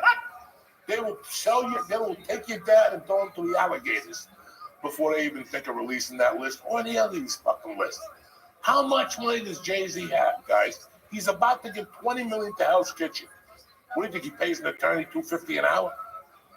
He's got fucking 20 attorneys at $1 million an hour, and it don't even budge him. Because he'll just, Beyonce, keep singing, bitch. You know what I'm saying? Country, let's go with Chinese now. Let's do something, you know what I'm saying? You didn't win the anthem for the Grammy? Let's try Yakira music. What's that chick? Shakira? Yeah, Yakira, that other one shaking her ass. Like I'm supposed to be impressed. Forever, never. I don't like that You don't like shit. that song? No. Dude, Shakira, when I was like 12 and she was shaking it, like there wasn't porn like I could see back then. That was basically porn to me. You don't like Shakira? Don't look at me like that. She's hot. What's wrong with Shakira? Nothing. But when you were 12, you masturbated to Shakira dancing. Probably. No pussy shots. This is what I'm dealing with here. What am I supposed to? There was no You're the internet. type of guy that goes to a strip club, to a bikini bar, and goes, this is fun. It is. Listen, the cover charge isn't as high. They got good drinks. What's wrong with the bikini? I don't want to see a woman in a bikini. You can go to Seaside Heights and see every size of woman in a bikini. Big, tall, fat, hairy, the whole fucking thing. I'm going to go to a bikini bar. I went to a bikini bar one time because they paid me $50 to do comedy. And I'll tell you what happened there that night. Guess who I saw there that night? Who fucked the most women ever? Who? Will Chamberlain. Will Chamberlain fucked over 10 million women or some shit. Jesus. He was there. Now, I could have followed him around because I know he's going to get his dicks up. Right? I could just follow him around all night. And just to watch? Well, maybe to get in there with him. I don't fucking know. Maybe to show him the Cuban Negro. I don't fucking know. But at the same time, when I saw Will Chamberlain, I said, it's time to go. Because there was all white women there. And I didn't want to see a fucking black dick shish about a bunch of skinny LA women. I love to see that. Like a black dude with a big dick. Just goes through and all those skinny women. And he's got the dicks going through their monkey and coming out their muffler. And four of them that look like a fucking spare rib. Oh my God, that's a fantasy for me, but not really. I did mushrooms yesterday. Oh my God. But it's the truth. What do we want as Americans? Black dick chicks? Well, did you see fucking Bryce Mitchell? Did you see the other night? When he beat up crying, he got up and he goes, I'm sorry, Joe Rogan. I'm sorry I said things about you. I apologize. But there's only one man who can make America great, and that's Jesus Christ. I didn't know. What did Joe say? Like, Joe just looked at him like, oh my God, I got to stay in Texas more. Oh my God. Dude, speaking of the bikini stuff, have you seen like they have like barber shops, you can go coffee shops where like they walk around in bikinis? Does that sound like fun to you at all? Not at all. Not at all. It's like going to Hooters and seeing a chick with stockings on. I'm supposed to have a party because she got stockings on and she got her legs in the top. I don't want to see that. I want to see a waitress not nude because you have to have imagination. Right. No panties. So when she walks, pubic hairs fell on the floor like fucking, you know, the Africans throw flowers when you walk when you're a king. You ever see Coming to America? Yeah, I was like, gonna say, Back yeah. to the Future, one of those. Coming They throw fucking Back to the flowers. Future. You know, I want something more. It's like when you ever go to a place and the chick's got like a bikini bottom, but her breasts are out, and she's got two things on her nipples. Whatever they call Pasties. What are they called? Pasties, the little Pasties. stickers. Yeah. It kind of, you sit there for an hour going, I wonder what her nipples look like. Like, I don't go to strip clubs. I'll tell you why. Why? Because it started in Vegas about 20 years ago. I used to work for a sports betting company. They take you to a strip club. And I was high, you know. I don't think I was doing coke in the place because the guy didn't like us doing drugs. But I'm sitting there. This is a true story, guys. I'm sitting there, and you know, like, after a while, you're like, I got to go give some dollars to the girl. What am I sitting here for? I might as well go up there. Everybody else is like looking at each other. A bunch of idiots. I go over there. I'm starting to give dollars to the girl. But then she starts shaking her ass, and I notice something. She's beautiful, for starters. Beautiful body. but she's got the tightest little white head on her ass cheek, and I'm trying to bust this motherfucker. Like, I would give her anything just to pop. You know those little pimples that you know they're gonna go. It's just tight white head, no redness, no nothing. You just go, and it's a little thing on your nail, and you just wipe it on your pants.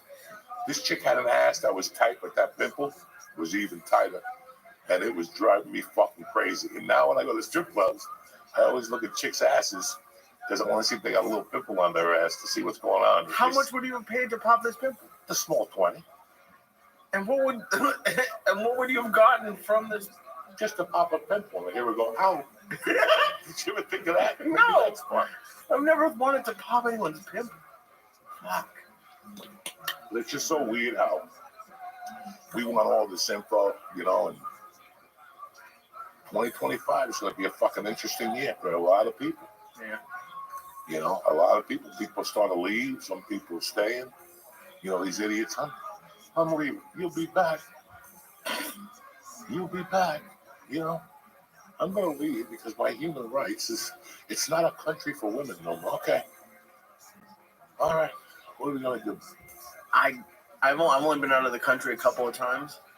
Even when I've had fun, as soon as like you're a couple days away from coming back, like I can't wait to fucking just be back. You know, it's great to go, but it's always better to come back. You ever notice that shit? You're like, that's enough of this shit. These people dancing. Don't they work? No, I don't think they do. That's why I don't go on vacation. It's a waste of my time. It'll always be a waste of my time. I can't just sit there for 3 days and look out a balcony. Even with edibles, you can't. I love it. And yeah, but how many? I can do edibles and sit in my basement and write jokes and watch my TV and play with my cat. Now you're making me go somewhere else to sit on a balcony, look at the beach, and eat edibles like an old man. You know, I don't have a boat. I don't want to walk to a fucking thing. You know, yeah, you're going to go-karts one day. Yeah. And after that, you're like, okay, it's over. Time to go home. I'm not good at vacations. I'm great at it. And now with these fucking flights and all this shit, you're not going to get me going nowhere. I don't blame you. Nowhere. Nowhere. I'm done. I'm fucking done, guys. I've had it with flights. You know, they called this week for me to go to LA to shoot something. And just going online and getting my dog. All right, so I called JetBlue. Okay? And they answer, you know. All right, you reached JetBlue. We're grateful that we have your business. Stay on hold, and then they come back on. If this is Spanish, dial 9. Okay. If you're booking a reservation, press 1. If you're doing this, press 2. If you're doing this, press 3. Okay. It's a 7-minute wait. No problem. I go pop a pimple. I go put a bandit on my ear, right? In those 7 minutes, every 30 seconds, somebody come on. If you want faster service, we could call you back. Look, I don't want you to call me back. Let's just do this now. It's 7 fucking minutes, every 30 seconds. If you want, we could have whatever call you back on the same number on hold. You won't lose your place. I don't want to listen. I already see the by the way company. Well, by the way, you ready? You okay? Hello. Hi. Hi. I want to know how come there's no flights out of Newark, or if I can book a flight from Newark to LAX. And all of a sudden, she was from a complete different fucking country. Yeah. And what you heard was like sewing machines. There was drones going on in the background. Because she was like, "What's your name?" Jose. Jose. How do you spell that? And then, listen, can you do me a favor? Can I just have the fucking, my code for Mosaic? Can I just have my Mosaic code? I can't find my fucking card. Give me your email, dog. Took me 18 minutes. Bias? No. Bias. Bias. Bias B. V. No, what's my name? Jose Diaz. Okay. That's a start. Diaz. D-I-A-Z. So they make it uncomfortable for you to do anything anymore. Yeah. You get anxiety. So out of all the people, you can't put a white chick on there just to talk to us and get this out of the way.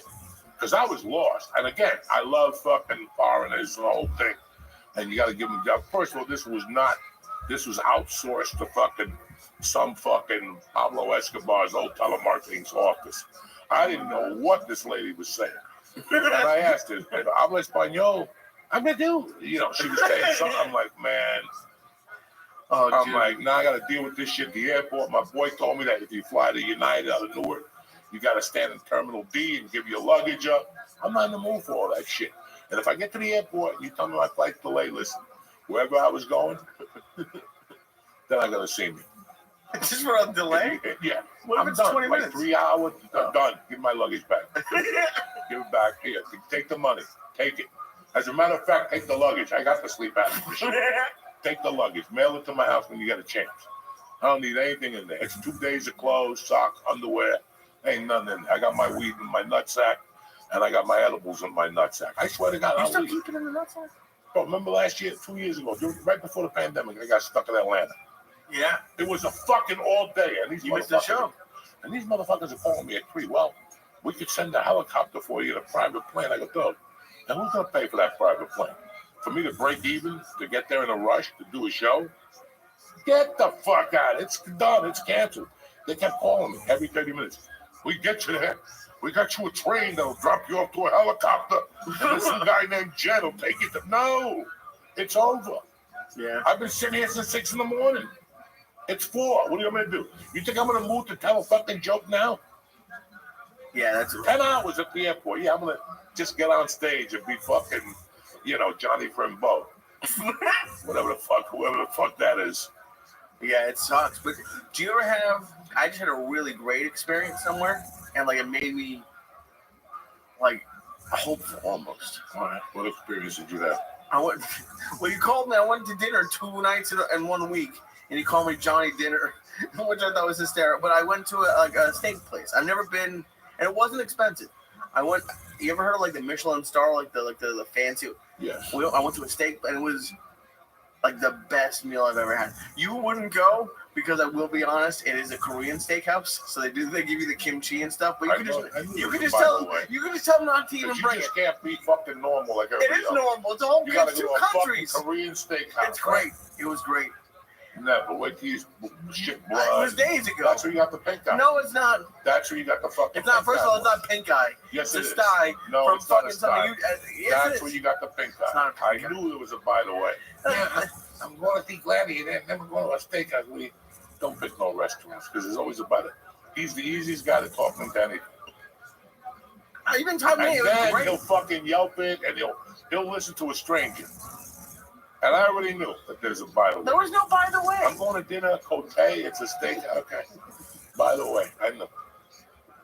Everybody else. Oh, it was so good. They made. I've never had wagyu before. You didn't know? No. Have you ever had? Yeah. And I shit right away. That meat is so fucking rich. Yeah. I mean, They give me 2 1 times- ounce. The 2 times I've had it, I didn't even leave the restaurant. I swear to God. I had to go right in the bathroom and shit and come out like I gotta get out of here. That was fucking. It's too rich for Uncle Joey. I'm too old for that shit. It's richer. It tastes like Short you're rib. getting fat. I can't eat a lot of short rib. I like a little short rib on a pasta. When they give you that big slab, it Oh, I looks love like that. a fucking. It looks. I love it. No, What happens when you eat short rib? it's just too heavy. That's Yeah. it. That shit I could eat when I was 25, 34. I ate a piece of fucking short rib at night. I went somewhere and I had the short rib on the pillows, not the one from my brother at the joint Red Bank that the kid trains at our school. No, Chef Phil. What is it? Jar. Chef Phil makes a fucking tremendous one. I went somewhere else. It was on the menu. It was, I'm going to throw you a couple of. I ate one. I had to go right to the bathroom. Went right through me. And the meat, bro, this is a great restaurant I went to. It's just too rich. Wow. It's just too fucking rich. It's just too much. It's just a steak with fat. That's what the Koreans do. First of all, And then now they're calling for, like, you go to either, there's a war going on in Korea. You go either to the Korean steakhouse, there's martial law. Little kids are getting hit with firecrackers and bottle rockets. So what does that have to do with me? Because Eating I like kimchi. Kimchi. Oh, so you don't like kimchi? Oh yeah, I eat it all. It gets your stuff. The parts would be great. Yeah, I know. But they came out like it was good. That's where you got the pink eye. No, it's not. First of all, don't stop calling it pink eye. I never got a sty until you jinxed me at that Airbnb. No, that's because I just saw a picture of a woman who went to an Airbnb, got in a jacuzzi. She's got a rash all over her fucking body. I guess so keep it up with the Airbnb. I don't go there anymore. And the fucking Japanese steakhouses. What happened was somebody you went to get a steak and they didn't wash the table correctly. You touched the table and then you rubbed your eye with your fingers. So how clean is the fucking restaurant? It wasn't the restaurant. The restaurant was fucking amazing. Yeah, the restaurant was amazing. There was you got a fucking sty, goddamn. I didn't get it at the restaurant. You got it somewhere. I think I had it before the restaurant, which pissed me off. I hate that shit. I hate acne. I'm 36. He hates acne. I do. You think I like having spots? I don't know why I have spots. Everyone else, it just goes about their day. You know why I love acne? Why? Because I can pop the pimples. It keeps me do something at night. I'm gonna buy you. They sell toys that like are fake pimples you can pop. You want one of those? No, I don't want a fake pimple. So sometimes you run out of pimples. You're hanging out with those fucking. I don't do it. I don't like popping pimples that much. You're hanging out with those students in New York with the bushkas on and shit. What the fuck is wrong with you, bro? The yeshiva students? I don't know who the fuck they are. There's some crazy people in New York. We were talking about a casino that they got to build in New York before. Holy shit. If this shit goes through illegal gambling in New York City, dog, you're going to have to get like a helicopter. There's no more just zipping into the city. I mean, you can't zip into the city no more. Let's get it out of the fucking way. No. But why do you think it's going to be so busy? A casino by Hudson fucking Yards. But there's like a casino with a hotel, with a dock so people can land helicopters, a dock so people can pull in with their fucking boat, and an event center, and shopping, and malls. We don't got the space in New York. So that's a fucking island. But again, this is the shit I talk about. It's got nothing to do with me. It's not like I go over there every fucking day. Right. It's got nothing to do with me. I could give a Frenchman's fuck. I come up here once a week to see you motherfuckers, and that's the extent of it. Next week I gotta come up 2 times. Yeah. But that's it. I don't fucking come up here. For me to go into the city, my friend invited me to Kevin. He's a great kid. He invited me to the Happy Madison rap party Saturday night for Happy Gilmore 2. It started at 7, but I had a fucking family thing. I had to be with the kids, the neighborhood. They give you a secret Santa, and I ended up leaving because the mushrooms hit me too hard. I had to go for a fucking ride. All those kids yelling and screaming, and I'm hearing Chinese people crying. I thought I was in Vietnam. They're all like, ah. I thought you were blaming the party, but you're like, I also took 9 grams of mushrooms. That might be why I went to the party. Listen, I'm not going to go to a kid's party just to go to a kid's party. I'm going to go there with my wife. We're going to eat the food. You know what they had? No. The shrimp palm that you like from that place. I love the feet shrimp Everybody's palm. eating chicken and all the eggplant scallopini. Fuck you. I was digging 3 of those shrimps at a time. Tell Vinny how big, Nicholas, how big those shrimps are. Oh, they were like fucking softballs or wiffle balls. They're fucking prawns with sauce, a hunk of cheese on it. Oh, my God. But I do want to thank Nick today for bringing fucking Fioris out of Hoboken. Nick's been brought great. some Italian fucking ham, some wet mutts, and some prosciutto for later. That'll get your asshole going for Monday Night Football. And that's it, and that's that. Nick's been great. Nick has given me some rides. It's Joey's nephew. I will say, Nick, and I'm not trying to, you don't have to go on the camera. You don't even know what you did, and you really didn't do anything, but we went out to eat yesterday, and you ordered calamari and fried shrimp for the table, and Nick pulled what I want to do as a fat guy, but I never have done. There were 3 fried shrimp on the thing. He took 2 of them. And I was like, motherfucker, I was so pissed. I wanted one of those goddamn shrimp. That's someone with like skinny confidence can do. You can just 2 out of the 3 shrimp. And I was like, I get a water. I think we have water. Oh, another water? But yeah, that was, it's been great. There's like, I'm sure your buddy George has been very helpful, like all the time. Your other friend Nick has been great.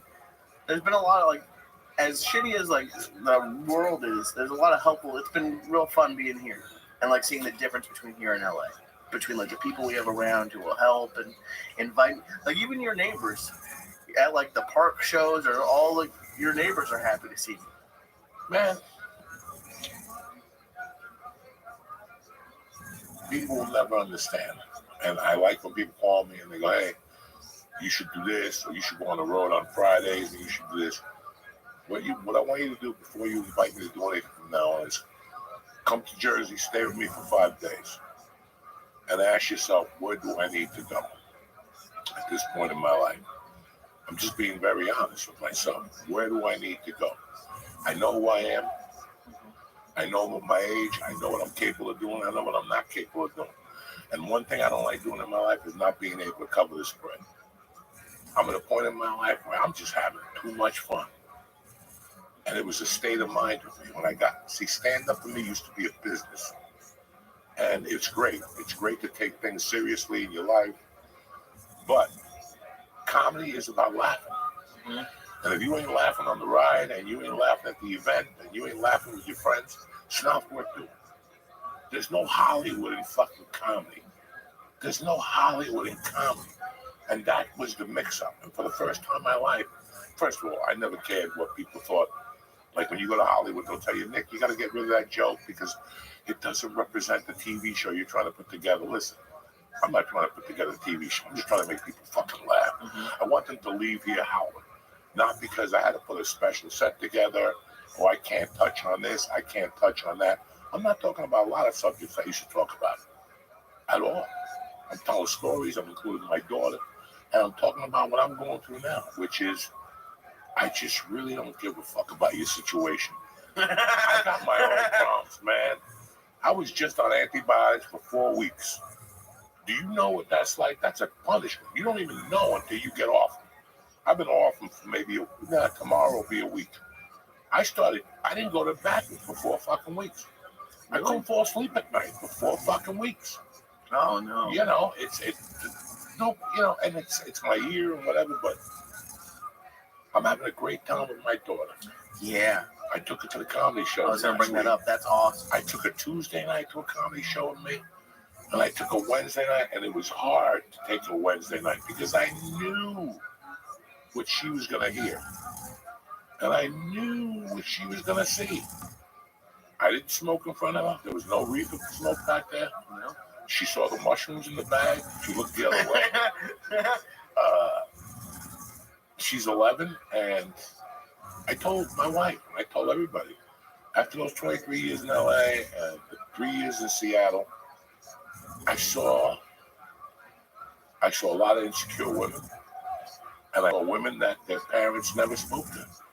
Their dads never sat them down and said, are you fucking crazy bringing that jamoke in here? You know, like just different things that you tell your daughter and like they realize what the fuck's going on. So for me, it was like, if I go back there, I can't go back to my old life. I got to spend time with it. Mm-hmm. I got to spend time with it. And I took her to the open mic, and she had a fucking blast at the open mic. And I'm like, this is not good. And then the next day, she heard me talking to my wife. And she goes, Dad, can I go to Jersey City with you? And I had to call my wife in the room. I'm like, what do you think about that? And she's like, Joe, she's 11. If you think she's mature enough, and I go, let's give it a shot. And she fucking panned out. She had a good time. She laughed. She talked about it, and I could see that she grew. You watch them grow right in front of you after you do something like that with them. She looked like a little adult. She was dressed like an adult. She has a mascara on. She looks like a fucking. She had makeup on. I didn't know that. Yeah. Like she came in the room. Like, you remind me of my mother at 3 a.m. That's what my mother looked like. The mascara going down your face, the sweat. My mother would come in at 3 with coke rings and fucking the black thing leaking and fucking. But it was, you know, and I'm not saying you had bad shows anywhere else, but do you think there's any like correlation? Because I think you had the best show that I've seen you have in Jersey City. Well, what's going on right now is I'm getting better every week. Mm-hmm. You know, and it's not the material, it's not the confidence. It's not the confidence. You don't think that's what it is? Mm-hmm. I don't give a fuck. I'm gonna still give you the best show I could give you, but I don't give a fuck. I can't worry about giving a fuck anymore. I just can't. It's a different state of mind. I'm doing it for me. I'm telling the jokes I want to fucking tell. I'm doing the schedule I want to do. It's not, you know, the agents call me all the time. Hi. What do you think about a Friday night? Not really. Not really. And you know what? Next time you ask me about a Friday, I'm going to fly you in. And I'm going to show you my family on a Friday and what this neighborhood does on a Friday. and you tell me you have the audacity to tell these people, well, it's time for me to go. I got to go. I don't even want to do that. I don't want to do that. I got 2 Saturday shows all next year. That's it. I got Valentine's Day and May 31st, something like that. That's it. The rest of them are Wednesdays. I got a Friday show in June. But it's just one show at 8 o'clock. And it's the 4th of July week. So I'm taking that check. Gone. Gone. You won't see me till fucking the 8th or the 9th when I'm out of fucking everything else, you know? And that's the thing. This is the time of the year I'm already making a plan for next year. Like, I already have my plan for next year. Unless something happens, I fall off a building, you know, I fucking jump off the hotel balcony like that poor bastard. You know, whatever the fuck I did.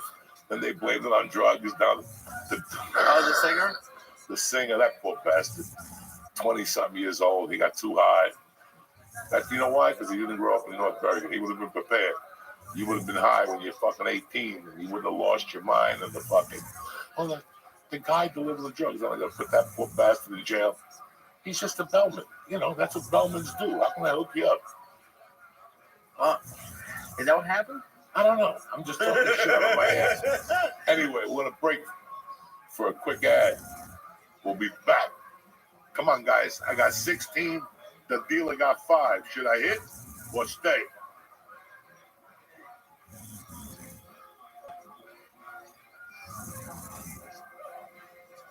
He won. Both of you. Anyway, hey! It's your Uncle Joey Slots. DraftKings is bringing Christmas gifts this year with DraftKings Casino, my personal favorite. They got exclusive games to play with huge jackpots and awesome rewards to redeem so you can have a merry, merry Christmas. DraftKings is the best way to make the season bright. You saw me. I'm over here. I'm getting ready. It's the 12 days of Christmas. I'm all ready. You know, on the 12th day, I got a power boost, whatever the hell it is.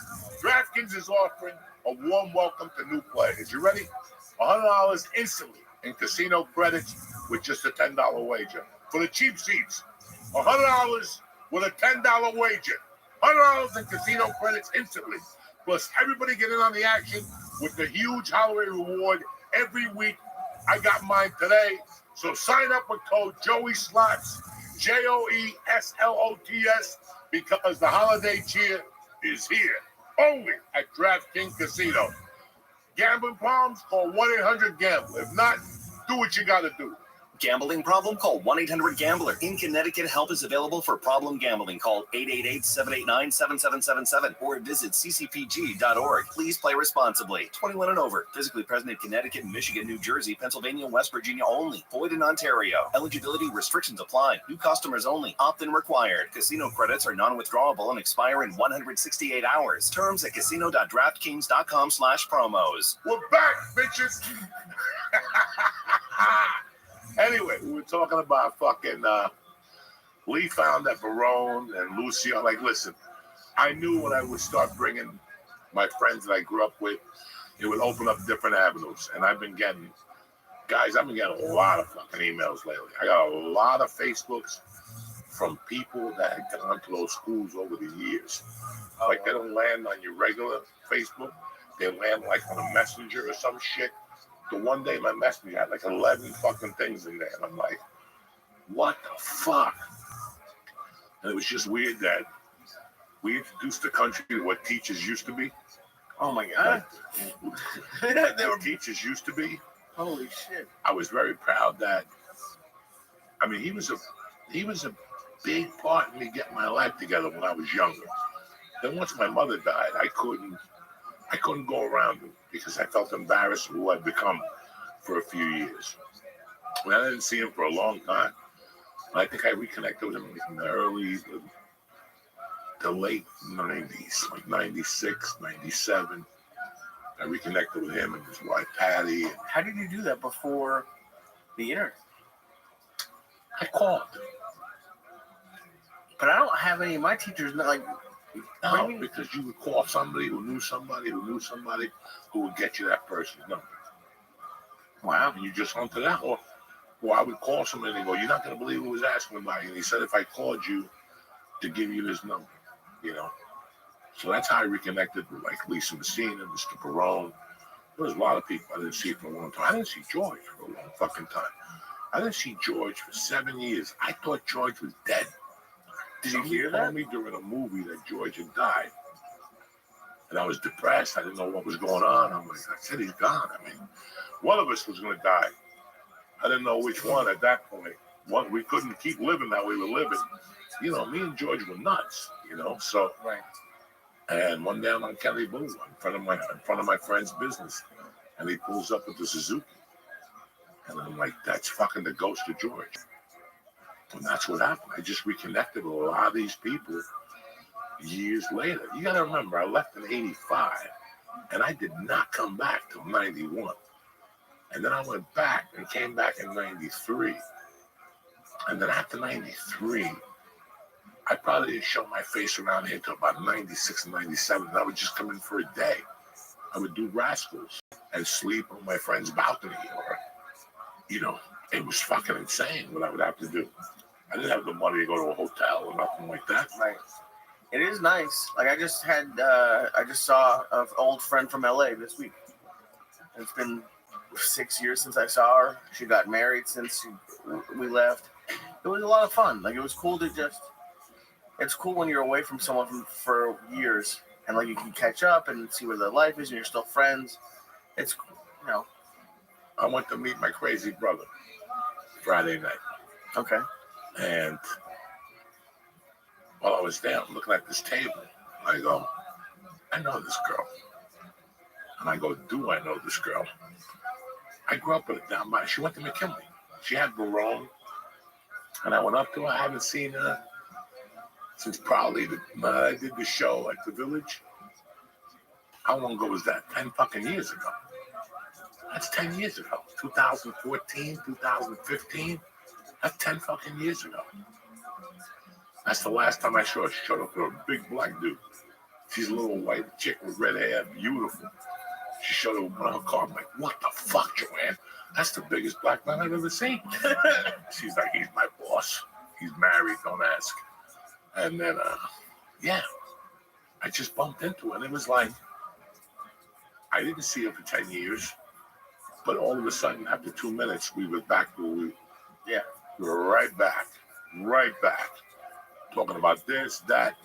So I take pride, man, in talking to my friends. I always thought that was a big cap in your life. If you can make your life, you know, you see people. You grow up with people. Like, you don't grow up with people. You meet people in California. And I would tell them, oh, I'm going to see my brothers at Comic-Con. And, you know, they didn't grow up like that.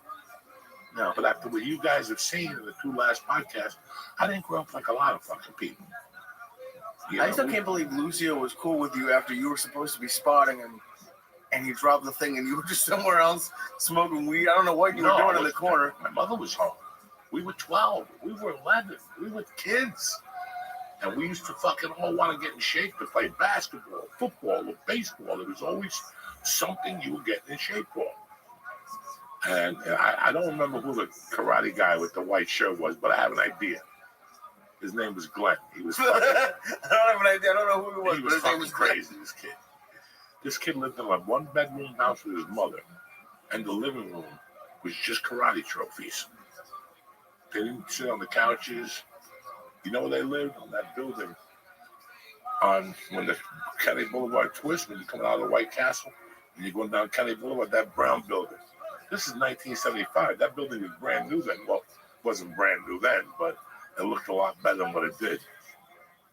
And that's what he's talking about. The kid with the Kung Fu kid with the white t-shirt, he was out of his mind. But fucking, yeah, that's who we hung out with. And now, the 21st, I'm going to dinner with the other side of that crew that we all grew up with. Karate or North Bergen? North Bergen, like the McKinley School. So it's me, Dave Ruiz, Louis Hernandez. Louis? Yeah, Chucky, fucking Whitey, who went to Kennedy. You've been talking about Louis, Ralph Russo, who went to Franklin. I remember Ralph. So it's a bunch of us that played basketball together in the 6th and 7th grade. Who fucking does that? And we do that 4 times a year. That's awesome. 4 times a year. No drugs, no. I'm the only junkie there. I'm the only one that they drink. I fucking smoke dope. And we pick fucking tremendous restaurants. We just pick great places. You know, they want to go all the time. They're like, we got to go to the stage in New Brunswick. We got to go to the stage in New Brunswick because they got the best hamburgers, supposedly. They do. I like that burger. I like a lot of like the spaghetti.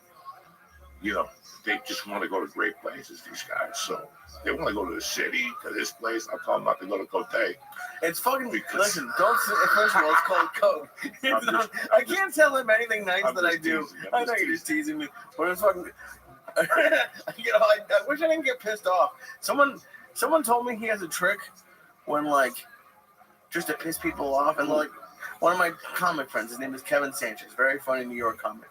But he was saying if, like, someone's, like, arguing something's right, he'll just tell them that he doesn't care.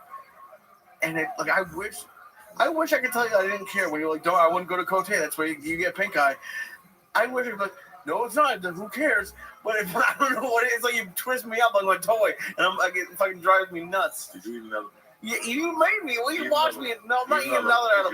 You're light. First of all, I made 4 edibles now. No, you didn't. Yes, I did. I ate 2 of these, which are awesome.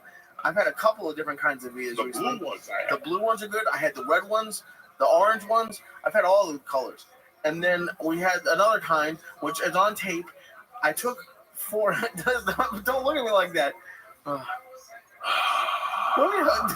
You don't. I was the only one who took mushrooms with you yesterday. Huh? I was the only one who took mushrooms with you. Yes, the owner of the restaurant. Yeah, was he eating did. like it was But no one 4th else of at the July. table did. Yeah, he was. No, he was having a good time, but no one else at the table did. Because they were all pussy fire. They're not like So you, what? Jay. Wow, I get no credit.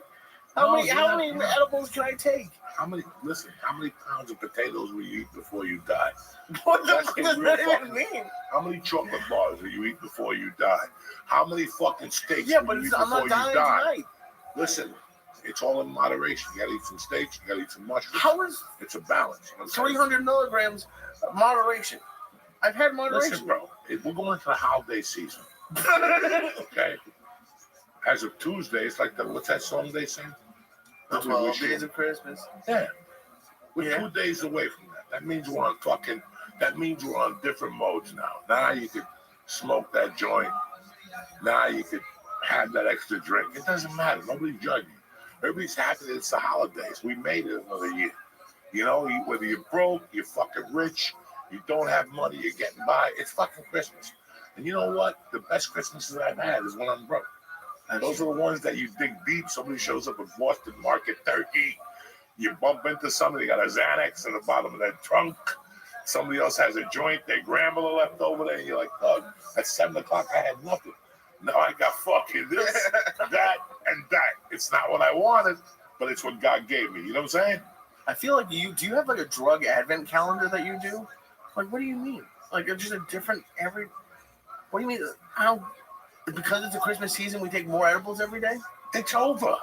What is that? You put the work in all year. Yeah, but we don't get a You month put the off. work in. You dealt with drama. You moved. You had a hell of a year. That's it. It's fucking Miller time, bitch. Okay? And it starts. So the last 3 weeks of the month I'm just done? Listen, I got something coming in that's big. Remember in Scarface, we have a big mule coming in. Big. We got a mule coming in. And that mule's going to take us straight to the fucking 31st till this choo-choo breaks down. And then you ain't going to see me. I'm going to do one of those NAD shots, like 100 milligrams, and get my cellular fucking motor going back. I have no idea what the fuck you're doing. What's an NA? I'm going to sit in that red light therapy and get my cells. Oh, yeah, you and then cheated I'm all the time. back. And then I'm back like herpes. Yeah, but you cheated. What cheat? Every time in LA, you'd be like, listen, I'm not high at all. And then you do, if I froze and did the therapy and sweat, and I was just sitting there with nothing. No, you wouldn't sweat it. You were just throwing edible juice on top of First of edible all, juice, on top of carnita fries. You know, it wasn't good. Yeah, but I And you didn't gotta have- sweat that shit out. You gotta go on that. Like when I go in the red light sauna, that's it. That means I clean my slate. It's like going to confession. Everything that's bad is out of you, especially if you worked out that day. You got the salt out of you. You got the fatty issues. You go home, you wash that sweat off your fucking body so it doesn't go back in your body. And now It goes back in your body if you don't. if you leave that disgusting sweat on your body with the toxins that came out, Eventually, the toxins are going to go back in. So you want to go home and wash your pussy, fix your hair nice, scrub a dub, your pores are open. Now it's when you do the loofah. You loofah your asshole. I kill that hemorrhoid. I hit it with a hammer. That's it. My hemorrhoid is down to this now. It was like this from the antibiotics, right? And it was like a trap door. It was like fucking, I swear to God. I had to shit and then take the thing and pull it to the side. You would hear it go, No, you didn't. You Yes, didn't. I did. Yes, I did. But then, and you refuse to get Preparation H. Because how embarrassing is that they go to CVS and go, where's the Preparation H? And then, if not, now you got to figure out how to get that tube up your ass. First of all, which is embarrassing. It's not that. First of all, how big is the CVS? You can just walk around. Second of all, I only had one hemorrhoid in my entire life, which is surprising. But you got like 3 stars. Yeah, I got more than 3. What's the difference? The sty Well, I don't and have to stick something hemorrhoid. up my ass for a What's the sty. difference between a sty and a hemorrhoid? Because you have to stick something up your ass, and I don't have to pull something look over at my your eye. asshole. It's a sty. It's a hemorrhoid. Yeah, it's gone in 4 That's days. a little hemorrhoid on your eye. It's gone in 4 days. And why? Because you touched that table like Cote. I didn't touch That that little goddamn Asian Listen, leftovers you- from Wuhan, and you put it in your eye. That's why. Oh, but then stick something No up your racism asshole. here. I'm just stating the facts. What? It's not racism, it's facts. Fucking, it's actually my favorite bottle that I've seen ever. Like the one time I had a hemorrhoid, that little tip of the Preparation H thing, it goes, you don't even feel it. That's what they always tell you. That's what they told Diddy. That's what they told fucking And whatever Jamie Foxx. That's what they tell them all. You're never gonna feel nothing. Nobody will I don't know. want to stick it up your ass. My phone's in my room. Yeah, nobody's gonna know nothing. Next thing you know, you're in the hospital. You got stitches in your ass. You know, you're fucking looking around your room. You go, what the fuck happened to me? And wait, because don't even tell me that. Why would I drug you unless I'm gonna do something to you? Jamie Foxx got fucked up, dog. They must have fucked that motherfucker up. He was like fucking Jesus. Don't you go down there messing with them Jews without no money. That's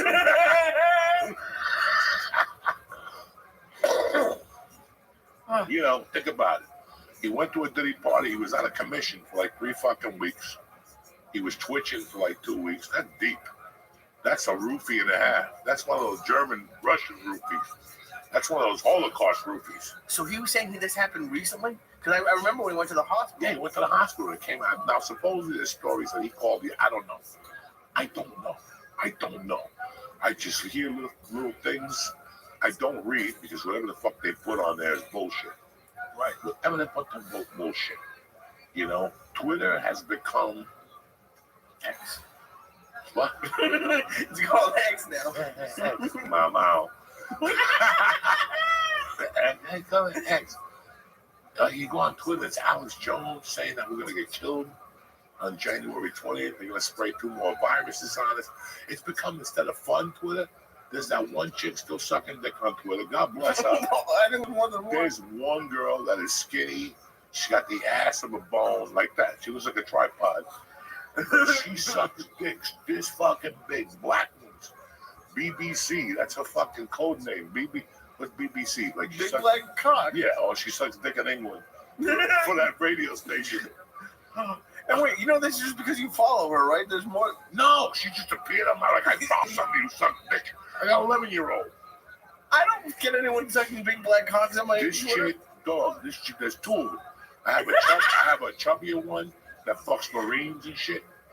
She just goes all these young Marines, and she's like 40, and she fucks all of them. She puts pictures. She got abs, but it's all fake. The ass is fake. The abs are fake.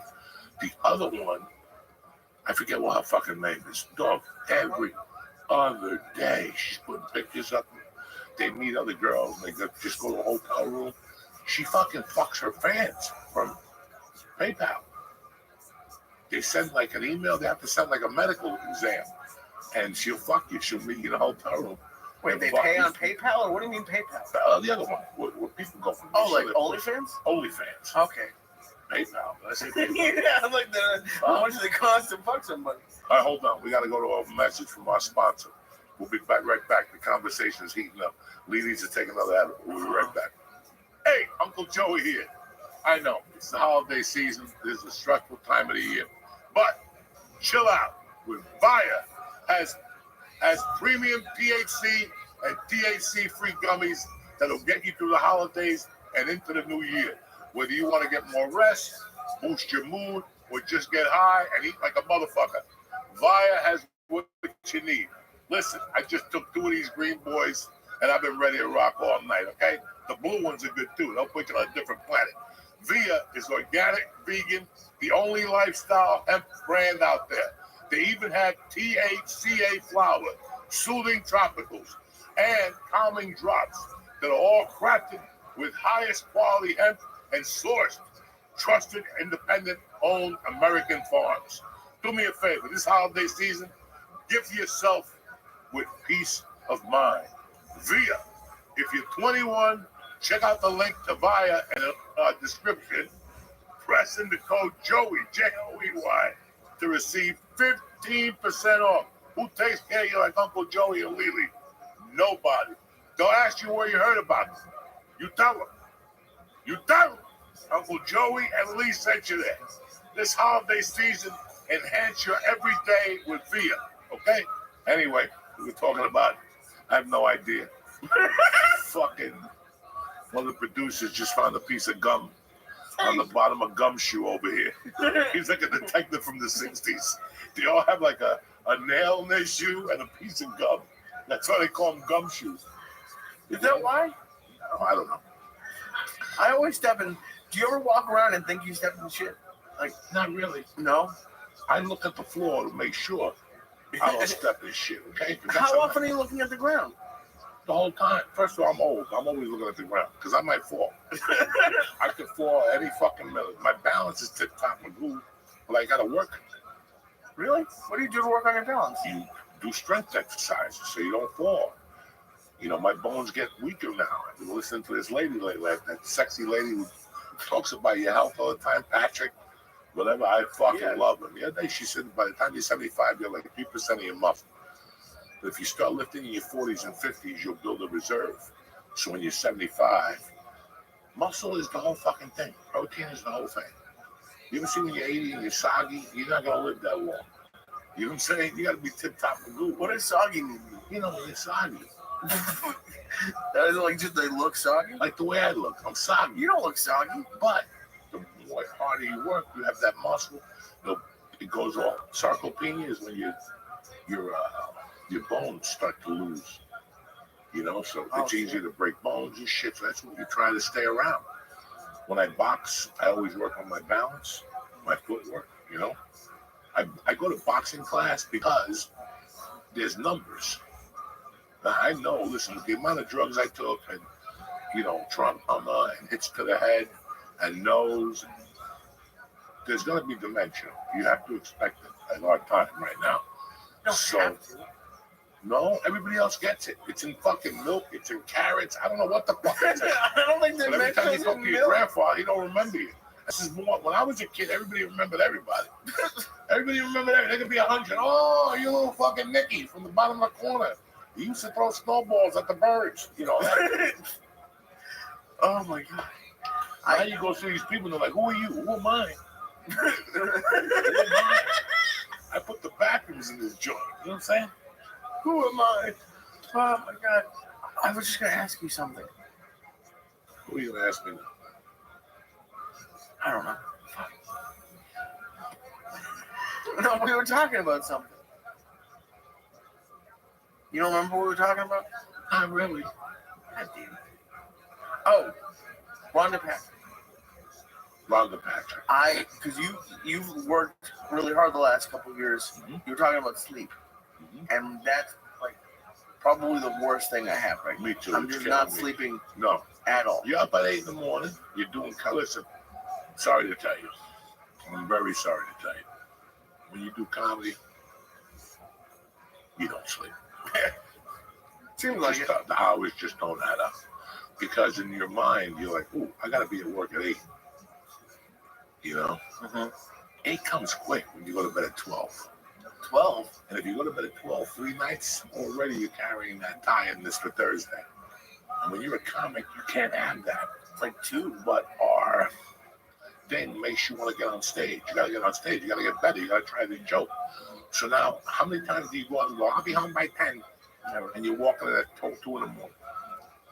You never come home at the time you're going to think. And that's why comedy has no, you know, that's why once you decide to quit your job to become a professional, then you sleep at, you don't have to get up till 9 or 10 then.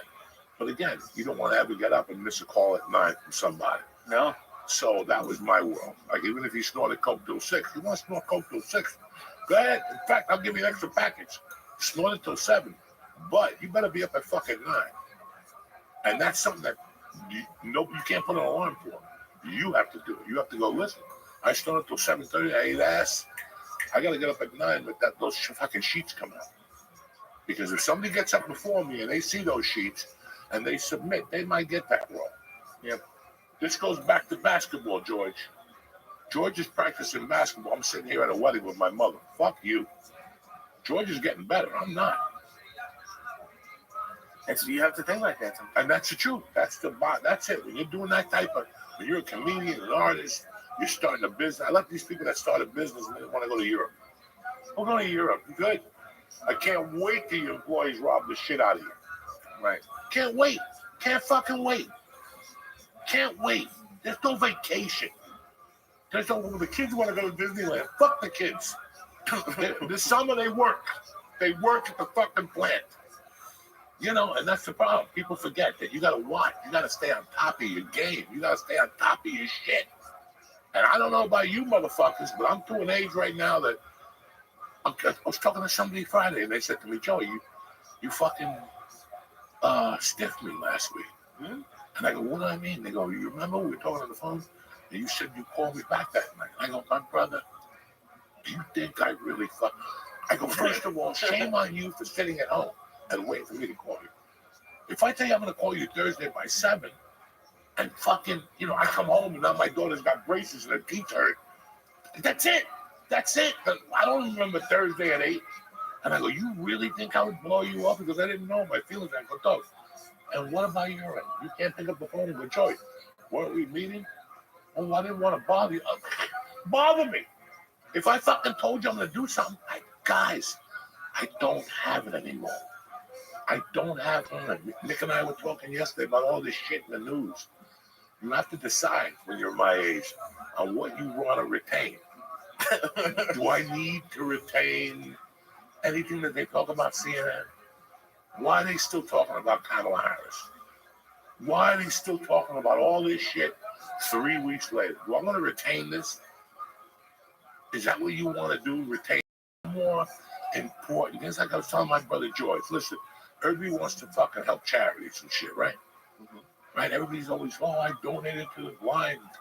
I donate. But meanwhile, you got a grandmother that's barely making the money. Why don't you mind your business? Stop being a good guy for people and be good to your fucking grandmother. We got a community around us.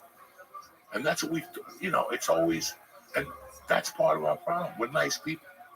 We think about other people and shit. But at the same time, what's that thing? You believe there's something on my computer where you don't have enough memory, Joey. Well, guess what? That's what's going on now. You don't have enough memory to retain, and that's not just going on to me, guys. That's happening to you guys. You just don't know it. I mean, you're old enough, and I'm old enough, my brother George. We didn't have this much information. We had ABC, NBC, CBS. Fox was a pimple on an ass. They didn't talk about nothing. The first show they had was The Simpsons and Leguizamo, House of Bugging. Nobody remembers Fox. Then they got America's Most Wanted and Married with Children. But, we had 3 ways to get news. And if you wanted to know what happened in North Bergen or New York City, you had to watch Eyewitness News or 12 or 9. Not 12 and whatever. Now, we have 30,000 fucking news avenues. You go on the computer, you got Yahoo, this, that, Forbes, Bob, Beep, Bob, Boop. Not to mention, when I was a kid, I watched Happy Days. I watched The Waltons. That's 2 days a week. Every fucking night. You got to fucking find a different streaming service. Remember your fucking code. How much shit can you put on your mind before your mind finally goes, it's the law of diminishing returns. That's why you have to do shit now. You have to read about stuff you can do. Like they say, turn off the computer at night. They say, turn off. No, when I get up in the morning, I do not look at that cell phone. It's nothing is good news on that cell phone. Nothing in the morning. You have your coffee, you look out your window, look at that bird. I don't care if you look at the Russian guy pushing the garbage into his backyard. It's a lot better than reading what's on Yahoo first thing in the morning. Do you ever feel like you're addicted to your phone? No, not like that. And because you had addiction problems, like you never feel, because I do 1,000%. I spend way too much time on my phone, and it's not even like I feel the urge, but it's just if there's ever a second of like just silence, you just reach for the phone. Listen, in today's society, everybody's addicted to the phone. Everybody complains about people being addicted to the phone. I have a family, and I hang out with other kids with families, and this is what you see when you go to a restaurant. You see the kids rip out the phones, but then the parents rip out the phones. Mm-hmm. So we got no leg to stand on. Right. You know? Yeah. The phone was a very great invention, but the more you have a phone, you're like, this wasn't a good idea. It was good at flip This was not a good idea. Because now you have, like when I call you on your cell phone, I don't know about you, I expect to get you on your cell phone. If I call your house, you're in the shower washing your pussy, you're somewhere, you're out at the bodega, whatever the fuck you're doing. But if I call you, when we call your cell phone now, we expect for you to pick up that fucking cell phone. It's in your pocket. Every time I see you, you're on there. Right? Every time you see anybody. But then when you call them, they're not around. Dog, it's the worst thing in the world. Because I feel like I got to pick it up because it's on me. It's fucking on me, guys. You know it is. It's on you. So this could be anybody. This could be your daughter. This could be, but there's so many other things on the phone that the way Instagram, it's taken away. Like, you know, Nick and I were talking about specials yesterday. Who watches a whole hour? Very rare. You know, we listen to long podcasts because we have to drive a truck or deliver UPS or But whatever. it could take someone. This is gonna be like what, 90 minutes? This could take someone, in theory, a few days to listen to. You know, when they're driving back and forth or doing something. Some people listen to 7 a day, but it's I don't the have time to phone's listen to great. 7 a day. I pick and choose. You know, if I see someone, good guest, I want to see you something. No, but you don't have the lifestyle to listen to 7 a day. There's definitely people who do. And I wouldn't. No, you wouldn't? No, because it's like Sunday football. I would love to be able to sit there from 12:30 and sit there till 10 o'clock at night. Oh, I ate too many wings. This is what you do every fucking week. I can watch the first quarter of the 1 o'clock game, the first half. Okay. And then I like to go for a ride. You always say this. What do you do on this ride? I call you. I call anybody who missed a call. Mm-hmm. I call somebody I have to check in with. I call my agent. I call my other agent. You don't know. It's Sunday. You're getting ready for the fucking Monday, Jack. So, and the fuck? why don't Sunday. you do this at home? Sunday's the Lord's Day. Mm-hmm. But that's till about 1 o'clock. Right. Then you watch a little football. Then you take your little nap. You smoke some pot. You give the wife a stabbing. You take a shower. You get up. It's whatever, Disney or whatever they used to have when we were kids, the show with the animals. Now, I watch a little 60 Minutes, and in between that little break, between the 8:20 game and whatever, I'm going to Notebook and get your week going. Come on. It's Sunday, motherfucker. You got a clear head. Let's go. What are we doing? I called Terry in. What are we doing this week? Because I don't have my schedule. Like, I had a complete schedule last night, and she dropped games on me this week and practices. And, you know. But why do you? I think the drive is interesting because I like driving, but like, why not just make those calls at home? Because I have a wife and a kid, and I love my wife to death.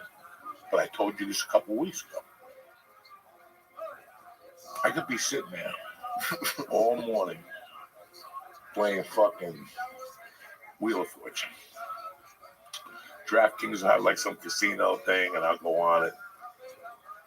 I'm losing. I lose like $40 in dollar bills, you know? Right.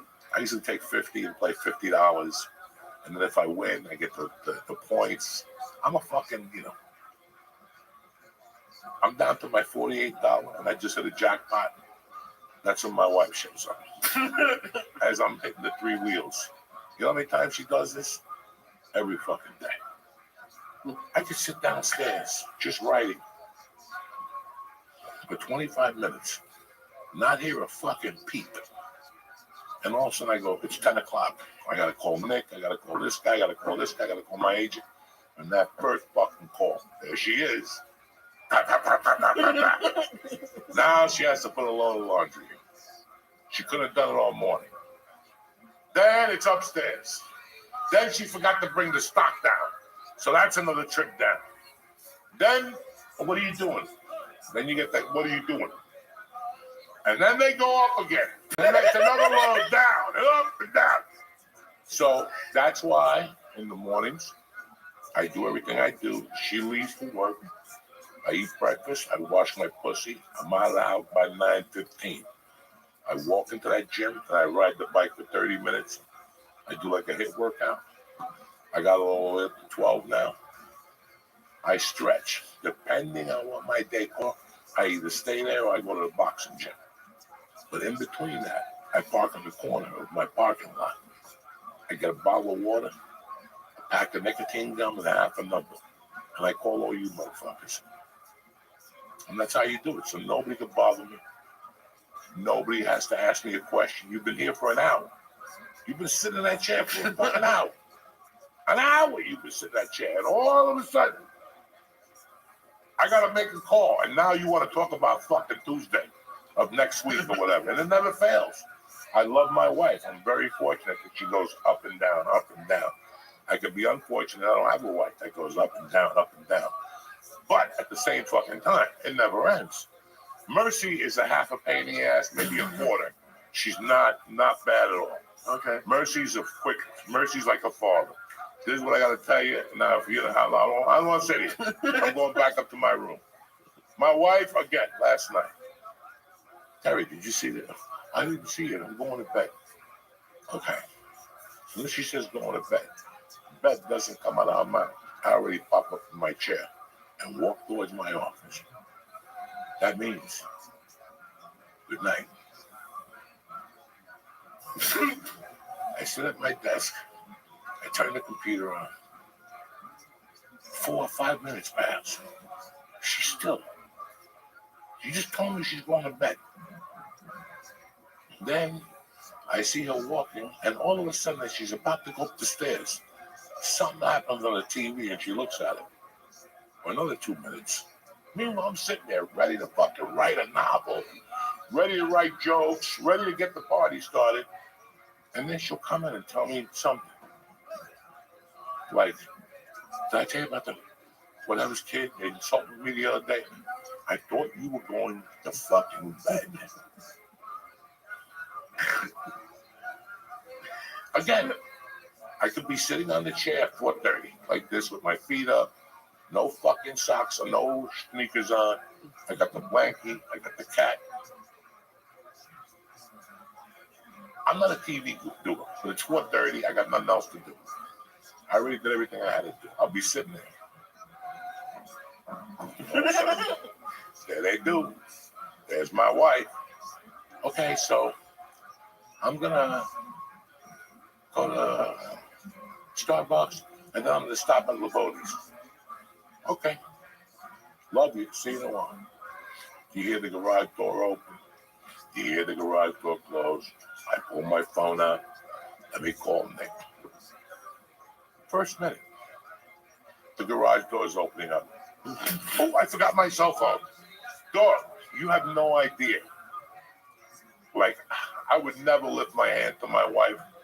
But when she comes back, she forgets her cell phone or something like that, my blood pressure, and I told her, from now on, when you forget something, don't come back. Because now my mind is onto a different headset. It's like when I go, yo, Lee, I'll meet you at Rudy's at 7:30, right? Okay.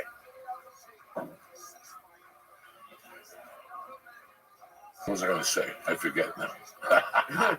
Once in a while, would like change your mindset. Or like, oh, okay. I text you. Are you hungry? Right. And you text me, yeah. And I go, 7:30 Rudy's. And you say, yeah. That's the end of the conversation. Right. Don't text me again. No. That's it. Don't hit me in 10 seconds, because once I put that phone in my pocket and that phone hits again, and I pray this ain't Lee, because then I got to say something to him. It's usually somebody else. If it's that person again, like I have a buddy I call, and it's, you can't text him, because it's yes, no, bye. All of a sudden you get 4 fucking more texts. One every 4 minutes to really aggravate me. Like that, and then it takes a breather.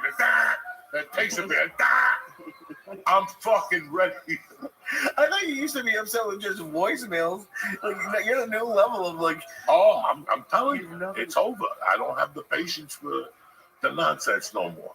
You know, I go to a restaurant. It's my favorite fucking restaurant. Right. I go in there for a year. Nobody talks to me. Obviously, I become friends with some of the patrons and the owners. I really like them.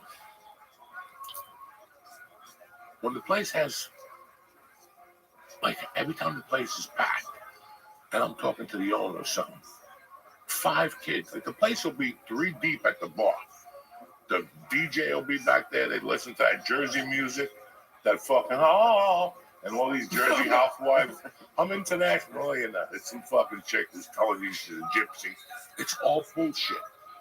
And they're dancing back there. And it's always like 5 kids. Hi, Mr. Diaz, can you take a picture? Listen, do me a favor. And they just don't understand that. They don't understand that it's not that I'm being a dick. This is the problem. You have 200 other idiots in there. You 5 idiots are going to come over. I'm going to take a picture with each of you. You're going to give me the same ear beating. We love you, I'm Rogan. Okay. And then you're going to walk away. And you're happy. You got your little fucking picture. Now, guess what? This fucking person I was telling my life story to, now our night is ruined.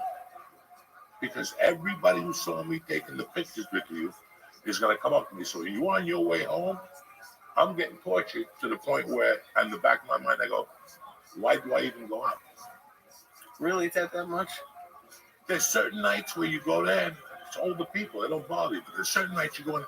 I went there 3 weeks ago with Mercy after Wicked. I'm tripping on fucking mushrooms. Yeah, I'm out of water.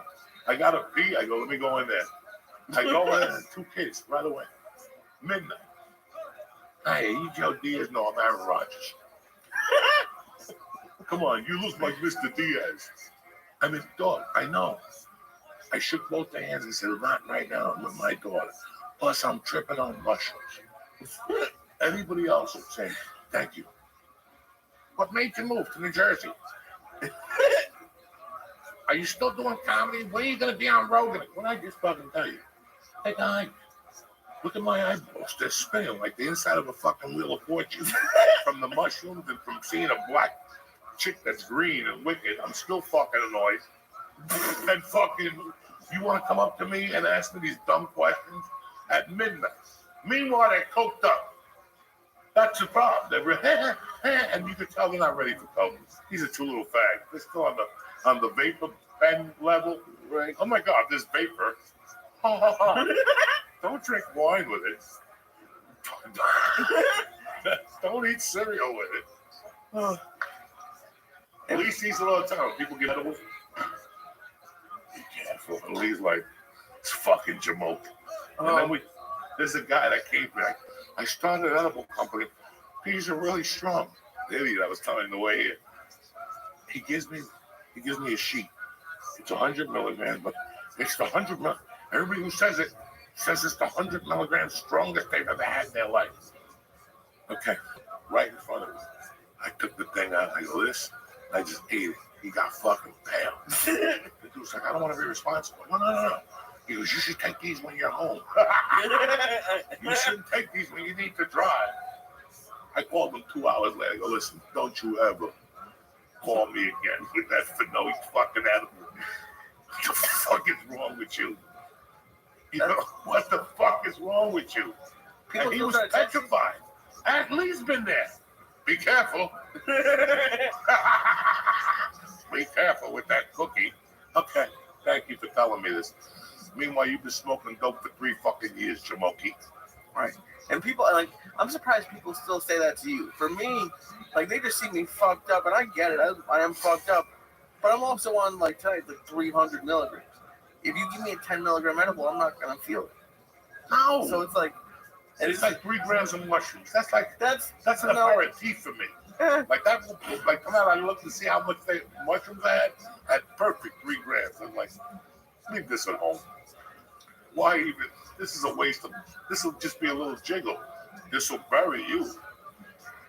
This will bury the regular human being. 3 grams? I gave you 2.5 at that fucking at that open mic, and you were like, "It's getting hot in there." I kept throwing ice cubes at him and shit. In there. You were throwing that was a fun night. But yeah. All those mushrooms hit us like a fucking right punch to the head. We were fucked up. Fucked up. I walked in there, Joey, look, not tonight, guys. Save your life story tonight. 2 guys, did you get me on Rogan? And some guy came up to me at the restaurant the other night. He's like, I don't mean to bother you, but that's the best line I heard all year. I'm like, what? He goes, I was there the night at Freehold, at the open mic, the big room where you went up. And you're like, listen, I know. He goes, you went up there and said, first off, put your fucking phones away. I don't want to see your fucking phone. This is comedy.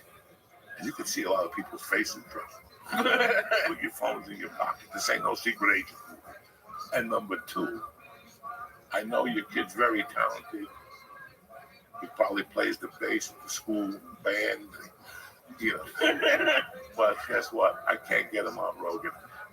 So don't fucking ask. Because I had a bunch of those the last couple of months. I never told you. No. Oh, yeah, my kid's talented.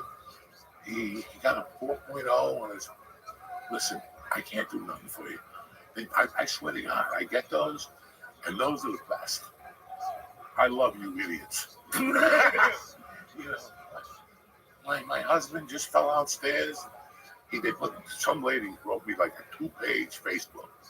My husband fell down the stairs. They put a metal cap on him. You know, he's getting fucking radio. I don't even know. I stopped after a minute because, you know, and then I just look at the bottom. If you could tell Mr. Rogan to call us, we'd love to explain what NASA did to my kid's eye. Listen, you know, if I call Joe and refer Lee, he won't put Lee on.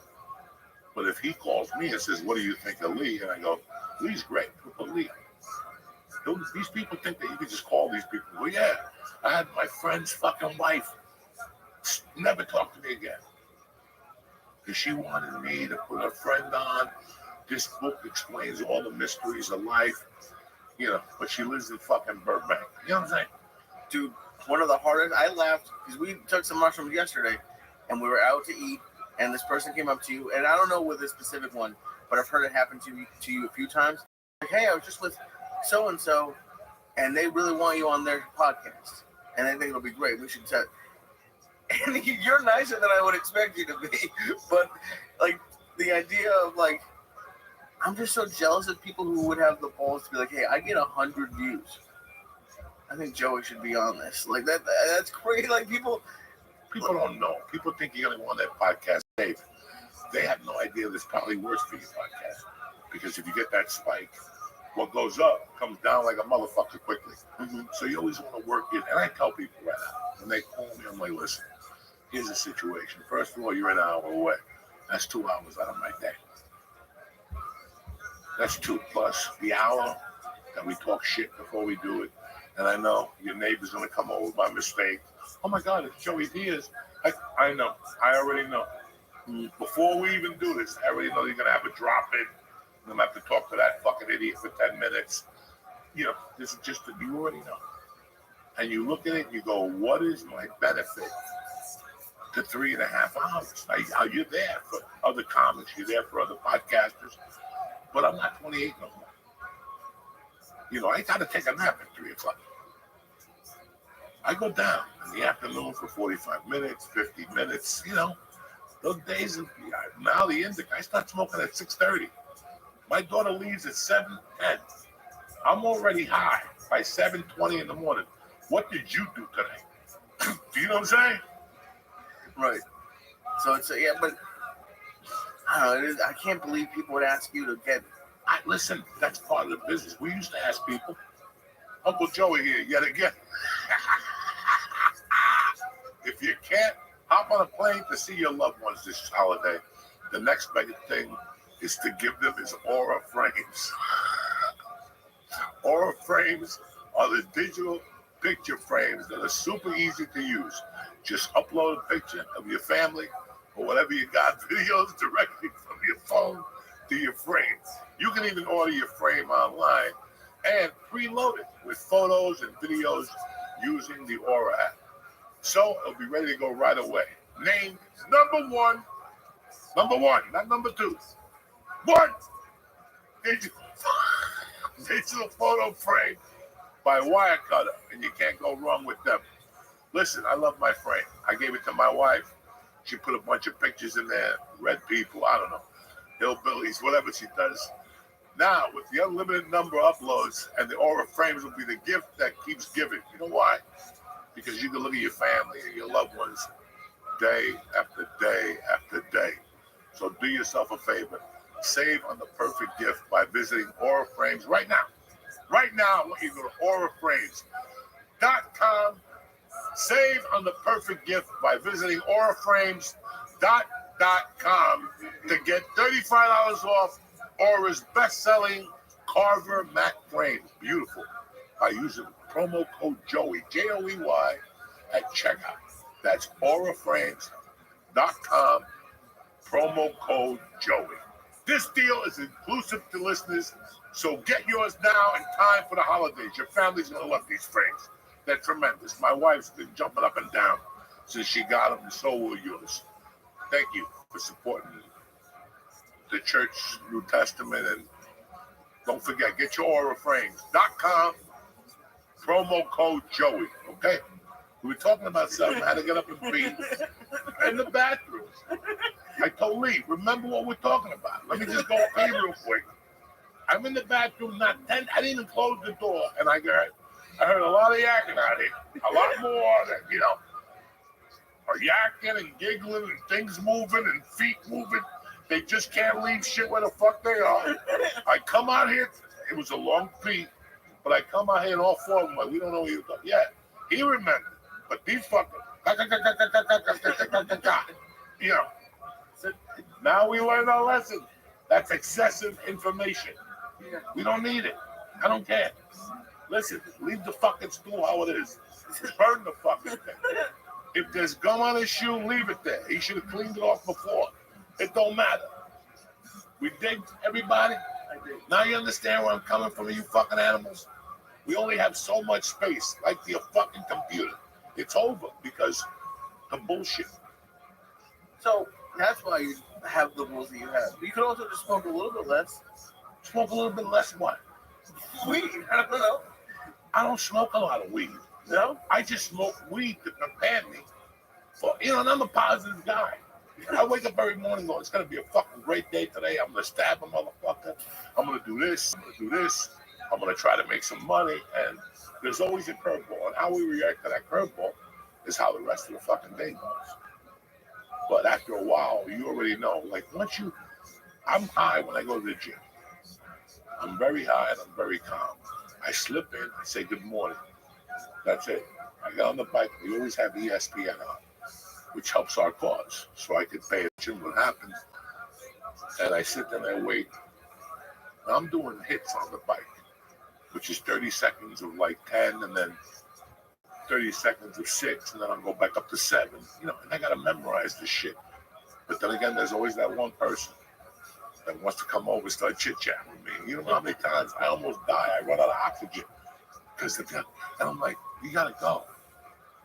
And then they want to stand here, which I got a fucked up left eye, whatever. So once I got to look this way, I can start getting vertigo. It's like when you're in a bar and the TV's there, people want to give you an ear beating. You got about 10 seconds. 10 seconds, because I'm not going to sit like this the whole afternoon.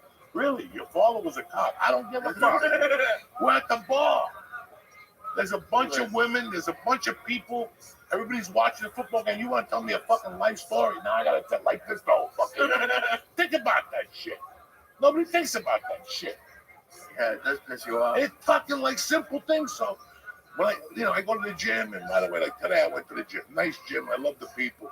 But there's two people there, they come in and you see Moana. They're 40 years old.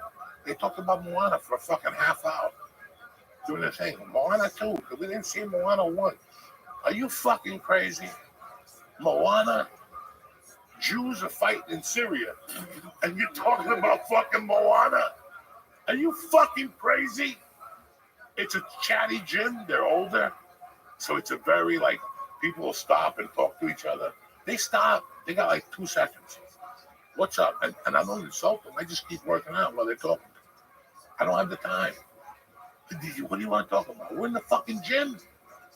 I don't know how many times. I don't know if this happened to anybody lately. Have you been to a men's room lately? There's always a jerk off in there on the phone, but on the camera phone. What? Like talking to another jerk off. Like, yeah, I'm here. I'm here at fucking Burger Brothers, and it's right. Like in the last month, 2 bathrooms I've gone in, there's 2 jerk and men. Not fucking kids, men on a fucking cell phone doing audio. Yeah, I told them that I'll pick them up after the game. So get that fucking video off. We just went to. Somebody had a fucking, maybe Jersey City, one of those places. I had to look at somebody and go, you gotta get the camera out of the back. He was at the urinal with his dick in one hand, with his other fucking hand. I can't do it. Now you want to ask me why I smoke dope? Anyway, listen, it was a fun podcast. We talked a lot of shit. We're high as fuck. And guess what, motherfuckers? The church is back, whether you like it or not.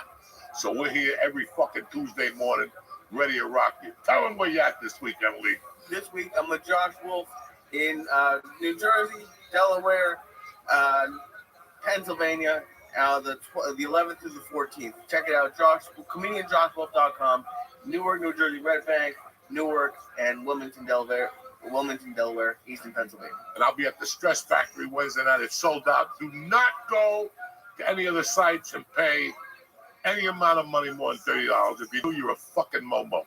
And I'd be really upset with you. I want to thank all our sponsors, and I want to thank you guys for giving us another chance on a Tuesday morning. And I want to thank Nikki Pork Chops for bringing some Fioris straight out of Hoboken. They've been there for how long, Doug? 80 years? 80 years. Jesus was there. What the fuck have you done lately? I want to thank the head technician, George Kolodinsky, and fucking my brother, Nick McIntosh. Apples. He's Apple. You ever met that guy, Hugh Apples McIntosh? He was a gangster with the Columbos, but he couldn't be made because he was Irish. See, you always learn something good on here. Where would I meet this guy? He died. I don't fucking know. What the fuck is wrong with you? I love you, cocksuckers. See you next week.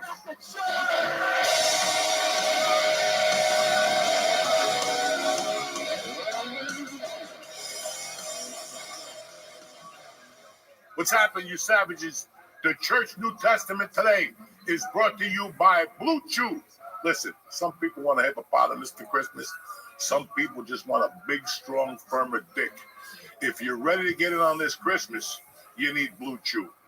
Blue Chew is an online service that sends a chewable form of the same active ingredients as Viagra and Cialis at a huge discount, like your little helmet's going to get when you take Blue Chew. Just sign up on their website, talk to one of the licensed medical providers, and once you're approved, you'll get your prescription within days. So, listen, I forgot my little package. I always have a little package with me. I take it on the way home, so when Mama's ready, but that's none of your goddamn business. The tablets are made in the USA, shipped straight to your door. Not even the mailman knows what's going on. So, discover your options at BlueChew.com. And Uncle Joey got a special deal for you today. Try Blue Chew. Lee, tell him. Free. Just pay $5 of shipping at checkout when you visit BlueChew.com. And I'll say it again. It's for free. Just pay me $5 for shipping at checkout when you visit BlueChew.com. Again, that's BlueChew.com to receive your first month on the arm. Visit BlueChew.com for more details and important safety information. I also want to thank Blue Chew for sponsoring the show and making you guys into young Marines.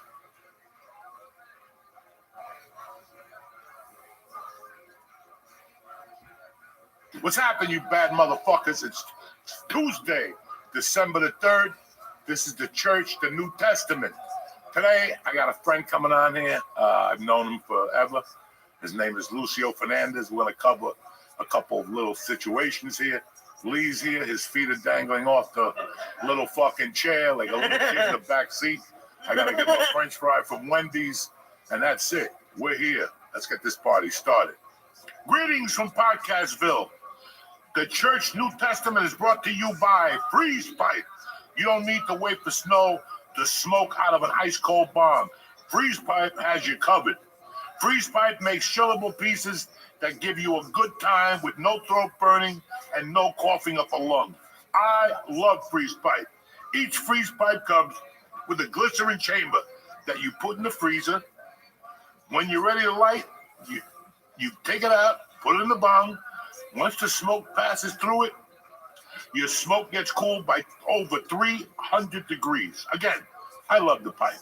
Whether it's the bubbler, the bong, the pipe, the dab rigs, you're going to find what you're looking for with Freeze Pipe. So do me a favor.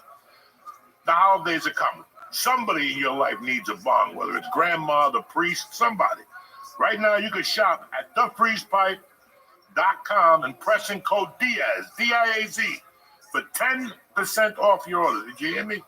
That's a Christmas breather right there. 10% off your order when you press in code Diaz. That's thefreezepipe.com and code Diaz for 10% off. Order today and get free shipping and say goodbye to harsh smoke forever. Turn off your TVs, run for your lives. It's over. They didn't put you on this planet just to give up. If Uncle Joey could do it, I can rule the world. That's what you gotta be thinking. Welcome back to church!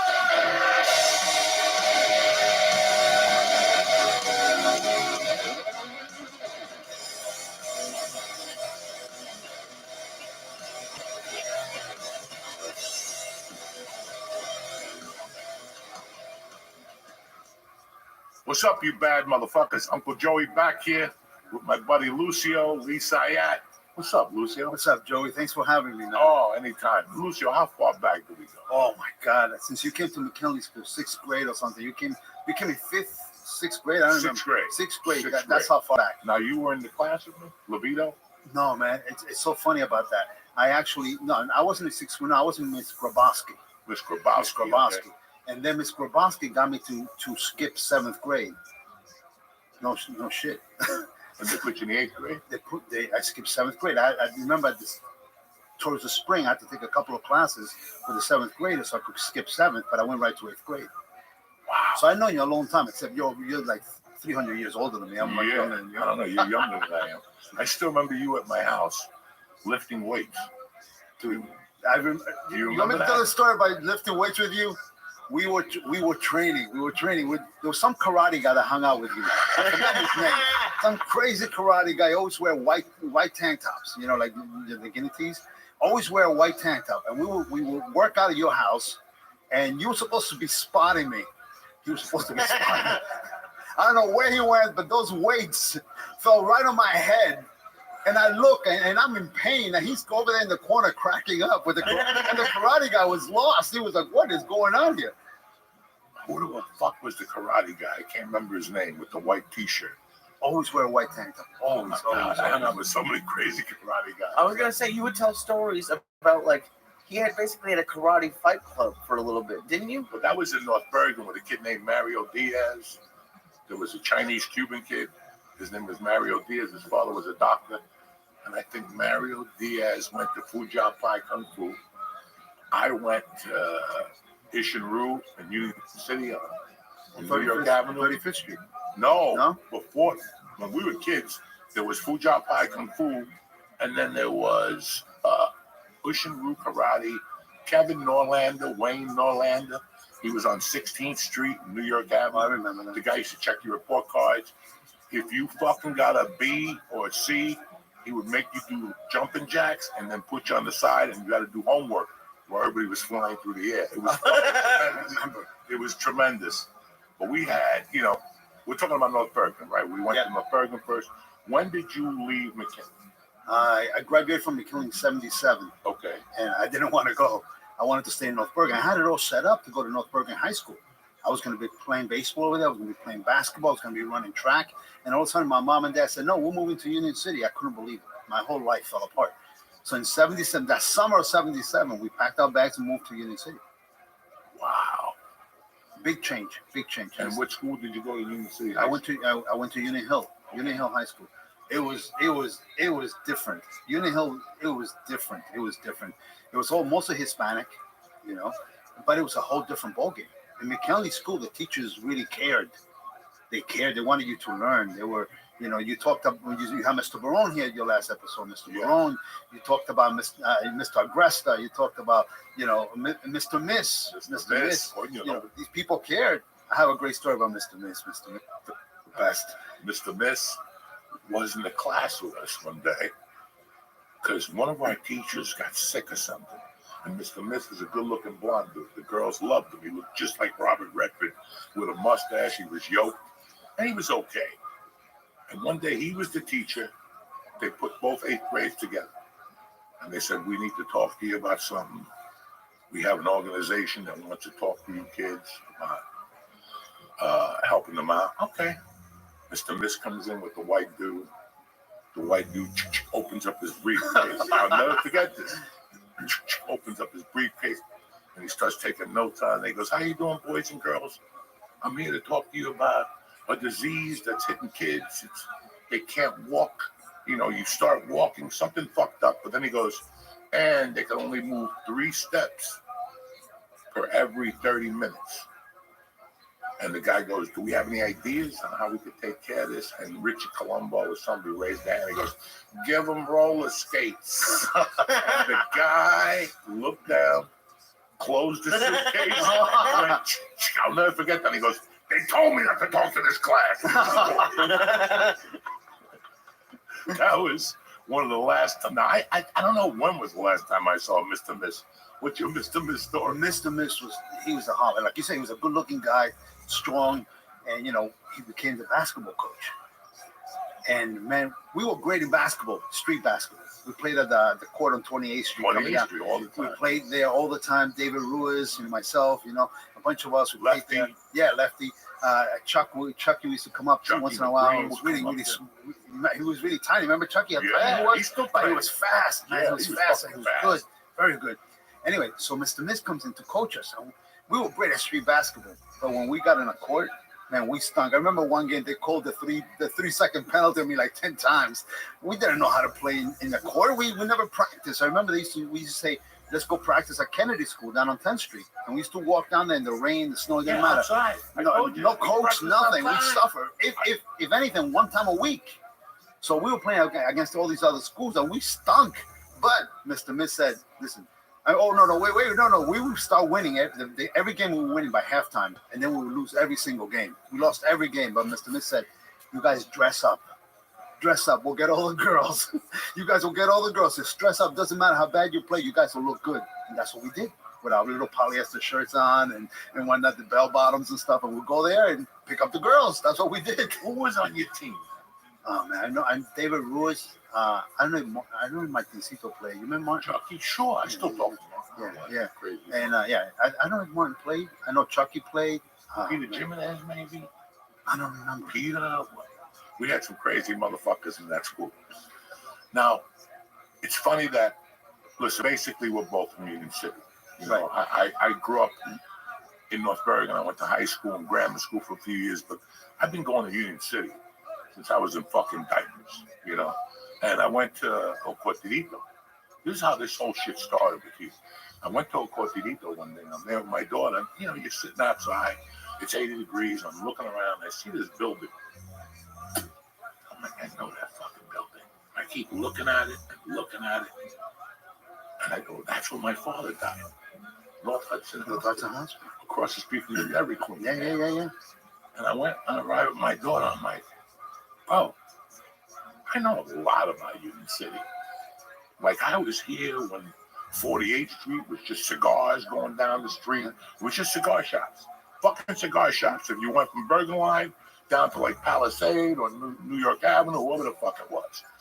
You know, I mean, You had the Colony Theater on 48th Street. Remember? Collin Theater on 48th Street. We had that other theater. You know, I didn't even know this. You know that fucking, what's the comedian, the old guy with the cigar? George Burns at the Hudson Theater. He met Gracie Burns in Union City at the Hudson Theater. Your grandmother, his grandmother grew up in Union City. She's telling me a story once that she used to talk to Fidel while she was waiting on the bus. Fidel would come up to her and talk to her. She goes, I didn't know this fucking guy was, but he was a gentleman. She goes, I figured out years later he was Fidel. Like Fidel started his revolution in Union City. He had some meeting on 26th Street or Yes. 20 something. So he had a meeting with some people down there. Yeah. I don't know where. And he got arrested. Yeah. He got arrested in Union City. Fidel, you're talking about Fidel Castro? Fidel Yes. Castro. What was he doing in Union City? That's where the revolution started. Union City, whatever part of Florida, where Tampa was or some shit like that, and Miami. When they were going to do the Bay of Pigs and all that. Oh, before the Bay of Pigs. He was like over Batista's fucking job. But that all went down. Are you Cuban as well? Yes. It's not my fault. I was born there. I know. Oh, you were born there too. I was born there, yeah. Because I was driving back from New Jersey the other day, and you had told me, Joey, that like you moved, like your mom moved here partially because of like the sewing industry. Yes. And they had a sign right at the Lincoln Tunnel, like New Jersey, the home of embroidery, like 1837. Of the fucking That was true. From the 1800s. You know why? Why? The German machines, the Schiffley machines, they had to stand in solid rock. And the only area that had the solid rock, bluestone, Union City is based on bluestone. So that's the only place that they can anchor these, whatever, 2-ton machines. So the embroidery industry grew in Union City and West New York. It was huge. They did all the patches from worldwide, everything came from Union City, West New York. Union City was the embroidery capital of the world. It's also the burlesque capital of the world. The burlesque capital of the world. Yeah. Do they need to reinforce it for that? They don't have no burlesque clubs no more. Right? No. You know how many? There was a lot of theaters in Union City. You had the cinema. You remember the cinema? The Hippodrome, the Lincoln Theater, the Twin State, which was on 40th, which CBS is on 48th and Bergline. The Colony Theater. You had theaters all over Union City, and there was a lot of people that started in Union City. You know, Frank Sinatra, when he was for the group before he went solo, they sang at the Lincoln Theater on 32nd Street with Davis. You remember Davis toy store on Bergline Avenue and 32nd Street? It was right there. That street. Around the corner where Mi Bandera was, that used to be a theater, the Lincoln Theater. Okay, before it became years and years old, not the Park Theater, Lincoln Theater. And there you had big stars that performed there. Now the Park Theater is by the 4-Star Diner. Right. The best BLT for fucking years. My mother would stop there at 3 in the morning and get me a BLT and shit. Tremendous. How do you have the best BLT? Just really good bacon? It's really good tomatoes. Okay. Thick bacon, like back in the now you go like everybody else. It's fucking That's hog and it's Turkey Club. Oh my God. Turkey Club there. What? The Turkey Club. The Turkey Club They is made still Turkey good? Club. No, the Turkey Club sandwich there. No, they just closed. The diner closed about a year ago. Really? Yeah. Diner closed. And my florist across the street closed. I had a florist. I'd go in there and bring flowers to my mother. I went in there. We're in Colombia. We're never coming back. I said, that's how it works out. But it's so funny how, like, I was driving that day with my daughter, and I started telling her, you know, like I don't remember nothing about Union City until my father died. And then I remember we lived across the street from the grammar school on 29th and Central. Behind that, Robert Waters. I lived on that street. We had a garage and the whole thing. And then after that, I don't know what happened. And then we ended up in New York City. But my mother always had that bar in Union City. So wherever she went, I went. There was no fucking daycares. You know who lived around the corner from you? You're gonna die. Tony Orlando. In Marlboro? No. Oh yeah, Union City. Originally, yeah. Tony Orlando was from Union City, New Jersey. I mean, it's just fucking insane, you know. And then I would just go visit, and I would walk because my mother had 29th Street, so it covered from 29th to 48th. Right. She would go, don't go past 48th Street. Yeah. And you walk back and forth. But 48th Street, when we were growing up, we had our own little world there. I mean, Union City was probably one of the most unique little towns. Like I could tell you 1,000 Saturdays that we went to the cinema. Like the cinema is where I saw The Longest Yard. Right. It's where I saw Rocky. It's where I saw Tommy. I saw Bruce Lee. Fuck. They always had the midnight show, and then you walk down Burger Line, and you had Ponte Corvo fruit next to the toy store. That's right. With a lot of boxes. Well, that's what I'm talking about. Davis We toy store. would beat the fuck out of boxes. They'd be all over Burger Line. And then we'd run away because I thought the cops were going to chase. There was no fucking cops. Fucking crazy. And there was a go-go bar there. Right on 32nd Street. Yeah. Now, when I first remember being at my mother's bar, there was an Italian deli across the street. This is 66, 67, 68. And I would go over and they'd pick me up. And I'd stick my hand and he'd always give me an apple or fruit or an orange or some shit. I didn't want no fucking orange. I wanted the candy. He had things of candy. Then he left and the New Moon Chinese restaurant. Oh, wow. Like there was just so many things. But the thing that sticks in my head the most about Union City was when I was about 7, 2 kids got kidnapped. You remember that? Yeah, I remember. When I was about 7, 2 kids got abducted by the towers. Some tower, Troy Towers or something like that. Somewhere down Edison School. I don't even know if Edison School still exists. No, that still exists. Yeah, I think it was on 7th, right off of right down there. Yeah, right off of Summit Avenue. Yeah. I'll never forget that just because I went to my mother's bar and I did all these things in New York City, I felt like I had to go. And I told my mom, I'm going to their wake. And she's like, what are you fucking crazy? I gotta go. And I went down and it had to be 2,000 people. And I'll never forget that I was like, this is Union City. This is real. These people fucking around. And they're gonna find this motherfucker and kill him when they do, you know.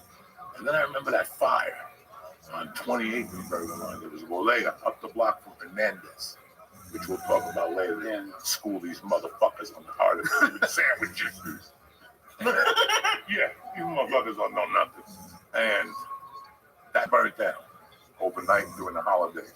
And I still remember going to my mother's bar and the front was just filled with clothes and people giving money.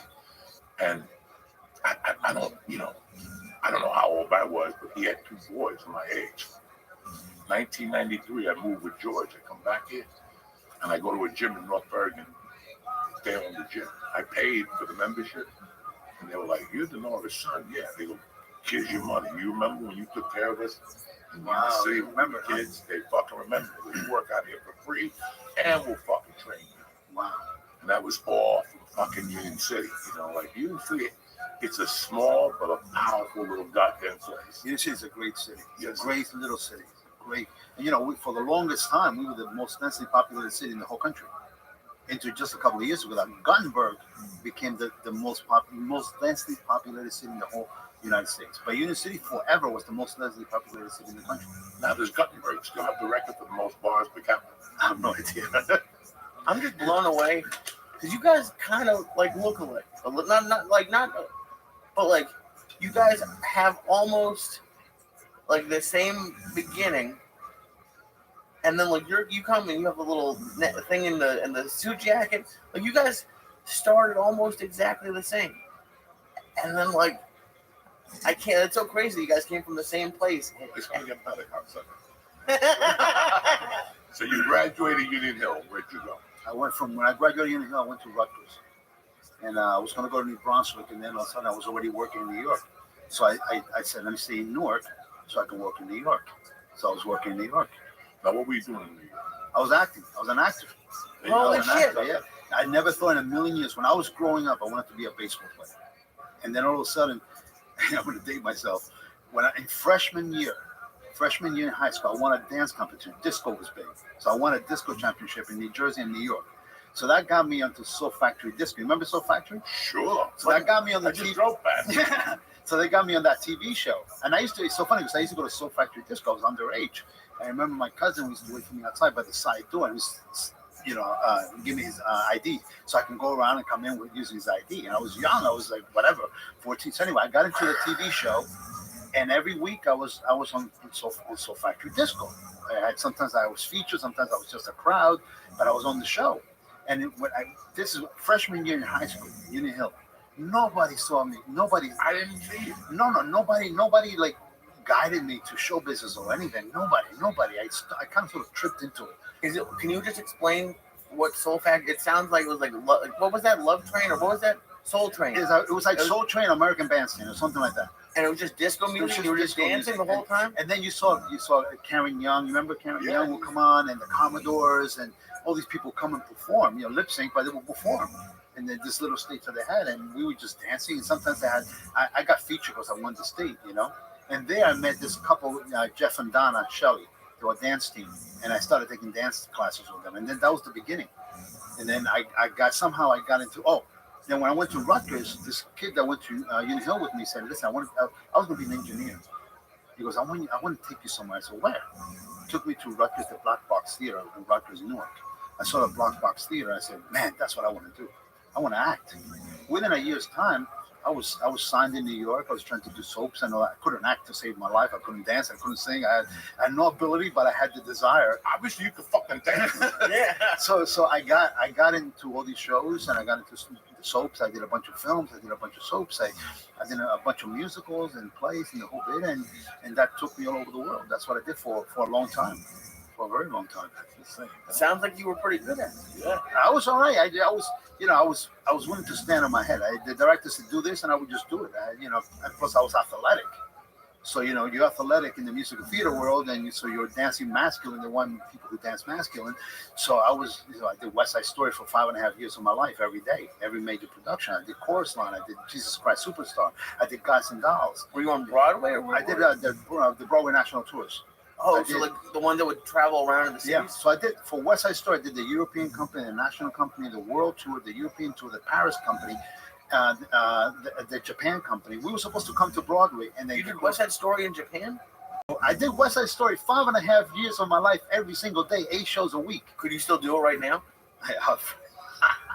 8 shows. I can't imagine doing 8 shows a week. Man, it felt when you got off the tour, it felt like you had been to war. Everything hurt. Everything. My knees, my back, I played Chino on West Side Story, so I was shooting the gun. So I had tendonitis on my elbow from shooting the gun. And it was a lot of fun. It's a lot of fun. It's a lot of work. It's a lot of work. And a lot of commitment. People don't realize it. People have no idea what goes into theater. Like, I've got auditions here for theater. I'm like, they better not call me. No. They better not fucking call me because they wanted me to do whatever, Guys and Dolls. 2 years ago. You'll be great. You'll be great in Guys and The Dolls. one guy, the Yeah. crazy guy, and I was like, I don't know. The guy called me up. Listen, we really want you to do it. We rehearse twice a day till fucking St. Smidgen's Day. And I'm like, I did Guys and Dolls with Lorna Luft. Remember Lorna Luft? I remember the name. And Liza Minnelli's sister. Okay, Lorna Luft. Lorna Luft. I did it with. You remember Steve, the guy who played Steve in Married with Children? Yeah. He was in the company I did. You remember? Oh, Fish. You remember Fish? What's his name? Abe Vigoda. Abe Vigoda. He came in. They had to let him go. He couldn't do the role. No, he's too old. But this is years ago. I know he can't dance. No. He was 100 when he did the Godfather. He was 100 when he did the Godfather. Yeah. I just seen it in a restaurant. They always play Italian movies. And there was a part when he asked, what's his name? Who gives a fuck? But he was old then. So when I went to Rutgers, I was doing all the stuff in New York, and ICM signed me for a commercial. So I would do all these commercials and stuff, So I was making a living at it, and that's all I did for a long time. And then until I ended up back in Union City somehow. So you have your SAG card and everything? Yeah, I got SAG after and equity, everything for forever. Equity too. I don't even have fucking equity. After it's done, they're like mixed with SAG now. Yeah. It's not the same. Yeah, it's not the same. So I mean, you've done. So I guess have you ever done plays, Joey? Like, have you done All the plays? time. You saw me doing fucking the King and I when I was watching. Like what one was your favorite, Lucio? Between all of them, between plays. The most I mean, probably West Side Story. Oh no, but like between plays, like commercials, TV. Plays. Yeah, that was a lot. When I was at Rutgers, that's what I studied. Theater. I wanted to be a theater actor. I never thought in a million years I was going to become a film producer and stuff like that. That was not my thing. My thing was going to be, I was a serious actor. In fact, I worked at, I don't know if you guys ever heard of Spanish Repertory Theater in New York. I worked there for 3.5 years. It's the premier Hispanic speaking theater in New York. And I worked there as a lead actor for 3.5 years. and did everything. It's a repertory company. So on any given weekend, 1 weekend, 3 days, Friday, Saturday, and Sunday, I did 5 different plays. What? So you're it's a true repertory company. So you're learning all these plays at once. You can be doing a classical play, a Lorca play, and then you do a contemporary play, all in Spanish. It's insane. When I got off a tour, I had just met my wife. And I turned down all these tours. And I started working in Spanish rep. The first script I got in Spanish, I was like, what? And my wife is, American. She had to help me learn the script. Phonetically, I didn't know what I was reading. I never read in Spanish, So I was there for 3.5 years, and it helped me out for later on when I, becoming a commissioner and stuff like that. It helped me because then I was bilingual, that helped a lot. I could speak Spanish. I could read Spanish. I could write a little Spanish, but Spanish auditions, I just tap out. I'm not interested. I can't because listen, there was a show on in the late 90s on Telemundo. It was a Cuban family, not Que Pasa USA. No, this was one that came later. And one guy got a call from my agent. He goes, go in there and read. He read for the Cuban door guy. Well, I go down there. There's all these Cuban people. They're very nice, but they ain't Cubans like us. Okay. So I'll never forget. I read the role, booked it, went on the next day, and during rehearsal, I said a line, and they all were like, like they were fucking uppity-duty Cubans, right? And then we started doing the scene, and they all had problems, like they were too fucking emotional, and he's not doing it right. Like, how the heck tired? And I went to lunch, and they called me at lunch and said, you got fired, but they're going to pay for your after card. I said, fine, fuck it. $1,000 they took out of my future. And then, about 20 years later, I'm during COVID, I'm walking at that park. Okay. They did all the rallies by our house, and during COVID, the guy that played the cousin on the George Lopez show, he was on the show that night. And he came over to me and goes, hey man, I just want you to know, I haven't seen you since that day, but it wasn't me who got you fired. It was those other fucking Cubans that had this stick up their asses. And I was like, okay, good to know. I don't give a fuck. I'll never read again. But that's why, because my Spanish is completely different than their Spanish. And when I say a weird Union City word, they fucking lose it. Because we grew up speaking Spanglish. We spoke Spanglish. But I spoke that shit that they came with you, the revolution. Yeah. Those people spoke differently. They cooked differently. They acted differently. Absolutely. Oh, absolutely. It's a different fucking word. And it's still embedded in, it's still in my fucking soul, how those guys walked around and how they can, and I don't know, I can't. I've tried even, they always make me read the fucking Mexicans and Colombians. I get one Cuban and, it's not going to work. It just doesn't work. I don't know what the fuck it is. I remember when Scarface came out. Okay. And I said, where are the Cubans? I know Stephen Bauer was in it, the only Cuban, but where are the Cubans? It's a ton of Cubans everywhere. The Cuban nuances were not there. I mean, Pacino tried, his best, and it's a cult classic. But where are the Cuban nuances, that machismo, the way that the Cubans talk, the way my stepdad talked, your dad talked, and the Cubans growing up in Union City were different. They're tough, but it wasn't just the way they looked. You know what I mean? It was a whole different kind of Cuban, and that wasn't represented in the film. Well, when they was getting ready for that film, it was Little Angel Salazar, God rest his soul, that kind of prepped Pacino for a lot of stuff. But it got so bad that they didn't have no Cubans.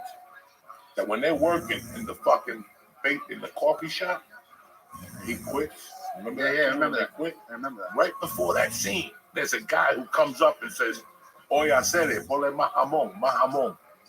You remember that? I remember right? that scene perfectly. Yeah. That's Angel Salazar off camera doing the voice. Really? Yeah, they had no Cubans. And in their defense, you had Angel and the other guy.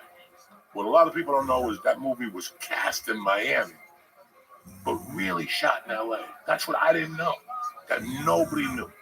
Over the years in LA, I kept meeting people from Scarface, and I would ask them questions. In fact, I shot a movie with Pepe Serna, the guy that cut his arm off. Yeah. And he told me he stole the extra arm and he sold it for $75,000. The whole fucking thing. But he was telling me what happened. They were down there in Miami, and the Cubans shut them out. So they had to shut down, pay everybody for 6 months, and go to California and start all over again, like tent city. I thought that was Miami. Yeah, that's under the 405. The house, when he goes to the mother's house, that's a little house by the airport in LAX. Wow. Like where they put fucking migrants or whatever the fuck they are. I don't know what they do. But all that stuff was LA. And then the 2 guys that shoot Tony in the disco, the one guy was my brother. He told me the whole story. He was an extra. He was doing extra work for the holidays to pick up money.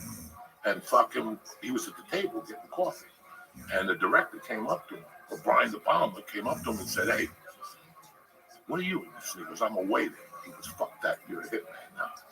And it made him an actor. He was always an extra. That was his first acting role. Wow. So he was telling me how they just had a lot of problems with that movie. They finished that, but that last scene, the shooting scene, did you ever know about that? No. That's Steven Spielberg. Oh, really? They were in Miami for a fucking director's conference. If you see who was shooting, and they had like 10 cameras. So Brian said, every director, come down here and get on the fucking camera and shoot.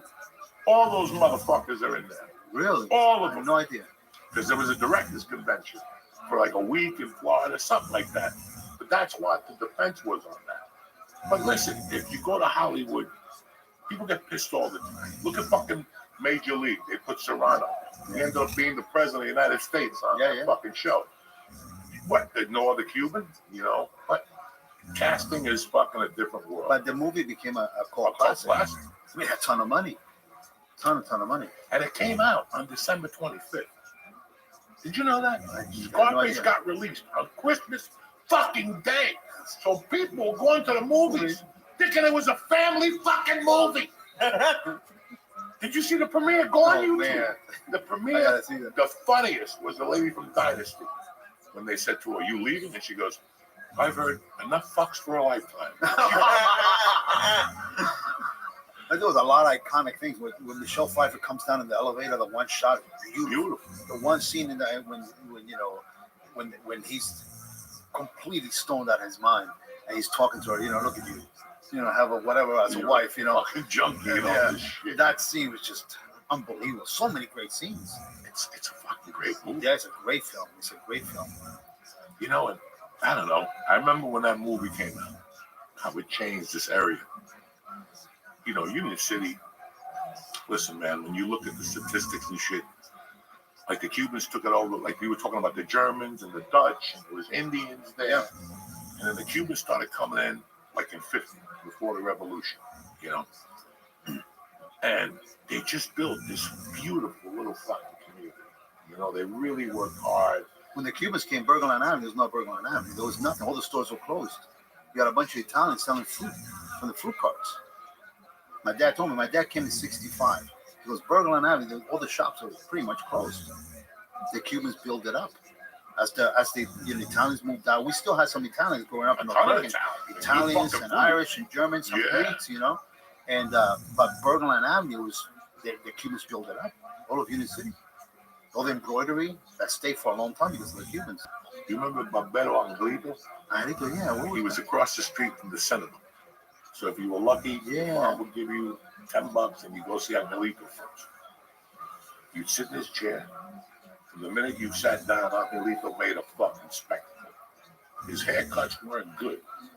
But when you left there, you thought you were fucking Cary Grant. Okay? Because he do the fucking thing. And they do like dust and shit.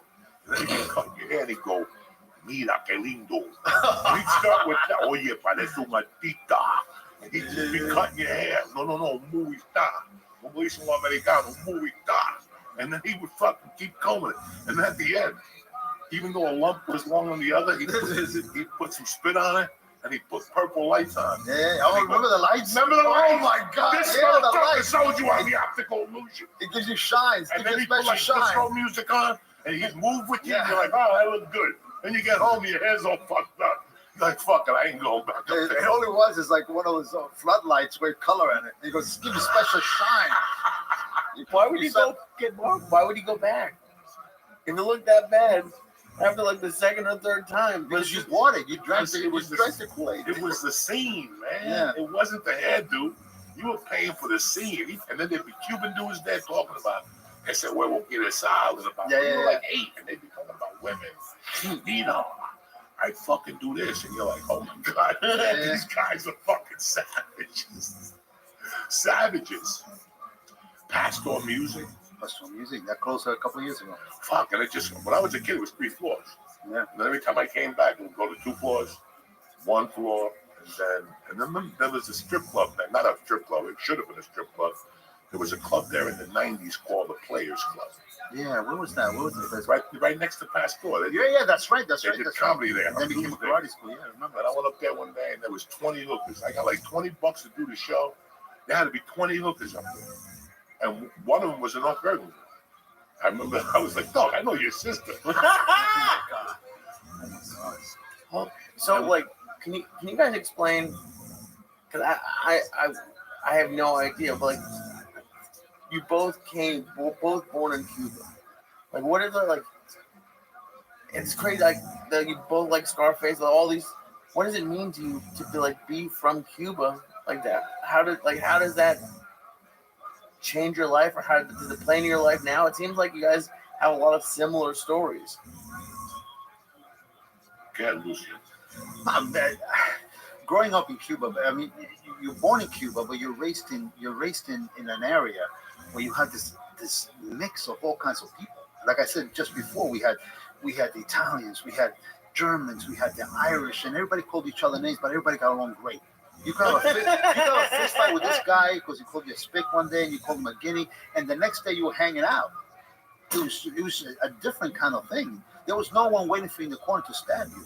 Everybody took care of each other. It was a different kind of thing.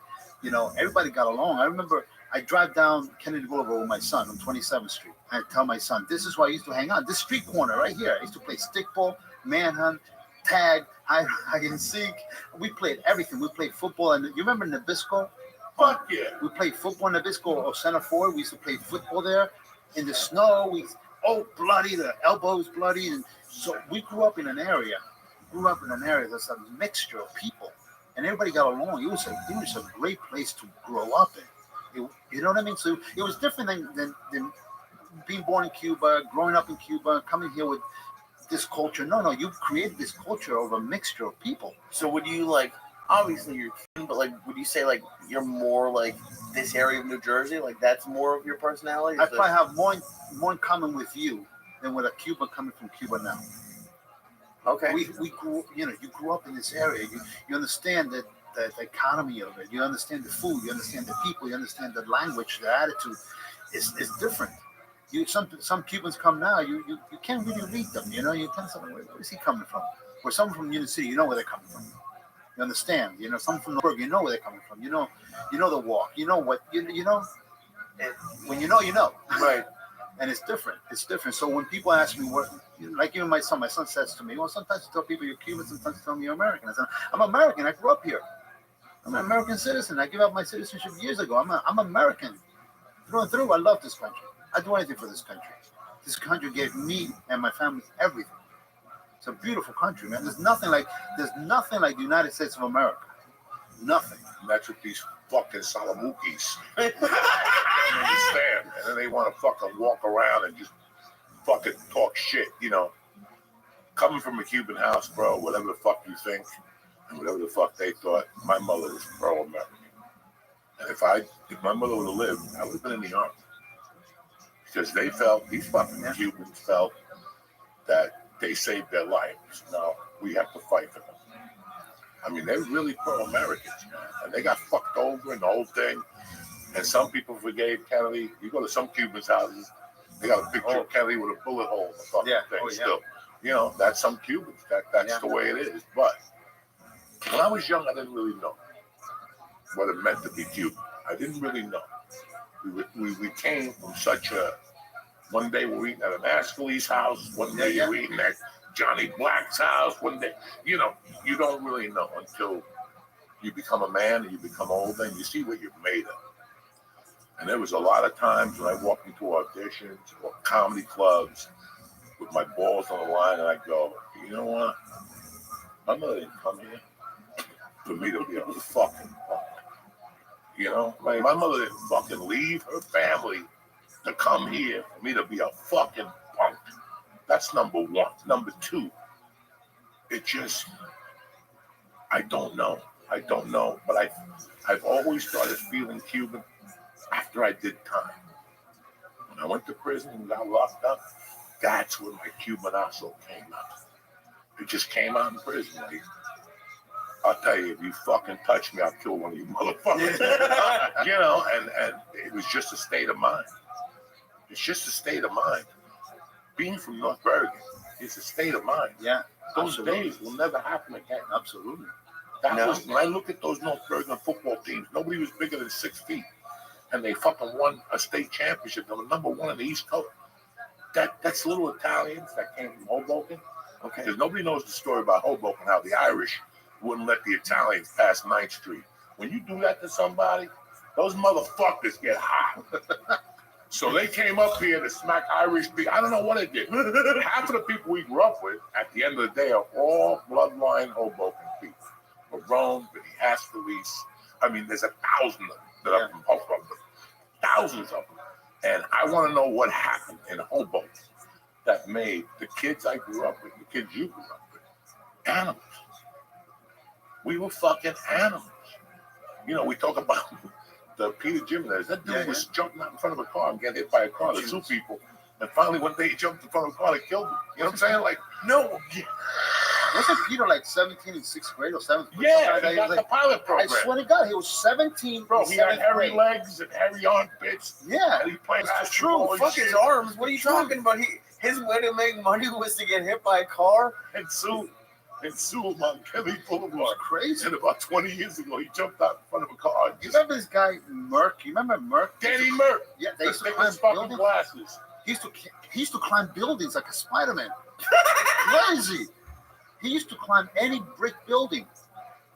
I think he died. Didn't he? Did he fall off of a building? He's another guy who looked like he's combed his hair with a Yeah, yeah, His exactly. hair was fucked up and had these little bottle glasses. Yeah, yeah. But that motherfucker was a solid dude. He fucking stabbed 3 Puerto Ricans for you. Wait, he That did or dude was what? crazy. Now, let me ask you a question so we can really get this party started. Tell me that you lived on 26th Street with all those animals. I lived on 27th and Kennedy, right off Kennedy Boulevard. So you did, but you hung out with those savages down there. Yeah, I used to what? Liberty Avenue. We used to say going down to Liberty. But you didn't go to 26th Street for the projects down there. You go to 26th where the Puerto Ricans are? I used to hang with the Puerto Ricans Oh on my Central. God. Yeah, Central but Avenue. if you go over down that 26th Street, Yeah, yeah, that's yeah. where Alex Carvajal Yeah, lived, yeah, yeah. and Oh Marie. no, down 26. That was great. My Tincito lived there. Oh. Alex Carvajal, great guy.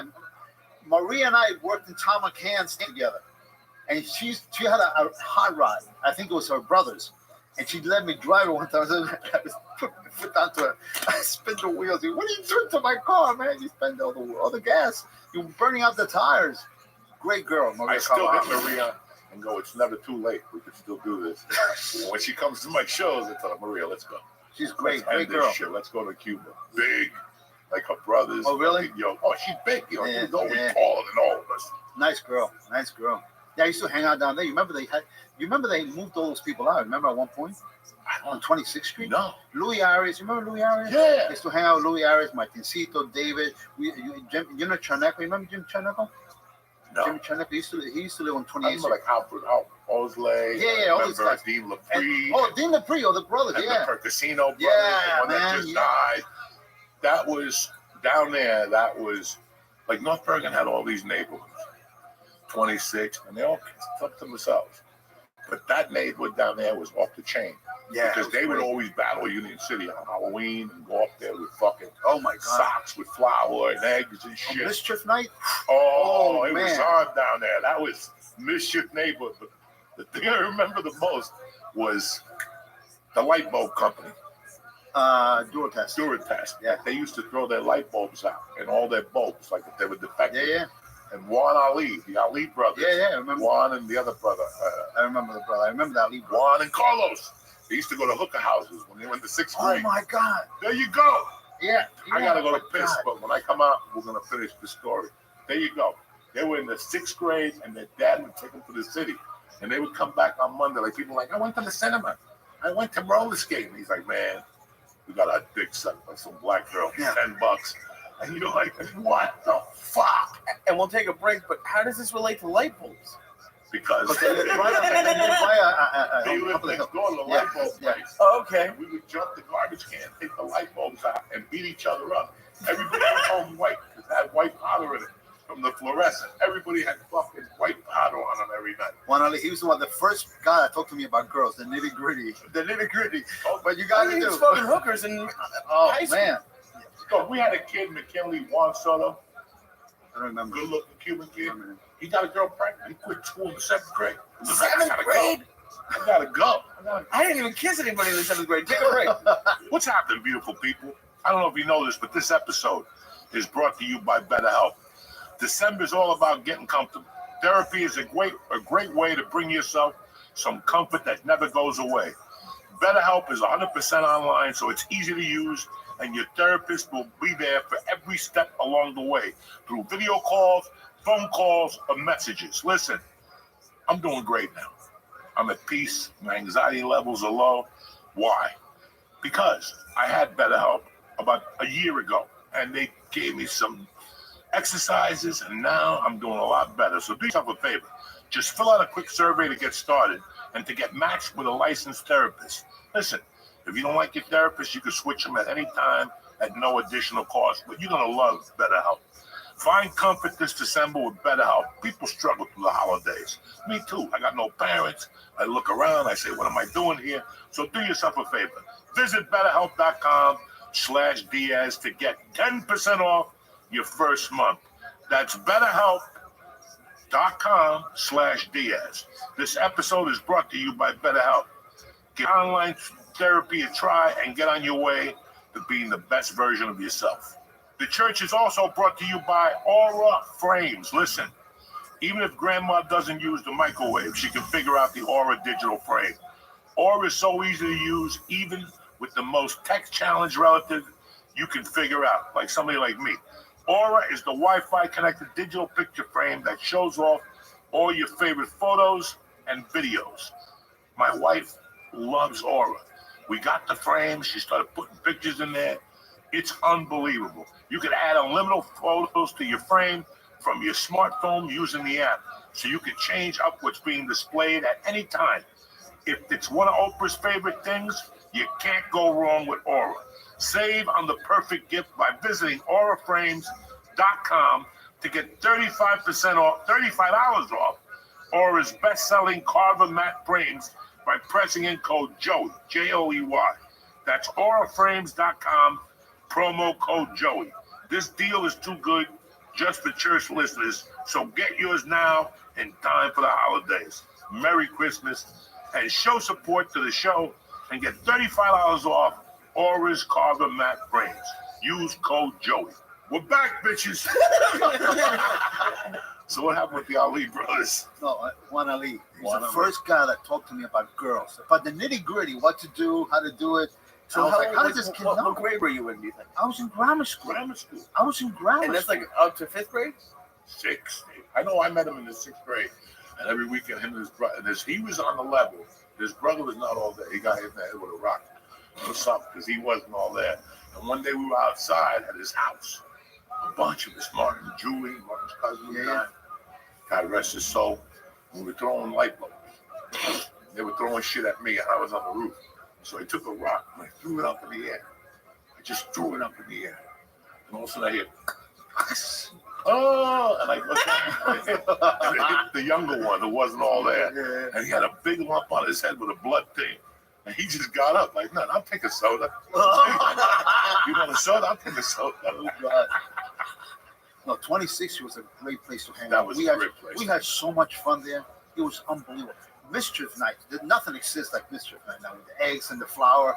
You know what I did one year? I'm Cuban, yeah, so I didn't know about the white flour. I put the real like not the kernels, but the yellow flour. Oh, Doesn't get shit. powder, and you hit someone over the head. I hit them over the head with a rock. Yeah, no. So that's what I shit. put in it. I had no clue. I had no clue. I don't know if you were there that night. We were all stuck on had to be 76, 75. We were all stuck on buying glue and then writing your initials on a tree and lighting them on fire and then blowing it out. Everybody just do it. You go up and down 26, because that's funny you said West New York got no trees. When you walk up and down fucking North Bergen, they got all these trees on 26th Street, and they planted new ones in the middle. And one night we're coming home from somewhere in Martin Park. I'm gonna put mine. So me and Julie, and maybe you, somebody else, there was a couple of us. We're sitting there watching him on the steps like a lookout. And he's putting MP. And all of a sudden, he looks at us, he goes, yeah. And he lights the fucking initials, but the thing goes, and there's like a tree, right? Like a tree. And the limb is catching on fire. And Martin's hitting it with his hand and going, I go, Martin, it's over. And before Martin could put this thing out, a little fucking fire truck came, like a little inspector, and threw him on the floor. We ran. Is he still in jail? Who had Martin or Martin's in North Carolina. Good kid, really good But kid. at some point in the 70s, just before I moved to Union City, they had everybody move out of 26th Street because they wanted to renovate all those buildings. Oh, that's right. And everybody had to move on. They killed the vibe. Then it was dead. There were no kids around anymore. Then they started doing Section 8 and all that kind of stuff, and there were no kids around anymore. So everybody, that's when Martincito moved out, Luis Arriaga moved out, the other brothers moved out, everybody moved out. Everybody left. And there were no kids there. For years, the place was vacant. They were fixing up all the apartments. I remember I was devastated. I was devastated when that happened. I kind of remember them cleaning that up.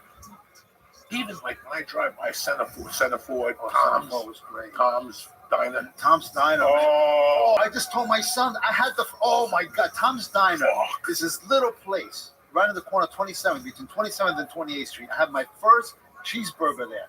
You know how much it cost? 64 cents for a deluxe. And it came with fries and a drink with a second drink. 64 cents. And it was an expensive burger then. I couldn't believe it. 64 cents. How did they get the 4 cents? I don't know. 64 cents. That would piss me off. My dad, we lived in that building there where Tom's Diner was. Okay, that's where you And my dad was the super. When he came from Cuba, he was the super there, and he was the dishwasher at Tom's. And then eventually he bought Siglo 38, whatever it's called, Siglo whatever. And then he started buying, he got the bars and the buildings and stuff like that. You lived across the street from Waters Ramos. Yes. And I'll never forget, I was talking to them about this, I'm telling you, about being Cuban. Like, some people could take it, some people can't. I went over to Waters' house on a Saturday night, and we were okay. We were going to some dance or something. And the mother was there, and the mother was dressed up. And she wasn't the best looking woman you ever seen, but she was nice people. But she was nice people, and your mom always Clara. And I said, oye, Clara, está enganche. Oye, Clara, está enganche. Vas a salir esta noche. And 2 days later, the lawyer's like, you're not allowed in my house no more. What does that mean? I don't know. What does enganche mean? Like, you're ready. You're hot. You're ready to you're hook looking up. for a fucking victim. That enganche means I got the hook out. You know what I'm saying? Lourdes and her sister, Iris, they're in social media. I follow Iris a lot. Really? Yeah, she's a great girl. They're both of them great people. And her mom, I loved her mom to death. Loved her mom. Her mom made the best espresso in North Bergen by far. And she made this white rice with a little salchicha. What do you call it? Yeah, salchicha. Yeah, the yellow rice. Yeah. Oh my God, she made the best. She made the best. That's fucking. That's great. poverty food for Cubans. But it's worse. But it was great. Yellow with little hot dogs in it, those little links and shit. You put a little sauce in that motherfucker, and you make believe it's a lobster tail. You're like, I want to go back with Lourdes. We used to hang out. You remember McKinley School when you came down the ramp, coming down from the bridge? Okay, it's a little ramp. There's a little wall there before the gym. Yeah, right next to where the gym is. Yeah. We used to sit there, and used to hang out with us there. And he turned me on to Richard Pryor. It was always imitating Richard Pryor and the Honeymooners. I had no idea what the Honeymooners were, and Richard Pryor. You were always doing Ralph Crandall. Fuck yeah. Always. And Richard Pryor, he had us in stitches crying, and Lourdes was there, David was there, Martincito, myself, and a bunch of other people. I remember that clear as though it was yesterday. Do you remember any of the? Because he on the podcast for years would talk about loving Richard Pryor. I love that he The just thing with farted. Richard Pryor as a vampire, the whole sketch Yeah, is a yeah, vampire. yeah. So When he's he still goes- to a T. That's right. That's right. Oh my God, there was no one as funny. There was no one as funny. I can tell you that 100%. Not because I'm here with him. There was no one funnier than Coco. And you're saying No that one. even after he dropped the weights on your head. Even then. Even no, after the weights, I laughed. I told the story when we reconnected years ago. When we reconnected, I tell my wife, I've been with my wife almost 27 years. I've told that story 100 times about the weights, and I looked at this fucking guy was just laughing. The karate guy with his guinea tea, he was just looking at us like, what just happened? The whole weight fell on my head. And he's just laughing. He's supposed to be spotting me. I wasn't strong, you know. It was crazy. We had no gym class in McKinley to make me strong. We were talking about Hernandez, and I want to talk to you motherfuckers about Hernandez. Hernandez was on 28th and Bergen line, right by the thing in the there. corner. Hernandez was open till about 3. Look, my hands get itchy just thinking about fucking Hernandez. Hernandez is open till about 3 or 4.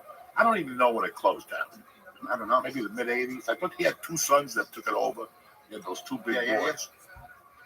Like everybody always tells me how good Cuban sandwiches are now. Go to this place, go to this place. This one's got pepperoni. Listen. Wait, that wasn't me. Don't look at me. I didn't tell you about a Listen. pepperoni place. There's No pepperoni Cuban sandwiches. Fucking Hernandez, you went in there and the ham and the Swiss were already on the bread, and it was packed, and it was a big one, and there was walls of just sandwich bread with the Swiss and the thing. And you come in, you right there. He had a glass in front of him, and you all right, none I'm cubano, and he fucking cut up your pork off right in front of you. None of this for you motherfuckers that want to sell a Cuban camp sandwich or pulled pork. I'll fucking kill you. I'll fucking kill you. Okay? There's no pulled pork. None of that fucking bullshit. So, right or wrong, these fucking jerk offs. You had the Cuban. I wouldn't eat your fucking Cuban. You're fucking from Ireland. Why would I make, they were, pulled pork. This guy would slice white meat pork. And then he had jamon. The fucking ham to give it even more flavor. And he'd take a fucking paintbrush, brush that motherfucker with butter and put it in there. And then you tell him to make you a guarapo, that sugar cane juice with fucking tons of ice. Are you fucking kidding me? That was a real Do you have, Lucy, do you know a place? Joey's been teasing me for years. I'm still fat, but I used to be a lot fatter. He's been teasing me with a preparado sandwich, the Cuban sandwich with the little croquettes on the bottom. That's my wife's favorite. That's where do you get that? You can get Las Brisas. You can get croqueta preparada. That's what I get all the time. Croqueta preparada. Oh. But Hernandez. But this is when Swiss cheese tasted like Swiss cheese. Not like now it tastes like paper. Swiss cheese tasted like Swiss cheese. It was the real deal. When he's talking about ham, it was ham.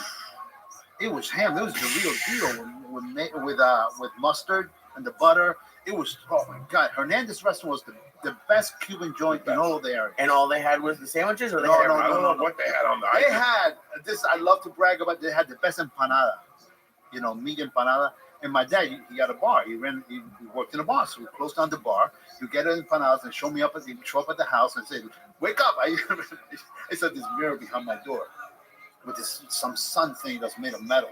And he would open the door at 3 o'clock, 3:30 in the morning. So I jump up. I have empanadas. Get up. You got to eat this with the guarapo. I will get up and sit in the bed and I eat wolf down 2 empanadas. I would fart all night. Those empanadas. Wake you up at 3 in the morning. I know. I was just thinking about it. They don't give a fuck, okay? If they come in and let's say my mom comes over and we were sitting on the couch and we eat potato chips, 2 in the morning. You think that lady cooked from Goodfellas? Tommy's mother? Shit. I'm talking my mother would pop up a paella late night and wake me up a fucking boliche. That's the shit they cooked at 3 in the morning. When you went to school, you're like, what the fuck? Why does my house smell like fucking... My mom would had the pressure cooker to make the beans. And she used to go to work. I leave the pressure cooker cooking the beans. She used to prepare them the night before. I forgot marinate them and shit. And then she leave the pressure cooker cooking. She would go to work and come back from work and finish up the beans. And then we had these fresh beans every single night. With everything. My mom cooked everything: oxtail, rabbit. Even moved, she cooked it. You know, it was she cooked everything, but everything was delicious. And to me, everything was chicken. She said it's chicken. But what is his mom? Said, the little chicken. But she gave me everything. We had everything. You wouldn't Deer, complain about it? Everything. We had I remember when we lived in New York, we used to get cantina. Yeah, cantina. What's that?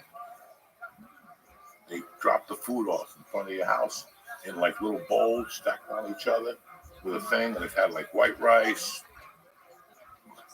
Meat. He had a white rice. So just like meal prep before meal prep? Yeah. No. This was your food was cooked. Ain't no meal prep. There's no fucking meal prep. You have little containers, one on top of each One other. on top of the other with a metal thing at the top. Some of them even gave you fucking Cuban coffee. Yeah. And a flan. So you have rice, you have beans, you have the meat, then you have like plantains or maduros or whatever, you know. Okay. And you had the whole meal for the family. You know what? Since we're talking about food, he's talked for years about Cuban Chinese food. Do you have any Chino Latino? That was the best. Yeah. What do you think about that? Oh, that was great. What's it? La Campana China. 57th and Bergen That was the best. La Campana China. That means nothing the, like Chino the Latino. Chinese fucking bell, cocksucker.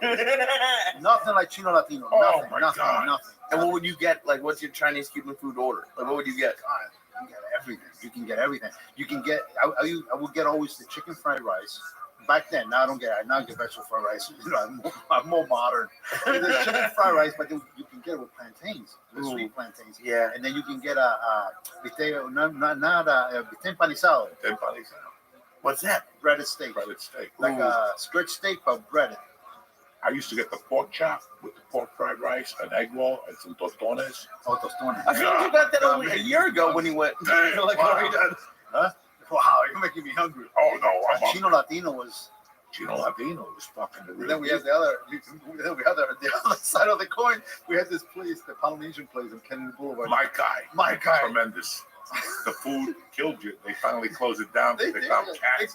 They caught him cooking cats. No, don't tell me that. They did. Don't tell me They that. were hanging in the freezer and shit. They always gave you a lot of grass with the food because there's a cemetery in the back. They would just go back there. What does he want? I go, yeah. And he'd just take a handful of grass, whether the cat pissed on it or whatever. Fucking cats? They were feeding cats. You can't tell me that. They were He's been saying, I just moved to New York and like I am a little You can scared to smell get the Chinese cat in food. New York. I don't want to eat You can cat. smell it. You can smell it. You see the What does kid. it smell like? It smells like a kid's tears. But I swear to God, they caught him cooking cats several times. And Several times? They finally closed them down. Who would go after the first time? They couldn't help themselves. Bro, they had an all you could eat.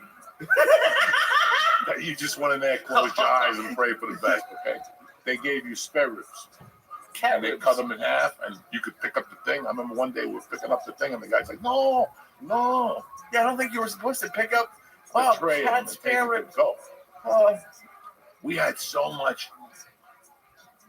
Now I remember where there was a fucking a go-go bar. Yeah, it was on 32nd Street, right up from the newsstand. Yeah. That's in the late 70s. There was like a burlesque bar. And I would go up there to get my mother. My mother would drink up there in the afternoon. I'm like, wow, what the fuck?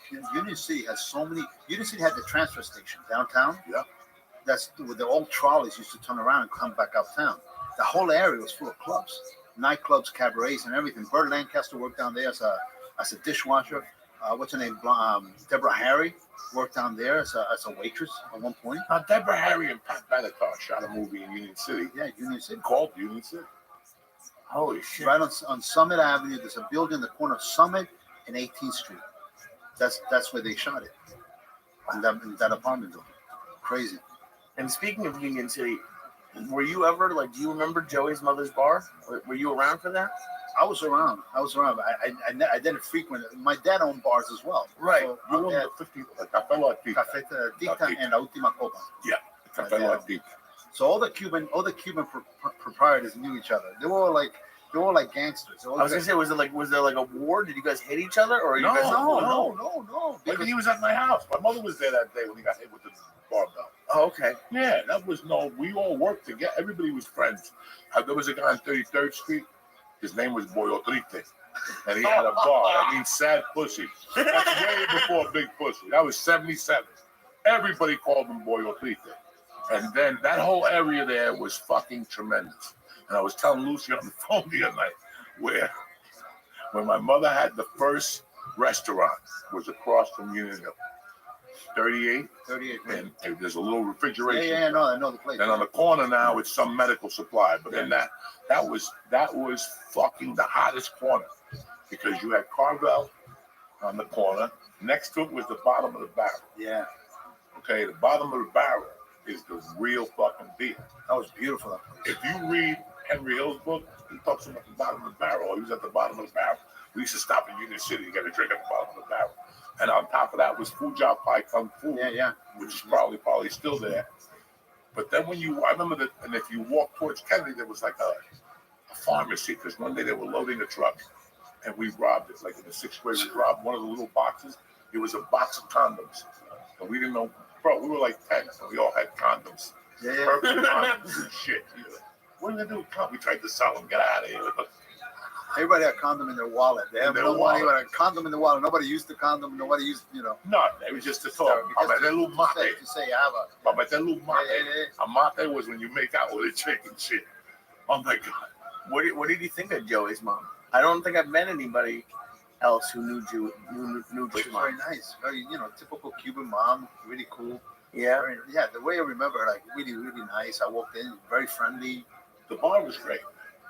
Well, even just in general, just like, I guess George, maybe you knew his mom? Didn't know? No, I think you're the first person I met. You gotta understand, Cuban parents, like my dad, stepdad with my stepdad, who's a tough guy. Wore a suit, always carried the whole bit. He'll pistol whip anybody in a second.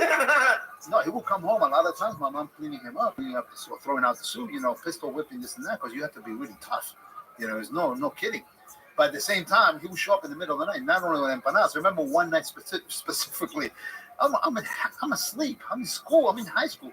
He brought a cat from the street, a black cat, and he threw it on top of me in the bed. If you're asleep and you're a teenager and someone throws a cat on you, that's the kind of stuff he would do. And one day, we had like a Christmas party. My aunt is coming, this and that, and we had a little apartment, and everybody's having a good time. He shows up with a homeless guy. Napoleon. Napoleon was his name. I'll never forget Napoleon. He brought him over to have Christmas with us. A homeless guy. That's the type of guy he was. So they were this tough outer people, but sweethearts. So when you ask me about Joey's mom, right? She's probably, when she has to be at the bar, she's probably tough as nails. But at home, she was a mom. She was a mom. And she loved this guy. Anybody who came over, she always fed on. But everybody got along. There was no macaroni and cheese. I'm gonna give you a brand new steak.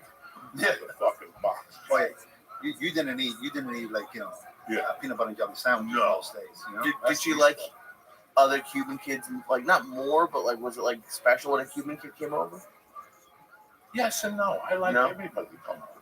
No, I know you would, but and those times you went over people's houses and they feed you, drive you to places. Yeah, fucking crazy. I remember, man. I lived on 27th Street in the corner. I played baseball on 64th Street in North Bergen. My mom would give me whatever, a quarter, 30 cents to take the bus. Number one. Number one. And that was me with my borrowed cleats and my glove, taking the bus by myself, crossing the boulevard by myself. This is 9, 10 years old, driving, riding the bus all the way up by myself, crossing the street again, playing baseball, coming home. There was no like bottled water, like kids, you go play. My son goes to play soccer now. He has a Gatorade on one side, a bottle of water on the other side, with 2 different pairs of shoes in his bag. And a fucking bag to carry. Nothing. We had nothing. We had nothing. We had Nothing? nothing. No. If there was a hose, that was golden. All this bullshit about dehydration, we would have died 50 fucking years ago. It's all bullshit. Lead pain, dehydration, rusty water. I don't know what these fucking. I feel dehydrated. How do you feel fucking dehydrated? It's 90 degrees. You think your grandfather stopped doubles for some faggot kid? Nobody was dying back then, right? No. Every year now, somebody died. Oh, it was too hot. Nobody was fucking dying. They were running fucking 76th Street Hills, okay? So get your shit together. Feed your kid what you're supposed to. He won't, But if you came over to one of our houses too, you wouldn't get like a peanut butter and jelly. No. You get a plate of rice and beans, a steak, a chicken steak, whatever. Yeah, sure. Something to go. Say to you, I go to go. Yeah. Holy shit! And then, cause I didn't realize how like you guys were in the same spot.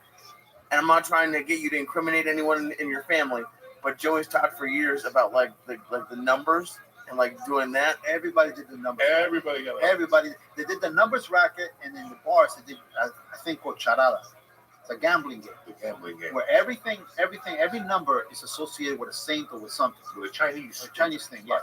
La charada. I have the list. And every barn, they played it, and everybody turned their heads. And all these owners, everybody carried. Everybody took care of each other. There was only, I remember one guy in the 3 towns that my dad said, that's a chivato. A what? A chivato. A rat. What? Oh, okay. Chiva. That's the one nobody wanted to deal with. And he was Cuban? He was Cuban, yeah. He goes, oh, I don't like that guy. That's a chivato. He'll rat you out. The one guy. But everybody got one. Everybody did the numbers rack. Everybody did charada. Did you ever win the numbers? Huh? Did you ever win the numbers? Me? Yeah. No, I played it twice. My dad won a bunch of times. One time I went to Washington, Union Hill to play in the rec league, and I was on a purple team, and they gave me this thing, and it had number 57. I walk in the house, and my mom's like, "What's that number? Where'd you get that shirt from?" I got 57. Put the number in front of it. I go 5. She called $10,000. $10, I won 5. She gave me $2,500. And then on my birthday, I hit my birthday in 1979. I hit 219. Wow. I went to Jersey City to watch a movie. When I came back, they told me. And all those cats, there was a bookmaker in Union City that was the best. His name was Arnaldo Ocampo. Yeah. He sat at my mother's bar. He was about 5'9", 220, but his stomach was all the way out. And he would just sit in like one of those chairs. And at 3 o'clock, he left because that's when the bank closed. 3 o'clock is when you can't take numbers no more. The number comes out like a 4.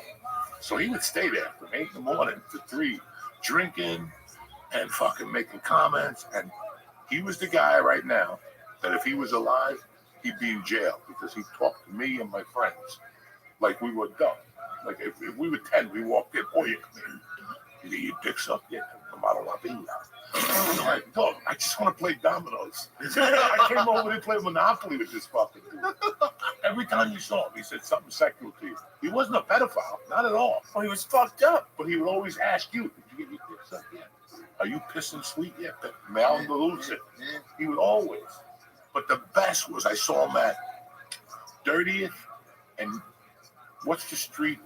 All right, so this is Bergen Line, 30th Street, Chappie Suarez. Yeah, Patterson Plank Road. If I go down the next corner, there used to be a bar there with Beach. Oh yeah. New York County. That's New York County. Okay, that used to be a bar owned by Teddy Martini. He played for the Chicago Bulls out of Union City. He died from drinking. That dude could drink for fucking days. I forgot what I was going to say. What were we talking about? The guy talking sexual to you. Oh yeah. We went in there to play a number one day, and I went in there with a kid named Darren Rago. God rest his soul. They were about 18 at the time. Rago liked me. There was 2 incidents of Rago. One incident, he was sitting at the bar in the corner, and he had 2 young girls with him, like that, now 25 Cuban girls talking to him. And Rago goes, ask him if he wants to smoke pot. So this motherfucker's like, yeah, I'll smoke. Yo fumo todavía. I never saw him smoke pot. He said, yo fumaba ayer ben Cuba. I used to smoke pot in Cuba, one of those guys. Yeah. He's, Cubans, like I remember going to see Bruce Lee movies and going back to my mother's bar, and the guys would sit there and they go, where'd you come from? I went to see a Bruce Lee movie. That guy's a punk. I beat him up in Cuba like 3 years ago, and I lose my mind. What are you fucking talking about? Nobody beats up Bruce Lee. He's a fucking pussy. I smacked him around the corner on 58th Street one time, and you would fucking die. Like they're just lying to you. They're just breaking your balls, and that's what they do. That's their sense of humor. So the one time we're in there, get a fumar, he goes, you don't fumar fuera. He didn't want to smoke outside. He wanted to smoke in the bar. And it was like a chocolate tie on a big bamboo. And we kept giving it to him, but he was trying to impress the young girls. He's like, yeah. And they didn't know what he was saying. They didn't know what they were saying. He's smoking, and finally the girls didn't want to smoke no more. And the joint kept going to him. And he's sucking on it. And he's trying to give it away. And everybody's like, nah. And he kept smoking it, dog. And he passed out. And then I went in there like a month later, and he goes, oh, yeah. What was in that weed? He goes, I couldn't feel my legs for 4 days. And then that day, he told us that, I'll never forget this, Lucio. He told us that he went home that night. and he jerked off, and it was so fucking good. And I go, what are you talking about? My wife was in the shower, que rico. And he had a chair.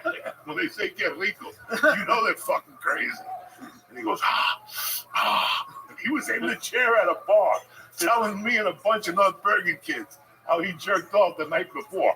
And he's like making noises. Que rico. Sí, pónmelo ahí. And when he came, he goes, bah!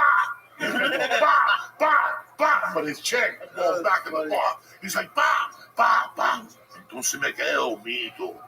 Just went right to sleep. And we're like, what the fuck is this? And that's a sense of humor. Yeah. I think that Cuban sense of humor helped me later on in life. That little quick thinking, like those fucking Cubans. Just, I remember there used to be a fat lady that lived across the street from my house in North Bergen. Later on, before my mother died, she was a flat black Cuban lady. Right. And whenever my mother would cook, she would come over. And my mother would be watching the Yankee game.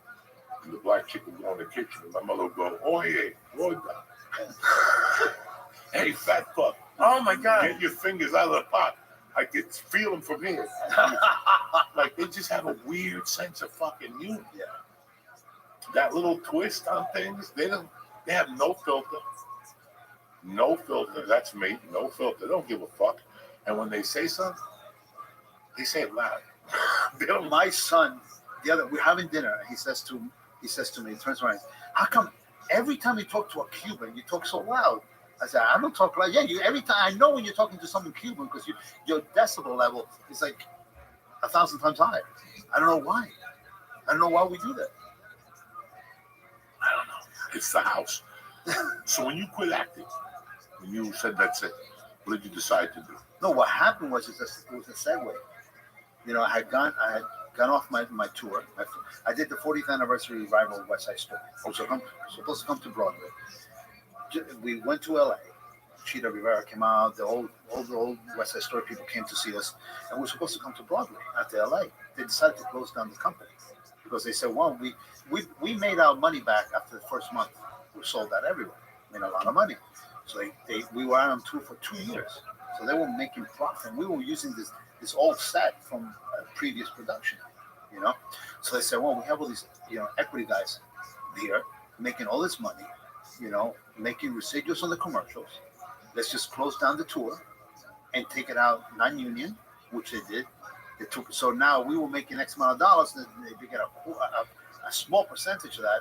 They can give them our old costumes, because if you're an equity member, you have to get all new costumes, all custom made shoes, custom made everything. But the non-union guys won't get any of it. They get nothing. They travel by bus. No days off. Well, we had to have one, golden day to rest and all that kind of stuff. You do commercials. We were making not only $2,000 a week back then. I'm talking about the early '90s, $2,000 a week plus per diem, plus you're making the residuals on the commercial. So you're doing okay for a young guy, single, whatever. So I get off the tour. They closed down the tour because they wanted to go non-union so they can make more money. So I get off the tour and I go do something at Westbury Music Fair and at the Palace Theater. And I met my wife. I got off the tour 2 days later. I met my wife. And I said, man, this girl's beautiful. American girl, blue eyes, blonde, gorgeous. I said, oh my God, you're stacked. I said, so I'm over there. My agent calls me up. They want you to go back out on tour with West Side for another year. And Chorus Line wants you to go out on tour with Chorus Line. Maxine Hamilton was the choreographer. I said, I'm done. I can't go out on tour. I'm done. I'm staying home. So I stayed home. And that's when I started working in Spanish rep, and I'm still signed with Internet ICM for commercials and stuff. So I was doing the commercials, trying to do the soaps, and I started working in Spanish rep, and I stayed with my wife. So what happened was I started writing. I had a newspaper, and I had a local TV show with a friend of mine that worked at ABC, because I remember I was working on All My Children as an orderly, and this guy was a stage manager on ABC and an assistant director on the news program back then. So he had a local TV show, so I got involved with him. And we talk about politics. I knew nothing about politics. I just had to know. I was very opinionated, and I had a newspaper. I started a newspaper. I was writing all kinds of opinions. I met Brian Stack, and we hit it off. And I started helping him out, doing events and stuff like that because I was good at coordinating events. And then he asked me if I wanted to come in. At first, I was like, nah, I'm an actor. I'm not a government guy. And he goes, no, I really want you to come in. We became friends. He brought me in. I was the first director he brought in. And the rest is history. I've been there for, 24 years? And you're the entertainment director? No, I'm a commissioner. Okay. I came in as a director over at the Department of Public Affairs, which ran 6 departments. I came in as that. And then 3 years later, he asked me to be a commissioner, to run the commission. It's a commission form of government. We have 5 commissioners. Right. Everybody votes for the commissioners, and then between us, we choose who the mayor is going to be. But we always know who the mayor is, Brian, And he asked me to be a commissioner. Because everybody likes you get along with everybody, whatever. And so I came in as a commissioner. I was bilingual. I knew the town. I grew up in the town. I loved the town, all that kind of stuff, And I became a commissioner. Slowly, I started giving up acting and producing documentaries, short films, and stuff like that. And then that's how eventually I just gave up acting. My wife said to me the other day, I'm still a SAG member. I paid my dues. I paid my dues today. I paid them late. I was supposed to pay them in the spring. I paid the spring and the fall now. So she's complaining to me because you got to pay whatever $30-something fee for being late or whatever for $60. I said, no, I just pay for it just in case one day I want to do something, because you never know. You never know. No, they call you all the time. So I segued into what I do now, which I love. I love what I do. It's a great town. I love the town. I love working with Brian. I love my fellow commissioners are great people. The town looks fucking good. No matter what you say about Union City, if you go back and people can say, "Oh, Union City was this," and it was great. Union City, growing up in Union City was great. We had a mix of people. I loved the people. I love that I came from there. But man, the things that Brian's done with all the new schools, the new roads, the new parks, no matter what you say, it's there. You can see it. You can see it. That beautiful high school with the stadium on top, you see the progress. So no matter what you say, if you go back, none of that existed. Bro, I went to that Obama school. You sent me that thing? To the kid by shot? Yeah. You sent me down to Obama's on 16th No, Street? that was Colin Powell. Colin Powell. It's beautiful. Yeah, it's a beautiful school. And that area down there, I mean, listen, I'm sad that St. Michael's is gone. Yeah. Holy Rosary's gone. I mean, we grew up on that shit. All the girls in Holy Rosary. Oh. The most beautiful girls in town from Holy Rosary. Oh, a couple of them from North Bergen. I still talk to one of them from Holy Rosary. The most beautiful girls came from Holy Rosary. Bunch. I used to date an Irish redheaded girl in Union City. I was in love, Jack. I was in love. We used to hold hands and we'll get pizza on New York Avenue at that pizza place. Oh my God. But I still remember going to fucking judo class on Staten Street. I still remember Sinatoni. Sinatoni was the best. That's why I went to see all the karate films. Yeah, the all old the Bruce Lee films. It was English films with Spanish subtitles or the other way around. No, they did everything there. They did everything. The owner had a wig. That's what I remember as a kid. Yeah. Is he still alive? Tell me he's still alive. Yeah, Tony, yeah. He's still alive. He's a super nice guy. And does he have the movie theaters? No. No, he owns El Especialito, and he's the chairman of Save Line America. But I just saw him the other day. I was in a party with him. He's a super nice guy. He still dresses to the T, and he's got the the hair, the white hair and stuff. Oh my God! A couple of years ago, he got a little old, but now he's doing good. He's a really good guy. So he's doing.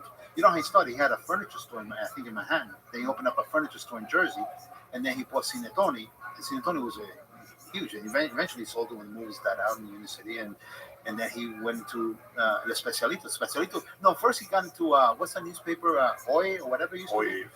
No. It used to be the biggest Hispanic. Daniel, I played this. No, that's not right. No, that's not. But Hoy, what I think it was Hoy, was the biggest Hispanic newspaper in the country, and he owned that, and he sold it for a lot of money. And then he started El Especialito, made a ton of money. So he's a really cool guy, a character. He's a real character. Well, that's what and even like beside the Cubans, fucking what's his name had his office there. The guy from the mob, from the Genovese crime family. My God, yeah. The mob had an office? Yeah, on Summit. Why didn't he have an office? Because it's a great place to have an office. The Teamsters building. Oh, okay. So it wasn't like he just had an office to do mob shit. He was a Teamster. No, he was a Teamster. Oh, okay. But they used to be an Italian bakery on 22nd and Central. Holy shit. That was great. That was that's still around. And I stayed in 26. When I got back to North Bergen, I think like maybe like 3 months into the 6th grade. I didn't like living in my house. I didn't like that my mom come home late. I heard fucking spirits. We were talking about all the ghosts in North Bergen and the Indians and shit. And one day I said, I'm not doing this no more. I moved up with my friends on 26th and Central. And I would wake up. I'd go to 22nd for the breakfast from the bakery. I'd get a bag of Zeppelins and a fucking big thing of Italian bread with hotel bar butter. And I'd kill that. And then as I got older, I would just meet Dean LaPree. And we'd go to Tom's Diner. And I always got the toasted corn muffin. God damn. It was fucking on the grill with extra butter and shit. You know, Tom McCann, that center forward. Remember when they used to do punt, pass, and kick? Oh my God, center forward. Right on Kelly Boulevard. Punt, pass, and fucking kick. It was great. And it would be packed with a bunch of fucking North Bergen savages, Union City. Elbows all ripped up, knees ripped up. I mean, I was always ripped. That was, I mean, all bloodied and the whole bit. And we never remember that with David and stuff. Ask David. We used to play two-hand touch. We became full tackle on the blacktop with snow. Oh my God, we were all ripped up. I would get home. It wasn't different. These kids, no, I'm not accepting. No. And you remember the swamps?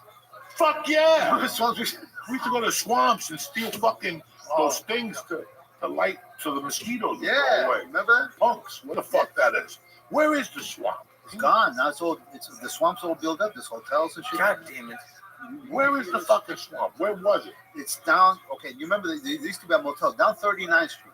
Once you pass Tunnelly Avenue, with our new buildings that we were talking about, you pass Tunnelly Avenue. You keep on going down before you get to the whole new development. It was in my neighborhood. Yeah, down, I remember that. We half a mile down, and that's the swamps right there. That used to be all swamps where Walmart is and all those box stores now. But the swamp meant like it went from I Tunnelly Avenue. It went from down there all the way to Ridgefield. Absolutely. Because I used to ride my motorcycle. Yeah. All the way to Ridgefield. Oh, I got a story with you. Then you had a mini bike. Yeah. I almost killed myself in the mini bike. Dairy Queen. Was it his mini bike? We were hanging out at McKinley School. I think it was John Bender, David, you and me. We were hanging out, and you had your little mini bike. I had never gone on one. So he said, "Get on it." I go, "Come on." So I got on the mini bike, and I went down. There was a blue stone wall coming down you remember that ramp? Coming down the ramp, blue stone wall right there. I almost totaled that wall. I made the curve. I almost killed myself. Never. That was the last time I got on a bike. The last time I got on a motorbike. I don't blame you. I thought I was going to die. I had no control. I can't believe I turned the wheel and I love my motorcycles. So I had like 8 of them. And then I fell and my mother sold it before I got back from the hospital. Cuban mom, don't even play. She took a loss on it. I took like a $300 loss on it. I didn't even get the $300. She just said, "No, ma." That's it. Quickly. No family meeting. None of that shit. Kids have it nice. They had nice lunches, breakfast. They have breakfast in school, lunches. You remember McKinley School, that little counter? It was 8 inches. It wasn't even a full foot. It was 8 inches in the basement, going gray. It was painted gray with that cement paint. Yeah, you remember about gray? Yeah. All the way across the basement, where we ran track there. That's where we ran track, back and forth. And we got a milk, we got a small juice, we got a soggy tuna, and sometimes an apple if you're lucky. Mrs. Sabatini. Yeah. Anthony's mother was the cookie lady. She used to always give me an extra. But man, that tuna, man, nowadays I think about what the things that affecting you were a kid. The kind of tuna the way I want the tuna to taste nowadays is the way we used to have it. At McKinley. Yeah, me too. It's crazy. Me too. I love it. I fucking love it. You know that gym? You talked about Barone at that gym. Yeah. I had a class right here. I forget what class that was. I forget where I was facing the window. I don't know if it was a wrestler's class or whatever, in the basement. We saw that. You remember when they built the Holiday Inn? Yes. Okay. So they started building the gym like a year before the Holiday Inn. They finished the Holiday Inn 2 years before they finished our gym. 2 years? That gym was lost. The construction money was just get lost. It took like 3 years to build the gym. It was a box. Oh. In the meantime, they took away a blacktop in the back. Remember? Yeah, they took the blacktop on the back. Crazy. Fucking crazy. Do you still remember Carmine? Yeah, I remember Anthony. Yeah, Frankie hit me up the other day. I got to give him a call. hit me up for Thanksgiving. I just sent them a text back. Special, one of the Special brothers died, didn't he? Yeah. Oh, so you remember Dominic? And all those guys? Yeah, man. You were there. Dominic was. I've been trying to think like when the last time I saw you was. Like, McKinley, because after McKinley, a lot of kids disappeared. A lot of kids, just Martin. And then I bumped into Martin Perez 30 years later at the Miami Imprint. He came to see me. Because you remember me? I go, I never forgot you. I hung out with his uncle. Yeah, he was a nice guy, man. Oh, Martin was a fucking great. We're friends on Facebook, whatever. Somehow we reconnected. David, I haven't seen him forever. He called me at one point in my office, and I never called him back. I got to call him. He's a good guy. He called me. He's back in town this week. Dave's a good guy. He's a good guy. All those guys are still fucking very decent. Special. All those guys were really cool. We were lucky, man. We were very, and listen, when you tell these stories to people, they look at you and they go, he comes from a land that didn't exist. And I just moved back. I went to North Bergen a couple of times. I looked around. It's my hometown. It's where I grew up. But that thing we had there is lost. And that's what I said to him. It wasn't North Bergen. It was a state of time. It was a state of mind. It was a state of mind for, all those teams were great, man. Union Hill had a great football team and fucking basketball team. Memorial always had something going on. There was always, what do you call those things? A rivalry. Yeah. I mean, we didn't beat each other up like college football this week, but there was always a rivalry, and it was just different. Now, some of these systems don't even have programs. But kids don't play in the street anymore. In the corner of 27th Street where I grew up, that little corner, but where Lucas Ramos lived. Oh my God, that was you, Arias. Yes. Yeah, Mario. Pancho. What a great guy. A bunch of us were there. I grew up on 38, but if there's a party on 26, that's where I'm going, Jack. Even before parties, we weren't drinking or nothing, man. We were just being fucking crazy kids, man. But we played everything in that corner. Everything. Football, wiffle ball, hockey, everything. Fucking they hit you with handball. We used to throw a ball against the wall. I remember we used to call them play baseball. If you land a little high, it was a hit. Then it was a double, a triple, a home run. We hit against the wall where the liquor store was. Hit on that wall, and then David's window was right here. And sometimes his window, his mom used to open. What's his Elvira? Elvira was his mom's name. Elvira. And Benny, his dad. His sister Mimi, I've spoken to her a couple of times. Mimi. Where's Mimi live? In Florida. They all went to Florida. Yeah, they're great people. It's crazy. A lot of kids we grew up with just tapped out and went to Florida. Yeah. And it's crazy. Whenever I go to perform in Miami or Fort Lauderdale, I always see somebody that I haven't seen. They'll come up and go, "You remember me from Union City?" I'm like, fuck no. But holy shit. You have a great memory. You have a great memory. No, I do. But you remember everything. But there's some people, listen, faces. When you come to me and say, "Hey, do you know Joey Chipotle?" I know the name, but I gotta see the face. Yeah. See the face is so fucking long that I've forgotten a lot of people. You remember Ralph Carey? Fuck yeah, Elvis. Yeah, he just performed in Union City for us. Did he? Yeah, he performed in North Bergen too. Yeah, he's a good guy. Good guy. He's crazy. Yeah. Crazy as catchy. His girlfriend was the one that turned him out to doing that. Yeah. I think he was always an Elvis fan. Yeah, I think so, right? In fact, I'm gonna have Levito on in a couple of weeks. You're gonna have what? You're gonna have him on? Mr. Levito. Oh, okay. He was in Atlantic Highlands. Oh, okay. So I was thinking of putting him on here because what happened was this year, everybody in North Bergen started hitting me up on Facebook to see if I remembered where they put that fucking tube. You remember in 1976 we put some fucking tube together? Yeah, someone's phone. A time capsule? Huh? A time capsule? Time capsule. Yeah, someone contacted me on that too. Yeah, I called Levito. I said, let's get this over with. Wait, let me call Levito up. I call Levito. I go, where's the fucking tube? Because it's right in front of the grammar school. Before you have to walk up those stairs. Oh, really? They put in the one that the stairs go like this. So instead of going that way, tell them how high those stairs are. Oh my God. You go to McKinley, walk up those stairs, and we had to shovel those fucking stairs. So before we finish, the one story I want to get your opinion or your memory on it, Lucio, is the cab company. The cab, the guy got he was delivering stuff, delivering drugs, and they killed him. No, we're talking about Rapido Taxi. Oh, Rapido Taxi. Oh yeah, man, they killed that guy. Something happened. He ratted somebody out, and he was working with the cops. He was helping the cops take bribes or whatever. There was something going on.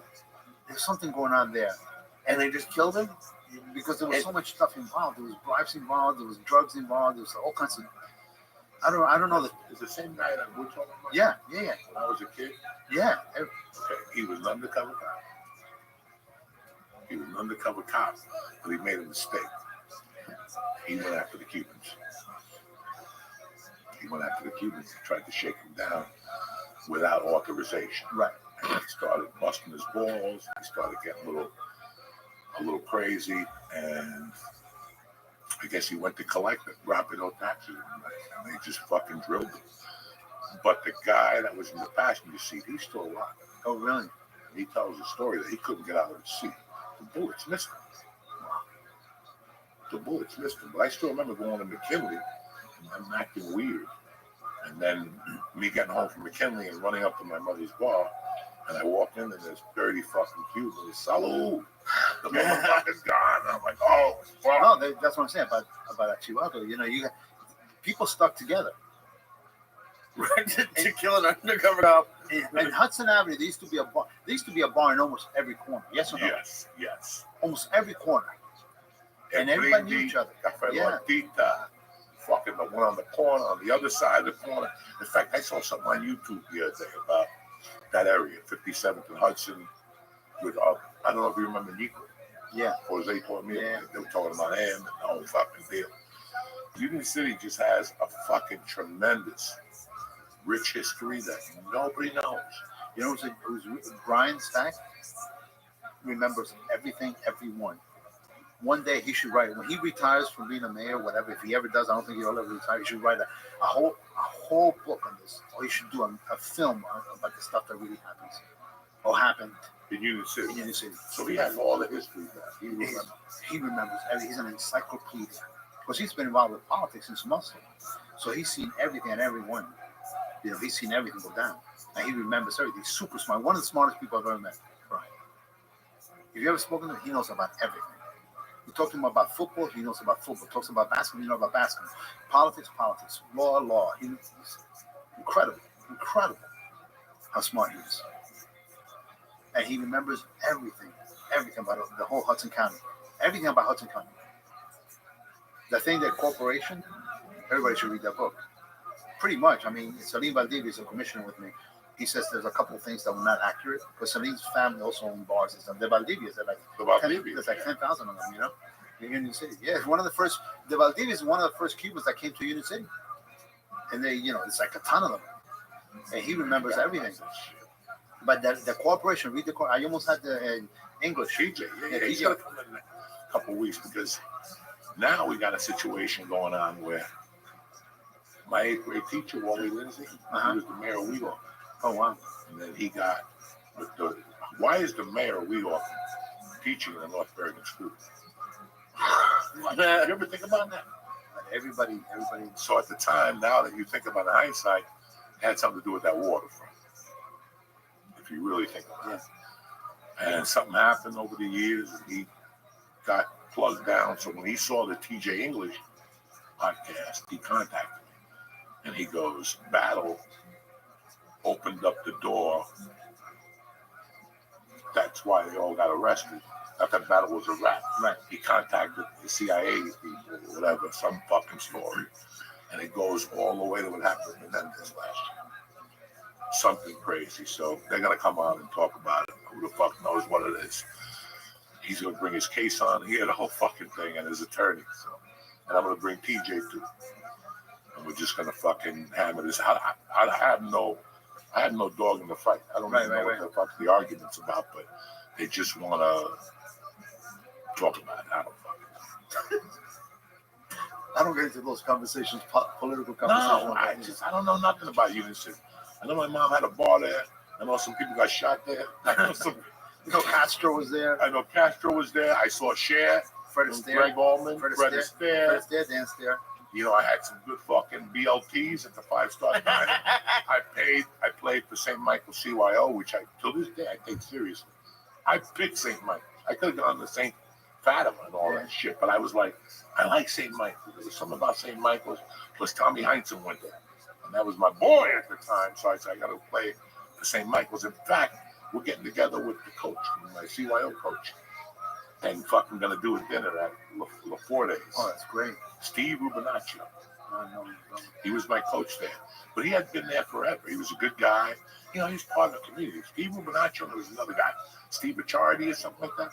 They were like part of the community. They were Irish. They spoke Spanish. Yeah, when you fucking Italian, you speak Spanish. I still remember sitting with him on my block, and and he worked for Rubinaccio worked for ABC for Good Morning America. So I would always call him up. Dog, when are you gonna give me a job over there? He said, Joey, what do you know? You don't even go to acting class. Acting class? I didn't know you had to go to an acting class. And that's the last time I talked to him. Wow. And I went to eat dinner one night, and he was sitting at the table right across from the coach from Michael's coach. We was talking, and gave me his number, and he goes, call me, let's get together. So we're all gonna go to dinner with Chucky and a bunch of the coaches. They could talk their problems out. Eddie Ford and all those fucking refs and shit. St. Michael's, man. I did catechism there. And where? It's in Michael's. Oh, you did? And how come we went to the other place? I went to St. Michael's, and I don't know why my mom sent me to St. Michael's. Because we all got thrown out of St. Rocco. No, I went to St. Michael's. What's the one on 30th Street? Right by the diner. On 30th Street. That's the Holy Family. That's Holy Family. You went there for catechism? Yeah, because either you went to the ecology club. Remember, you got out of school at 1. You either picked the ecology club or catechism.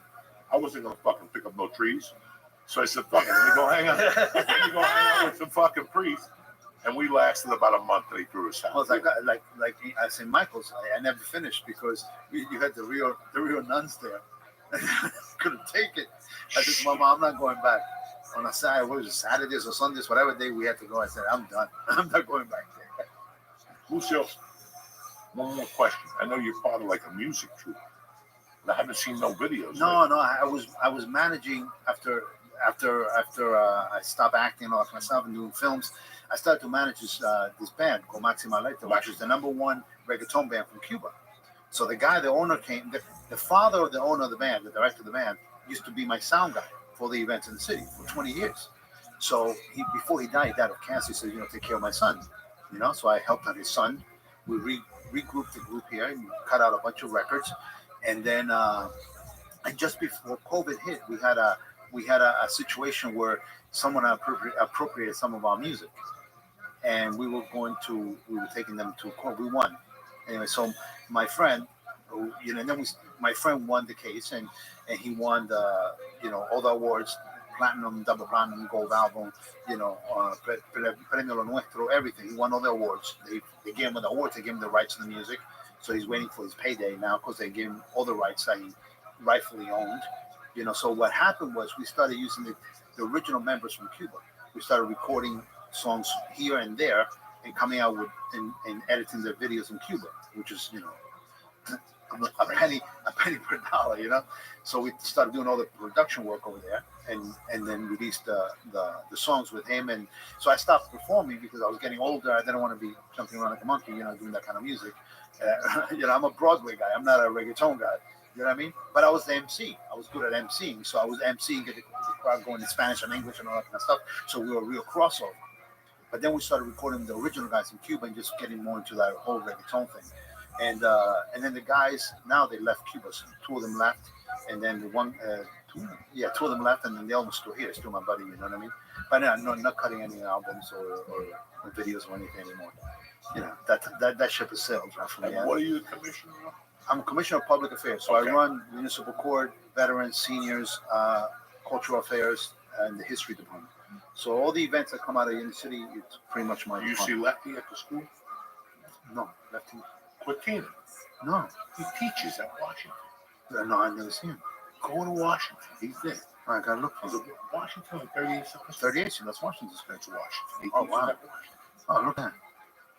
Look at that.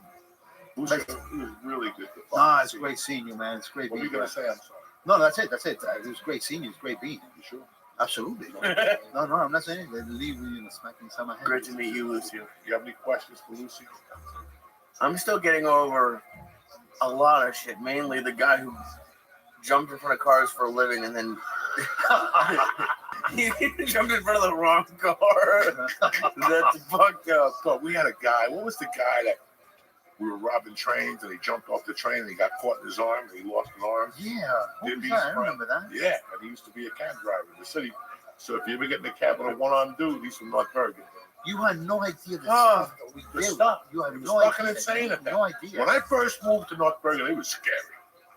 It was fucking scary. Sounds These guys scary. went down and robbed trains every day.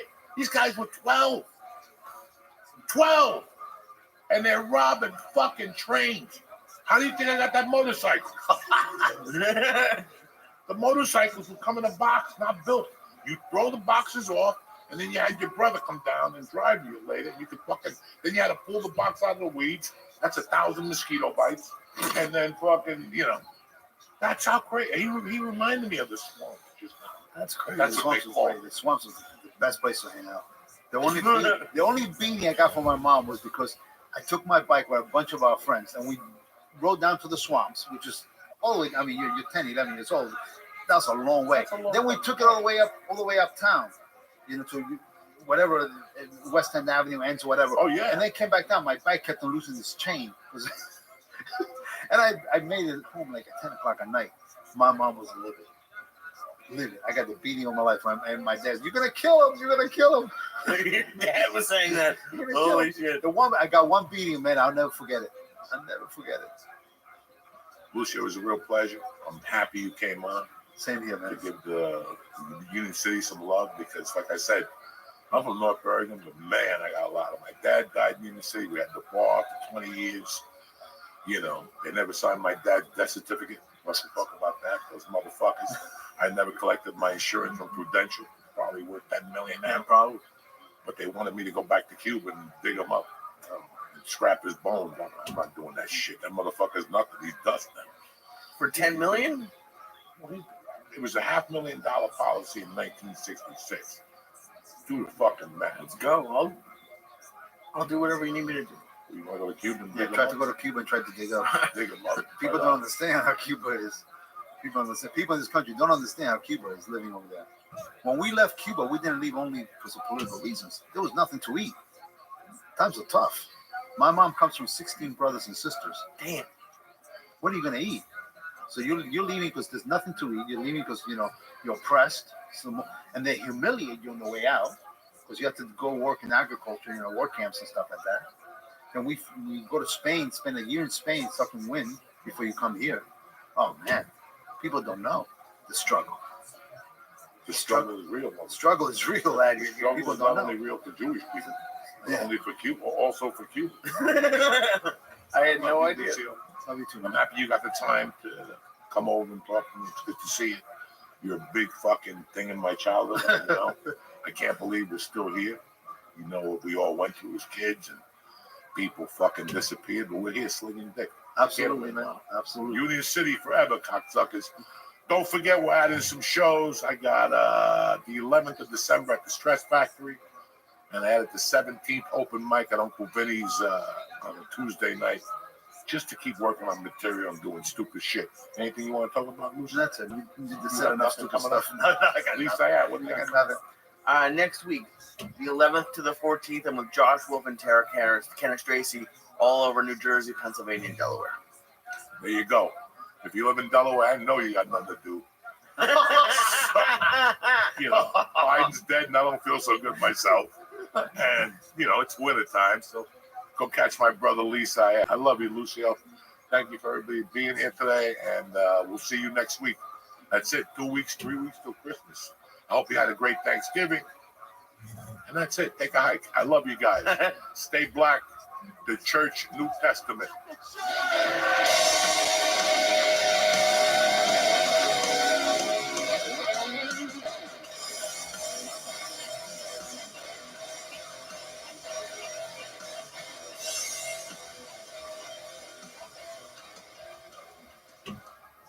The Church New Testament is brought to you by Freeze Pipe.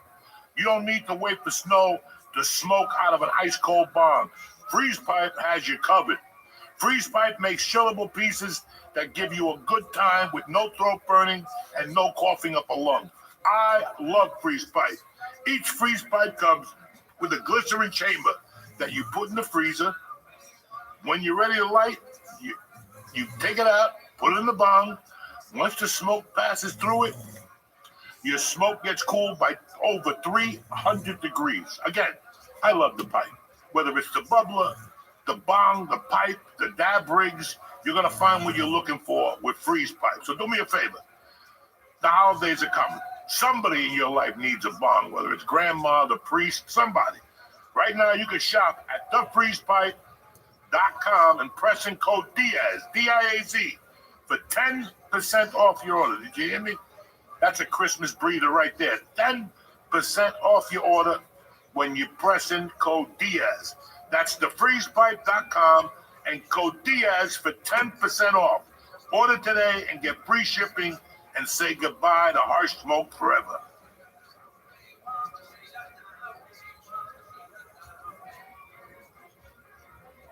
Greetings, you bad savages. It's Tuesday, the 26th of November. It's the Church, the New Testament. Let's get this party started. The Church New Testament is brought to you by Blue Chew. Listen, if you've been wondering if Blue Chew is all it's cracked up to be, the answer is yes. Blue Chew is an online service that delivers ED meds right to your door with the same active ingredients as Viagra, Cialis, Levitra, but at a fraction of the cost, and you cannot go wrong. I love Blue Chew. You know, I'm old, but every once in a while I get a little loving to me, and Blue Chew never lets me down. Don't miss out on the best sex ever.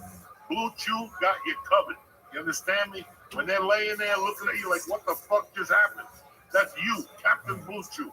Now, Blue Chew wants you to have the confidence to perform at your best.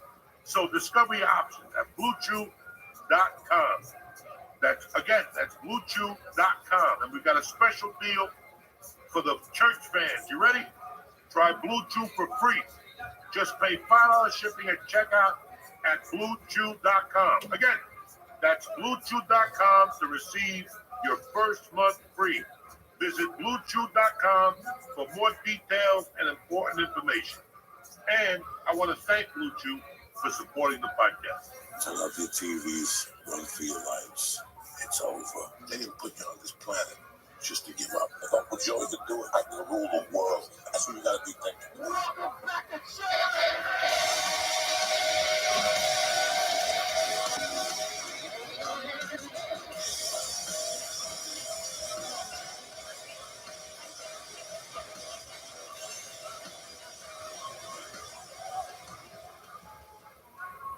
What's happening, you savages? It's a beautiful day to be alive.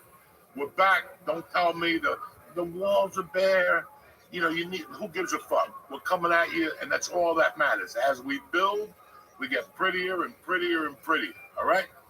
Today, my guest is here. I can't get rid of him.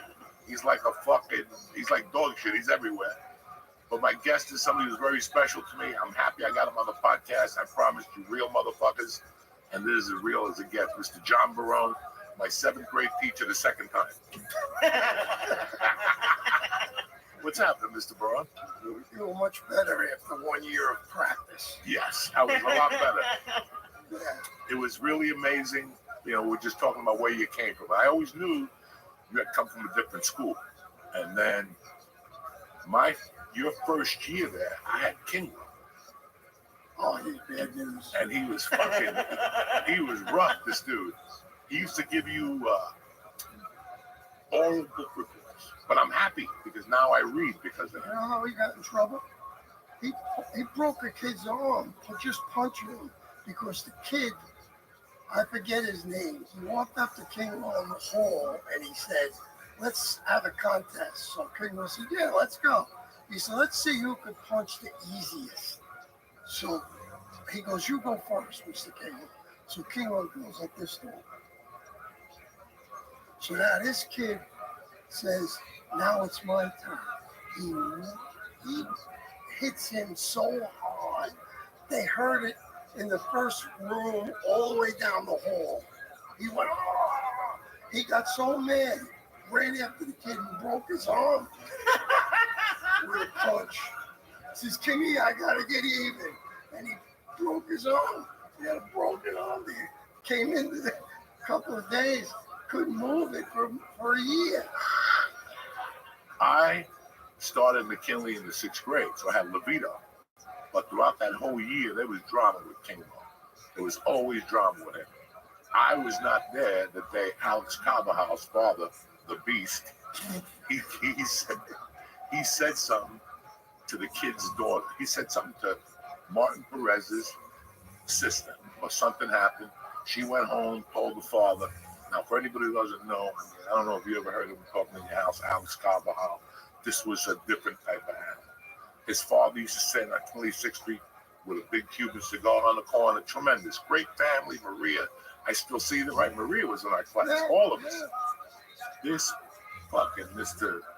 Carvajal at 2:45, all you hear is, and it's like, what's going on? Come in.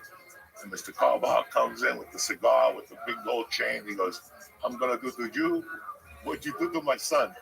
And they started fist fighting in the class. I mean, this is raw. So everybody, and he had another beef with somebody else. So this was the reputation he had at that school. I got one more thing about him. Go ahead. He drove a kid crazy and like on him. The kid said, I'm going to get my uncle after you.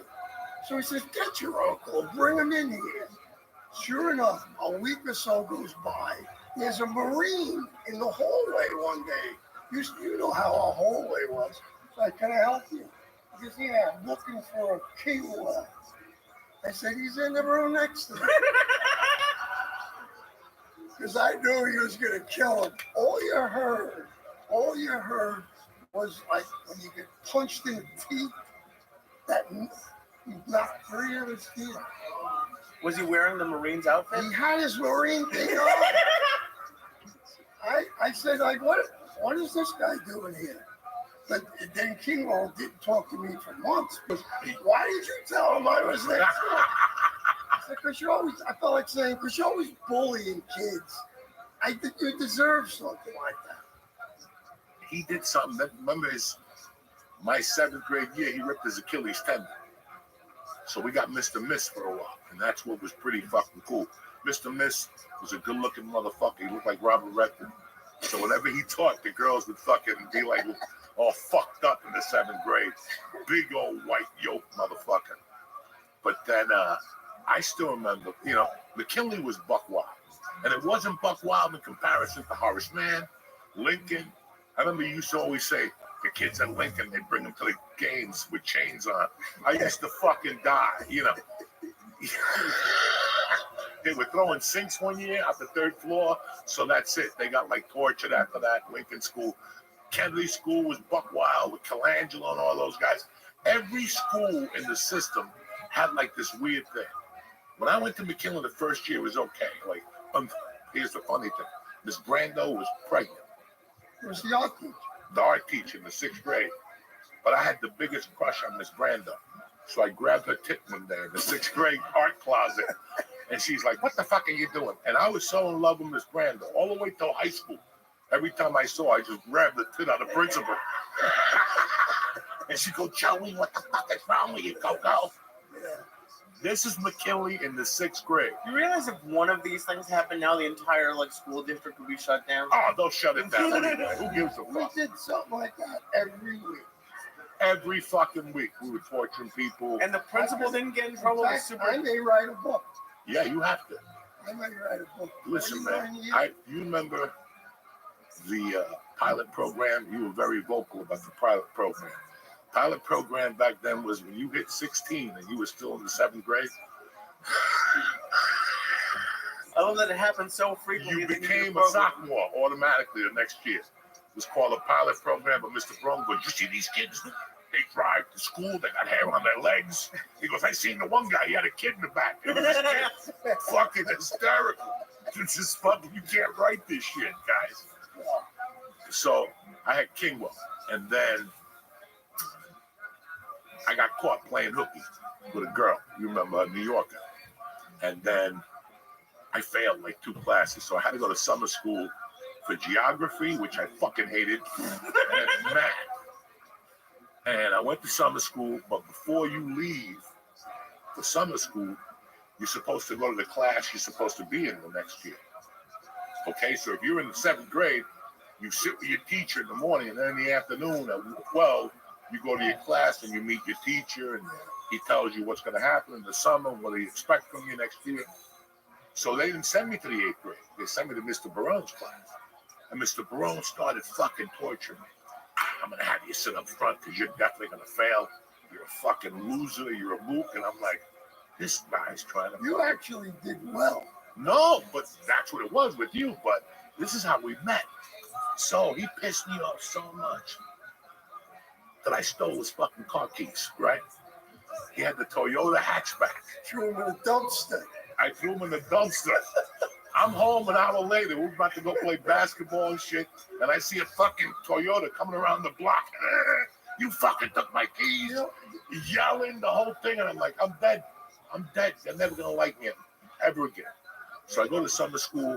I play hooky. Mr. Dalton pulls me aside and he goes, listen, don't come back no more. Just have Carmine call the school and we'll push up to the 8th grade. That didn't happen. And in my mind, how retarded was I? But I thought Carmine was going to actually call the school and just promote me because I'm fucking his friend. So the first day of fucking 7th grade, I'm marching into the 8th grade. I go, Carmine called. They're like, nobody fucking called. So they put me in his class. Now I thought he was going to torture me. Guys, it was completely different. It was amazing. It's like he had forgotten. But then he talked about the Jimmy Pierce, because we have all these Red Sox fans here. He told the story about fear strikes out. Look at that. That's how good of a teacher. I still remember this shit. And all the Boston fans here. You know who Jimmy Pierce is? Heard the name. Go fuck yourself. How about you over there? Go fuck yourself. We used to go to the outfield. They used to jump out of the stands and fight him. Jesus Christ. Everybody hated the guy too because he was crazy. He hit a homer and he ran around the bases backwards. During a game? Yeah. He hit a home run and he turned around and it took him like 3 minutes to go on the bases. Hysterical. And I have another Kingwell story. Is he still alive? Are we gonna have to beat He's in this guy? Florida. He's in Florida, I heard. Huh? Maybe he's in Florida. Remember the 5 Corners there? Yeah. There was a bakery? Yes. That was his dad who owned the bakery. He used to go eat there every day. I never knew that. Yeah. It was on the, you know, it was, if you go in Liberty towards school, it was on that first corner. Bakery. Wow. I didn't know that. I forget the name of that bakery. Yeah. 5 Corners there. They had There was a candy store. a candy store, the Sugar Bowl, candy store, the bank, the stereo store where you bought stereos and washer and dryers. I don't know what was on the other corner. I know Mr. Biggs is in the middle, the hair dryer place, the women's hair cutting place, Frank the Barber. But it was, you spoke about Jimmy Pearsall and you cracked the joke that they had him in a padded room. And you fucking killed us. You were killing us. That they got him in the room and they tied him up and he ran around the bases backwards. And it was a different approach to teaching. I had been at Catholic school. And then I had fucking Levito, who was a great teacher also. And then Kingwell was just, you know, Kingwell meant well. You know what I'm saying? My Kingwell home room, we used to play volleyball at lunchtime. Yes. Remember? Yes. The only reason why I played, I tried to knock his wiggle. Levito. Yeah. Uh-huh. And once I did it one time I hit him square in the head. The ball and the kids went nuts. So I wanted to keep doing it. I was never able to do it. Wait, are you saying volleyball or That was dodgeball? Levito. Volleyball. Okay. Dog, What the is year that I got Smash it at it. the year that I got to McKinley, I was on the up and up. And like the first month, somebody put acid in Mr. Agresta's coffee in the morning. And I at didn't know that. lunchtime, he never came back. You know what? Mr. Agresta, Mr. Levito came to a show of mine in Point Pleasant. And I go, Mr. Levito, remember when Eddie Lamenta put the fucking acid in his coffee? He goes, ask him. He's here with us. I had a big argument with him. He Mr. used to, Agresta. on Fridays, let all the kids buy bagels on Friday. Who, Levito? Levito. Every Friday, you were in his class, you could buy a bagel. So now, A couple of weeks went by, and I said, I can't believe he's doing this for the kids. He don't do nothing for kids. Very, you know. So I said to the kid, how much do you pay for the bagel? She goes, here, he's got a menu. He gives it to me. When I look at the menu, he was adding on every bagel. You know what I'm saying? Yeah. In other words, he knew the price, so he made up his own menu, but added 50 cents on each bagel. I love it. I went up to him, right, in his face, and I said, how did you cheat? These kids don't see 50 cents in a week. And you're getting 2 bagels from them? What a group of teachers we had in that place. Dog, it was, I will tell you who else I met there. That I still think about it all the time. She was the best lunch lady, Mrs. Sappy. Yes. Fuck, she was gold, man. Gold. She always gave you that extra I was right oatmeal next. cookie that Mako made, because Mako used to make those at home, those oatmeal cookies. Fucking tremendous. But since you're talking about volleyball, this is how crazy McKinley. We had some crazy principals, too. Oh, yeah. I seen Leo Gattoni get hit in the head by Louis Aldebar in the basement. But this was the classic. This is the classic North Bergen McKinley story. We got a gym teacher called Mr. Totoro. Oh, that guy was crazy. And we're playing volleyball. We're playing kickball outside. It's the 7th grade against the 7th. I don't know what the fuck it was. But we're all playing. Now, every time I go to kick the ball, the Italian kids are going, Coco Cane Moco, right? They're just yelling, Coco Cane Moco. And Mr. Totoro is saying, hey, knock it off with that shit. And the kids kept saying it, but mainly Anthony Balzano. So this motherfucker has the balls to go up to Anthony and say it one more fucking time. And Anthony goes, Coco Cane Moco. He grabbed Anthony. Martin Perez went to jump in. He grabbed Martin. And then I had him from the back. And he banged their heads. And he grabbed me and he banged our heads. Fucking Anthony said, fuck you. But this is in the morning. I still remember that. I had a Pete Rose jacket. And you told me Pete Rose was Cuban. I almost jumped off a fucking bridge. And I asked him, I go, how do you know? And he goes, I saw him on TV with Kindness Corner. And he was talking like he had a stomach problem. He was speaking Spanish. I was fucking dying. Right? So I got this little faggy Cincinnati 14 jacket with the C. And we're outside, and all of a sudden, we're headed to the principal's office. But Anthony breaks away from me and goes, fuck you. I'm calling my father. He goes upstairs. We're all sitting in the principal's office. He asks the lady, can I get a piece of paper? Lady gives him a white piece of paper. Anthony starts doing this shit. He puts all his hair on a paper. And then he goes, take your hair, shake it in there. And when Carmine walks in, like he called Carmine, there was a payphone in there. In the principal's office, that there was a little payphone. He called him, Dad, I don't know what's going on. Dog, it must have been 8 minutes later. You heard the walkie-talkies through the hallway. And it was Carmine with another cop, you know, with a uniform. And they're like, what's going on? So he goes downstairs. Carmine comes in. He asks Anthony what happened. Anthony told him. He goes, shut up, Anthony. Coparini, what happened? And I'm like, look, dog, what Anthony said, the guy hear this? We were just talking Spanish. Nobody cursed at him? No. Mr. Maytash. You know, you had him? Yeah, I had Mr. Mustache. Now he died? How? One day he says, I won't be in for 2 days. I says, why? There's all this snow. I'm going to my house down the shore, and I'm going to shovel the snow. People are complaining because it was like a snowstorm. So he went down there. He never comes back the next day. So everybody's worrying. He froze doing it and died, took a heart attack. They found him frozen in the snow with his shovel. I told him, call somebody and pay him. He wouldn't do it. Did you feel guilty? Because you used to call him George Jetson. Yeah. Remember he had like a George Jetson hairdo? He remembers that. Come on, dog. I forgot about it. You used to call him George Jetson. Oh, fucking George Jetson was bothering me.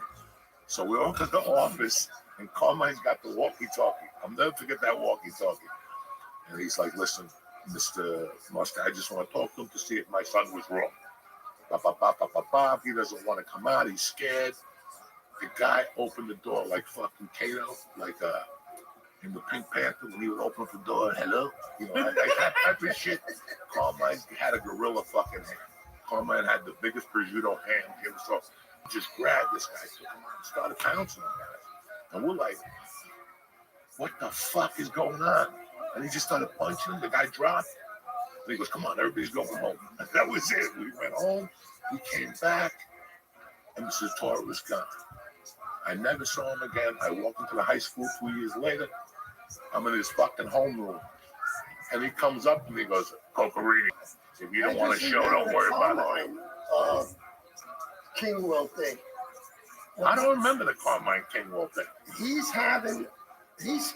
His son's got spelling with Kingwell.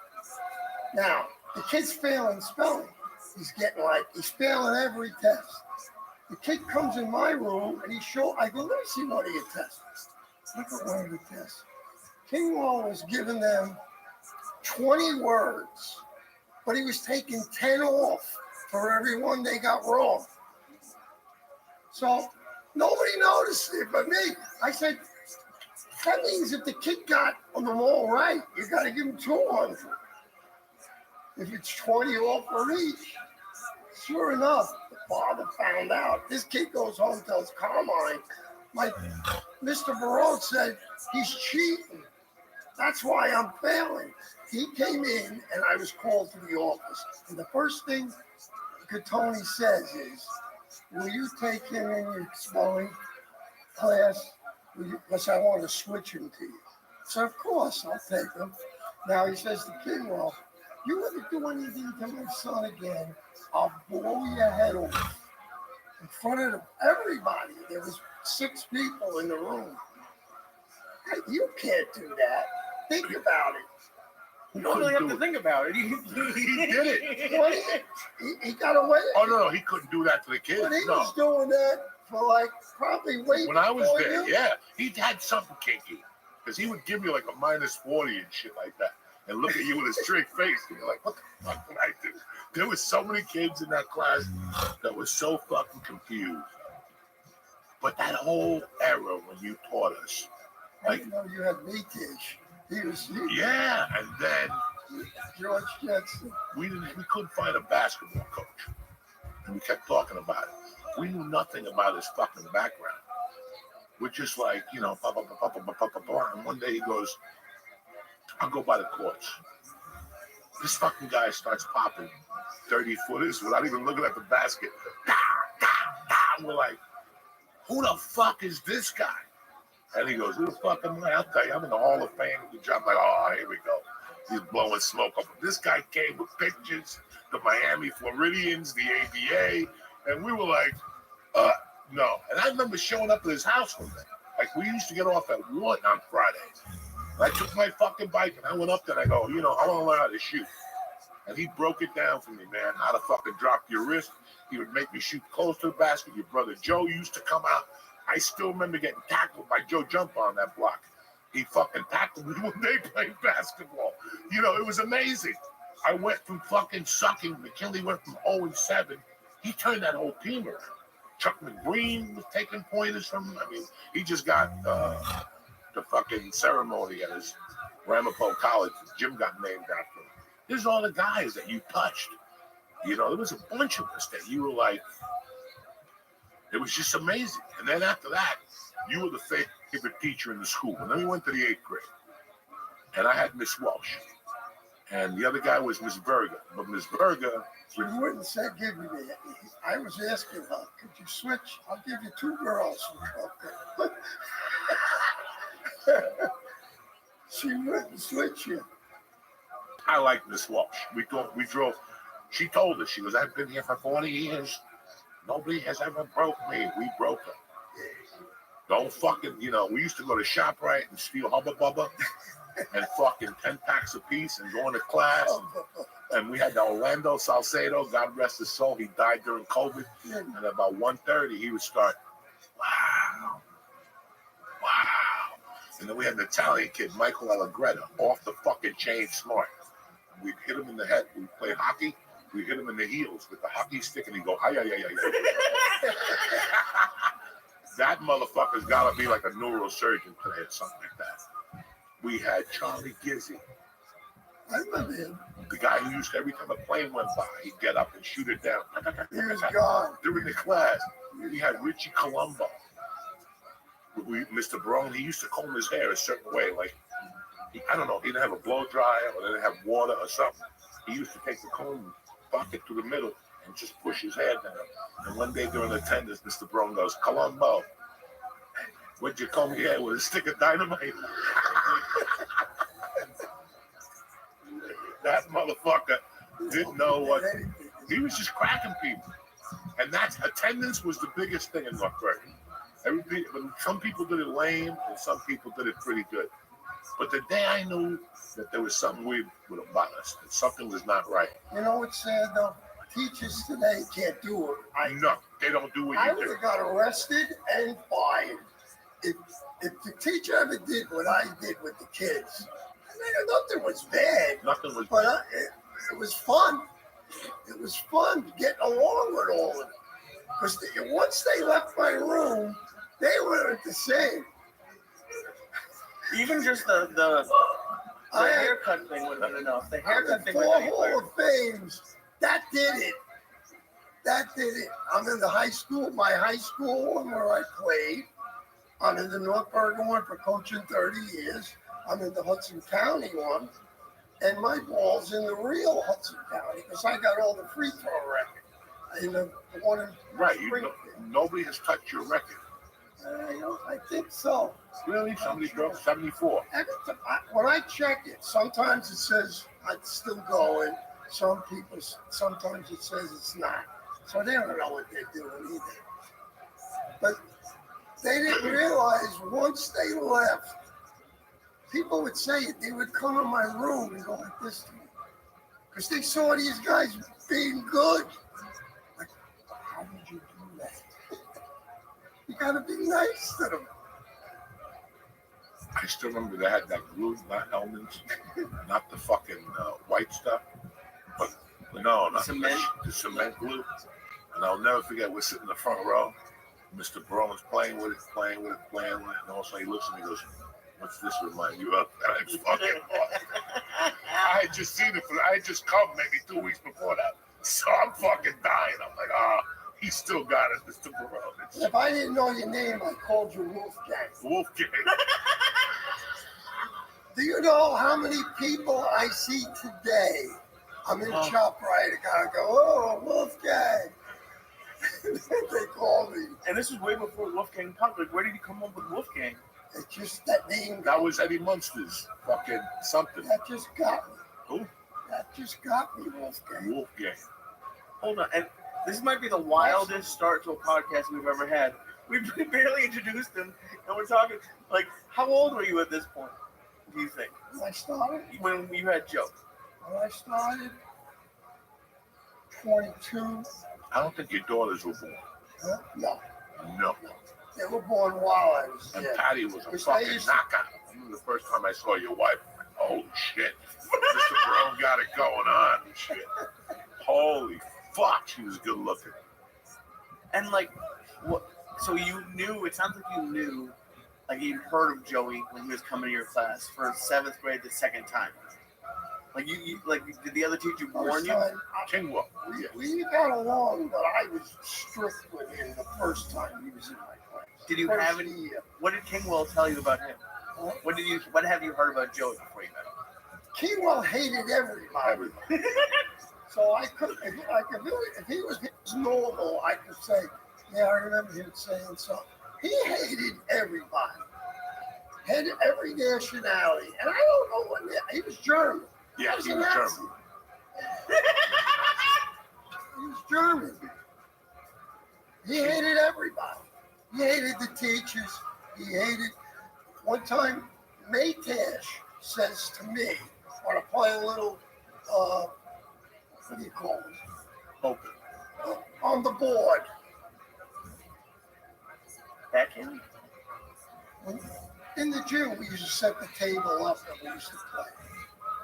And I can't think of what. I don't know what the fuck. Table tennis. Oh, Table okay. tennis. Okay. So now Kingwell, he said to me, mate, this, come on, I'll have your game. So Kingwell hears him and he comes up to me and says, I want to play him. I said, he asked me to play him. He goes, no, I want to hit that ball and cream him with it. So I said, yeah, go ahead. I want to see him do it. Do you know, God heard that Matesh could have won a gold medal in the Olympics. He killed Kingwell, and what Kingwell wanted to do with him, he had a black eye.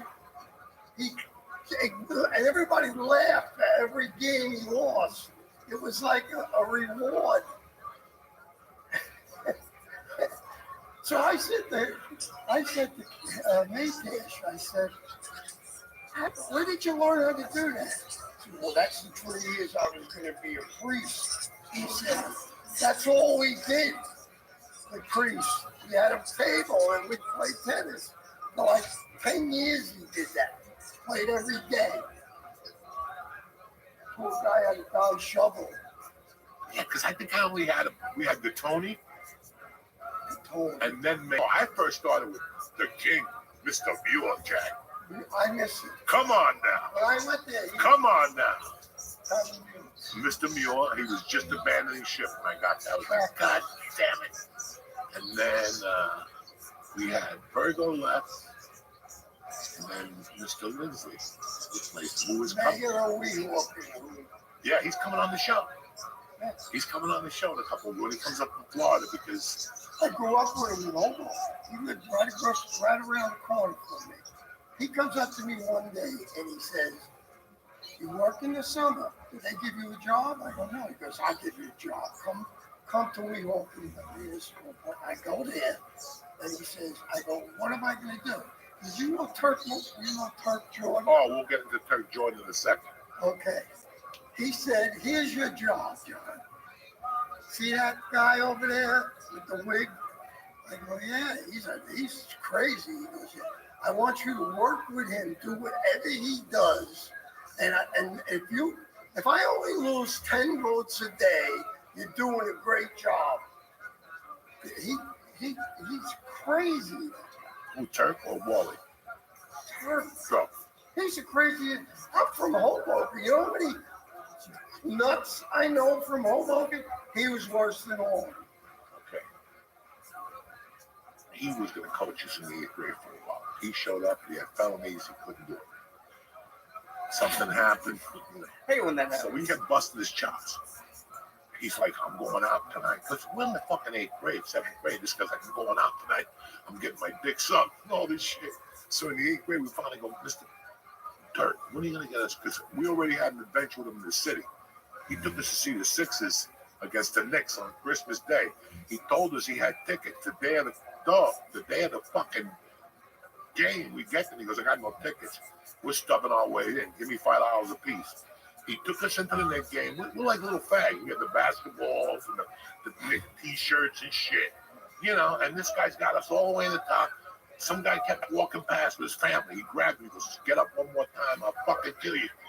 Then they threw us out of there. Then he went to another area. The guy was getting up. And he told them, you could have got more exercise at the YMCA. Then they threw us out of that section. Now there's 3 minutes left. This guy bet the loser because he's a fucking stiff, but I loved him. And some guy goes, he's on the floor. And some guy goes, can you move, please? Ask Whitey. It was me, Whitey, Chucky, and somebody else. And he tapped him. He turned around. He grabbed the guy's wrist. He thought, the guy's like, and we just left him. We just ran out of there, ran to the Port Authority. So he asked us, what happened? We're like, Turk, listen, we have a winning record. Can you get us laid? And he goes, absolutely, I'll get you laid. Okay.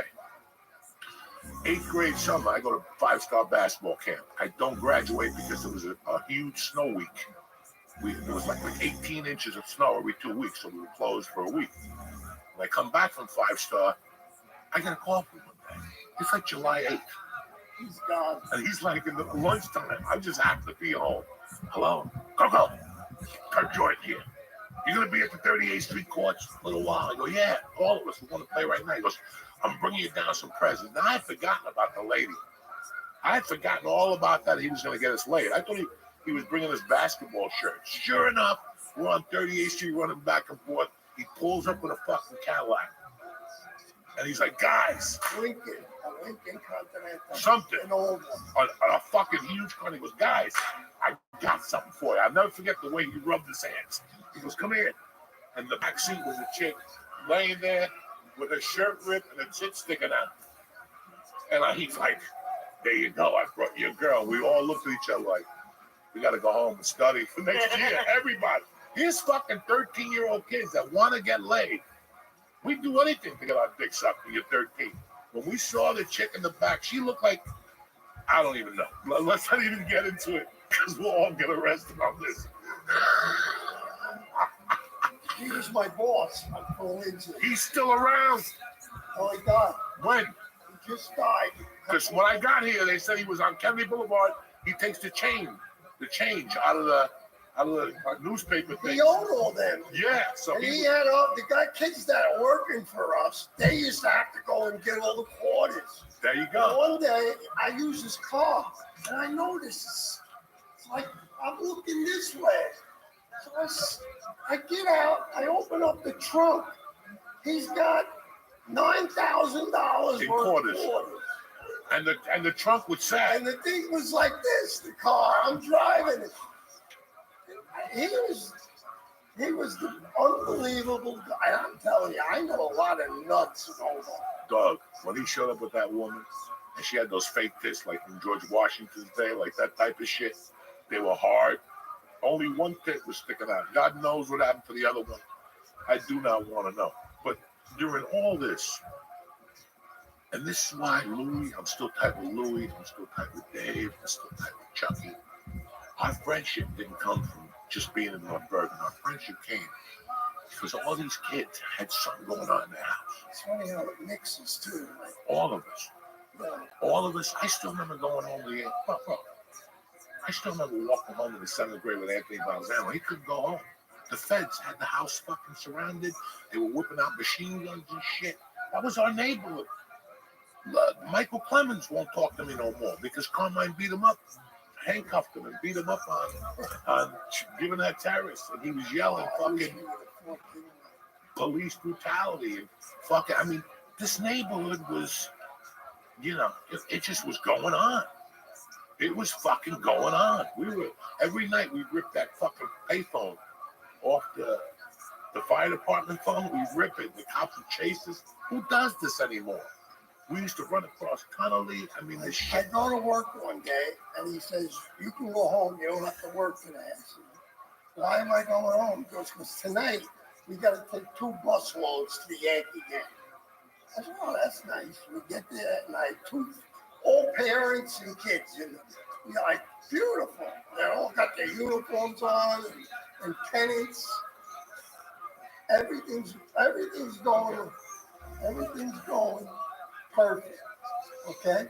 We pull up to Yankee Stadium, the guy with the clipboard's there, and he says, oh, where you from? He goes, Weehawken and Wreck. The guy looks at the thing and he says, I don't have no Weehawken and Wreck on here. So I go, did you get the tickets from this? He says, no, don't say nothing. Sure. He don't say nothing. The cop arrests him. I gotta bail him out. They figured this guy's crazy. And another time I bailed him out in the track. He says to me, you got any money? He calls me up. You got any money? I said, yeah, why? He goes, I'm picking you up. He picks me up. There's a guy sitting in the back seat. We're going to the track, the Meadowlands. So we drive into the Meadowlands, and all of a sudden, we get out. He says, bet it all on the 7. The guy leaves us. He says, bet it all on the 7. So I look at the horse. This is they're going to make glue out of this horse. I said, he ain't going to win. He says, you know who the driver is? The guy that was in the back seat.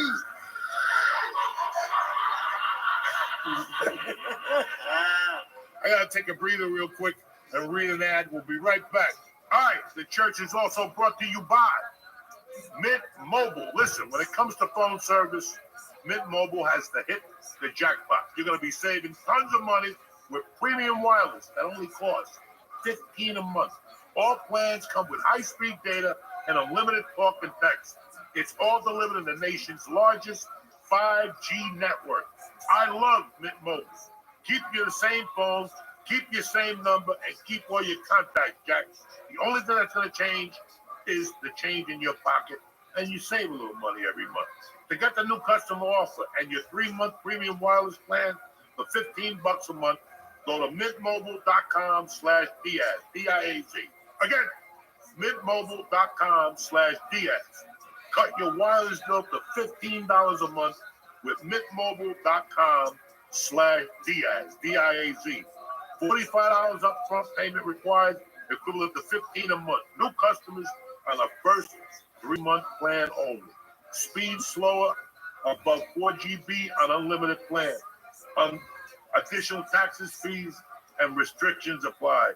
See Mint Mobile for all the details. We're back, bitches. So I had you in the 7th grade, and then I went to Ethel Welsh's class. But the 8th grade, we had Berlin's, and he took us to the fucking Philadelphia. He took us to Philly to see the. You go to Washington? No, we didn't go to DC. Just to Washington, too. No, he took us our year. They were a little scared of us. All right, so they took us to see the P-Knuckle. What is that? The something. The guy with the fucking sticks, whatever. They took us to this beautiful thing in Philadelphia, which I'll be at Wednesday night. And we started shooting paper clips at the guys on stage. And they fucking threw us out of there. We went to Betsy Ross's house. They were mad at us, but then they stopped at Hiram's and Callahan's and got us all that shit. And we came back. And we were all just playing basketball. I'll never forget that. I went to the porch like any other night. And at 6 o'clock, Marianne said, go, Anthony, come and eat. I go, my mom's cooking. I can't go over there tonight. And I went home. And that night I didn't go out. Like I just stayed in. And next morning we went to school. And you took me in the hallway and said, you hear about Anthony? Got into an accident, blah, blah, blah, blah, blah. So this is our 8th grade year. This fucking winded me. It winded me, I still remember the parents being on Saturday Night Live. Carmine and Marianne, during Saturday Night Live, they cut in because they were begging for a doctor to help their kid and shit. I mean, it was fucking real, guys. And that was the beginning of our 8th grade. And to this day, there's a sadness down there still. Because we lost Dominic 2 years later and my mom a year later. Which is all the same. We all ran together, these kids, But it was really weird. What was your last year at McKinley?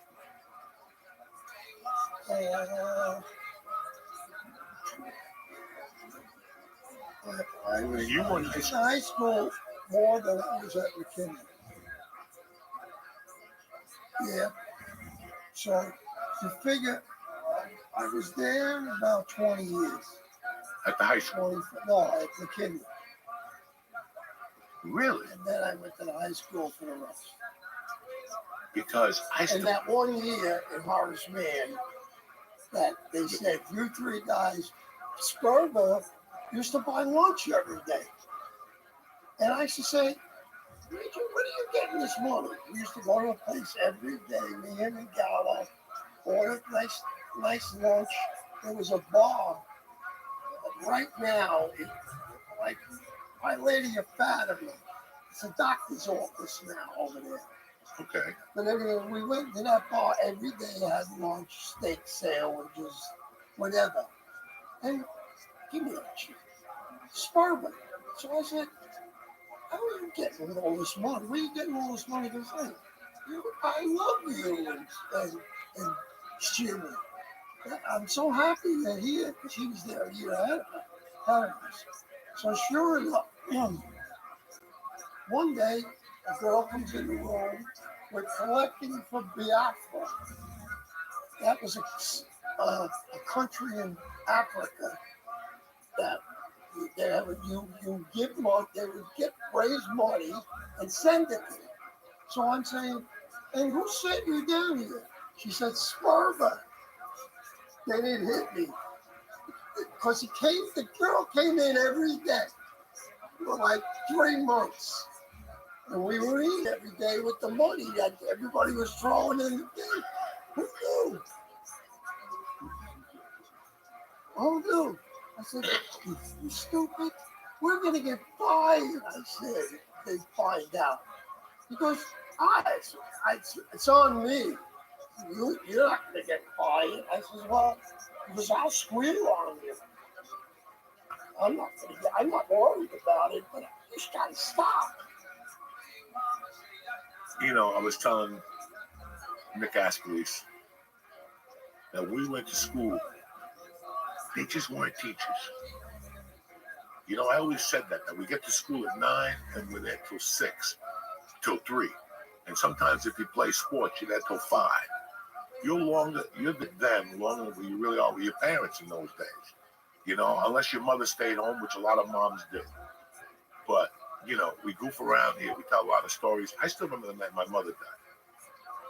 That the ambulance came at like 3:30, and I just sat there. And within fucking 30 minutes, I saw a cop car come up the block. And it was Carmine. Because he didn't sleep that night. He would sleep on the couch, listen to the police scanner with the gun ready to shoot somebody. Right? So he came, and me, him, and Pete went to breakfast in that diner on Tunley Avenue, Collins Diner. And then I go, what am I going to do? And Pete goes, I'm going to school. I go, take me up to high school. And like an hour later, I get a fucking thing. Jose, come to the back. It was Mr. Barone. It was your mother died. What are you doing at school? Let me drive you home. And I'll never forget that. This is the shit that we goof around and we tell these fucking stories and stuff. Now, when did you become the JV coach? My second. 78 or 80. No, it had to be before 79. Huh? No? No, because I ran the grammar school league for 2 years. And I started teaching at 75. My first year was 75. So you figure, I would say the low 80s. Okay. I started with JV. Now, do you remember the ref with the glass eye? Yeah. What was his name? It's in the tip of my tongue. I was just thinking about it in the bathroom. He had a picture. He was a substitute teacher. He was a substitute teacher, but he was also the one ref that coached the rec. Franklin. And you know why they stopped him from coming to school? Because he was taking care of my class. You weren't in it. And he said to the kids, I'm going to the bathroom and I'm going to keep my eye on you. He took it out and put it on the desk. So when the kids told me and I told them, I said, went to the bathroom, he took his eye out. I don't want to be. Doug, this is old school teaching, okay? They got to you. When the teacher takes his eye out and puts in the cloud, gives you the Malukia look. Watching you. I'll be watching you. I gotta be honest, compared to say breaking one of their arms and this is pretty minor. Like the eye thing I kind of think is funny. The eye thing I like. So but can we go back to him coming and getting you when your mom that was. Yeah, he came to get me. He drove me home. He told me to keep it together, and he just talked like. Bear Mountain was with a group with me. No. I left. We went to Great Adventure. 130 kids. We let you go out. They said, let them go out. The lady teachers, leave the kids alone. I said, you better play games with them. No, let them go. It was Bear Mountains. I don't know where it is, but there's a forest all around it. Okay? So it's time to go. It's time to go home. I say that some people have clipboards. Anybody missing? So I see them talking. Then I turn around and go, 62 kids are missing. I said, how could you not notice that with the group? We only had 170, and 60's missing, and you're just finding out. I was in charge of that trip. I almost killed the one lady. All right. So you don't tell me 60, because I knew all the while, but I figured they'd come back. They're not gonna come back. We got home 8:30 at night. You're supposed to be home. The mothers were waiting 3:30 by school. We got home 8:30. By the time they all come back, girls had their pants ripped. I said, we're gonna get in trouble for this one. Was that the last time you went to Bear Mountain? Yeah. I didn't want to go. You know. Mr. Bro, the ref's name. Because this is killing me. You're gonna love this one. The ref. No. The ref had a glass eye. So we're walking home in the 8th grade. And I'm walking home with Anthony Balzano. He's pissed about something. And we're all walking home. Anthony, Dominic were yelling. And he goes, that fucking ref, he keeps calling fouls on me. And Anthony goes, that motherfucker, he's my cousin. We're like, what? What do you mean he's your fucking cousin? He goes, he's my cousin. He goes, I'm going to go home and tell my father now. So we walk in his house, all fucking rushed up. He's like, Dad. And Mr. Balzano was eating with the thing on. And he goes, Dad, that cousin, he had it because he was their cousin. He was their cousin through marriage or something. The Capitora. There you go. Cap. So he goes, Dad, Cap keeps calling fouls on me and Coco. You better talk to me. He goes, cousin Cap? He goes, yeah. He fucking gets up. He wipes his thing, fucking dials the number. Cap, let me talk to you about something. You rep the game with my son Anthony and Coco. You call a foul on them again, I'll fucking go down there and kill you. And he hung up the phone. We're playing Dondero and Compasso. We're karate chopping them. They're like, foul. And then we would, because he had a glass eye. So if you're on the right and your eye is fucking glass, how do you call the foul? So we used to challenge him all the time. Challenge. No, you did not see that. You have a fucking left eye that's glass. How did you see this thing here? That was it. I don't know what. Remember Haltner? Who? Eddie Haltner? Coach, ref? No, student.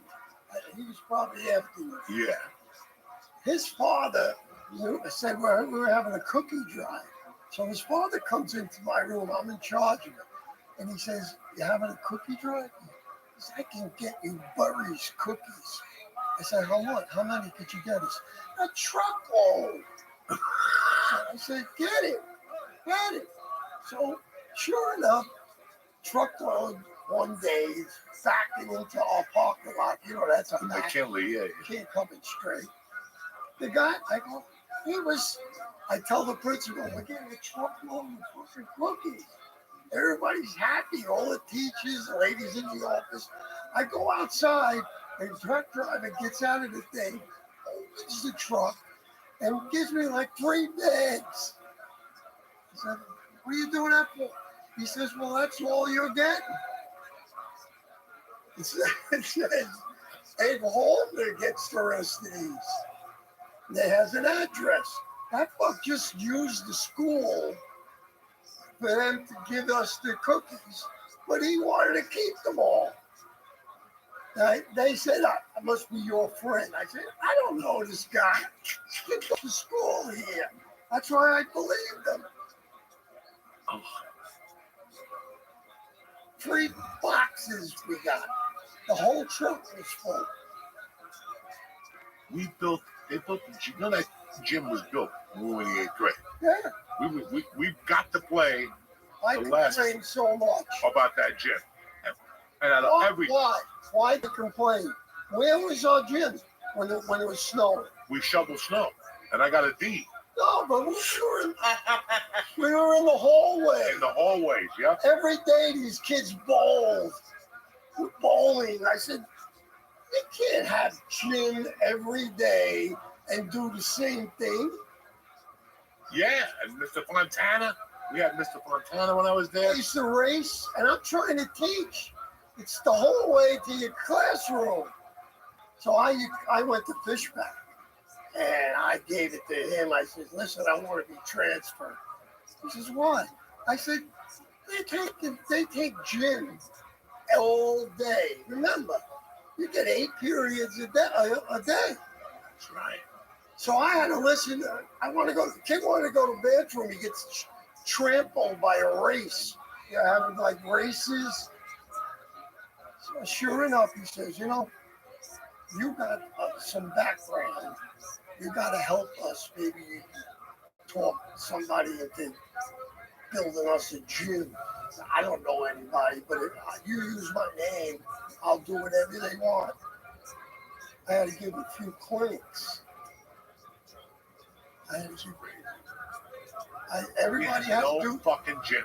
So for you kids at home, you're fucking grateful. We had no. They had no. We had to shovel snow. How do you go to school? No gym. I used to. I don't even know where we practiced basketball in those days. I forget. And then we had lunch, where the kids are running back and forth. Back and forth. There's like a little table on the side, little edge. But there's kids eating. There's bowling and track games going on, and we're trying to teach in the classrooms. And Richie Vanacek would take nails and hit them in the thing upside down. So when you put your hand on the wood, the nail dog. That's cool. I was there one time with Richie Vanacek and his father were talking to Kingwell. And Mr. Vanacek had his hands like this, and Richie was standing right here. He had his little fucking glasses on, and he's looking at Kingwell. Yeah. And also he just goes, bam, and fucking broke his glasses. Richie dropped. I mean, this was McKinley School. It was, but you got to remember that was everywhere at that time.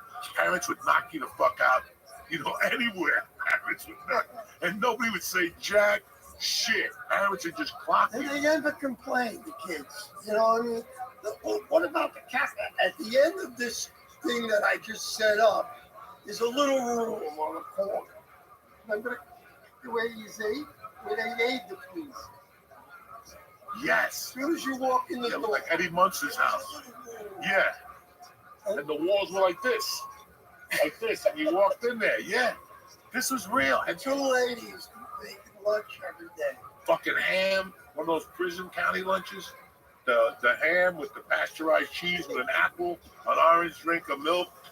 And Mrs. Sabatino gave you a cookie to bail you out in case you didn't want the liverwurst sandwich. Who eats liverwurst in those fucking days? Idiot. We used to go to the fucking York Hotel. That's where we went to lunch to fucking get and to look at the hookers. And we put quarters in the machine and go back with potato chips. But with nobody else, this all goes together. We got the gym, right? And as they were building the gym, I went to school and then there's cops everywhere. There's cops on the 3, because we used to play basketball playing center court. Yeah. North Bergen had those little courts there. 26th Street. Yeah, 26th Street courts. They still play there. When you go over the bridge here, yeah. You'll be. I went there one time. Somebody said, O'Corin's playing in the court. O'Corin at that time played for the North Carolina, yeah. Played for the Mets, I think. Yeah. He's playing in that court. Yeah, they all played there. Yeah. And it was like, 10 guys like him playing. It was about as long as this. Wasn't even biggest. Yeah. It wasn't about as long as this room. How did you get a D in snow shovel? I didn't do the corners, you know what I'm saying? I just pushed it and shit like that. But we finally got the gym, and as we were building the gym, they found a body across the street at the York. Iceman, under the bed. He was alive, whatever the fuck. So we were having a problem getting a coach. I'm not going to go into this. We couldn't get a coach that could sign on. We had Pete Wolf who could slam the ball, but that's it. We had and then some guy signed up, and he didn't like Spanish people, right? So I started dating an assistant, because if you're going to be a racist, you might as well not have an assistant, because you never know what. So this goes on for a few months. She's older than me. She's a cheerleader at Sacred Heart Academy on 16th Street across from St. Michael's. So I would have CYO, and I'd walk home. One day we walked home, and he caught us holding hands. And the next day, fucking all hell broke loose. So he like called me a spick. What are you doing, my sister? You're dead, and all this shit. So I went home, and I called Anthony. I was like, Anthony's like, fuck this motherfucker. We'll kill him tomorrow at lunch or whatever. I mean, yeah, this is when we were nuts. Dominic, Michael, a bunch of us were like, we went hide the gym. and get him. The first day we hit in the gym, he never showed up. Second day we hit in the gym, he never showed up. The third day we said, let's go get him in this fucking house. We went there, the house was already put up for sale. All right, that's how much they hated Spinks. So that was the plan. We were gonna fucking drag him out to Route 3 and let him die out there because they blame it on whoever killed. We didn't know it was the Iceman. Whoever killed that person on Route 3. That was our fucking plan at that age. Like we were gonna hit him with hammers and shit and fucking. It's I made a deal with Holby. They had no coach after you. They had no coach either. So I made a deal with Holby. Remember Holby? Yeah, the woman. Gym teacher. Huh? The girl. Patty. So I said, will you do me a favor? You like sports. I think you'd be perfect. You know the grammar school league that I run? She says, yeah. I said, McKinley don't have a coach. So could you coach this? She says, I'll coach if you practice with me. So I said, I got my team. How am I going to practice with you? But we filled, I had the practice start a little later, and I gave them an hour and a half every day, Monday to Friday. They won the league with this girl coaching them. They won the grammar school. That's the only year they haven't won anything. I think with Jose Castro, they won 2 once. Alex Alvar. They all played for us at high school. That was a good group. And then they had a fucking coach at Kelly named Rugar. Larry Rugar. Larry Rugar. And in the 7th grade, bro, his team was the state team. He made them wear suits to the game. Kennedy School. He had Pickett before. I ran the league. So he had Calandrillo. He had Pickenich down there. He had Cruz down there. And I'll never forget, they played Horace Mann-B. And they beat him by like 80-2. And Rugal was mad, so he made him go back to the gym and run with their hands up for a fucking whole practice. Rugal used to wear a suit. Rugal was fucking a savage. Then he coached us somewhere. But I want to know one thing, Mr. Perot. How the fuck were you on the bus with us in 1980 if you weren't coaching at the high school? Because I coached at the high school all the years I was at McKinley. What were you coaching?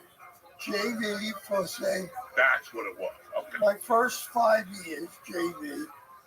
Then when Sabello died, right, you were waiting on Shane got the job. I was his assistant. So I think that was the longest stretch. I coached. Then when Shane packed it in, I think I was 10 years head coach. You know, the school's 70 years old, and we only had 4 coaches. You go to any other school in any other sport, they got 15 coaches. It's something that, you know. When I played, when I coached, my JV coach, Ralph, in the wheelchair. Wait, the JV coach was sitting in a wheelchair? He's paralyzed. Yeah. He was a good dude, Ralph Marino. God rest his soul. He played baseball for me. I also coached the Bill Better Boys. Remember that? Bill Better Boys. After high school. Holy shit. Okay, I coached North Bergen for a couple of years. Ralph was on the team. He was a catcher. Okay? So sure enough, base hit, man on second. The kid was the mayor of Union City's nephew. I never forget. He rounds third, and I said, there's going to be a collision. Marino, instead of just sweeping and tagging him, he put his head down, and he got in the guy's way like this. And the guy ran him right over. He hits the ground. I run out to him. I said, he goes, Mr. Marone, I'm paralyzed. I said, no, you're not. You got a concussion. He was paralyzed. He knew it. What year was that? So now I go to see him in the hospital. When he's in the hospital recuperating a year later, And he says, "You want to do me a real good favor?" I said, "Yeah, what?" He says, he was on a table about that high, a bed on a table, and they had a mattress on it. They were doing something to him to get exercise for his blood. So sure enough, he says, "If you push this to that window and then push me, you can push me out the window." I said, "Yeah, is this what you want?" He says, "I can't take it." Lost his fiance. He was all set to get married when he was playing baseball. That's after high school, that league. That's right. Hold on 1 second. Let's go back. Oh, it's the most wonderful time of the year. Holidays on the house at DraftKings Casino. With this season's offerings, you'll unwrap everything on your list. Exclusive games, huge jackpots, and exciting rewards. Like I got one this morning. 20% back on all your slots. Who's better than DraftKings? Nobody! Make the season way more fun with DraftKings Casino. DraftKings is also offering a warm welcome to new players.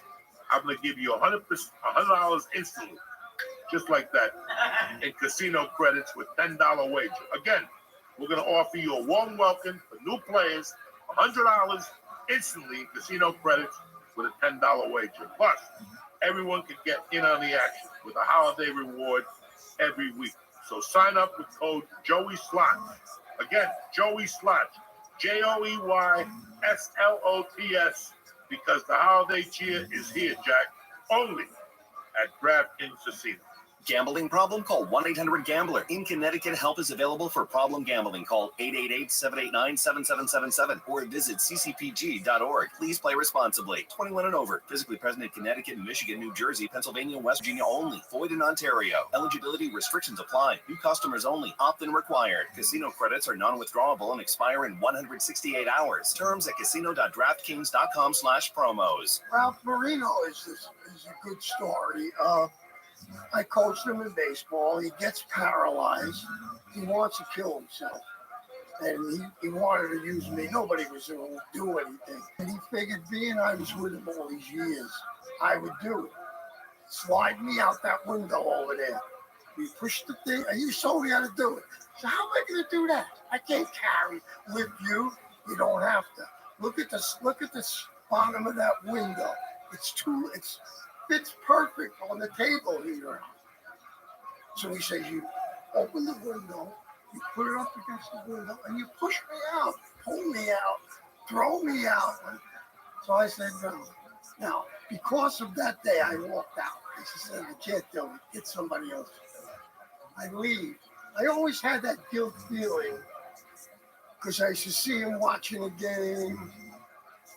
He didn't want to do anything. He was a great baseball, and I think he could have been a professional golfer. That's how good he was. I went golfing with him once. He was unbelievable. You're a better golfer than you are an athlete. So sure enough, I said to him, I got the thing for you. I said, you could be my assistant, basketball. That saved him. I was just going to tell you that. He loved.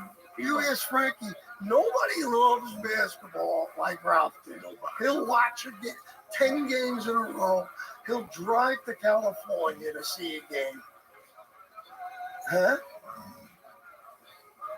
He was the best. When I was a freshman. But he's got too many. I said, somebody asked me on the show, hey, how was Ralph Marino as an assistant coach? I said, let's put it this way. If I didn't have Ralph Marino as a coach, I would have won 20 more games. Because he cost me with technicals, because he was in a wheelchair. He used to go, what the fuck are you looking at? To the ref. Or he would say, scumbag. Like, curse these guys. I used to say, what are you doing? He says, I'm thinking I'm in a chair. He could have gave me that call sucked. You suck. You know, he used to, I think because he was in the wheelchair, he could say anything he wants to.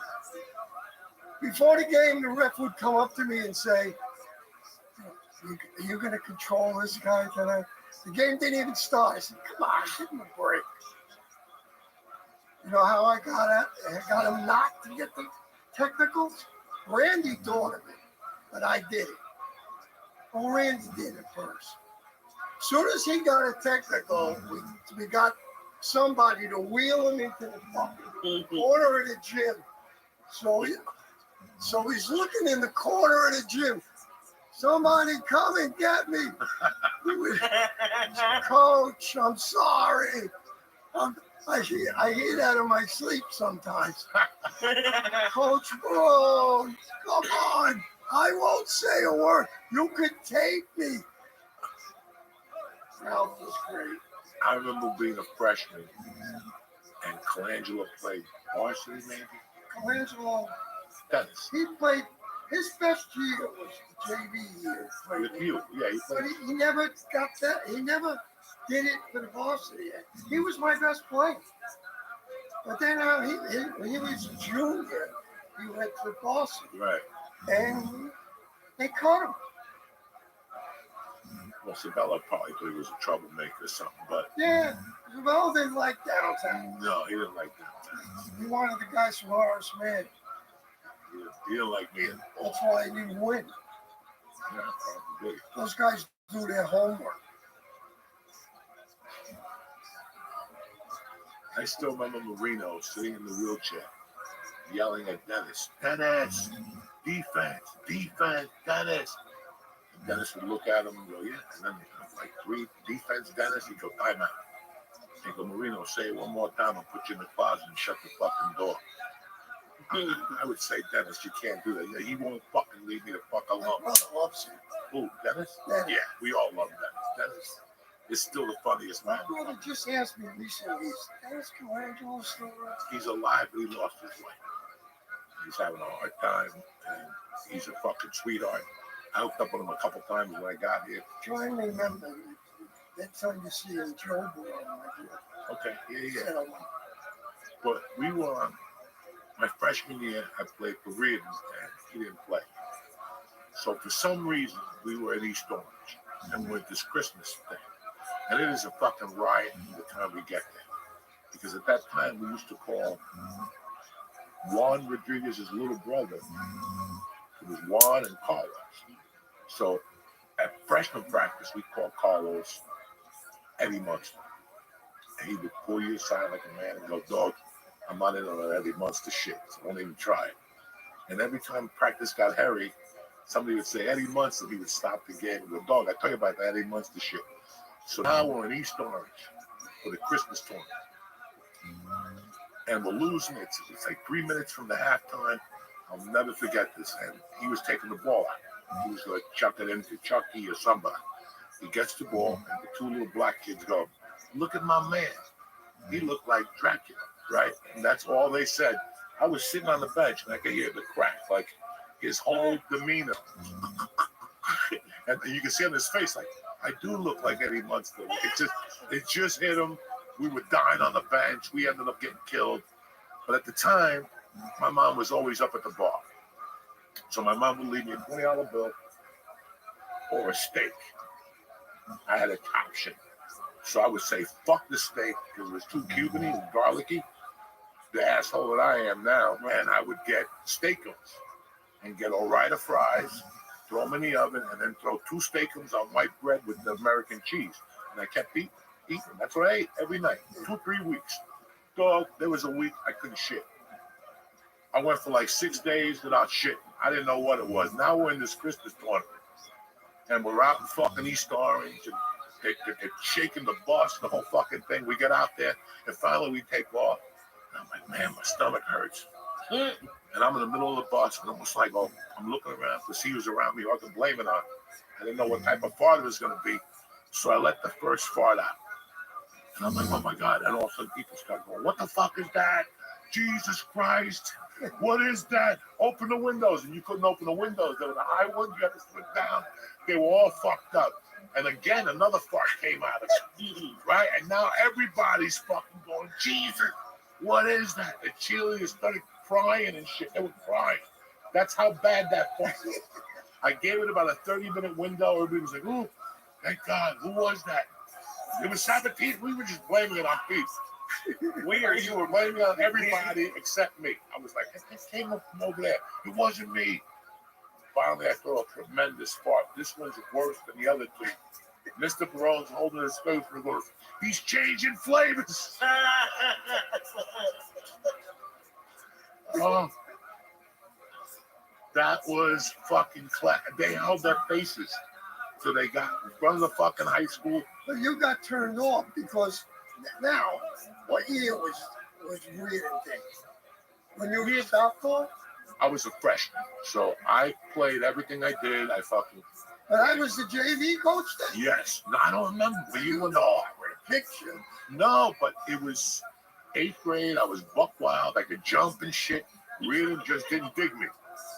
So I used to torture him from time to time. I had people threaten him and shit. He held his ground. We never really spoke. And then I went and ran spring track with Composto, and he broke me. Really did. Like I was like, I'm gonna play basketball. Just one day I just got up and I go, I'm not doing this no more. And then I would play by the high school, after school for money with those animals, Ruvio, Plegario, and all those guys.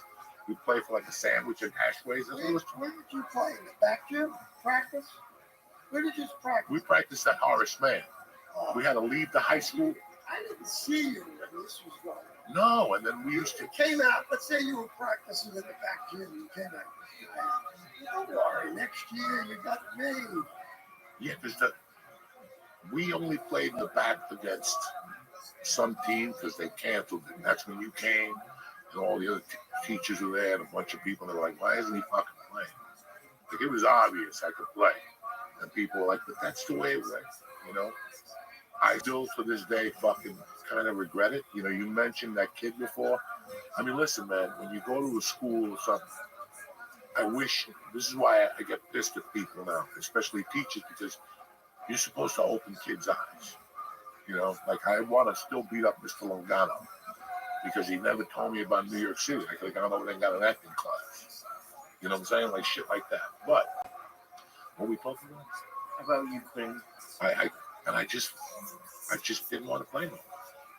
And then I got a lung infection. I was going to play for Vinny.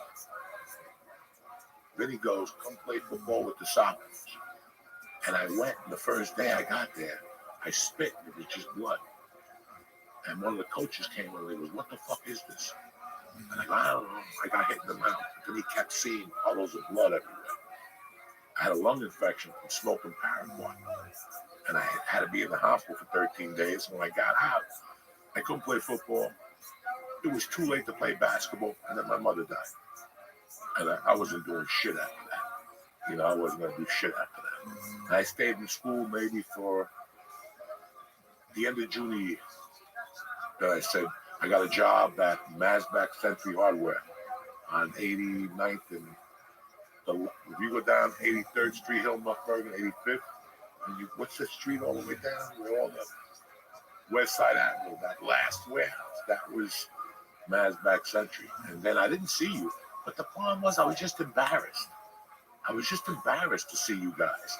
I was not the type that was going to go up to the high school and hang out, you know, and then I really got into a pinch and I was really embarrassed around you guys because you guys had seen me, you know, when I was a young kid, how I acted, and now I was a different fucking animal, you know, so, but when I did the documentary, I went to your house, I go, "This guy's great," you know, and, no, you made my childhood. You and that other fucking knucklehead. There's nobody, you know, I still remember, I didn't know that he sent us home. Make sure you watch the NCAAs on fucking Saturday or something. The semifinals were on a Saturday and you sent us home. You got your homework for the weekend. And the finals were Monday. And that was the year Marquette played North Carolina in the finals. It was that dude's last game. I'll never forget that Saturday, I just come back from the court, I'm a Spanish kid. I put the fucking TV on, and North Carolina's playing UNLV, and all of a sudden somebody got hurt. And the fucking TV said, coming in now is the freshman from Jersey City, New Jersey. My fucking head almost blew the fuck up. I'm going to get him on here. He lives down the shore. I'm getting O'Koren on here. My head blew up when I saw Jersey City as a freshman. And then to top it off, the motherfucker scored 31 points as a fucking freshman. And then they played Monday night in the championship, and they lost to What are we talking about then? Michael O'Koren. O'Koren? O'Koren. You're the guy that said go home and watch this college game this weekend. He was on that court though. That's the only guy I remember that was playing in that game. Where, North Carolina? No, in North Bergen. No, they used to come down with Spinarkle, Sergio Badagi. He used to bring somebody else down, not Jackie Galloon, but there was another kid that played from Weehawken. It's probably the motel that drew them. Well, the motel, but those guys played. Remember when you go over the Lincoln Tunnel? When you're going into the Lincoln Tunnel, before you make that turn, look like there used to be a court. Yeah, I played there. And that was a special league. Still there. It's still there because I see a football field, but that's where they played during the week. I can't stand when you play there though. When all the cars coming in the tunnel. Yeah, that pollution. Yeah, you're gonna die. That's why they stopped playing. That's why we're tougher than fucking death. You know what I'm saying? Because we face death. I still remember. That shit is playing, and we played for 4 or 5 hours straight. Hoboken was the best. Oh, think about that senior year when Hoboken had those two black dudes, Juicy and Bob Du Bois, and they led the county in slams. They led the county in slam dunks. It was fun. And North Bergen beat them their senior year. North Bergen beat them their senior year. And then by 2 points that game. Yeah, in Hoboken. And you know? In Erebus. But you know, do you remember how we won the game at the end? The guy was taking it out for Hoboken. Missinich. He was taking it out. Oh, the guy was on Hoboken. They're down the one. They score, they win.